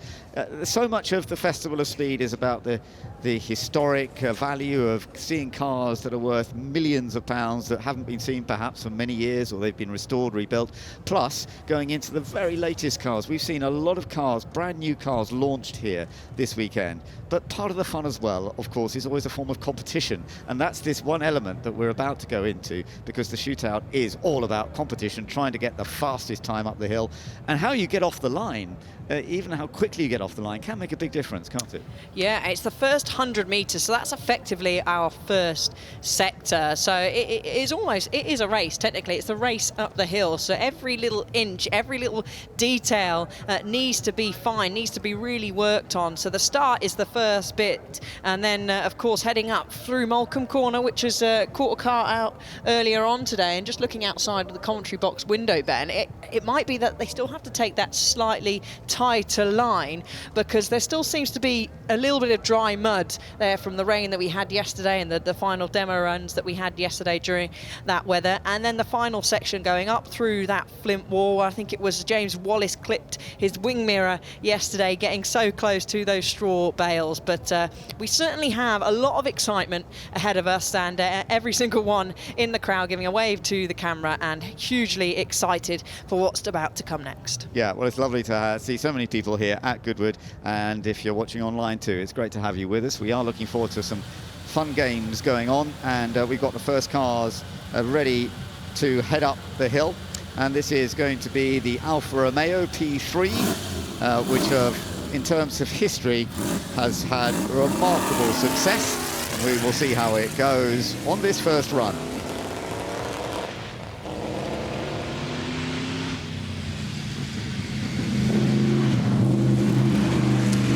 We have the first of the cars heading up the hill on the shootout, and so we're into the early scales. Gareth Graham taking the Alfa Romeo P3 up the hill first to give us a bit of a feel for some of the times. Of course, he's in one of the early stints of the groups that we've got, the pre-war category, so it won't be the fastest of all, but it starts to give us a bit of an idea, and we'll see plenty of cars coming up, cleaning the track even more and making it even faster. And even though this pre-war vehicle is from 1933, Gareth there, you can see so much soaring going on the wheel. They are pushing it, even in the very old vehicles, the 3.2 litre, screaming up past the flint wall, through the final corner, and then you'll see it head across the finish line to set our first time in this final day of shootouts. Yeah, the finish spot, absolutely crucial, and we get our first time come up, 65.01. Just to remind you, we are looking to be going down into the mid 40 seconds, maybe even the low 40 seconds, potentially. But we are starting off with some of the pioneers of motor racing. And one of the great ones that you're about to see heading up the hill now is the Fiat S78, the Beast of Turin, which we've seen plenty of times at Goodwood. It got rebuilt some years ago and has become one of the great cars that everybody enjoys seeing. This massively powerful 28.4 litre machine with land speed record performance in its era, but now it's going up the hill. It is, and the passenger, quite rightly so, hanging on for dear life, because that's certainly what I've been doing. Duncan getting a little bit out of shape through the first couple of corners, really trying to use his body weight, but that stands so tall, certainly taller than me and you, Ben. Definitely taller than me, yeah. Land speed record back in 1911 at 116 miles per hour. It has actually gone as fast as 132 miles an hour in its time. It's not going to do that speed on a hill climb like this. And of course, being a land speed record machine, it wasn't actually designed to get off the line particularly fast. That wasn't part of the gearbox design, but they've done a good job, and we'll just get a little bit of an idea in a moment on the time as he heads up towards the final stage. That's just that little gentle right-left curve where you can pretty much keep it flat out here and just reaching the peak of the hill, and then you come across the finish line, and then you get the recording of the time coming across that line, and he's done 75.69 seconds. So as you would expect, it's not exactly the fastest, but that's what we see in this early stage, the pioneers. And now we've got one of the Mercedes, and we're celebrating a lot of Mercedes actually this weekend, aren't we? Yes, 130 years of Mercedes, and this is Archie Collins at the wheel, and we see Ben and Archie quite often at the members meeting and revival as well in these cars. So from 1907, this car, it debuted at the French Grand Prix many years ago, 1907 season, and has taken many wins. And Archie, you can see, has got someone alongside him, and naturally the mechanic would have been sitting there, and you can see reaching out the back, there's a pump there, because it needs some juice, this old motor. Let's see, going across the line then, and it's in the high, no, it's into the 80s. I thought he might just be in the 70s, but he's done 80.1 seconds, so yeah, impressive stuff. That was a little slower than Duncan Peterway, as we see Martin Eder now heading off. And let's see how Martin gets on with this one. This is the Mercedes W125, 5.7 litre straight 8. Dominant force in 1937. It really was the Grand Prix winning machine of many, many races. And it's such a beautiful machine. I mean, this was a period when Mercedes and Auto Union were doing all the winning in Grand Prix racing. It was before the World Championship began, but it had become the big thing. Land speed record had kind of been more important, but then Grand Prix racing in the 1930s was huge, and this was one of the great classics. It was, and would you believe this or not, Ben, that this car, this very car, the W125, has reached speeds of over 190 mile an hour, and that was recorded all the way back in 1937. So I don't think it's going to be quite getting near that pace today, but Martin bringing it up to the top of the hill as we await for him to cross the line. Yeah, let's see what this is. He's in the pre-war category, and we do have that very rapid Bugatti that had set a good pace yesterday, 71.03. So we're almost getting back into the 60s, but just over 70 seconds. That's sort of what we expect at that performance. Now here's a car that everybody does love watching, because it's whether it's on the circuit and does a great job at the members meeting, as we've seen, it's been a winner there, but it's sometimes on the very last corner of the last lap that it enables to do it. Mark Walker in the 1906 Darracq 200 horsepower, another land speed record machine from that period, with a massive 25-litre engine, which you can see because there's no bodywork over it. And look at the size of the steering wheel as well. Mark races this. We've seen this car at the Goodwood members meeting, getting close to the flip wall. The passenger on the left-hand side is probably thinking, not much closer, please, Mark. Coming up the final stint, you can hear him spluttering away. And also, I like Mark's driving style there, and he has to, because the wheel's so big. Now, he was fastest in the Pioneers yesterday. He won that category. He did a 1 minute 14.9. Let's see what this is going to be. It's going to be something similar, isn't it? As he comes across the line, yeah. So it's recorded as a 75.14, so 1 minute 15. So virtually the same, but just a tiny couple of tenths slower than he was yesterday. Now we're looking at the Ferrari heading out, the number 160, Annette Mason in the Ferrari 512 LM. This is a 4.9 litre, and this is owned by... Oh no, she's hit the bales, I'm afraid. Just touched the bales on the inside, and it's pulled it into the straw bales. Oh, that's a great shame. She'll feel bad about that. It feels like, I wonder if something's happened to the steering as well, because I don't think she can't straighten the steering. I think something has broken the steering, that contact. Whether it was the contact that broke it or whether something went wrong as she was turning, I don't know. Yeah, potentially there. We'll have a little look if we get to see it again. So here's the replay now. Yeah, she was very close to that inside. She's sat on the left-hand side there, so maybe it was just a little bit of misjudgment from the seating position. So just clipped the right-hand side from driver's point of view. We'll get another point here. Yeah, so I think that, because they are solid straw bales, big straw bales, I think that has, unfortunately, Ben, broken the steering. I think it probably has, but it seems unfortunate because it wasn't a really hefty whack, but I think you're right, these straw bales are very solid, and perhaps it just broke a steering arm or a joint or something that has disabled her from being able to steer it back out. And that's a shame for Annette Mason. I do feel for her. That's not what she would have wanted to do, but it's the way it goes. It's all part and parcel of going up this hill climb. We know how challenging this place is. It is always very demanding, so easy to make mistakes, but she's fine, and the car, I'm sure, will be fully repaired.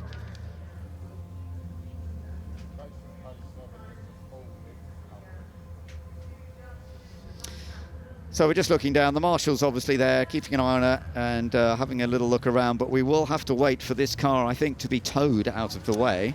Yeah, I would say so. And the marshal there just collecting an wristband number, rating of it in. Each of the drivers will have a wristband that they've got to wear when they go up the hill. So Annette will be passing that number on. It will get reported back to race control.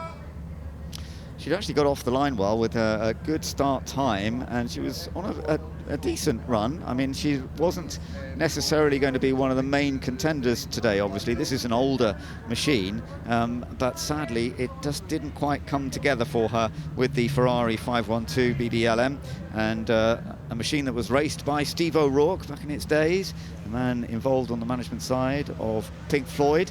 But yeah, it hasn't done a huge amount of damage, but something has snapped. Just as she touched that straw bales on the inside, something to do with the steering has snapped, and that's why she's been unable to just pick it up and carry on a little bit further. So the marshals are there. They are already beginning to tidy up in the background. They see the straw bale area where there's a little bit of put down, obviously, on the tarmac. That's being sorted out, and they just need to, I think, wait a few moments for one of the rescue vehicles to come along and get it out of the way. So this will delay us a little bit in terms of getting the rest of the shootout underway, but we still will be building up to a fantastic battle into the closing stages when we get the very fastest cars. The very fastest cars will be coming out last of all, and there's a total of over 30 cars. We've actually got a full group of 37 cars due to do the whole run up the hill, and it will be the last few that will be going for the outright speed. Whether it's Michael Lyons with the Gurney Eagle Chevrolet, who was very quick yesterday, third fastest, Scott Speed with the Subaru, the Project Midnight, which has been created just for this weekend. They only finished making it a little while ago. They've only managed to get one test with it, and then it's doing the competition here this weekend. And then Romain Dumas, of course, who was fastest yesterday. And we're just seeing a rescue truck going past our commentary box at the moment, so it's heading up the hill right now, and that truck will be able to pick it up in just a few minutes' time, move it out of the way, and then we'll be going back to the shootout event, continuing up here. The weather's still good. Thankfully, we haven't got that rain that started drizzling down in the shootout practice session, or the qualifying session yesterday. We can just see there is Annette Mason. She's sitting halfway out of the car now, and they're obviously just waiting for that rescue truck to come up and get it out of the way. Yeah, a real shame. Annette really would have liked to have completed the run. The recovery truck, as you said, Ben, pulling up now, and I think a great time to say a big thank you to all of the marshals who do wonderful things at every circuit, and to those, of course, who are here this weekend, because without them there'd be no shootout, there'd be no cars or bikes going up the hill. Yeah, it is a pity, but it's just one of those things that can easily happen. There's no doubt about it. These things do happen easily. We've got an opportunity to enjoy some parts of the show while there's a delay. We always like to see the bike out there having some fun and showing us what can be done, and that's what they're going to do for just a few moments time now. So all good fun, and we will be seeing this back underway in just a little bit of time.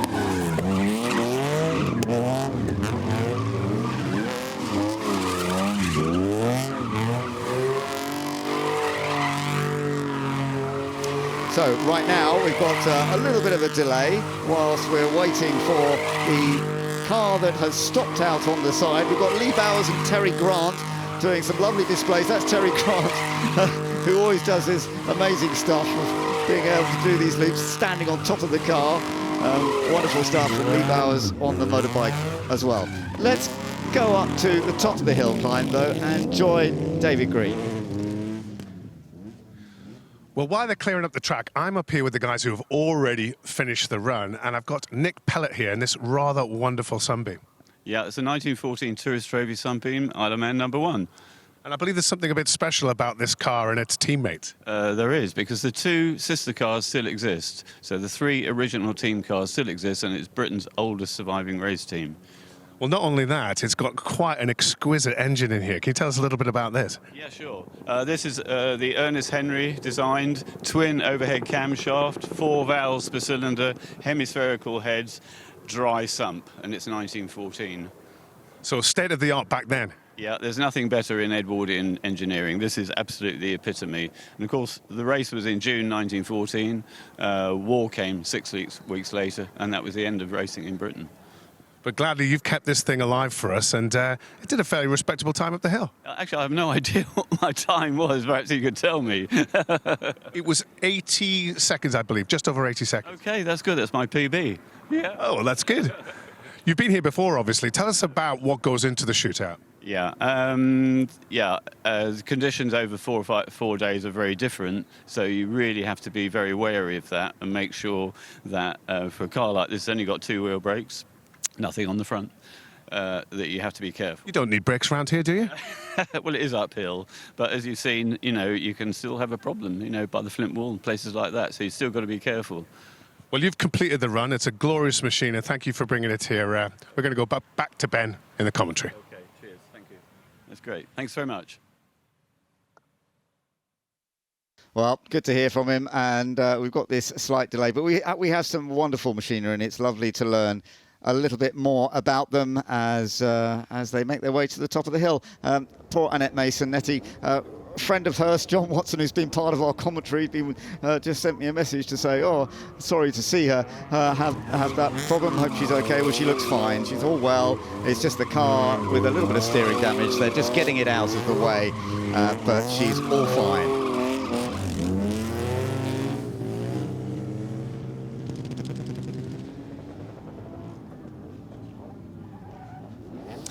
And the display is still going on. It's a bit of fun and games. So for all of us who love watching have some clever stuff, there's always this opportunity to do it with Lee Bowers now and Terry Grant working together. They do some great stuff. Their job basically is to provide the entertainment if something does happen up on track. And you wonder, they must be waiting around all day, and then suddenly they throw themselves into this stuff. It's just amazing. I just think it's absolutely incredible. And yeah, something I won't be doing. Headstand on a bike, no thank you, but it's fantastic what these two get up to. Real entertainment to the crowd, and I wouldn't be stood there.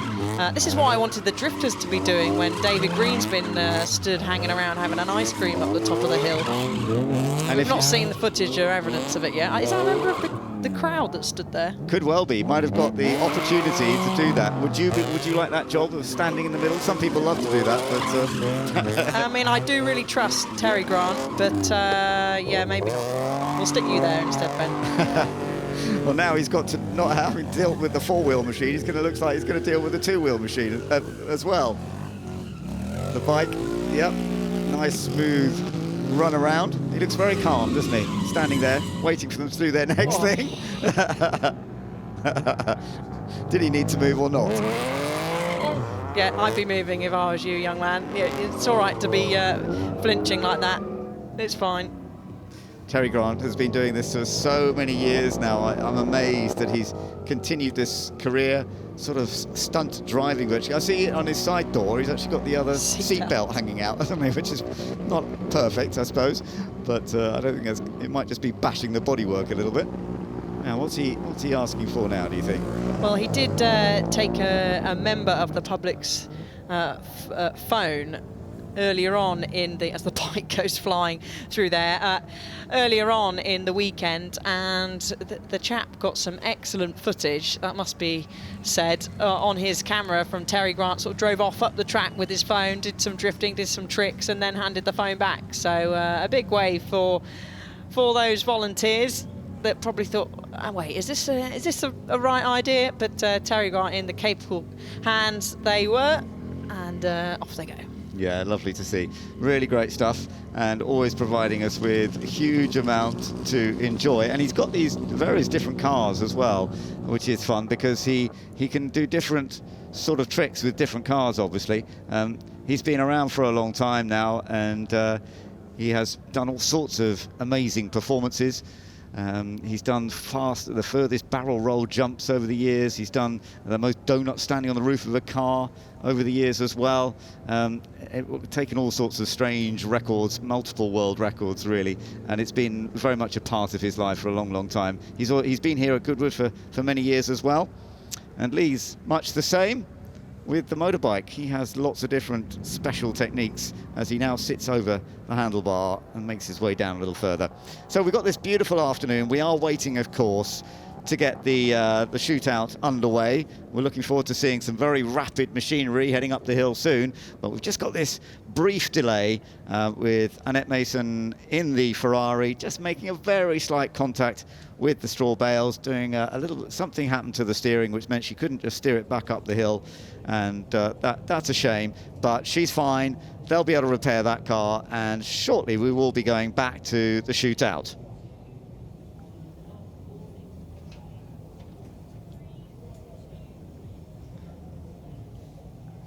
The atmosphere is still great here, Alice, as we've got this little pause before we get the action back underway. Very happy young fan. So we've got the recovery now of Annette Mason's car. She clipped the hay bales as she was making her way up to the end of the lap. So this is why we've got the delay. Broke the steering. You can just see the damage to the Ferrari there on the right-hand side. Such a big shame. It looks like it's also possibly the wheel off the tyre off the rim as well. But marshals have done the recovery now, so we'll be back underway with the shootout very shortly. Yes, we will, absolutely. It won't take too long for us to get the cars. They are all down at the bottom of the hill climb, ready to come, and the last ones in that line will be the fastest from yesterday, and that's when we're going to be seeing how that all goes. There's been a lot of cars launched over the course of the weekend. The BMW M5, one of those. We've seen a lot of the history of the BMW M5, and the launch has been tremendous. And I've noticed this BMW area, which is actually very close to our commentary box, has been well attended all weekend. There's been a queue waiting for people to come along and have a look at some of these new cars, particularly the new M5. Yeah, look at that, absolutely stunning there, and some BMW fans spotting themselves on the telly. This is a 7th generation BMW M5, launched global debut this weekend.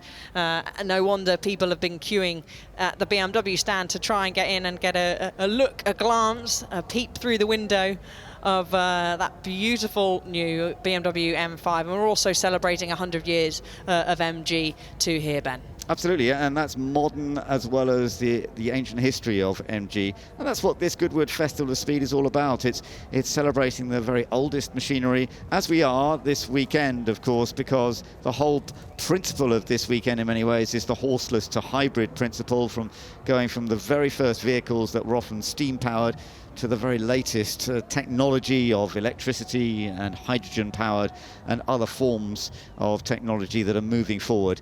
But also a great part of it is the classic cars that have delivered brilliant results in races, in rallies, all sorts. So if you're a fan of cars, this is just a wonderful place to come. And talking to a few people who say, you know, there's so much to look at. I'm not sure I'm going to be able to get to see everything, because there's the rally stage, which is up the hill, and you can get a lift up there, but that's a lovely rally stage. That has its own separate competition as well. Yeah, you can't get through Goodwood Festival of Speed in just one day. You've got to get here as soon as they open and leave when you're being asked to leave the venue. But some drivers deciding to have a little bit of a rest. I don't blame them.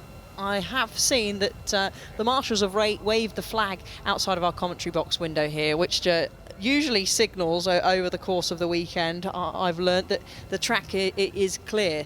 So I expect that we will be getting back underway very shortly, and we'll have some cars charging up the hill. That's Kenny Atchison, who's having a little pause before coming up the track. And Kenny's in that Sauber Mercedes, the C9, a machine that had a huge dominance in its time in the late 1980s and into the 1990s, when Mercedes basically sort of took on motorsport again through Sauber team initially, but then giving it the full Mercedes name.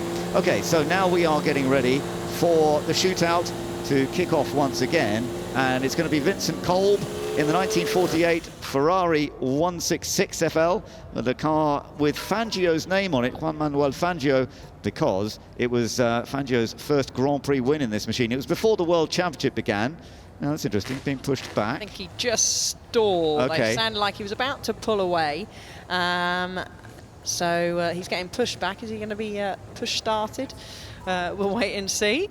Okay, well, let's hope that he manages to get the run, because it would be lovely to see that Ferrari 2-litre V12 supercharged machine heading up the hill from 1948, so very much the early post-war Ferrari, and one of the good ones that Juan Manuel Fangio managed to establish his career with, who went on to become multiple world champion. But whether we're going to see Vincent Kolb getting that opportunity, he's just been pushed back down the hill a little bit. I think the track, the hill climb itself is ready to go. He's been put down the line, and there we go. Right, okay, so we are back to the shootout once again, and it is the Ferrari from 1948 that's going to give us another example. From the start line to the first checkpoint, that's a time of just under 6 seconds. When we get to the fastest vehicles, we will be expecting that to be done in 5 seconds and maybe even below 4 seconds. But that, of course, is when we're on to the more modern machinery.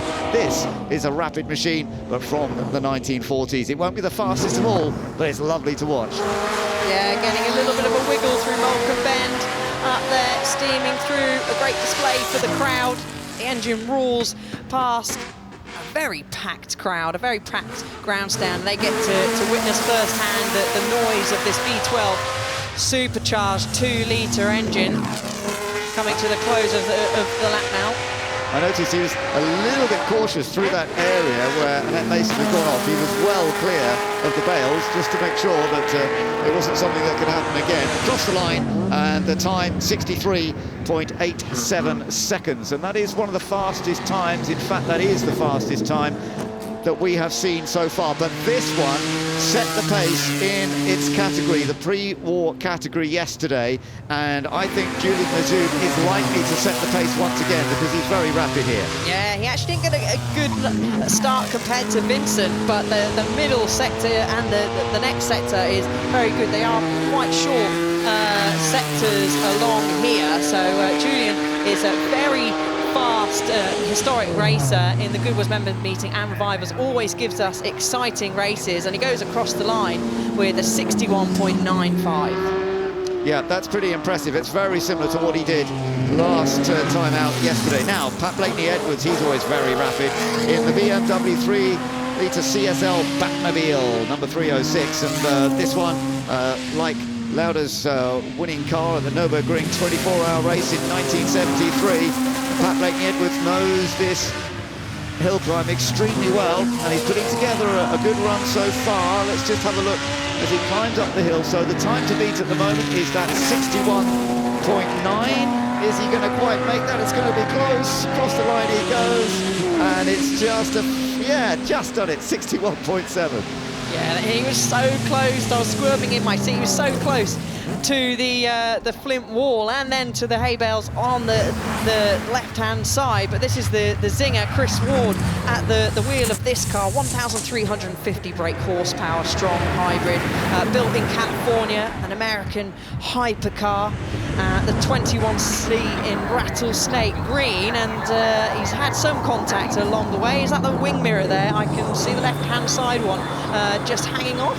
That's a good time, though. That is one of the really quick ones, as you would expect, because that's a fully modern, as you say, hybrid machine. Yeah, there was a bit of contact, you're right, against the bales, but he's done it in 48.82 seconds. That is impressive. Remember, getting into the 48s, 47s, and maybe the 45s was the quickest yesterday. We might be seeing them in the 44s, but that was impressive. When Chris was out yesterday, it was in the wet. That's why he didn't set a representative time, and he's gone, oh my goodness, we've got a big spin this time, 241 that's gone off, and that is Piero Longhi in the Glickenhaus, the SCG 004C, and oh dear, damage to the front end of it as well, and that means another delay for the others that are going to be coming out. It isn't an area where they will be able to recover it pretty quickly, but my goodness, we're seeing more incidents than we've seen for a while here, Alice. Yeah, and they're not taking it easy going up the hill. I just wonder if possibly a clip of the grass on the outside.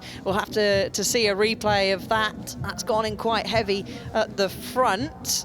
but glad to see driver is okay. Like you said, shouldn't be too long of a recovery. It didn't look like the steering's broken, so they might be able to drag get there. So they're getting him to hop back in, and they'll hope to maybe sort of drag it off, tow it off the track, so we can get back underway as quickly as possible. It's a relatively modern car built in 2021, created for sports car racing, but of course it had real potential to put in a quick, he's got back out again, potential to do a pretty quick run, and obviously went hard for it, but unfortunately just went a little bit too much for it. Good to see that he's okay, but there is that damage to the front end, unfortunately, and we're feeling a little bit down about that now. And let's have another look at this, Alice. Let's see what went wrong here. So we'll see, heading up, hits the brakes, clips the inside dust. Gosh. Just cold tyres straight into the barrier. Maybe a little bit too dust from nibbling a little bit too much of the inside grass there. And yeah, that's a hefty hit on the front right-hand side of that. We're getting a slow-mo now. I hope he let go of his hands off the wheel, as you're taught to do as racing drivers if you're heading for a heavy impact like that. It's a reminder, as you were saying earlier, about when you hit these straw bales, they do not move much. They weigh tons, and they're there to protect everybody on the other side, of course, and they do absorb some of the energy, but they don't absorb it hugely softly, and that damage therefore goes into the front end of the car instead. The great thing is that everybody on the other side of that fence is perfectly fine. He's okay as well, but it was a frustrating moment because he just clipped the inside grass and then he just floored it a bit too hard. It spun the rear wheels more than he was expecting, and it just turned it, and he couldn't really do much at that point because it was just heading for the barrier, wasn't it? Yeah, it was. No tyre warmers or anything. They literally, it's a hill climb run. Yeah. So you're straight out of the box. Even the F1 cars that have been going up today in the batches, they've not been having tyre warmers. So yeah, very disappointing. Now, he's out of the car, he's fine. Now, a moment ago, we saw a very quick run up that hill by an experienced driver, Chris Ward. He might have had a little touch against the bales, but he did a great job, and he's talking to David.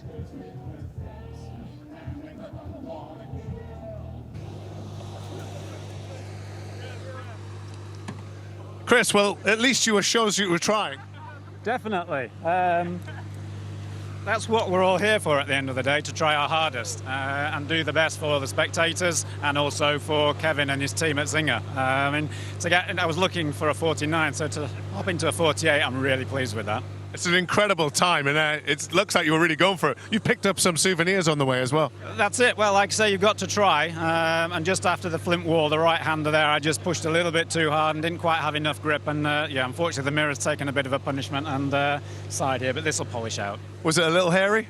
It was, but again, you've just got to try your best, haven't you? And try with the best with the equipment that you've got. And the team have done a great effort all weekend. And just a big thanks to all of the team of marshals that are out there in all conditions, especially yesterday when I was up in the wet. And then the fans as well, because that's what makes the event. Without fans, we don't have any motorsport. Absolutely, second that. And also, the times have been coming down for you across the weekend, so it seems we're out in the perfect conditions right now. Indeed, we've just been trying different things with the car. We've never really run it properly up the hill, and so a little bit of a change here, tyre pressures, a little bit this, a little bit that, and we've come away with a great result. And it's a stunning looking car. This carbon weave, which thankfully you haven't damaged, is looking splendid on this car, and this sort of tandem seating thing looks great. I mean, yeah, it's a really unique car, especially as the majority of the metallurgy is all 3D printed, and you can see that the finish of it is second to none. I mean, all the panel gaps, you can get a pound coin, run it all the way around, and it's symmetry. So it's poetry in motion from a car point of view. Well, it was poetry in driving as well. Well done. Your team seemed very, very happy, and congratulations, you're the current leader. That's superb. Thank you. That was absolutely a superb job by Chris Ward, and a highly successful historic racer. He started racing Formula Fords back in the early 90s and was the champion of Alton in 1993. Went on to Formula Vauxhall, British GTs, but in recent year he's won all sorts of big historic races at Goodwood, but elsewhere as well. So you can see how they're trying to get that car out of the way, and hopefully it won't take too long because we're in an area there where they will be able to move it to some space, and the other machinery will be heading up the hill pretty soon, I think. So it's just a question of giving it a safe tow, and then we'll be able to get back up with everything. The Glickenhaus, the SCG 004C, this is what went wrong. He clipped the inner apex just a little bit, and then that helped get the wheel spin, actually, and that, bosh, took him into the straw bales. Yeah, it did. It did. Here's another view from a bit higher up. And you can just see as he asked for a little bit of throttle, it was maybe a bit too much. Spat him then into the hay bales. But I have to say, that's probably the coolest tow vehicle, should I say, that I've ever seen. Never have I ever seen a Rolls Royce out there recovering race cars. It is rather fun. That's part of Goodwood. Yeah, I think clipping that apex, going onto the grass on that inner edge was just a little bit of a mistake, no doubt about it, and he's paid the price for that. But we are going to be seeing some rapid machines coming up the hill once that car has been moved out of the way, and it may well be that we see some of the fastest coming a little earlier than we expected to try and see who is going to be setting the pace. So we shall wait to see how long it takes to get this out. It's just taking a few moments, obviously. I wonder if there's any extra damage around the front end that may be delaying the ability to pull it. Are they going to have to pick it up? If they are going to have to pick it up and put it onto a transporter, then obviously that's going to take a little bit more time. They are saying they are giving the wave. I think they are going to be able to pull. Let's have a look. Yeah, I think they are going to be able to do this. Obviously, oh, no, now they're being told not to. The marshals are keeping an eye on this, because what you don't want to do is to do more damage by towing it. You'd rather pick it up and carry it safely. I think that's kind of what they're thinking about here. They don't want it further damaged with a tow, even though that's obviously going to take a little while. They're trying to remove some of the material that has become damaged underneath the front section that came off. We're going to have another little go. How much damage have we got? Yeah, you can see it actually has done a bit of chassis damage, hasn't it? Yes, it has. You can see quite a bit of damage. It was a heavy impact, even though it was a fairly relatively, you could say, low speed in terms of racing sense, where he did lose the car. There's not much give in those straw bales, unlike, let's say, tyre barriers, but they do weigh a lot. And that has really taken, that front end has taken a hefty hit. So the marshal's just removing the tow hook there that was unscrewed onto the front. So I'm expecting that they're probably going to have to pick it up, or get the recovery truck that's got Annette Mason's car on. Yeah, you're right. It might be the same one. That recovery truck might be a rather busy one today. But I understand that, because the marshals, the last thing they want to do in recovering a car and getting it out of the way is to damage it further. The damage has been done by the driver. They don't want to be responsible, I think, for more damage. We have seen that over the years, of course. People have had their cars recovered and ended up with a lot more damage on them. It can happen quite easily, but hopefully they can pick this up and move it out of the way fairly soon. What this does do, of course, is delay us getting into the final stages of the shootout. We'll get there, but it's taking a little while before we get into the final run to try and establish who is going to be setting the outright pace here this weekend. We know it does look as though Michael Lyons may be set up to do the next run. And I see one of the trucks is heading down the hill. Yeah, so the recovery truck's just gone past our commentary box window. That's making its way down the wrong direction down the hill, so they'll go out past all the packed grandstand, and they will recover the car, but it will still take a little while, I will expect, Ben, to get ourselves underway. And there we go, right into shot from underneath the bridge. It is our trusty recovery truck. You're an experienced racer, Alice. We've all been through situations when we've done some racing where you just think, you get out of the vehicle and you just think, oh no, I really shouldn't have done that. But it's just part and parcel of competition, isn't it? Hey, everybody crashes. The best crash, whether they're Formula One drivers, they're motorbike riders, they all end up doing some damage to their vehicles along the way. It's part and parcel of motorsport. It's part and parcel of learning and trying to go fast as you possibly can. And unfortunately there, he has ended up going into the barrier.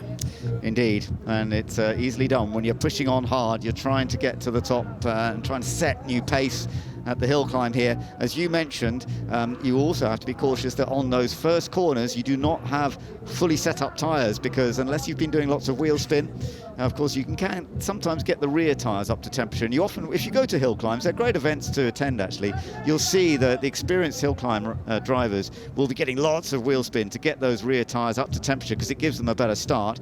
But they're also conscious sometimes, they use the brakes a lot on the way up to try and warm those front tyres up as well. Yeah, exactly. You'll be using the brakes to try and generate the tyre temperature basically inside out. So use the temperature of the brakes, get them warm, and then that just aids to getting the tyres up to temperature. But I did see when these cars were going down to the assembly area, let's call it, or the queue to go out, quite a lot of them were trying to get sideways. You could hear them using the brakes, but obviously that was a long time ago now, because we did have this delay. There's a little bit maybe wheel spin they could do when they move further forward on in the queue, albeit a few feet, so not too much. But we've had a few delays that all temperature they may have got is all gone. Yep, so it's a bit of a change of plan. They're picking the car up. Hopefully they'll get that sorted. But in the meantime, let's go over to Rachel. Well, yes, we've come to the Drivers' Club here. I'm still with Karun and Max, and that's a real shame. And we were watching that and willing to get a result for the shootout right now. What do you make of the couple of incidents we've now seen? I'm just feeling very lucky that I wasn't sat in the car now in the heat with the stress of knowing what you've got to come. I'm so glad that all the stars aligned the year that we managed to break the record, because obviously for it to be a record, it has to be done on the Sunday afternoon. You need the weather. You don't want any oil slips. You don't want someone in front of you just crashing because you're a little bit like, oh, is there something wrong with the course? So yeah, very lucky. But it's a sad sign when you see a couple of cars crash early on, and there's still lots of cars to go. But luckily, everyone was okay. That's at the start of the hill climb as well, isn't it? That most recent crash, Karun, the temptation, I guess, there is to be really going for it before you get the first turn. Yeah, it looks like they just pinched the grass on the inside, got the car sideways, and then, you know, we've had a lot of rain here and the wet grass, the car just carried on sliding. So pretty unfortunate. You know, it's one of those things. It's very much a game of risk versus reward here, but unfortunate for them. All right, well, you can continue to watch the shootout on the Sky Sports F1 YouTube channel if you'd like to do so. We've got Indy next here on Sky Sports F1, but the shootout will be decided here today at the Goodwood Festival of Speed. So follow it on there, and we will see you soon. Bye-bye.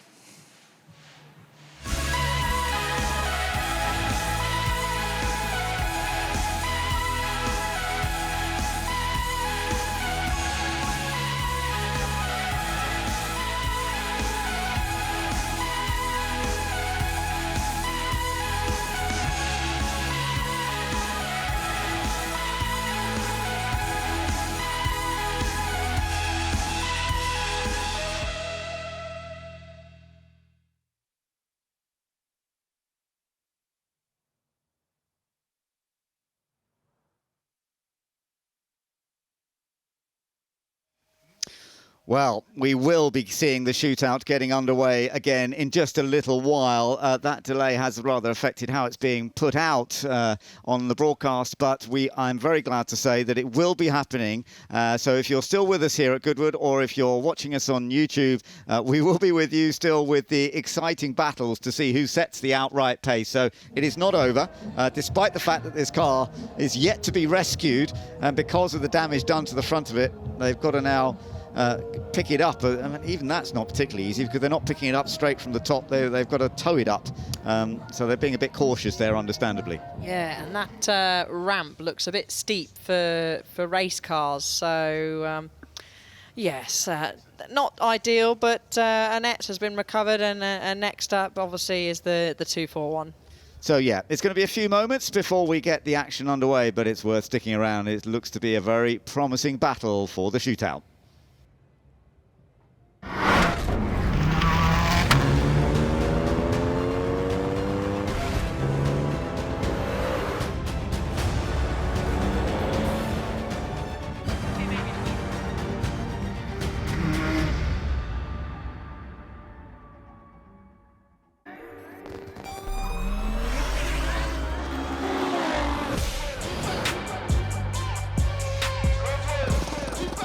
To hear them start and then... Every form of motorsport here, from classic side all the way through to the most modern cars. You know, I see Goodwood just increasing and getting better each year. Lots of ideas spreading around, a lot of familiar faces. It's a fun fair, but with cars.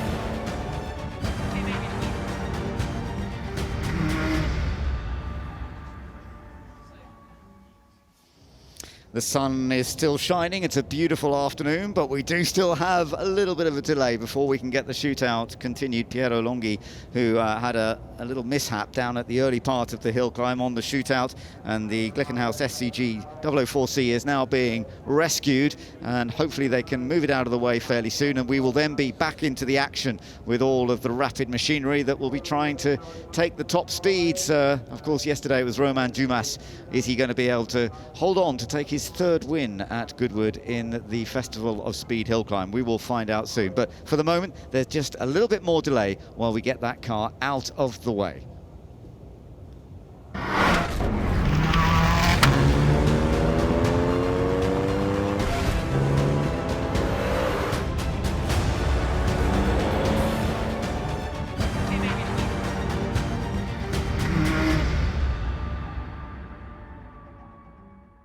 What a great ride from Tom Marquardt on Quickthorn, who wins the Autocount Goodwood Cup.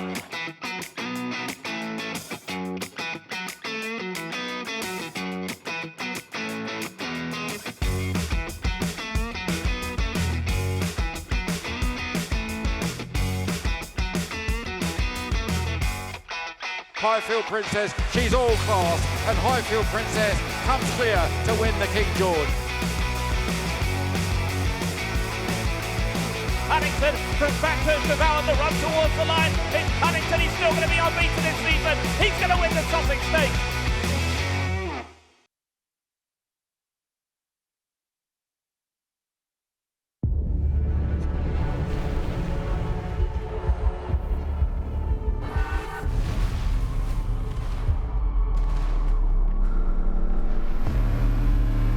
Dynamic air suspension, all-wheel steering, configurable terrain response, effortless in the extreme.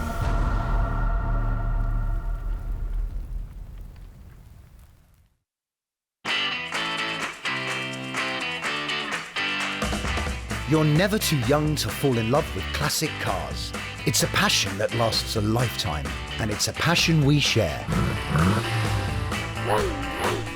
Backed by over 75 years of motoring experience, Goodwood Classic Solutions is a unique new way to ensure your pride and joy. Goodwood Classic Solutions. It's a passion we share.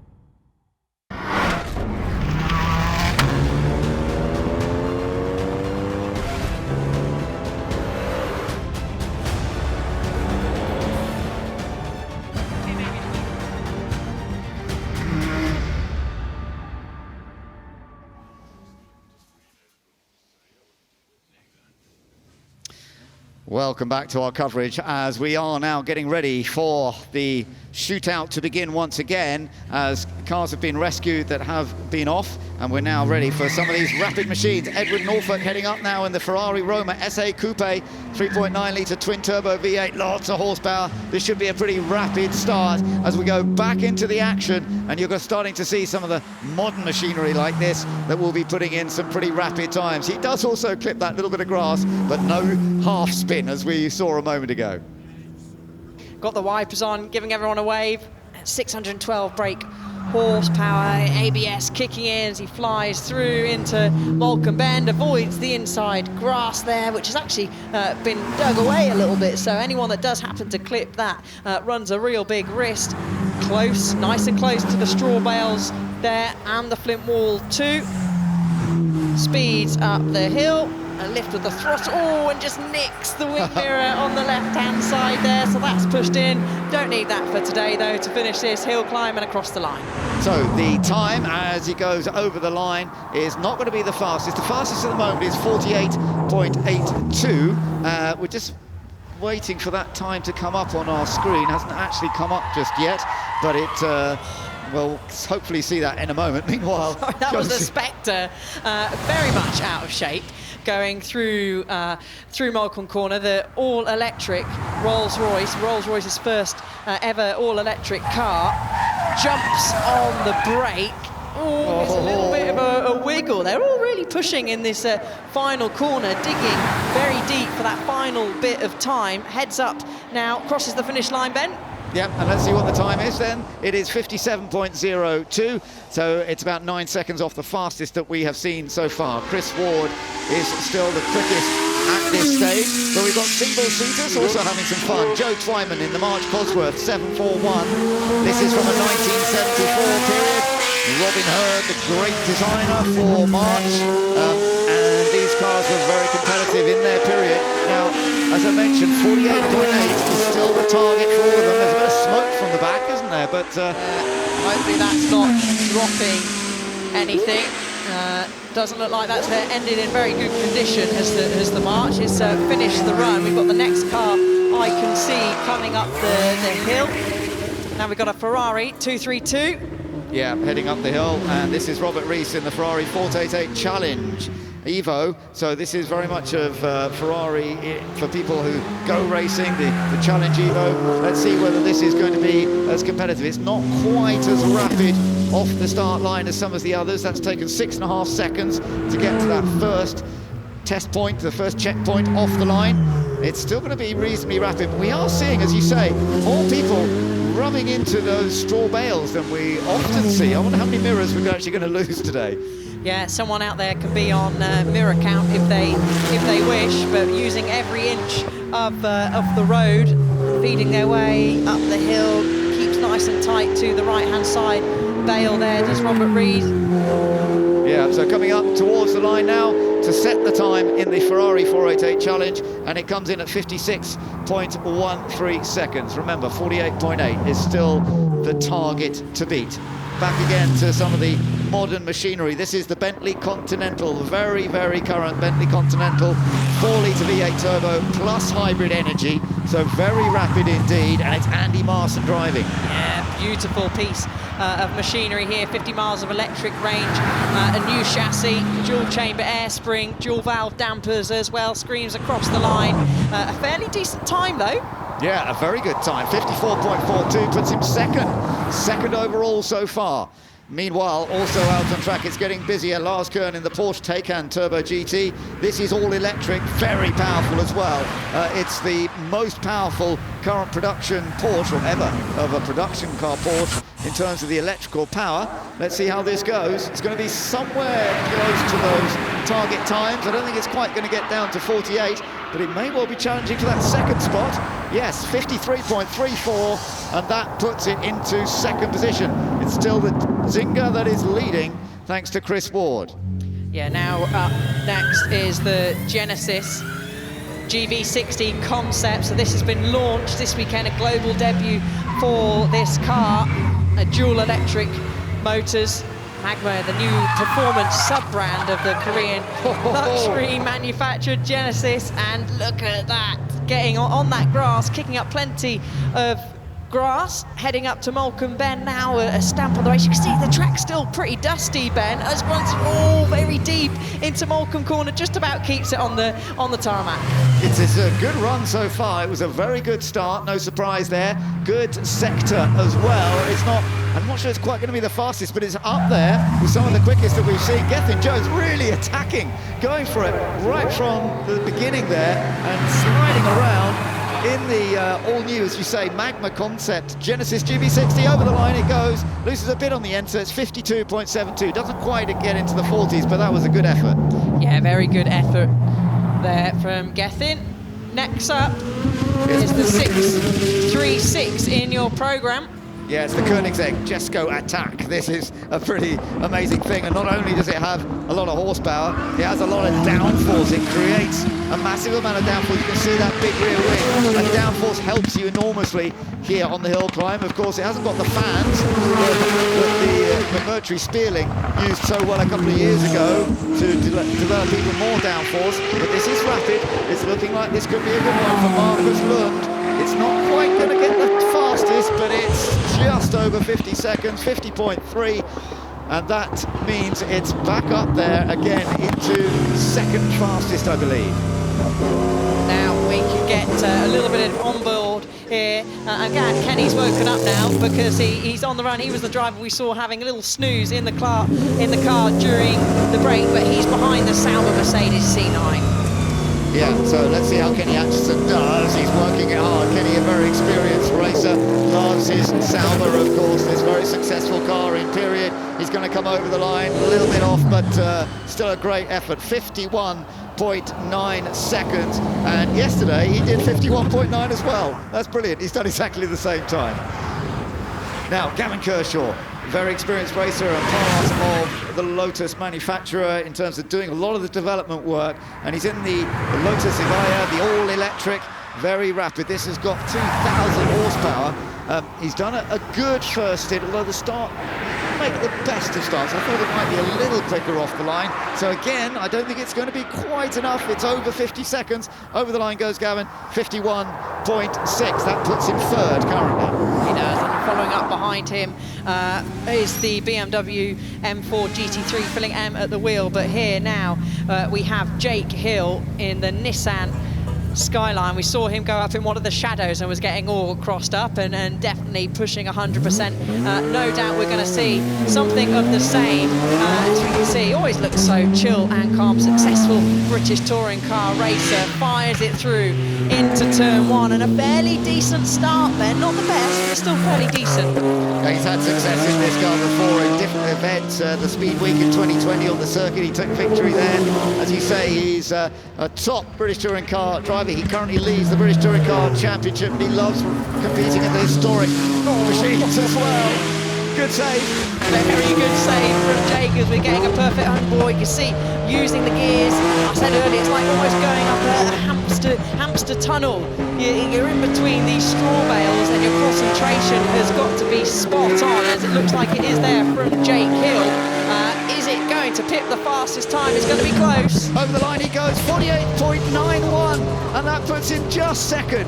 He's less than a tenth slower than the Zinger, but Chris Ward is still holding on to that top spot at the moment. Jake Hill up into second as we go into some Lotus Formula One attack. And Nicholas Padmore, very experienced. He's had records, various records on the Goodwood circuit. He's going to be very close. He's in the mid-40s. Oh, there seems to be a slight, I don't know quite what happened there. Over the line he goes, and he does a 50.1. I don't know if there was a gear change or something that wasn't perfect at the end there, but it was still a very quick run. Now, it's all happening. We've got the Iron Dames Lamborghini Hurricane heading up the hill. Karen Gaillard. She is running up. You saw something else? Yeah, she's left a small lock-up going into Malcolm Corner, hence the noise. This is the Iron Dames. Deborah Mayer started up the Iron Dames for promoting women in motorsport. Very successful team across the board, and she goes across the line. That lock-up and running wide certainly would have lost her time. So Karen will be slightly disappointed with that, but she slots into 8th place. So it's still Chris Ward with the Zinger 21C that is fastest at this stage, as we now get ready for some more Ferrari action heading out onto the circuit and onto the hill climb. Andrew Morrow, who has done a fantastic job in the British Ferrari Challenge, he is now in the 296 Challenge machine. This is made its debut this year in the United States, actually, in April 2024. This is a new version of the Ferrari Challenge machine, and he was pretty rapid yesterday. Let's just see how this goes. The start, good, 5.19 seconds, but not into the 4-second mark, which is what we're kind of looking for. Let's watch up through this next section, Alice. Let's see how close to the barriers he's getting. Yeah, nice and smooth through Malcolm Corner, heading up the hill now. The Ferrari Challenge, such a popular championship across the world. A very popular car as well, as Andrew Morrow gets close to the hay bales on either side. No wing mirrors are being folded in on the Ferrari 296 just yet. Kicking up all the straw, goes across the line. He'll slot into 3rd place. Yeah, that's good, 50.03. So he goes into 3rd position for now. Now, this is a Pikes Peak Challenger. This is the Alpine A110, and Rafael Astia, who has competed at Pikes Peak with this Alpine. It's got 500 horsepower. It's pretty light too, though. It's 950 kilos. It was second in class at Pikes Peak when it did that competition. He's been pushing hard all weekend as he's been getting used to the hill climb. Let's see how it goes into the final stage. You've got the line coming up, and he's going to go over the line. He's close, but it's not quite there. 48.62. Oh, he has done it. He's just done it. It's enough. He's gone fastest. That was great. I didn't think he was quite going to make it, but he did. Now, this is another quick one.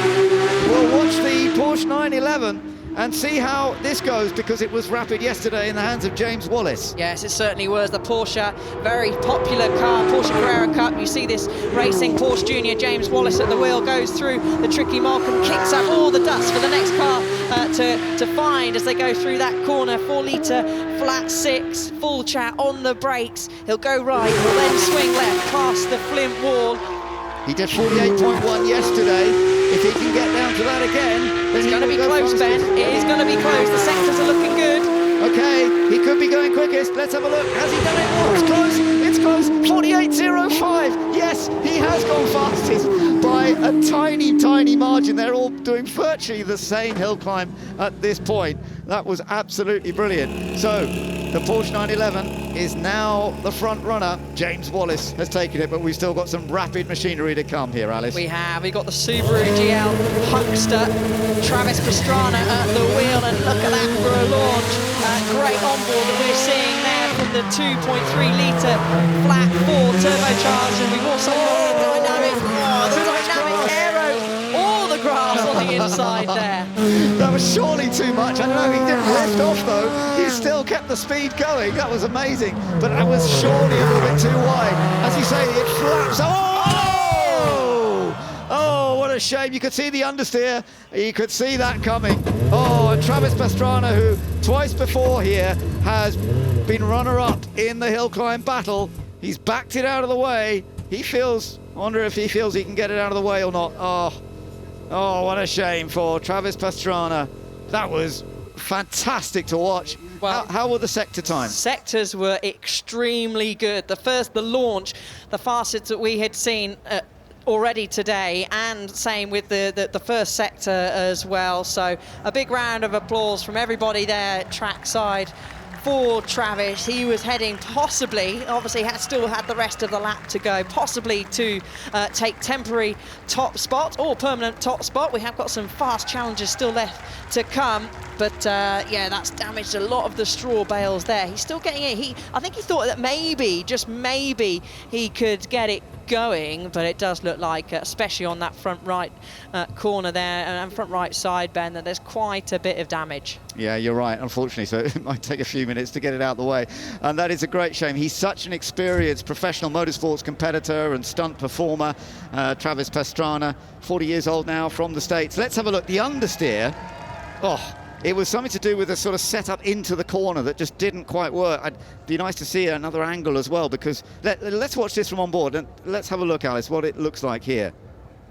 All right, okay, he had a moment of oversteer, had to correct, and then just got massive understeer. That shot into understeer really quickly. It's still quite dirty on the entry here, but I don't think that's necessarily what caused it. It whacked into understeer very quickly, and then at that point, you know, you do a big oh no, and probably some other choices of words as well. You can see he locked up as well. Look at the aero there flicking up, Ben. Yeah, then he turns initially, the back end steps out, so he has to corrects the steering. Let's have another look. Yeah, when he winds it back on the other way, there's just no front end grip because he's going at such a high speed, and it just plows in. I tell you what, there's a cameraman in a perfect spot up on, you can't see it, I don't think, from this shot, on the right. He's a bit further down, who will have had the most amazing shot because he was very close to where that car came in. Look at this, look at this. We've got a cameraman in the background, but nearer us, as our camera opens up, look to the left, and you will see there's a cameraman who must be getting a couple of them, getting incredible shots and not getting out of the way. They were quite happy to just stay there and take the pictures. I mean, that's dedication to your job, isn't it? Well, they're perfectly safe, and that's good news. And so is the driver, Travis Pastrana. He's fine. He's out of the car, trying to help them now to sort the car out. But clearly there's damage to the front end. So that's the third car in this hill climb shootout so far that has had an issue of a mistake or an error and hit the barriers, and is taking some rescuing. So that's the way it goes. For now, let me just remind you, it is the Porsche 911 of James Wallace that is holding the pace at 48.04 seconds.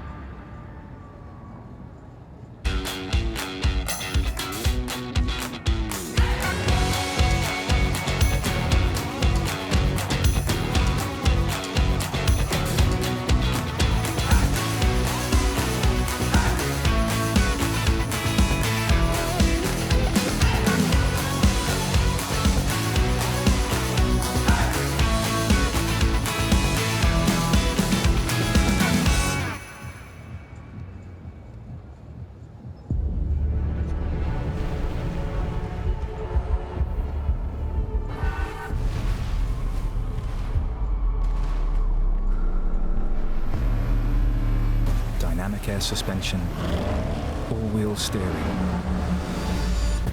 configurable terrain response, effortless in the extreme.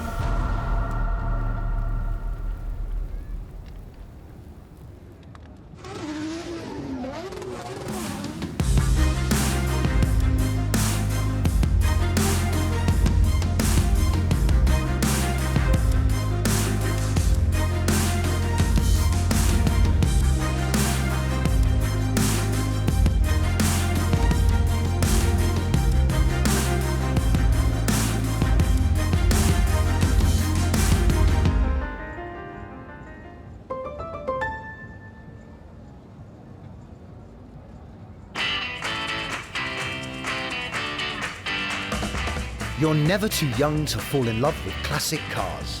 It's a passion that lasts a lifetime, and it's a passion we share.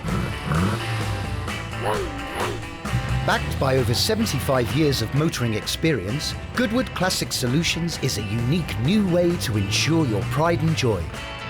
Goodwood Classic Solutions. It's a passion we share.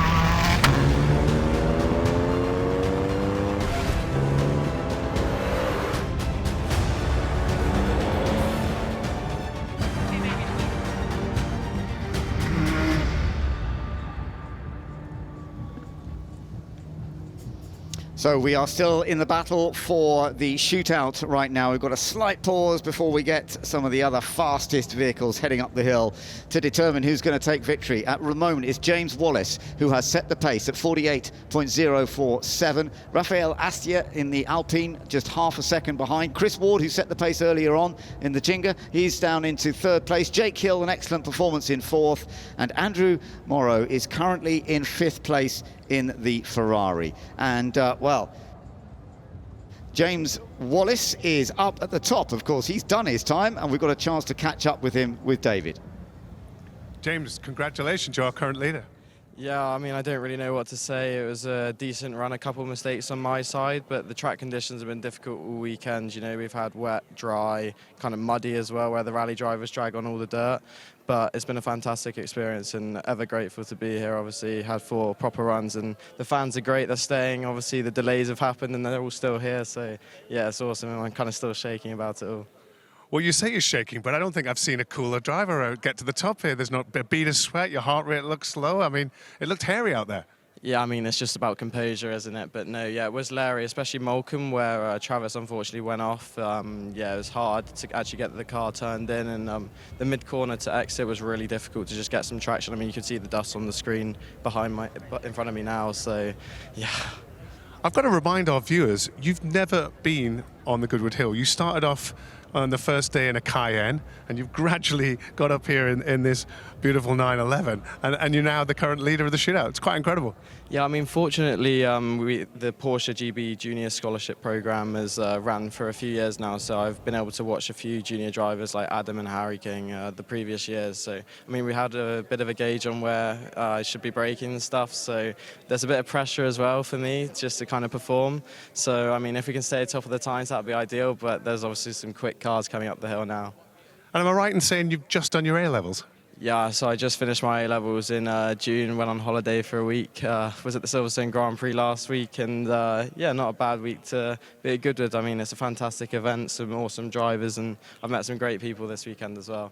Well, it sounds like you've had some fun. James, I think we're going to put that run up on the screen, and you can talk us through it there.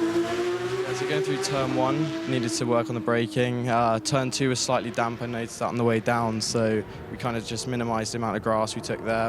Moulcombe was always tricky. It was dirty on the entry, and then mid-corner we struggled slightly. I think we had a bit of rotation just on the exit there. Yeah, the Flint wall is hard because there's a big contrast between the dark and light, so you kind of go in blind. I was a bit hesitant on throttle through here, so probably lost a bit of time. Here, braking, kind of just waiting for that long apex, set down to second, and we'll run up the hill. It's the first kind of few runs for me, so I think we can get that flat next time, but until next year for now. So calm, I love it. When did you find out you were on the top of the leaderboard? I guess kind of when I came up the hill and the fans are kind of clapping and stuff, I guess that's a decent run for myself then. That's made you smile? Yeah, I know, I see all the fans behind me. It's amazing to be here, and I appreciate you all even. Have you got some family here? Yeah, Mum and Dad are down at the stage, and I think a few people might be watching, so no, it's great to have the support this weekend. Well, you're a very talented young man, current BRDC rising star, and rightly so, and leader of our shootout for now. Yeah, thank you guys, appreciate it. Really good to hear from James, and what a fantastic job he's done, and speaking so well about this opportunity, and really wonderful. A youngster like James doing such a brilliant job, and we'll see whether he's going to be able to hold on to that spot. But now that we've lost Travis Pastrana, we've still got a few potentially very fast vehicles to come up the hill, of course, but not so many. We shall see how this goes, and the track has been cleared of the damaged car, so it shouldn't take too long before we're into the final run. Yeah, it shouldn't. Great job by the marshals. The hay bales are all placed back in place where they should be. The crowd are still all here, excited, giving themselves a wave on the telly. Yeah, and of course the awards will be handed out once they're up at the top and it's all decided, but we shall find out who is going to receive those awards once we're underway. Remember, for the moment, it is the youngster James Willis in the Porsche 911 GT3 Cup car that is set the outright pace.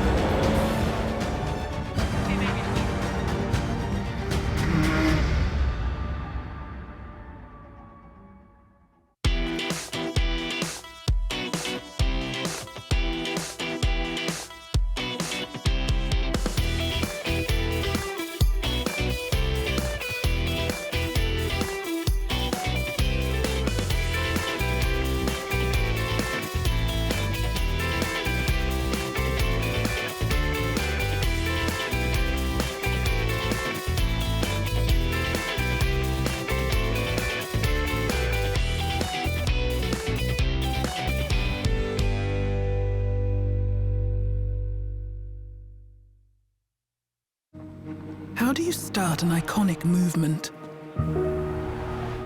Classicism would say it's all about form and craftsmanship,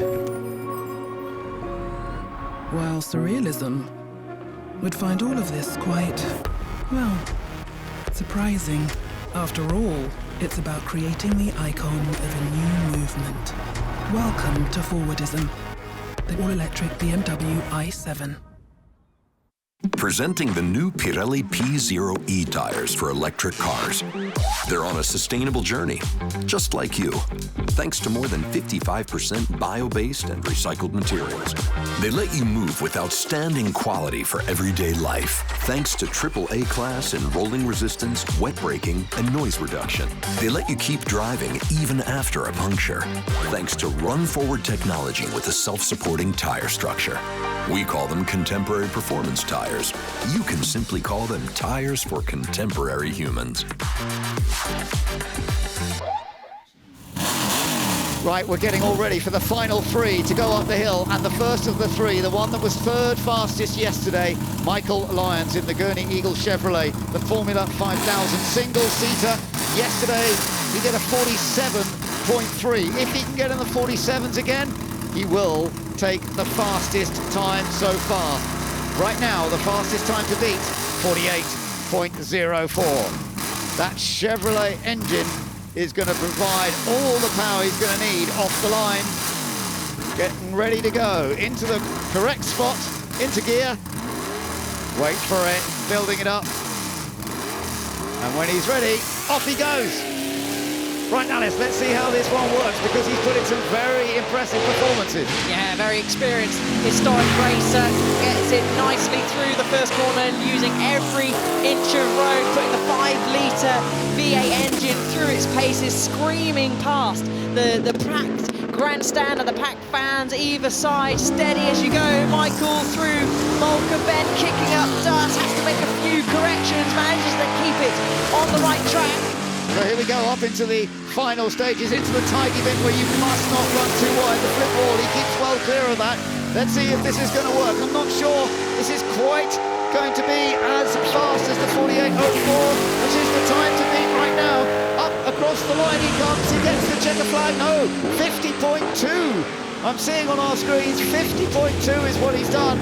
So that is not enough to take the top spot. 2 more to go, and this man is still the fastest so far. James Willis holds on to that top spot. We've now got the 2 potentially fastest vehicles to come. Scott Speed, first of all, in the Subaru WRX Project Midnight. This has been created for this one event. They've only tested it once before it was brought to Goodwood, and Scott's had to get used to it very quickly. He did a 45.1 yesterday.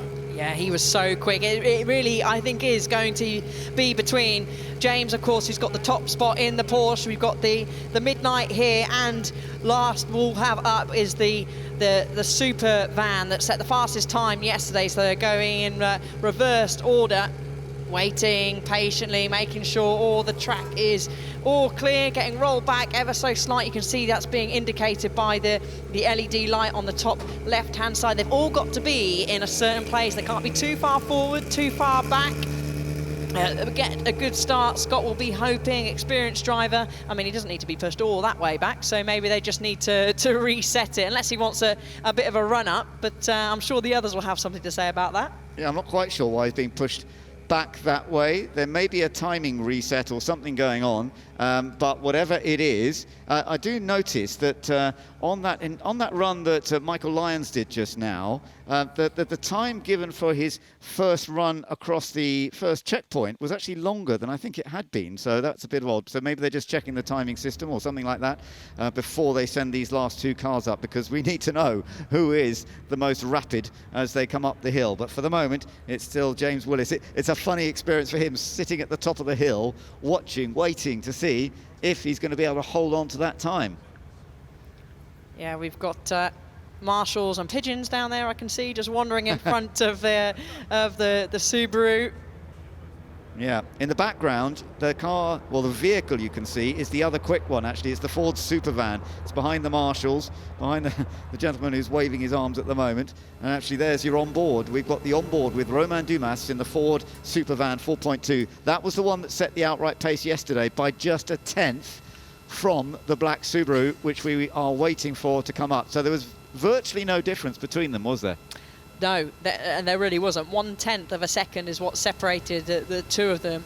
These 2 had the longest wait out of everybody to go up, so they've been sat there. Maybe he can stick a bed in the back of his super van there. He could have had a nice kit, but it sounded like Scott Speed has just done a few burnouts to really try and get that very good launch, get pushed up to the front of the start line. You can see the marshal puts the measure in front in place, and it's all yours, Scott.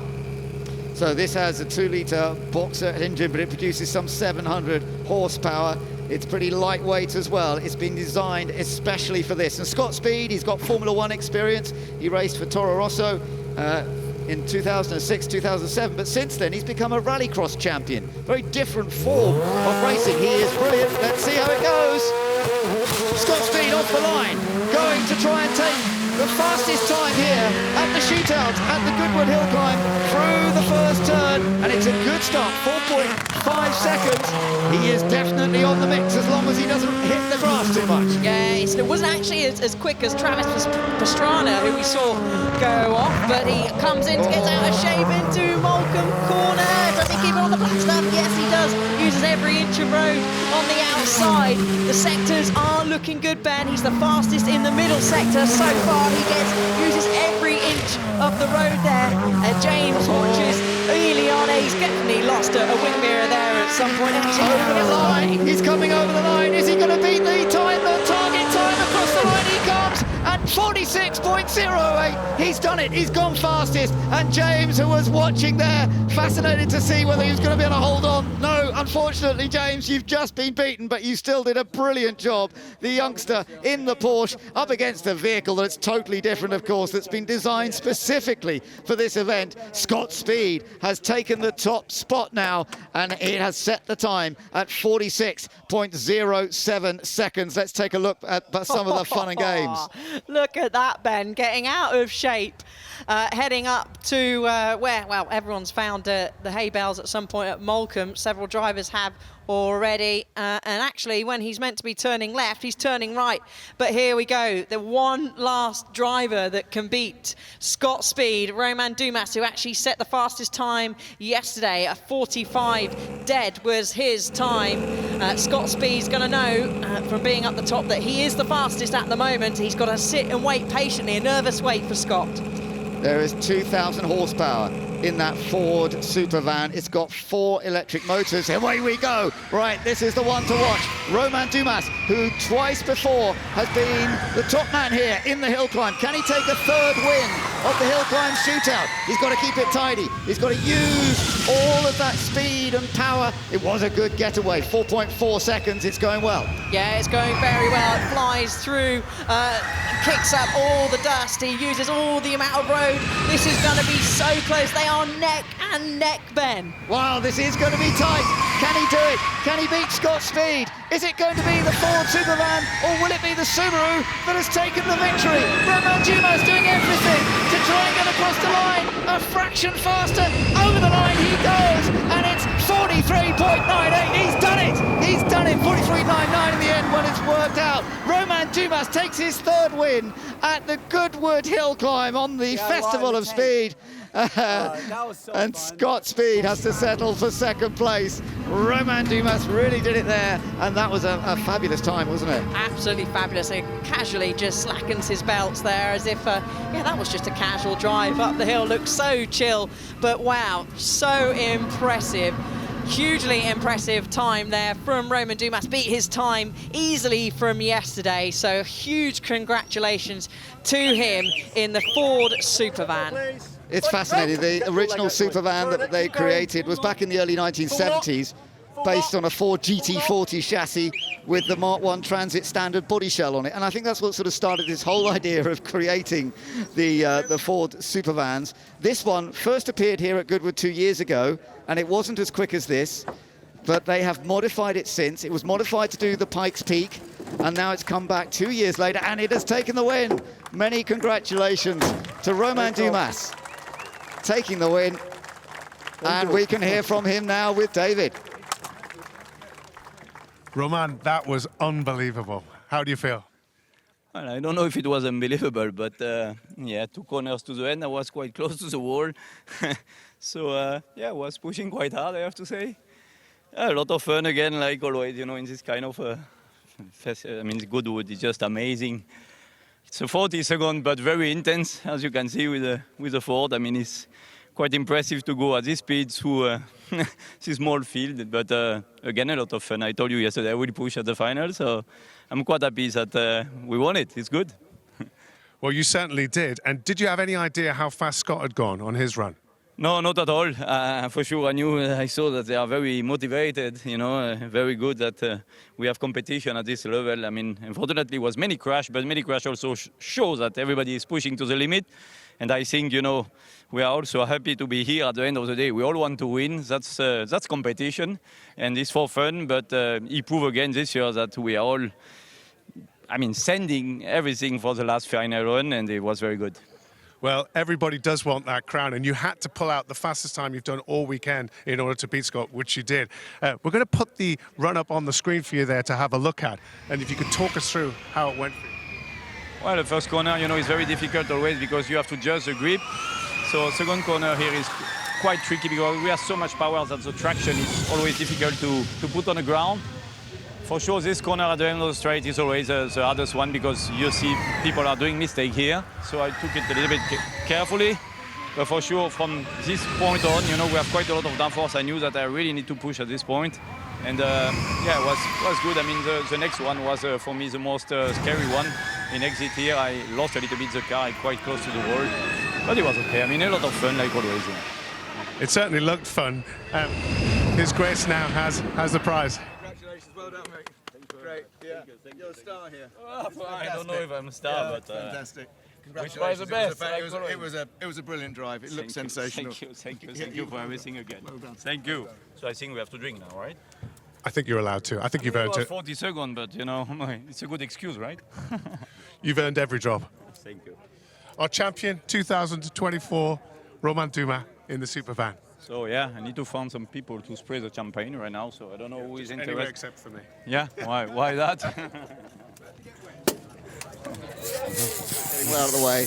Romain Dumas won this in 2018 in the VW IDR and then did the same again in 2019, but this is his third victory, the first time with a Ford. This time, of course, with the Supervan 4.2, all electric, very, very powerful and extremely effective on the hill climb. Many congratulations to Romain Dumas. It was a long process today. He was sitting down at that bottom end of the hill climb for a long time as we had various incidents to sort out, but he sorted it out very well. Oh, he certainly did. That was just such a laugh. I'm really disappointed he didn't spray David, though.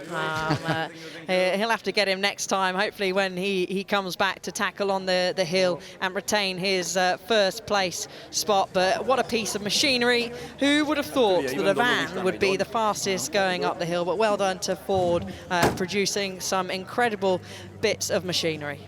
Yeah, wonderful stuff. And as you say, they redeveloped this machine for this event. They changed it around again from the Pikes Peak, and they have made it work extremely well. Romain Dumas, of course, huge experience in sports car racing, but also on hill climbing.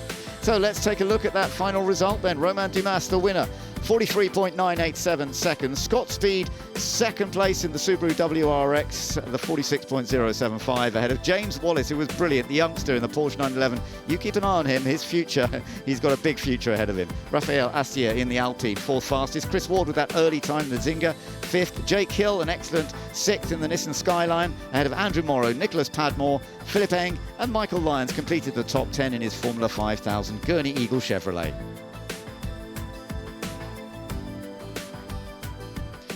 So it has been absolutely fun to watch the hill climb battle here, and let's just take a look at some of the highlights of the action, because there were a few incidents, there's no doubt about it. It was a little bit tricky for some, but others had a wonderful time just getting the best out of the performance of their machinery. Yeah, and we got to see new and exclusive road cars that have done their global debut here at Goodwood Festival of Speed. Road cars, historics, vans. We're going to chuck the Supervan into that high performance cars going up the hill, and very close in the end. The Zinger there, driven by Chris Ward, held top spot for a while. Yeah, it's fun seeing all these different types of vehicles as well, whether we go from the specialities like the Alpine that was built for hill climbing, going to the Pikes Peak, and it was right up near the top, and then this brilliant effort by James Wallace in the Porsche. That was so impressive. Yeah, it was, and he was watching, he was hoping, but Scott Speed took that away from him, even with getting slightly out of shape coming into Malcolm.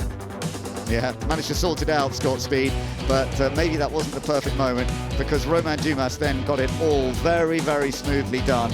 He was totally calm and controlled throughout. Even if he was getting a bit close to the barriers in a couple of places, he still managed to set the outright pace here today on a beautiful afternoon at Goodwood. And we've got a chance now to catch up with the top three from that hill climb shootout. Well, I'm here with my podium places on the shootout, James. It was very close. I was getting a bit concerned because I was going to give you the champagne. I don't even know if you're old enough to drink it. Yeah, I mean, I don't know, I would have liked the champagne. I am 18, so I'm legal, but yeah, these boys have done a fantastic job. It was always going to be difficult, and yeah, fair play to them, hats off. Did you think when you were doing your A-levels a couple of weeks ago, you'd be sitting on a podium with Scott Speed and Romain Dumas? No, I didn't really think much of it. I mean, all eyes was on my Carrera Cup GB program, and yeah, this was kind of an event, but yeah, it was amazing to be here. Roman, I think we might have found a new star. The young guy did well, didn't he? Well, you know, Carrera Cup is always the best to find new driver. I mean, I started with that more than 20 years ago, so I'm sure he will have a great future. If he knows how to drive here, normally he should be good to drive in Le Mans. You know, it means he has some balls in his pen, yeah. Nicely put. Did you have any other advice for him on the hill? Well, you know, as a hill, you know, you just need to switch off a little bit for 40 seconds, and this you don't need to do in Le Mans if you want to do a good career. Scott, also your first time up the hill, it was very dramatic. Give us a few smiles up there. You were going left when you needed to go right, and right when you needed to go left. Did you have fun out there? Yeah, oh, it's a blast. I mean, I got probably the funnest car to drive. The four-wheel drive Subaru is so much fun. Tight course, got more confident with it every day, and overall just blown away by the event. Just the atmosphere here, the people, the car enthusiasts, the fellow racers. What a cool overall experience. I'm super happy. So second place, you're still smiling? Oh yeah, absolutely. Yeah, it was. I mean, I feel like we executed as best we could, so that's pretty close to what she had. You had a great start. Huh? Yeah. I think we, like I said, the track. The cool thing about this place is you start and you have to kind of judge the grip after the first corner and start adapting from there, and that's like a really cool added challenge to this place. Were you aware what happened to Travis on his run? Yeah, of course. Yeah, I'm watching all the runs. Yeah, I'm trying to absorb as much, try to get an idea of what to kind of expect out there for the grip level. Was the grip worse than you expected? Well, I didn't really have an expectation, but I gave myself a little room in turn 1 and already had a slide, so I knew immediately I had to recalibrate to a lot less grip than we had yesterday. Roman, you were telling me you did a 44 seconds with the boss of Ford sitting next to you. How did that go? Yeah, the boss of the EV program. So yeah, so it means he should be with me today. Possibly we'll be much faster. I don't know. He told me he was quite heavy, so I had a lot of hope. But I only gained 1/10. So I guess, yeah, today the track was a little bit slower, definitely. But I mean, like Travis said, as Scott said, it's very difficult to judge here the grip. You know, you go on the first corner, already at the start you have a kind of feeling. First corner you have another indication, but it's already, you know, only 5 corners left. So you have to take the risk. So it's why it's very complicated here. You had a big moment in the last turn. Yes, you are right. But, you know, I knew that he was pushing very, very hard. So I have to say, you know, yeah, it's time to go. So let's try and we will see. You know, it's good, it's big. So anyway, if I hit, I will not move a lot, you know. I will stay on the road somehow. The three of you are so relaxed and calm. And especially, I'm so impressed with James on your first run. Do you think you'll be back for some more? Definitely next year. We'll hopefully we're pushing these guys up. But yeah, we might have to look over the data a little bit to find a few seconds. But yeah, no, we'll see. Well, you've certainly got the talent. Gentlemen, it's been an absolute honor and a pleasure. Well done, our podium places for the shootout.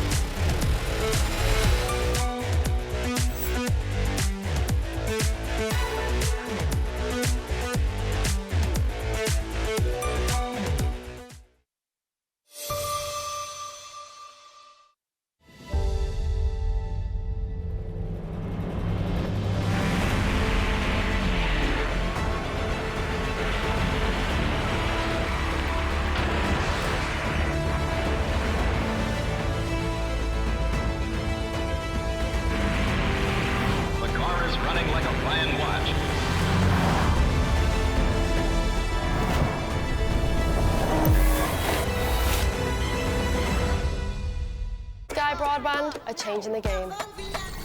We live in a society where 47% of UK gamers are women. Yet they only make up 5% of esports pros. This needs to change. 2 tournaments, 1 final. They're UK's first of its kind, with pro contracts and Skyfall fibre on the line. We're on the lookout for women on their path to pro. Join us and compete in Races E-Series, Soccer E-Series, all leading to secure a place at the Women's Esports Finals. Sky Broadband is built to power the pros.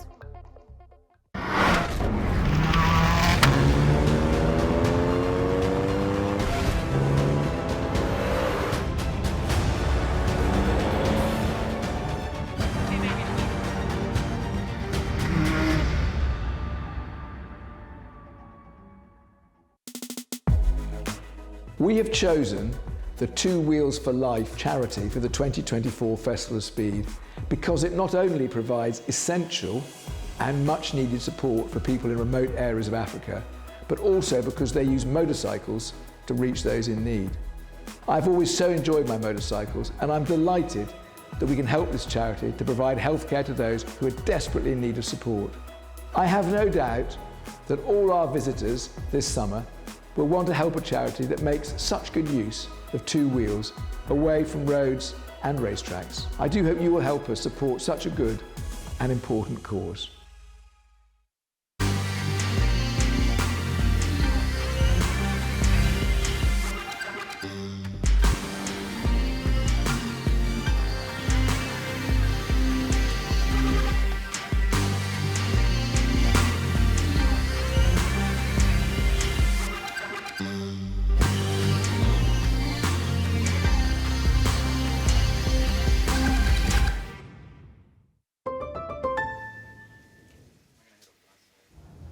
Well, what a full-on last couple of hours. The shootout, really the highlight here on Sunday, and a mammoth effort in the commentary box from Ben Edwards and Alice Powell as well. The sun's still shining, and we have still got more cars to come, and bikes too, before we end this year's Goodwood Festival of Speed. So make sure you stick around, keep that TV on, stay where you are around this Goodwood estate. We've got more to come on the way, including supercars and first glance car and road bikes still to come. But all weekend long we've been celebrating the brilliant and the great here in motorsport, including paying tribute to the King and his legendary clan. That is, of course, NASCAR's first family, the Pettys, and indeed Richard Petty. It's going to be fun to watch. We're celebrating 75 years of the Petty family in competition. Richard Petty, the King, 7 times champion. 201 NASCAR wins. What an incredible record. The King was the first driver to have a number that was personalised, 43 on the flags. It's lovely to see a great turnout of fans. Let's have a huge round of applause for the King, Richard Petty, and his son, Kyle Petty.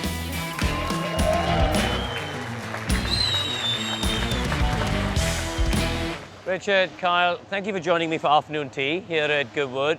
Have you had a good time up on the balcony in front of the fans? That was pretty neat, you know, something different. I've never been up on the balcony and to look out at all the people, see everything that's going on at Goodwood. It's just unflipping real. He's talked about it since the very first time. What a special event it is. The electricity, the excitement, the way it just builds every day. It is such a great event. I saw Jackie X, I saw Kenny Roberts. I've seen so many people that were my childhood heroes, so it's been cool. And you guys are celebrating 75 years of your family being in NASCAR, really, because of course your father my father started Cup racing, and NASCAR Cup racing in 1949.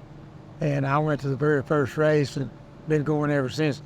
And then I came along and Kyle came along, Kyle's son come along. So it's a family tradition.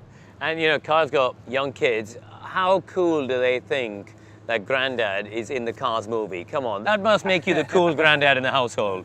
I tell you, all the grandkids and stuff, growing up and it was around race cars and stuff, and didn't pay that much attention to it. It was just an everyday deal.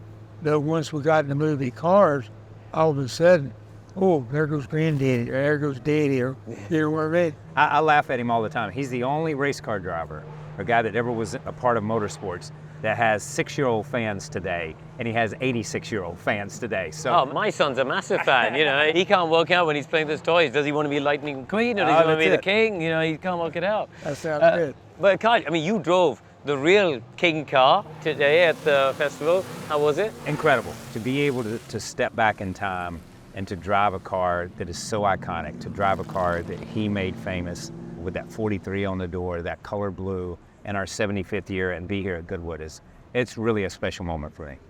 So this isn't your first time. What brings you back every time? The magic of the place is an accumulation of the racing world all in one place. And as far as I know, it's the only place in the whole world that has anything like this. It covers all forms of racing and all forms of cars, motorcycles, airplanes. They got a little bit of everything here. Yeah, we talk about it a lot from the standpoint, you're from India. We're from the south of the United States. We're sitting in Great Britain. But what ties us all together is you are just a fan of motorsports worldwide, and you just want to see everything. Gentlemen, yes, sir. Very much Thank for you, your time. Thank you. And bon appetit. Okay. Thank you. Thank you, sir. Ladies and gentlemen, Richard and Kyle Petty.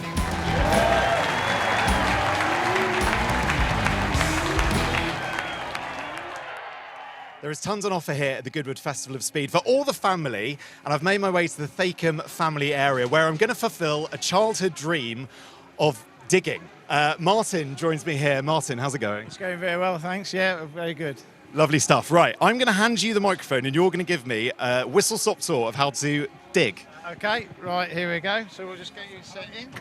So first the controller. So we've got forward is down. Wow, I mean, okay, That's yes. it, then backwards, we'll pick it up.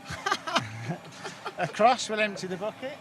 Wow. And then towards me, we'll scoop it up. No. So that will scoop it up to me. Yeah, okay, Then we're we've got, scooping. then we've got a left and a right. Okay, yeah. And then we've got in and then out. Martin, this is fantastic. I could actually do this one-handed, couldn't I? No, I couldn't. No, I couldn't. Wow, this is fantastic. All right, well, thoughts on my future career as a digger? Yeah, if you can do it two-handed, then great. Perfect. Right, I'm going to get out because I'm going to show... oh, I've got to go. There we go. Right, I'm going to show you what else is available here. Martin, thank you very much. Thank you, everyone. Right, we're going to come down the steps. I'm not going to trip over. There's all sorts going on. Hello, everyone. Hello, hello, hello, hello. It's really good. It's really good, yeah. Digging, lots of fun.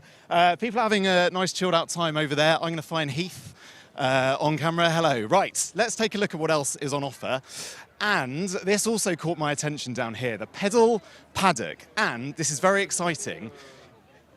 Kids are getting the chance to pedal a car up the hill at Goodwood. So follow me. Hello.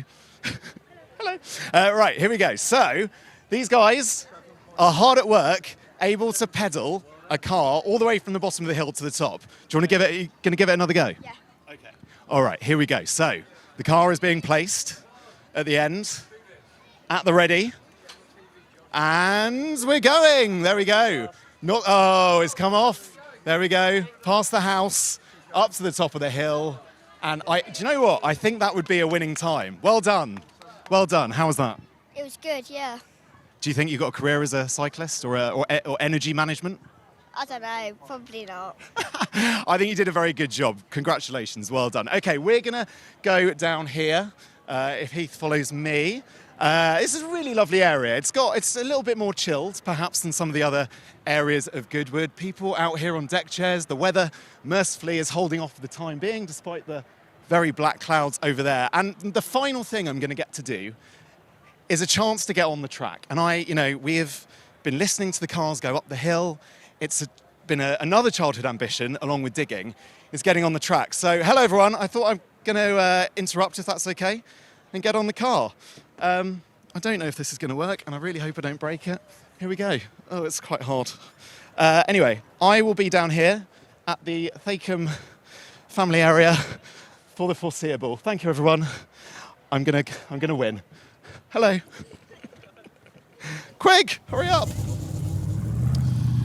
Matt Baker finding absolutely everything and anything there is to do around this magnificent Goodwood estate here for the 31st Goodwood Festival of Speed. Now, we do have more cars coming at you and bikes as well, thick and fast, to round out the day.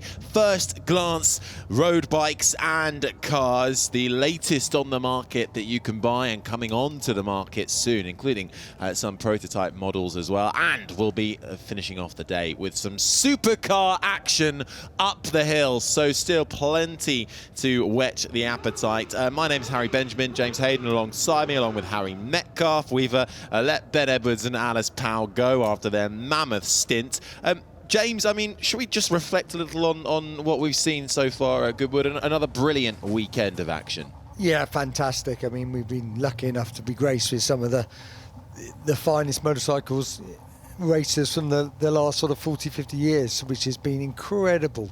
You know, the likes of Giacomo Agostini, McDoohan, Kenny Roberts, Randy Mamola, Freddie Spencer, just to name but a few, Kenny Roberts Jr. So it's been wonderful, and alongside that we've just seen some of the most amazing motorcycles, from early BMWs to Gileras to MV Augustas, the top factory Hondas to the very latest, Stefan Bradl on the latest the latest Honda MotoGP bike. So it's been brilliant to see, and we can see the last run of bikes just lining up down there on the start line now. And brilliant to celebrate, of course, Michael Dunlop and all of his achievements at the Isle of Man TT. Well, this is the other thing. I mean, Michael Dunlop, he has just been superb. 29 TT wins, you know, a record that many thought would never be broken. And to see him on the balcony, it was such a huge crowd underneath, you know, with his grace. It was just wonderful to see, and it's just really brilliant also for road racing and the TT to be recognised and you know, in that way was, I just thought, tremendous. So absolutely brilliant. It really is. We're just getting ready for this first glance batch lining up on the start line. I think we're going to dive straight into it then. Up the hill we go, and we're kicking off with the two wheels. We certainly are, and so we're starting off, we've got, this looks like the Norton Commando 961 LE, which it is. So this is based on a Norton Commando 961 CR, but this is a limited edition one to actually celebrate their 125th anniversary.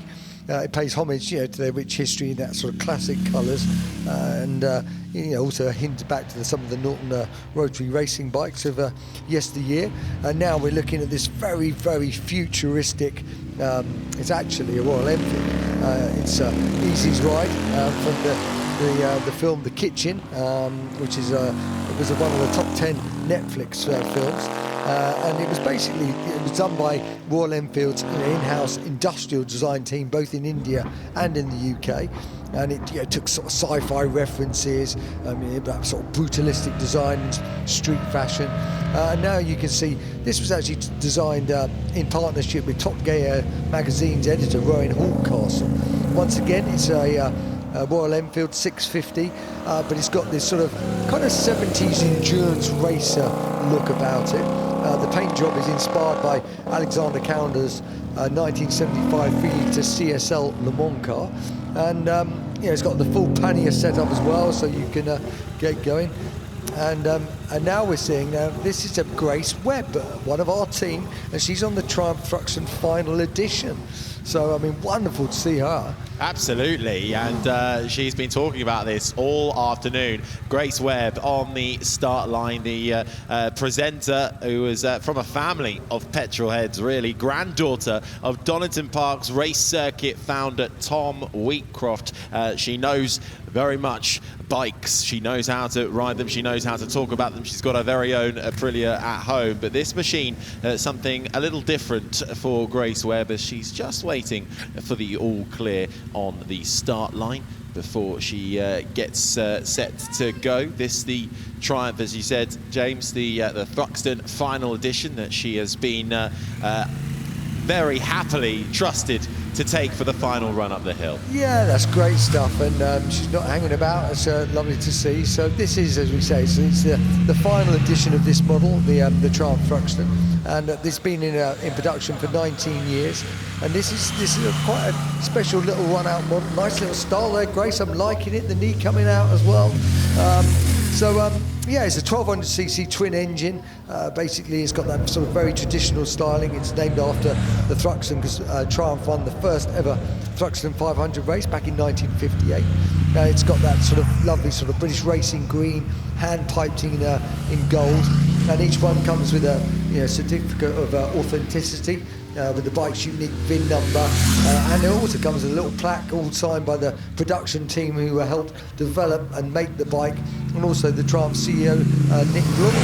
And Grace is hustling it up through the walls there and doing a nice job. It's also got some sort of trick parts on it as well. You know, it's got some nice Forks Brembo brakes. You know, those lovely sort of Olin's twin shocks. So it's got some nice parts that make it a really nice run-out model of what has been a very successful bike for Triumph over these last years.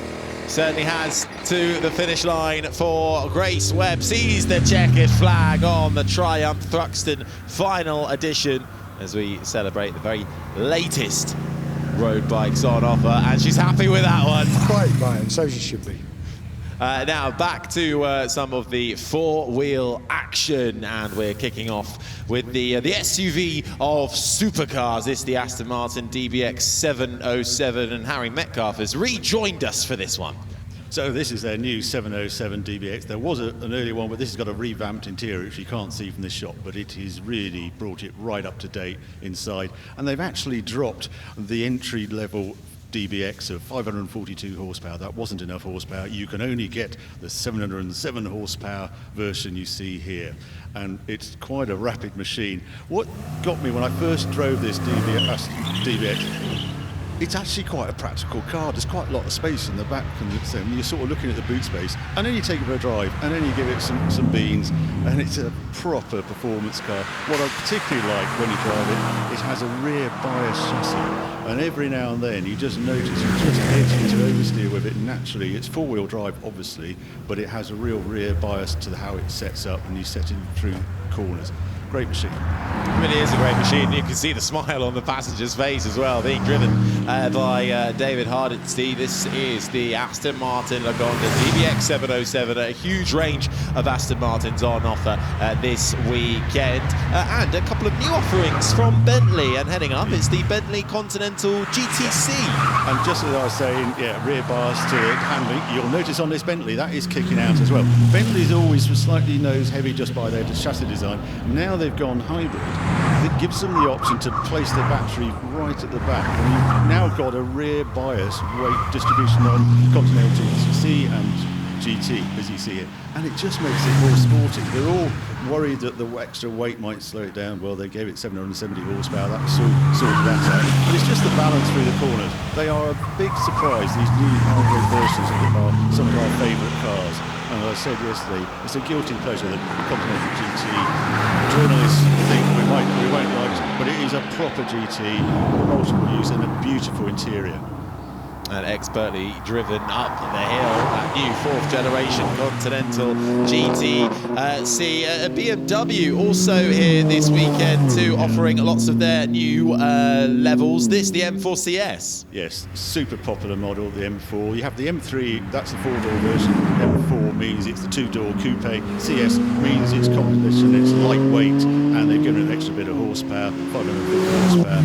As I love those sort of daylight lights which are glow yellow, just to hark back to the Mauve, the French lights.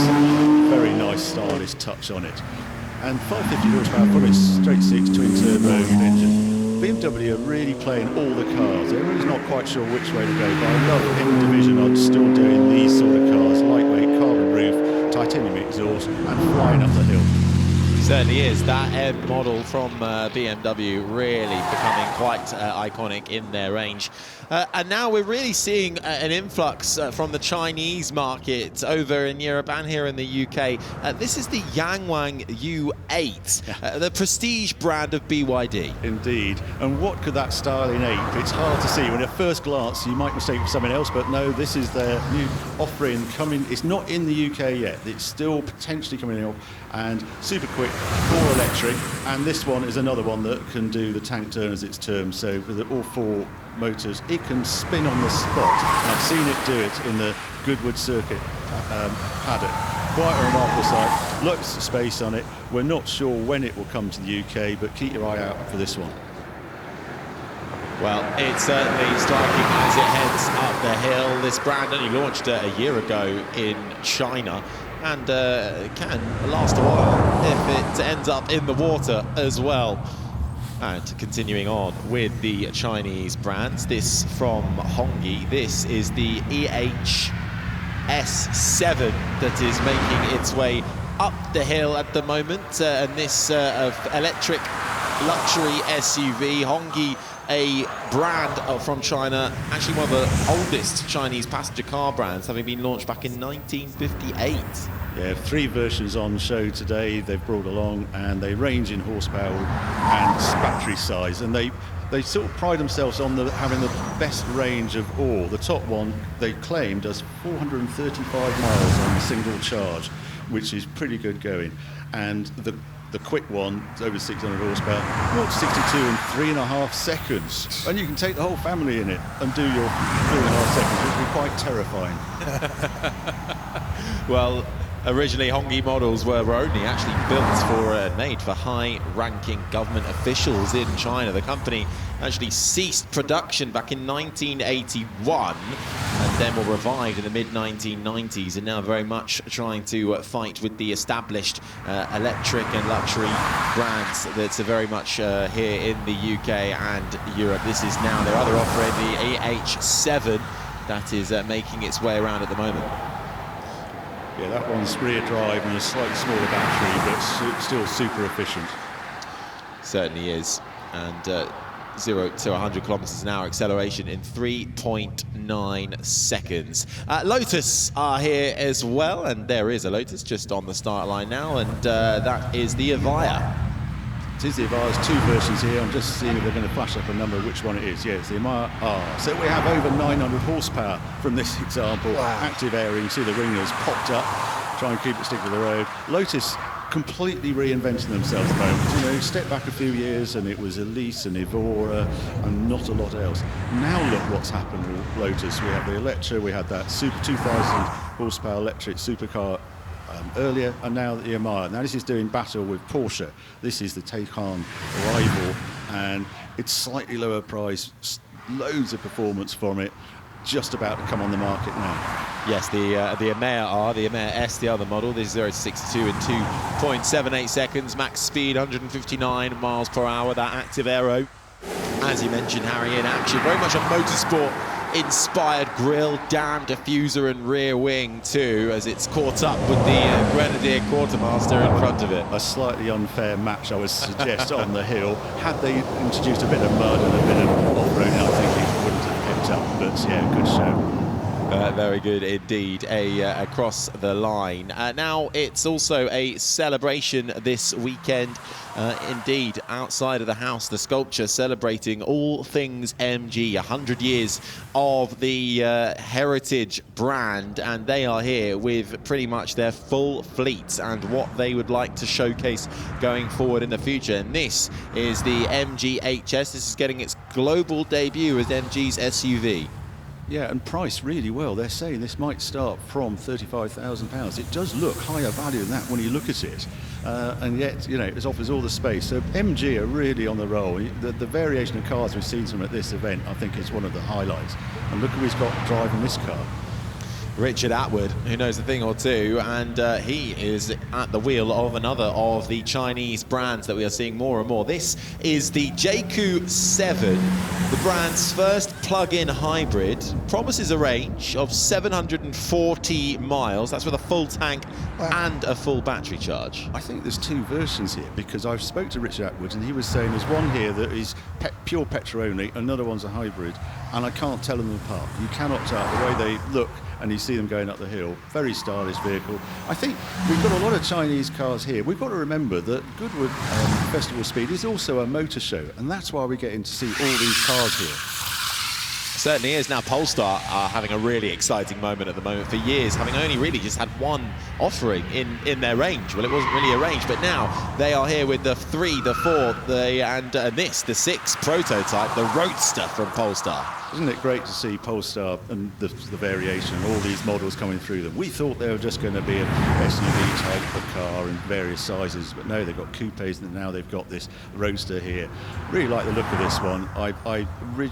Way back when, I actually tested a Tesla Roadster and thought I'd buy one, because I just enjoyed the experience. Lots of silence and moving through the air and coming stop, and you just heard other things. So I do like these Roadster electric cars. They offer something completely different, and I think they're very appealing, and this one's beautifully styled. It certainly is. This expected in 2026, two-door convertible, 0 to 100 kilometers an hour in just over 3 seconds, a top speed of 155 miles per hour with over a 370-mile range out of the dual motor powertrain. That's the Polestar 6 concept. Oh my goodness, here we go. We've got the local boys here. We've got the Rolls-Royce Canam that's just had a revamp, slightly different design at the front, still all the space inside, still the same performance, flying up the hill. Rolls-Royce put out for their top race drivers to drive their cars up the hill, and I think it's just fantastic to see these things, not just cruising around, full-on attack on the hill. Yeah, this is Matthew Wishart driving the Rolls-Royce Black Badge Cullinan Series 2. That front and rear of the car comprehensively reimagined, from that iconic grille to the striking new exhaust finishes. Bold, distinctive from Rolls-Royce. He's not in chauffeur mode here, is he? He's in James Bond mode, I think. This is the thing, often a lot of people associate a Rolls-Royce as something to be driven in. This is very much something you can drive yourself and get a huge amount of enjoyment out of it as well. and across the line. Well, we actually saw the Rolls-Royce Spectre do an amazing time up the hill in the shootout. Perhaps they should have included a colour as well. Yes. So I think we saw a colour in as well, acting as one of the recovery vehicles earlier too. So versatile machines, those Rolls Royces. The Toyota GR Supra. This again, another fantastic work from the GR side of Toyota. Yeah, who'd have thought we'd see the Supra coming back? Great to see. Toyota just love the GR brand, and they've got a chairman at Toyota, Akio Toyoda, who just loves performance cars, rally cars, performance. It's not all about Prius, it's not all about electric. And so they are generating more GR models in their range. They feel that the performance car is getting overlooked. And amazing that a company like Toyota are doing that to bring us the performance cars that you all remember. Supra was a terrific car, and they're priced well, they're affordable, they're not crazy money, great performance, very usable. I can see that being very popular. 3-litre turbocharged 6-cylinder engine screaming over the finish line, and from the GR Supra we go to something very different when it comes to style. We're at the Koenigsegg now, so we're actually in the supercars here. Jesco Attack, so this is just mad. This is 1600 horsepower out of this one. There's two versions here. Jesco was Christian Koenigsegg's father, that's where the names comes from. And the Attack, 1600 horsepower on E85 fuel. We saw it on the shootout as well, to I think a 51 second time or something like that. There's two here. Whether it's behind it, there's an Absolute as well, which is even slipperier, and they're hoping to get a top speed run out of it of 330 miles an hour. This one is slightly slower at 310 miles an hour, but that's still flipping quick, and that'd be pretty a scary ride, that sort of speed. Yeah, they've got two Jescos here, as you say, the Attack and the Absolute. This, the Attack, as it comes over the line, popping and banging. There it is, sounding absolutely magnificent. Yeah, supercharged V8 engine in it. What have we got next? Oh, it looks like the Lotus, if that's coming next. Yes, just waiting for a couple of more cars. Of course, that Koenigsegg was actually scheduled to be in the Supercars batch, which does follow this. So we'll try and keep you up to date with how the final batch of the day will be unfolding. You can see some supercars lining up in the back, but before that they are the course cars that are coming out ahead. The BMW, the Bentley and the Rolls-Royce all lining up to head up the hill. So I believe we are combining batches. So we are going straight into the supercars once the course cars have made their way up the hill. And I've asked you this, Harry, over the weekend so far. Yes. What defines a supercar for you? Oh, just excitement, just styling, just wow. The fact that you park it up and then you turn around and you go and look at it again, that is what a supercar must do. The poster edition, that's what a supercar is. Absolutely, and fantastic diversity and array to come at you. The supercars on their way to round out the day's running. I have to say the course cars are almost a supercar run on their own, aren't they? Yes, they really are. A brilliant offering. I mean, we saw the Rolls-Royce Cullinan, I think it was towing the Glickenhaus earlier, from the shootout, and just to see it in that capacity. Perfect tow car, and it's lovely. Well, let's have a look back at then batch 5, first glances and road bikes as well, and we saw the Continental GT and the Continental GTC as well, with that beautiful racing green making its way round the hill climb and up the hill. It was the coupe version there, then we saw this Rangrang U8. I still wish it had done its 360, but we didn't see it, we just saw it in action up the hill. Are those all of their lights up the top? It does remind me of a certain car, I can't think what it is though. They're certainly turning heads, as is the Honda Type R. Lovely road runabout here with that high performance power as well from Honda. They've been around forever. I do love the Honda Type Rs. They're still doing the Civic Type R. It was the entry level, and that one 327 horsepower from 2 litres.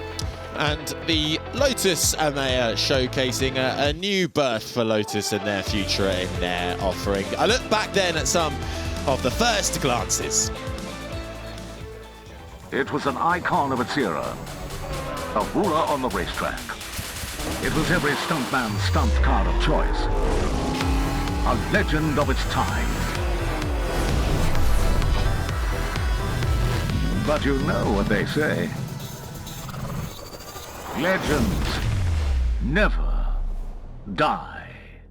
They're not just reborn, they're rewired. The legend is back.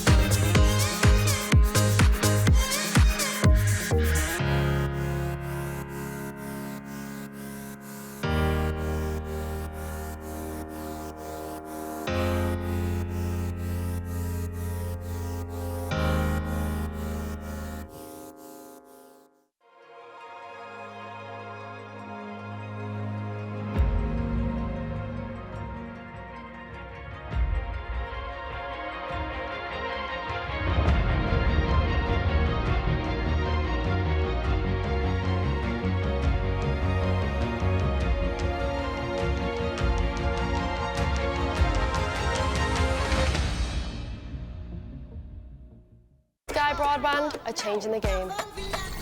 We live in a society where 47% of UK gamers are women. Yet they only make up 5% of esports pros. This needs to change. 2 tournaments, 1 final. They're UK's first of its kind, with pro contracts and Skyfall fibre on the line. We're on the lookout for women on their path to pro. Join us and compete in Races E-Series, Soccer E-Series, all leading to secure a place at the Women's Esports Finals. Sky Broadband is built to power the pros.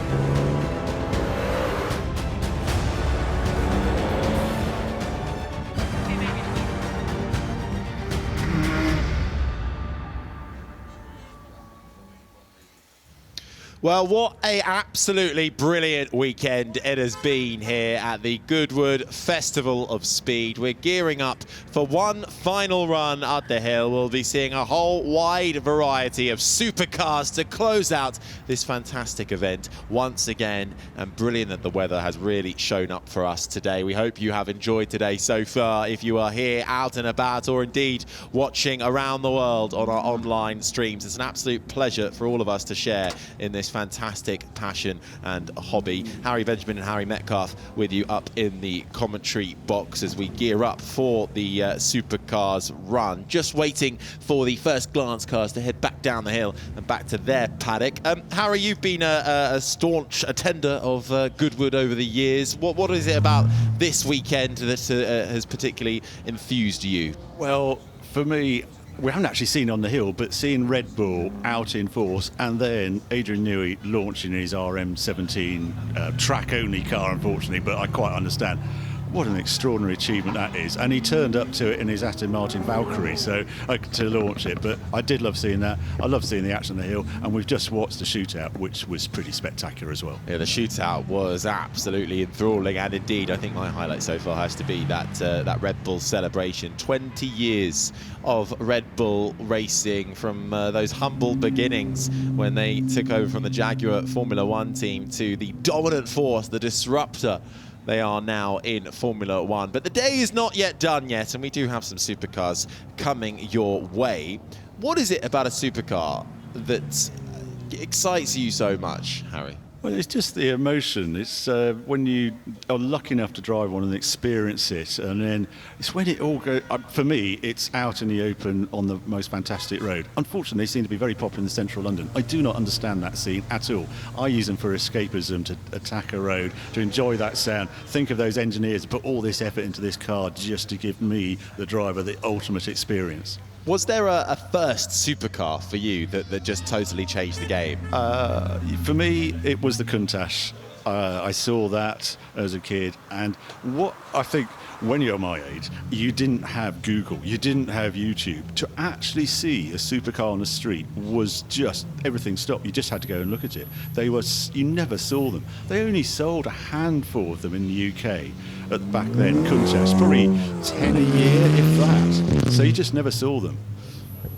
No, well, we're going to be seeing an absolute fleet of them shortly. Just seeing some of the variety of cars that are heading down the hill. One of the Mini Coopers making its way down. Both Mini Coopers actually making their way down, followed by the Alpine A110R. Alpine are coming on strong at the moment, because following that is the new Alpine that's very much based on that Renault 5 of old. Yeah, I like the look of that. I like the way they're also reinventing the range, and with Alpine is here to stay with a number of range, and they're appealing to the Goodwood Festival Speed customer with these exciting cars, and that one pure electric to do battle with our very own Mini Cooper works. It'd be very interesting to see those two compete together. Ford Capri as well coming back into the fray. Yes. What are your thoughts on that?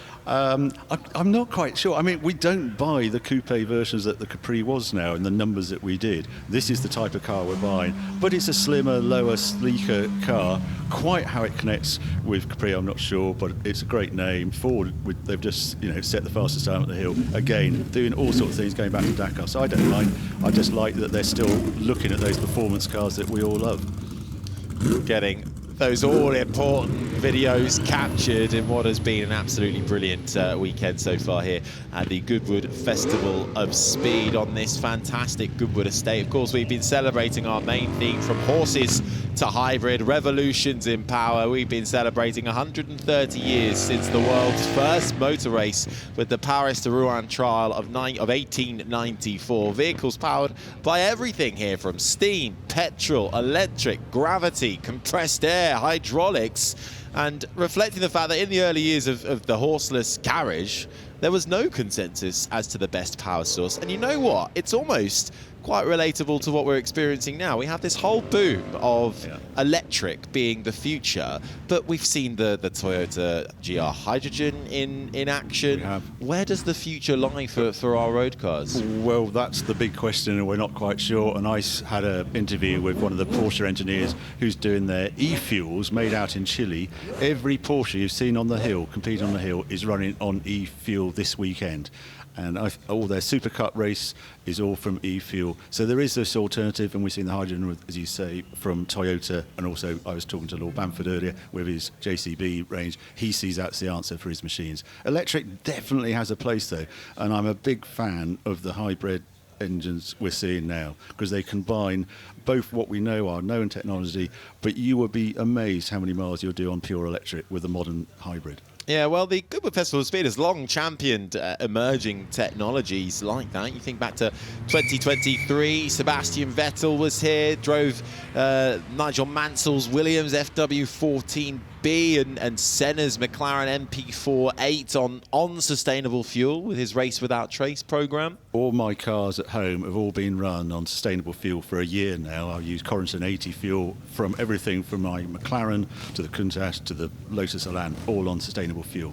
Just to see, I mean, it's more expensive per litre, but I just felt I wanted to know what the future, if there were any hiccups along the way. It's a very non-story almost. It just performs like super unleaded. Yeah, no deficit at all then. And it's interesting that, well, the Goodwood Revival coming up later on in the year. We hope to all see you back for that. That will run entirely on sustainable fuel as we get our first car lining up on the start line. We have to be really quick on this one because this just flies up the hill. Yeah, blink and you'll miss it. On the start line now is the McMurtry Spierling Pure. This is the track-only evolution of the McMurtry that took the lap record up the hill climb 2 years ago. This is the upgraded version with that fan at the back generating over 2,000 kilograms of downforce, 190 mile per hour top speed. Max Chilton at the wheel. We saw this side, like they're desperate to get me behind the wheel of this thing. I just know it's a track-only car, 1,000 kilos, 1,000 horsepower, and generates 2 tons of downforce. I heard him yesterday say, what happens if he had a spin? Well, they did have a spin at Hockenheim, and it basically spins on the spot because it's glued to the surface, so you don't fly into the ceiling.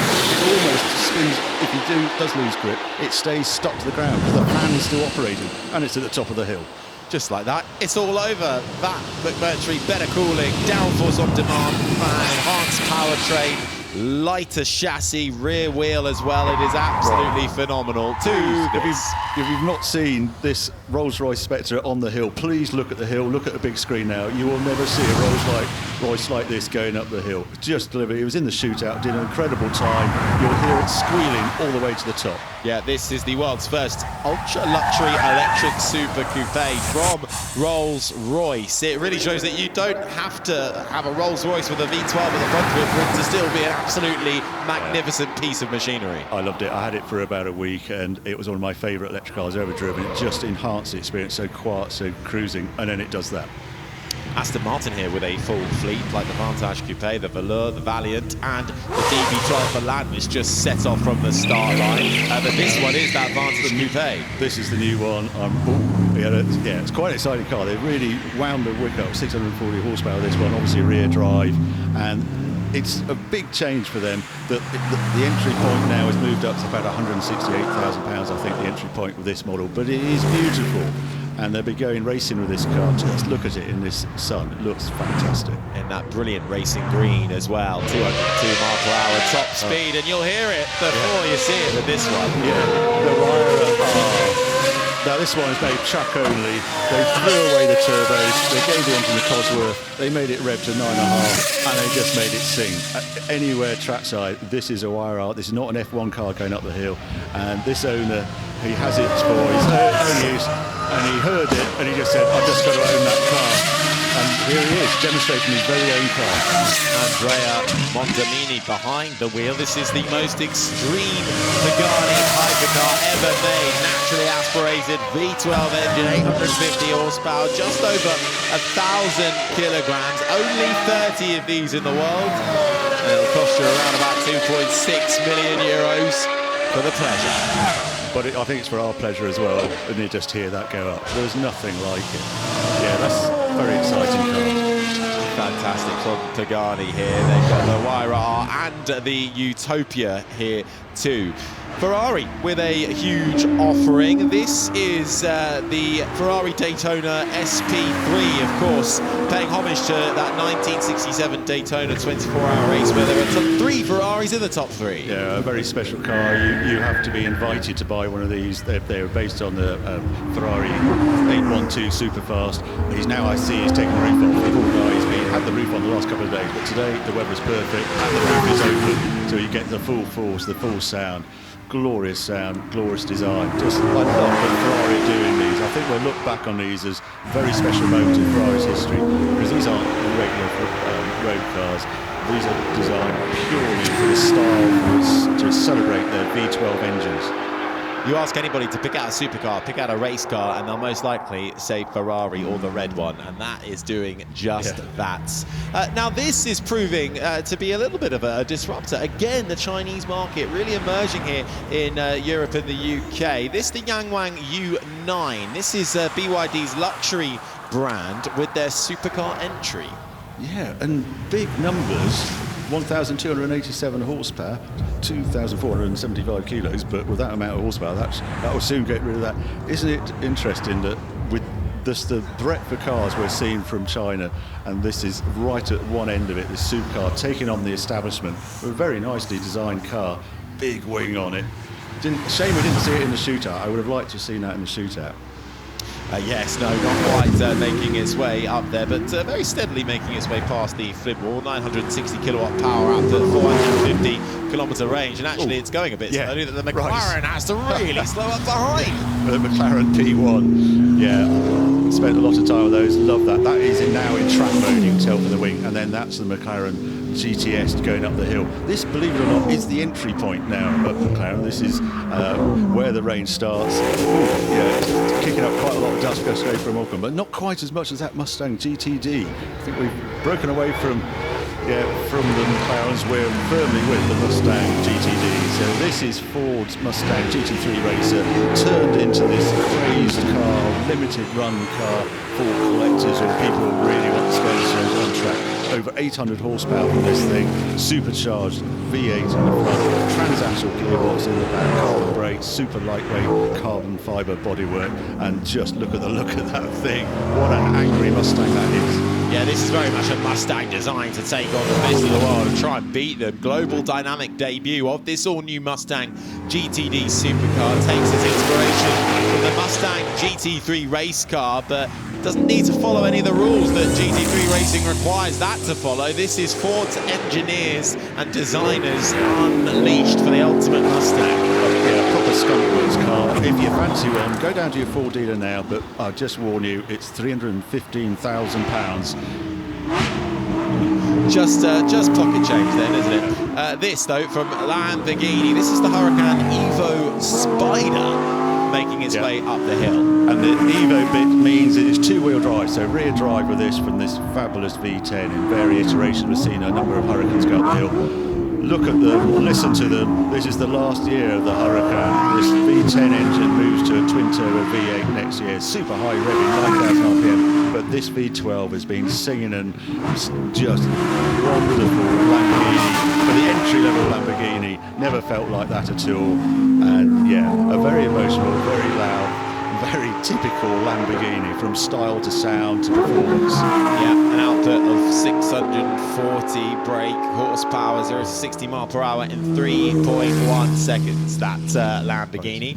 And now this. Yeah, we haven't seen this much on screen, actually. This is a very clever, this is an Alpine A110 that Zagato, in combined with La Squadra, a Polish supercar company, have done this twin tails, it's termed, because you can have it in a long tail form or short tail form. And by that I mean the rear section of the bodywork that looks extended. This is in its long tail form.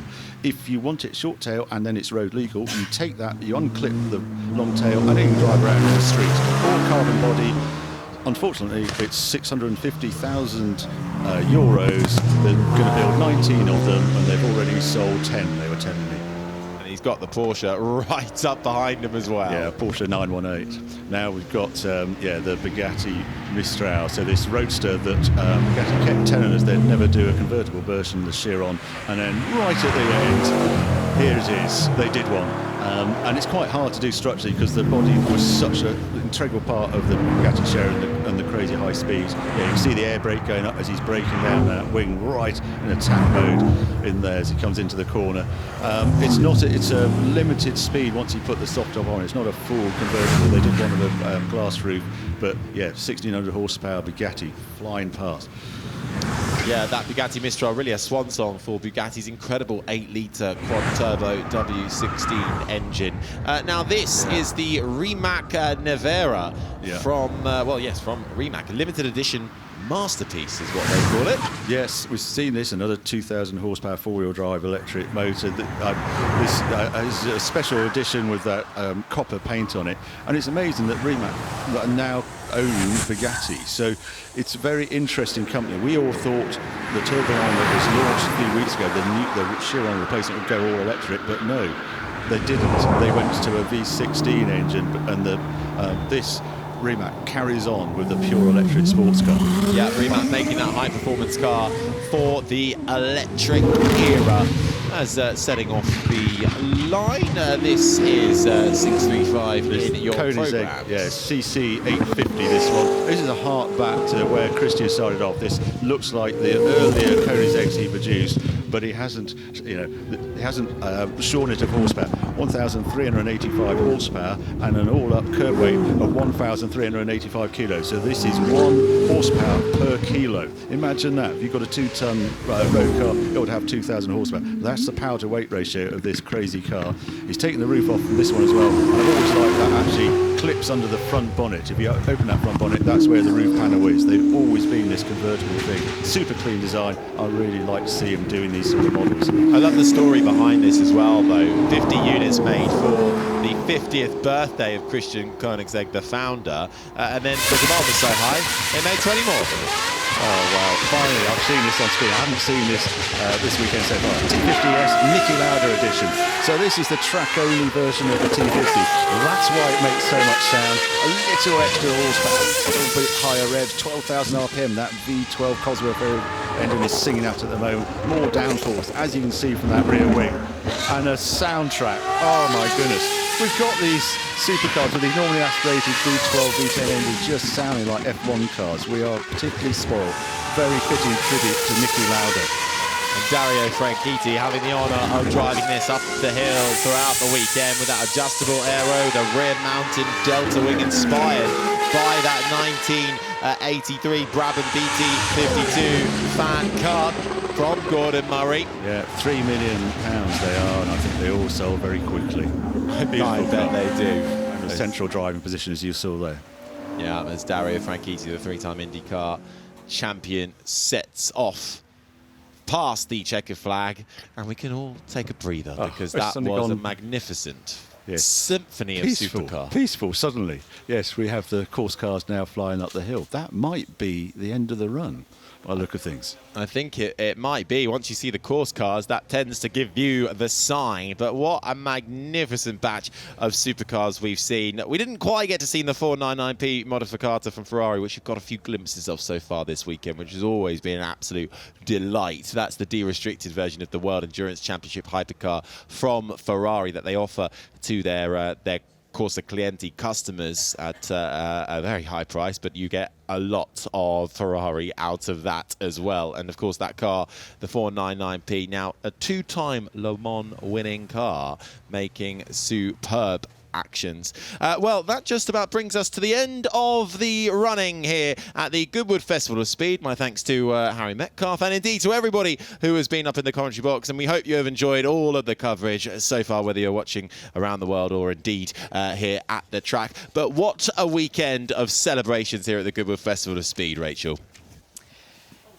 Indeed, Harry, and my thanks to you as well and the entire team who've brought you the Festival of Speed this weekend. But also my thanks to all of you, to everybody who's turned up here today and everybody who's been watching online. And I will leave the very last word to the winner of the shootout of the Festival of Speed 2024 here behind me. It's been a fantastic 4 days. We will see you next year. Bye-bye.